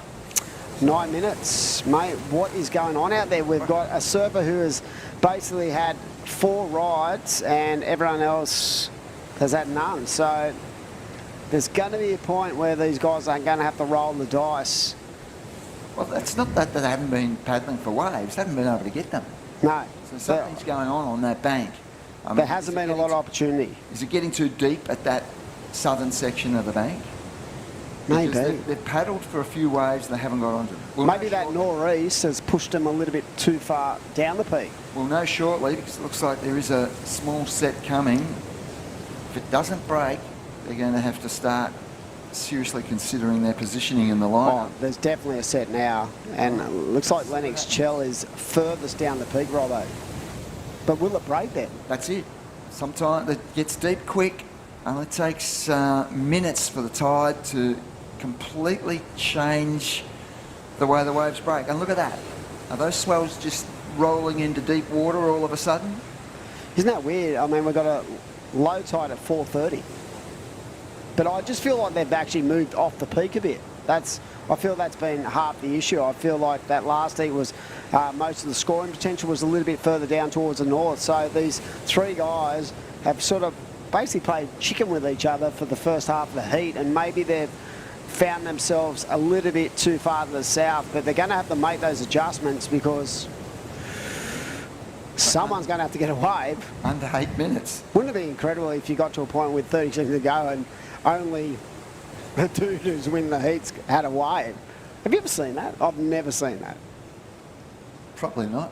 No. You'd be scrambling for anything. They'll find ways. These guys will find it. 7.5 minutes is a long time in a heat. When you're on a beach break close to the beach, it is still a long time. So, yeah, but it's getting serious. They've got to start seriously looking at, well, I've got to get some waves under the belt. Well, you can see Darcy Littlechild has definitely made that adjustment. He's moved way further up the peak. And Lennox, here he goes on the backhand.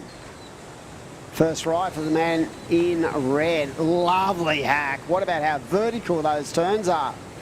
So the Evoca surfer looking sweetly connected with those series of turns, and I'm going to go out on a limb and say that is the best wave of the heat so far. I agree with you for once, Adam. Oh, wow. Coda Killhorn, this is an absolute bomb. Best wave of the heat. We'll say it again. Yes. So it's been a slow start, but wow, I feel like that wave really offered a lot of scoring potential. It did. Patience is a virtue. Sometimes. Yes, well, it's paid off, I think, because I think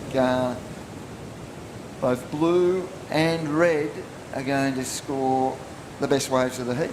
Yep. I'm feeling like that wave for Coda Killhorn was an absolute bomb. Yeah. just on the base of what we've seen in the last couple of heats. And I think the German is going to be starting to think about having to really get busy. He's been so strong. Dylan Rion all day. He's been so, you know, intriguingly, you know, great to watch because, you know, he's from Germany, but there's a lot of surfers that come from that kind of region who are now surfing at a high level. We spoke about Nick Van Gromp and guys like that, so these guys can all bring it. We're going to have a bit of a recap in this heat with 5.5 to go and a slow start for the Aussies, but they've certainly brought it back. And here we go. We see this wave of Leno, and look at that second turn. That was so vertical and so tight in the pocket. And then we look back and look at Coda Kilhorn, solid release. This second turn, grinding his body right through those manoeuvres, and that third, that has to go up into the excellent range, wouldn't it? On a bigger wave like that? Yeah, you're probably right. I'm confident it's the best wave of the heat. Excellent, maybe. I mean, it's all relative to the waves, and it was good surfing. So the European surfer also looking very good. I love his attack. Mate, he was way out in front a few minutes ago, but he's not any longer. Wow. I said it has to go in the excellent range, and it certainly did. An 8.90 for the Surfing Blues. So, yeah, I felt like that was the strongest ride I'd seen in a long time. Lennox Chell dropped in 7.50, and he's just backed it up with another ride. And look at this of Blues. See this second coil. Yeah. Lovely turn and just a speed into this third manoeuvre. And you could just see the perfect timing by how much water was displaced through that series. It was the best wave of the day, best wave of the event so far. Definitely deserved the score. Adam, you picked it. You're on the pace all the way. What are you doing in the commentary booth, mate? No. But no, like, it was just the point of difference in those first Lennox's wave, and then when you look back and you see such a nice peak and just the execution of those turns from the man in blue, Coda Kilhorn, you just knew that was such a point of difference for the judges visually. So a great ride. Look what they've done to the other surfers in the heat. They've basically shut them down. We were singing the praises of the German in green. He now requires an 8.28 to get to second. So wow, the task is immeasurable, and White needs a 9.2. So these two surfers, patience, and then when the time was right to fire, they fired the shots, and they've put the German to the sword. And, you know, when you think of those scores required now, these two athletes are basically going to have to get one of the better scores that have been written the whole day. Yeah. And the banks, I feel, are probably at the most trickiest right now. Yeah, Coda got that wave, and that was the best wave I'd seen come through for a long time, and he just absolutely blew up. Here we go. Darcy, little child, you know, into that power source, but I feel like he's going to have to get more rail going on that board. Yeah, pretty hard on that wave. He did well for what it was worth. It's going to bring down the requirement because he was dropping a 0.43 as we see Surfing Blue up and riding. So Coda only needs a 4.77 to go to first. Lennox Chell from Avoca Beach, he has a 7.5 and a 6.17. And, you know, we were speaking like 5 minutes ago about how dramatic it was getting for the three Aussies, and they've just turned it on a dime. They have. And your explanation about that 8.9 ride for the Surfer in Blue, Adam, was brilliant. You educating the audience, mate, on how to get an excellent score and what it takes, and yeah. There was so much in that ride when you think about it. And that first turn, and look how smooth he was off the bottom, the coil in that second manoeuvre, and just the timing of those three turns. And like I said, the visual for the judges would have been easy to identify just how sparky that ride was. And the execution gave him the score. Yep, we loved it. 1 minute and 20 seconds. So we're getting down to the Mad Max minute very shortly, and it is going to be up to the surfer in white. He needs a 9.20. That's a huge score in these conditions. The surfer from Germany needs an 8.28, and it's a shame because I've really loved the way he's gone about his work today. but it's been the two Aussie young guns, Lennox Chell and Coda Kilhorn, who have set this place alight in this heat with some really, you know, amazing surfing. Here we go.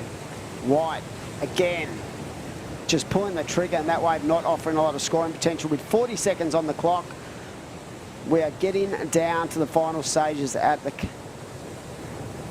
critical time. You alerted us, Adam, at the start of the heat that this was going to be a great heat. You told us that these are great emerging young surfers, and sure enough, they've put on the best heat of the day. You asked about the best heat of the day. This is it.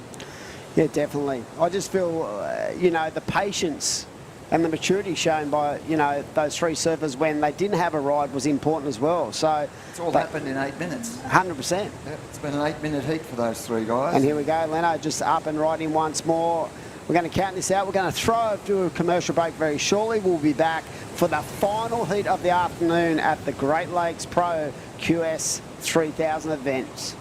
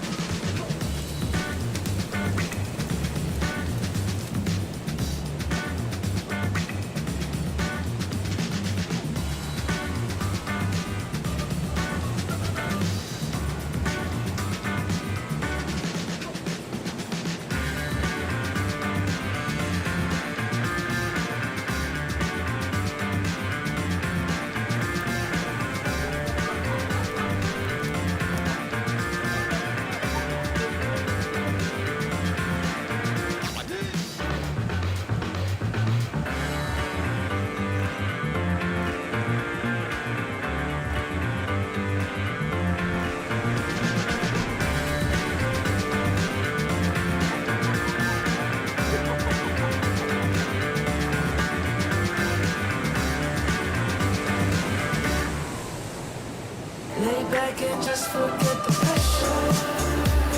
Always in my life, it's alright.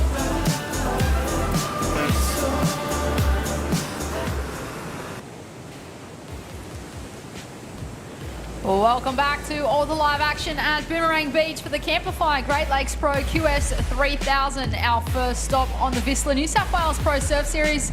My name is Britt Nicol, joined in the booth with Adam Hennessy. Dimmy, we're into the final heat of today, day number 1.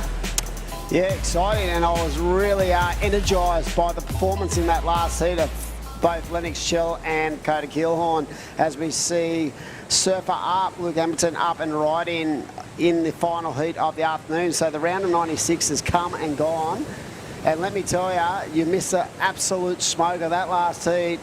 There was basically no waves for three surfers ridden until 8 minutes to go, where myself and Robbo was a little bit concerned, but then Leno and Coda just lit the joint up.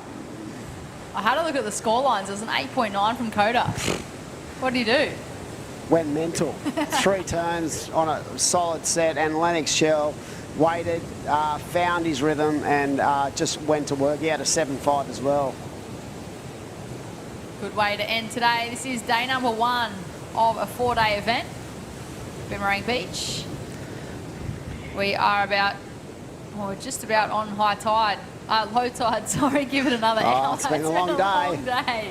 High tide was around 10 o'clock this morning. Well, it lows in about an hour, around 4:30. We have the destination wave replay on screen. That is the man in the red, Josh Stretton. Well, he's got a knee brace on his knee, but it doesn't look to be affecting him at all, Dimmy. Yeah, a couple of guys are carrying injuries in this event. Right, so we're going to have a post-it interview with Lennox Chell. It's Dimmy here, buddy. How you feeling after that? Well, that was a slow old start to that heat.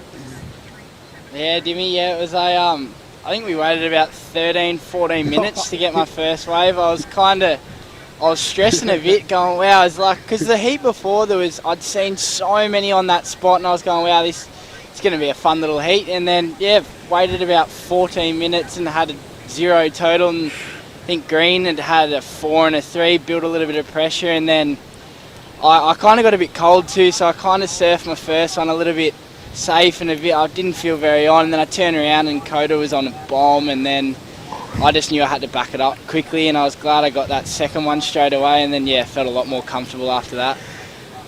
Yeah, me and Robbo were sitting here going, are these two playing chicken with each other out there? But I knew there was waves out there. Like you said, the heat before, there was waves on that peak.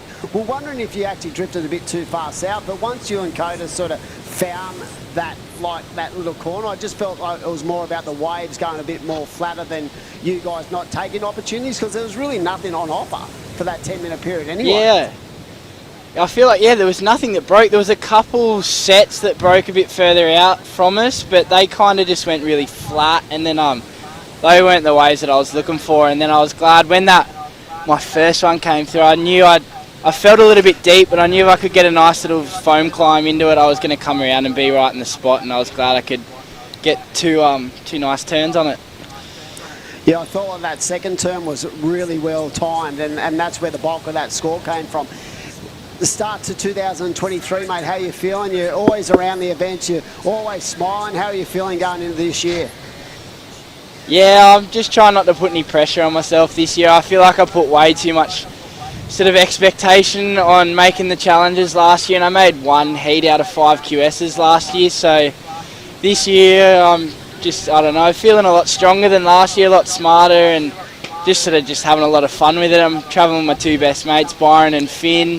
We've been making a little Dork Diaries Instagram thing from the last sort of 2 weeks, been having lots of fun with that, so yeah, just trying to enjoy every spot we go to, and yeah, and just trying not to put any pressure on myself, just have fun with it.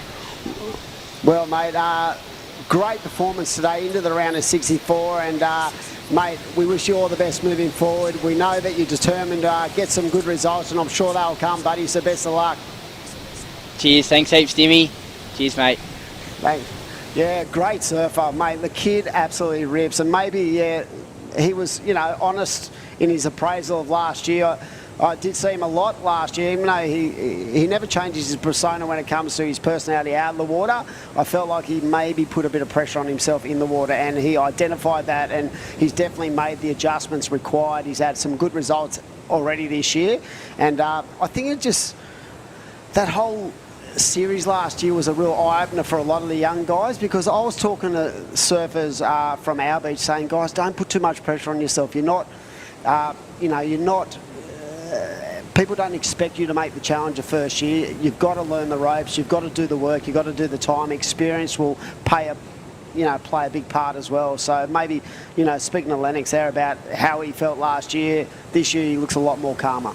He does, and well, whatever he's doing is working, Dimmy. He's still a pro junior. He won the pro junior at the Twin Coast Pro, so he has had a good result already to 2023, and yeah, he can carry on that momentum and just take that pressure off and just kind of, yeah, release and let his surfing do the talking. Like he said, he's got his little Dork Diaries going on with his mates. He's just having a bit of fun by the sounds of it, and it's actually working. They are pretty 3 special individuals.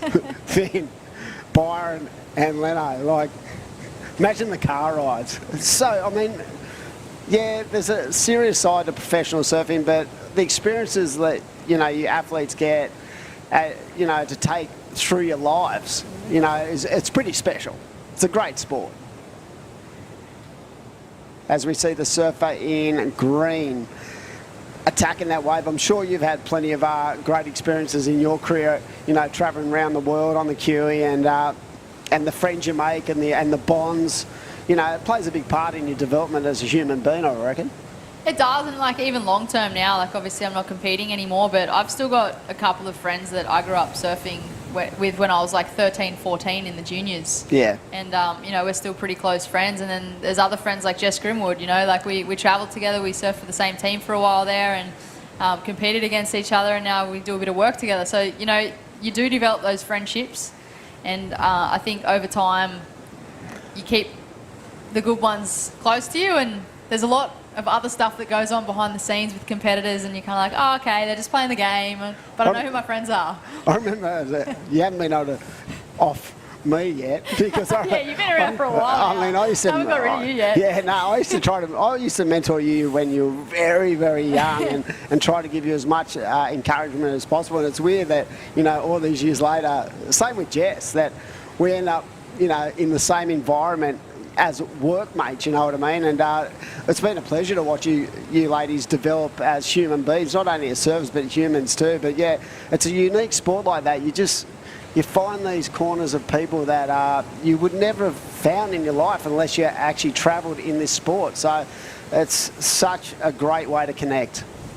It is, and it's one of those things too. You connect with a lot of people and network, I guess, throughout the travel and internationally and nationally throughout Australia. And even beyond surfing and beyond competing, you can actually connect with these people outside of that. And if I'm going for a road trip up and down the coastline, I've kind of got people to stop in all the way along the coast. Say That's a quick pretty hello, cheap. have a coffee. Yeah. Stay at the house for a couple of nights. That's what you're doing right now. Yeah, right. That's what I'm doing. So right now it is the Surfing Blue with that 5.50. Best wave of the heat so far, folks.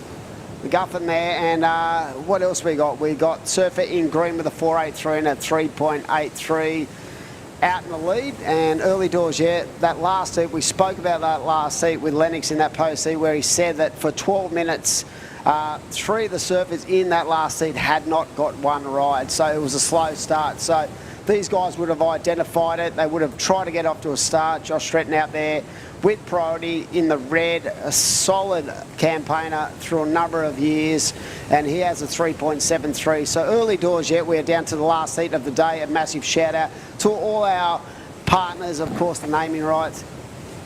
Camplify out there. This is the Camplify Great Lakes Pro 3000 event.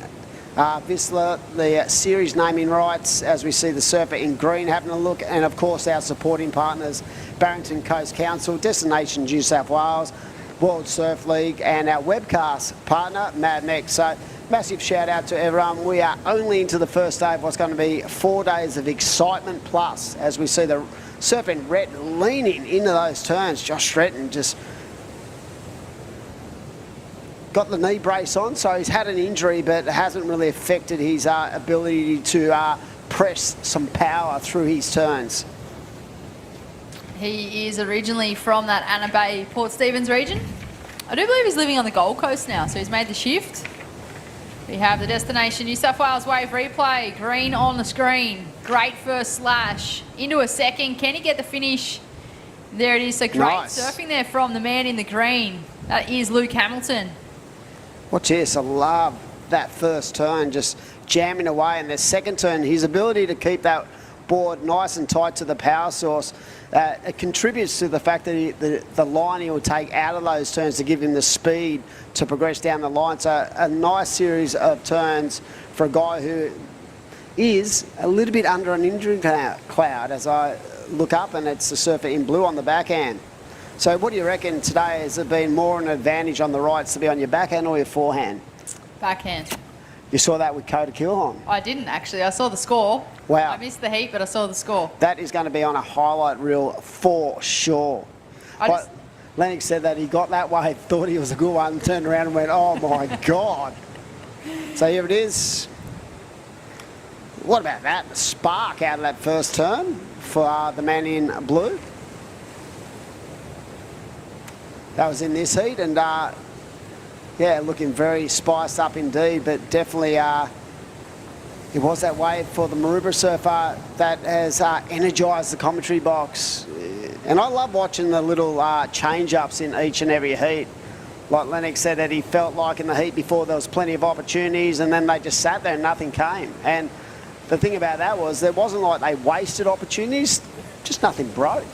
And that's what the difference is, Dimmy. I feel like if you sit there and just wait and wait and wait, and there have been opportunities that have just passed you by, that's kind of where you've made those mistakes. But as Lennox said in that interview, nothing broke. They just sat there, and it wasn't them. It was just the ocean decided to go flat for that 10-minute period. Yep. And right now, the surfing white, David Perry has to get off to a start very shortly because there's only 7.5 to go, and he already needs an 8.60. So you don't want to let everyone get too far out of your reach.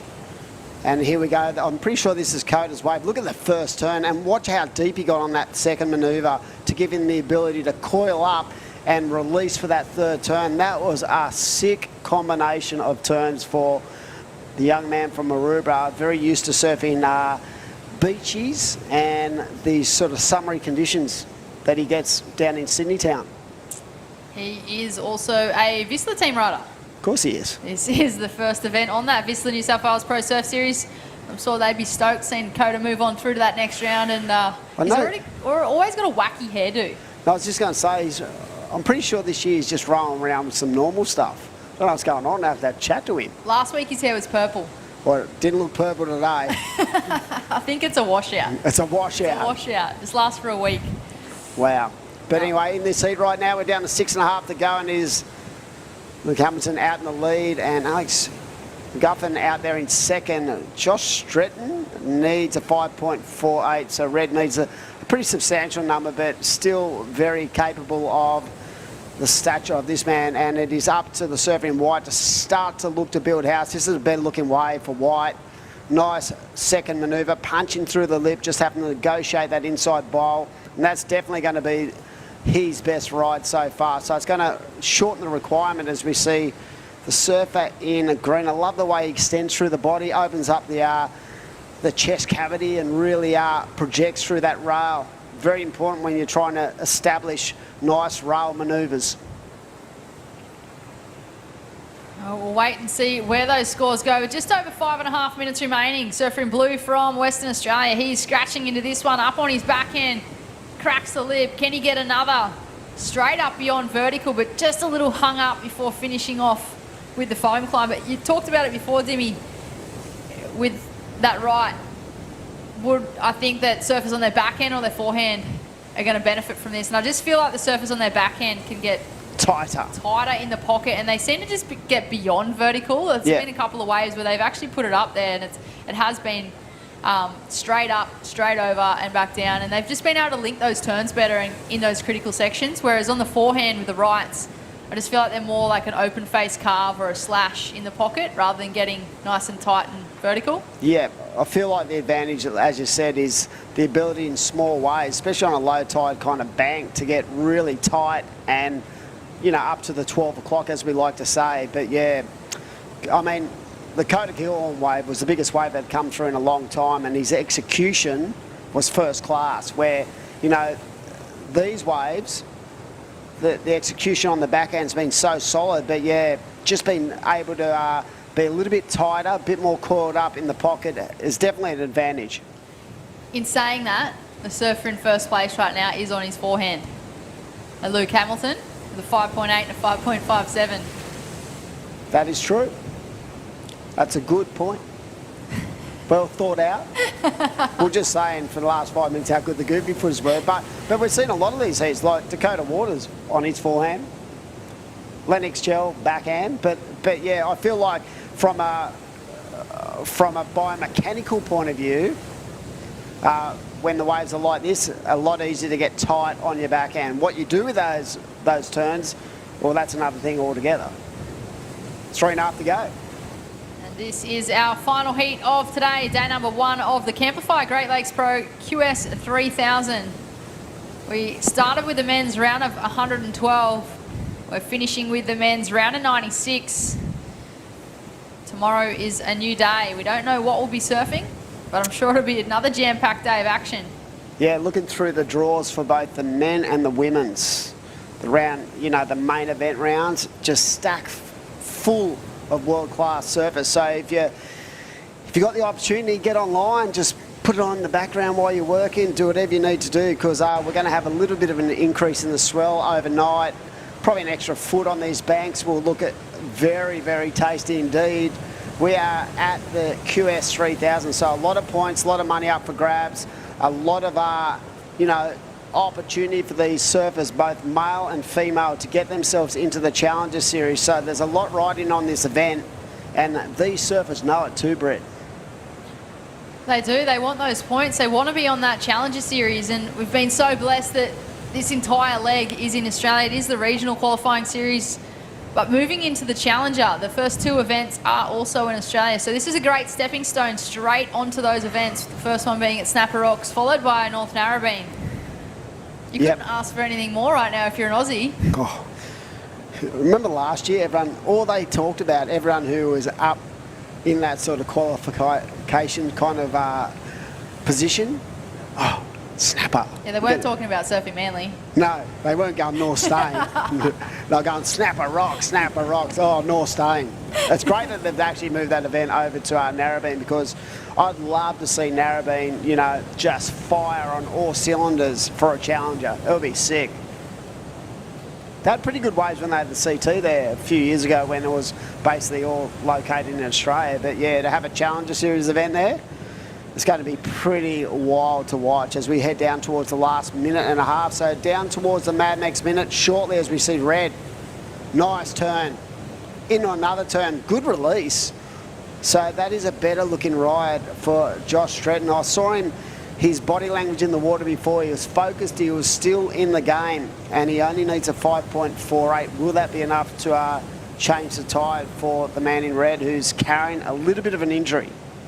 He linked those two turns together well in the beginning of that wave as we hit the Mad Max minute. Surfer up and right, and that's Luke Hamilton. He's the current heat leader, flying down the line, throwing everything into that one section, Dimmy. And he got a 2 for 1 then.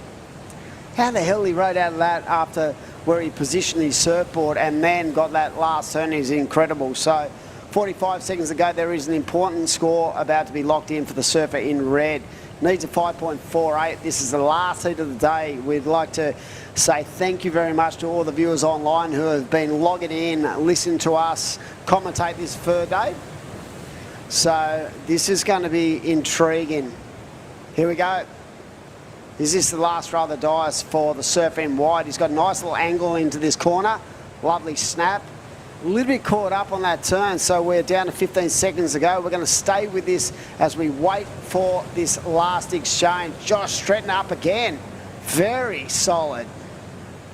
He is just absolutely giving it everything on that last ride as the heat runs out. So we're going to wait until we get this official results before we hand it over for the afternoon. But that is a great way to finish day number 1 of the Camplify Great Lakes Pro QS 3000 event. And still waiting on a couple of scores to lock in, I do believe. And you can see the body language, that guys just waiting for these scores. And the judges have it all in the hands of the judges right now, Britt Nickel. But that was an exciting way to finish day number 1. It was. What a way to finish. Josh Stretton on the beach there in the red. He is waiting anxiously for that score. Will he get the number to move on through to the next round?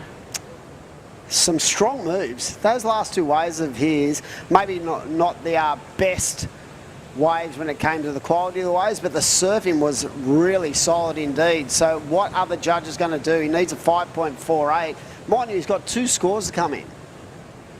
If he betters that 4.2 on one of them, that's going to shorten the requirement for the second score. There's Blue on screen. He's also waiting anxiously, waiting to find out whether or not he progressed through that heat. It is all in the judges' hands.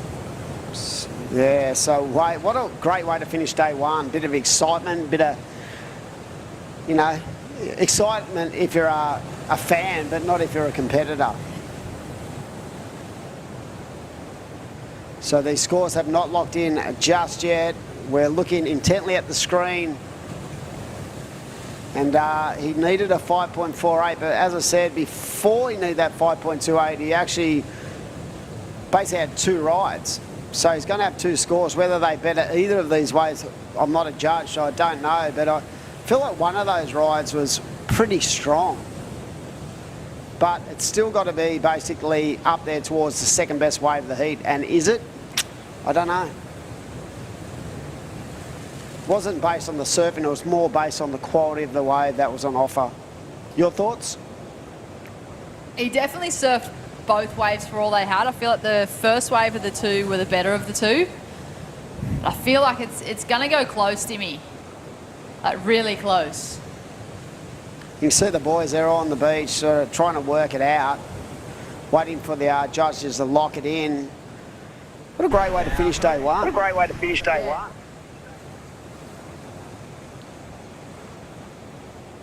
That was a sick heat, and we are still waiting on the judge's decision. Oh, there goes Terry McKenna. Taking a chair up the steps. Taking a chair. Well done. Helping out the staff. So have we had any waves in the system yet, those last couple of scores? So we are still waiting. So they're keeping us in the OT. And yeah, that is an exciting way to finish. So the judges, they basically have the crew pack up around them while they're still waiting for those scores. So Dunny must be really having a think about these waves.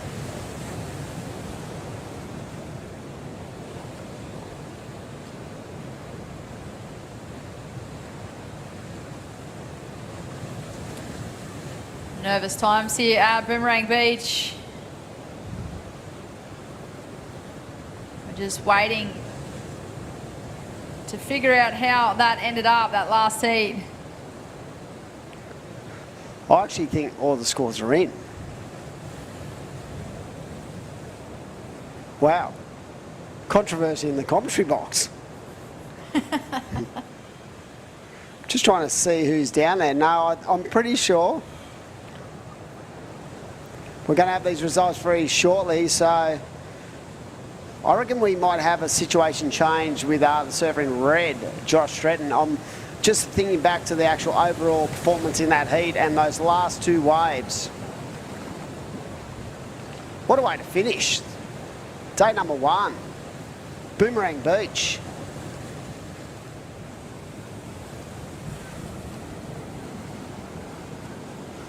So there was no change. So it was blue. Luke Hamilton getting the job done. Those two waves, even though they were very well executed for Josh Stretton, unfortunately the wave quality just wasn't enough to allow him to get those scores. We are done for day number 1. I hope you've enjoyed the action. We'll be down here tomorrow morning bright and early, and check out the highlights. Enjoy your afternoon.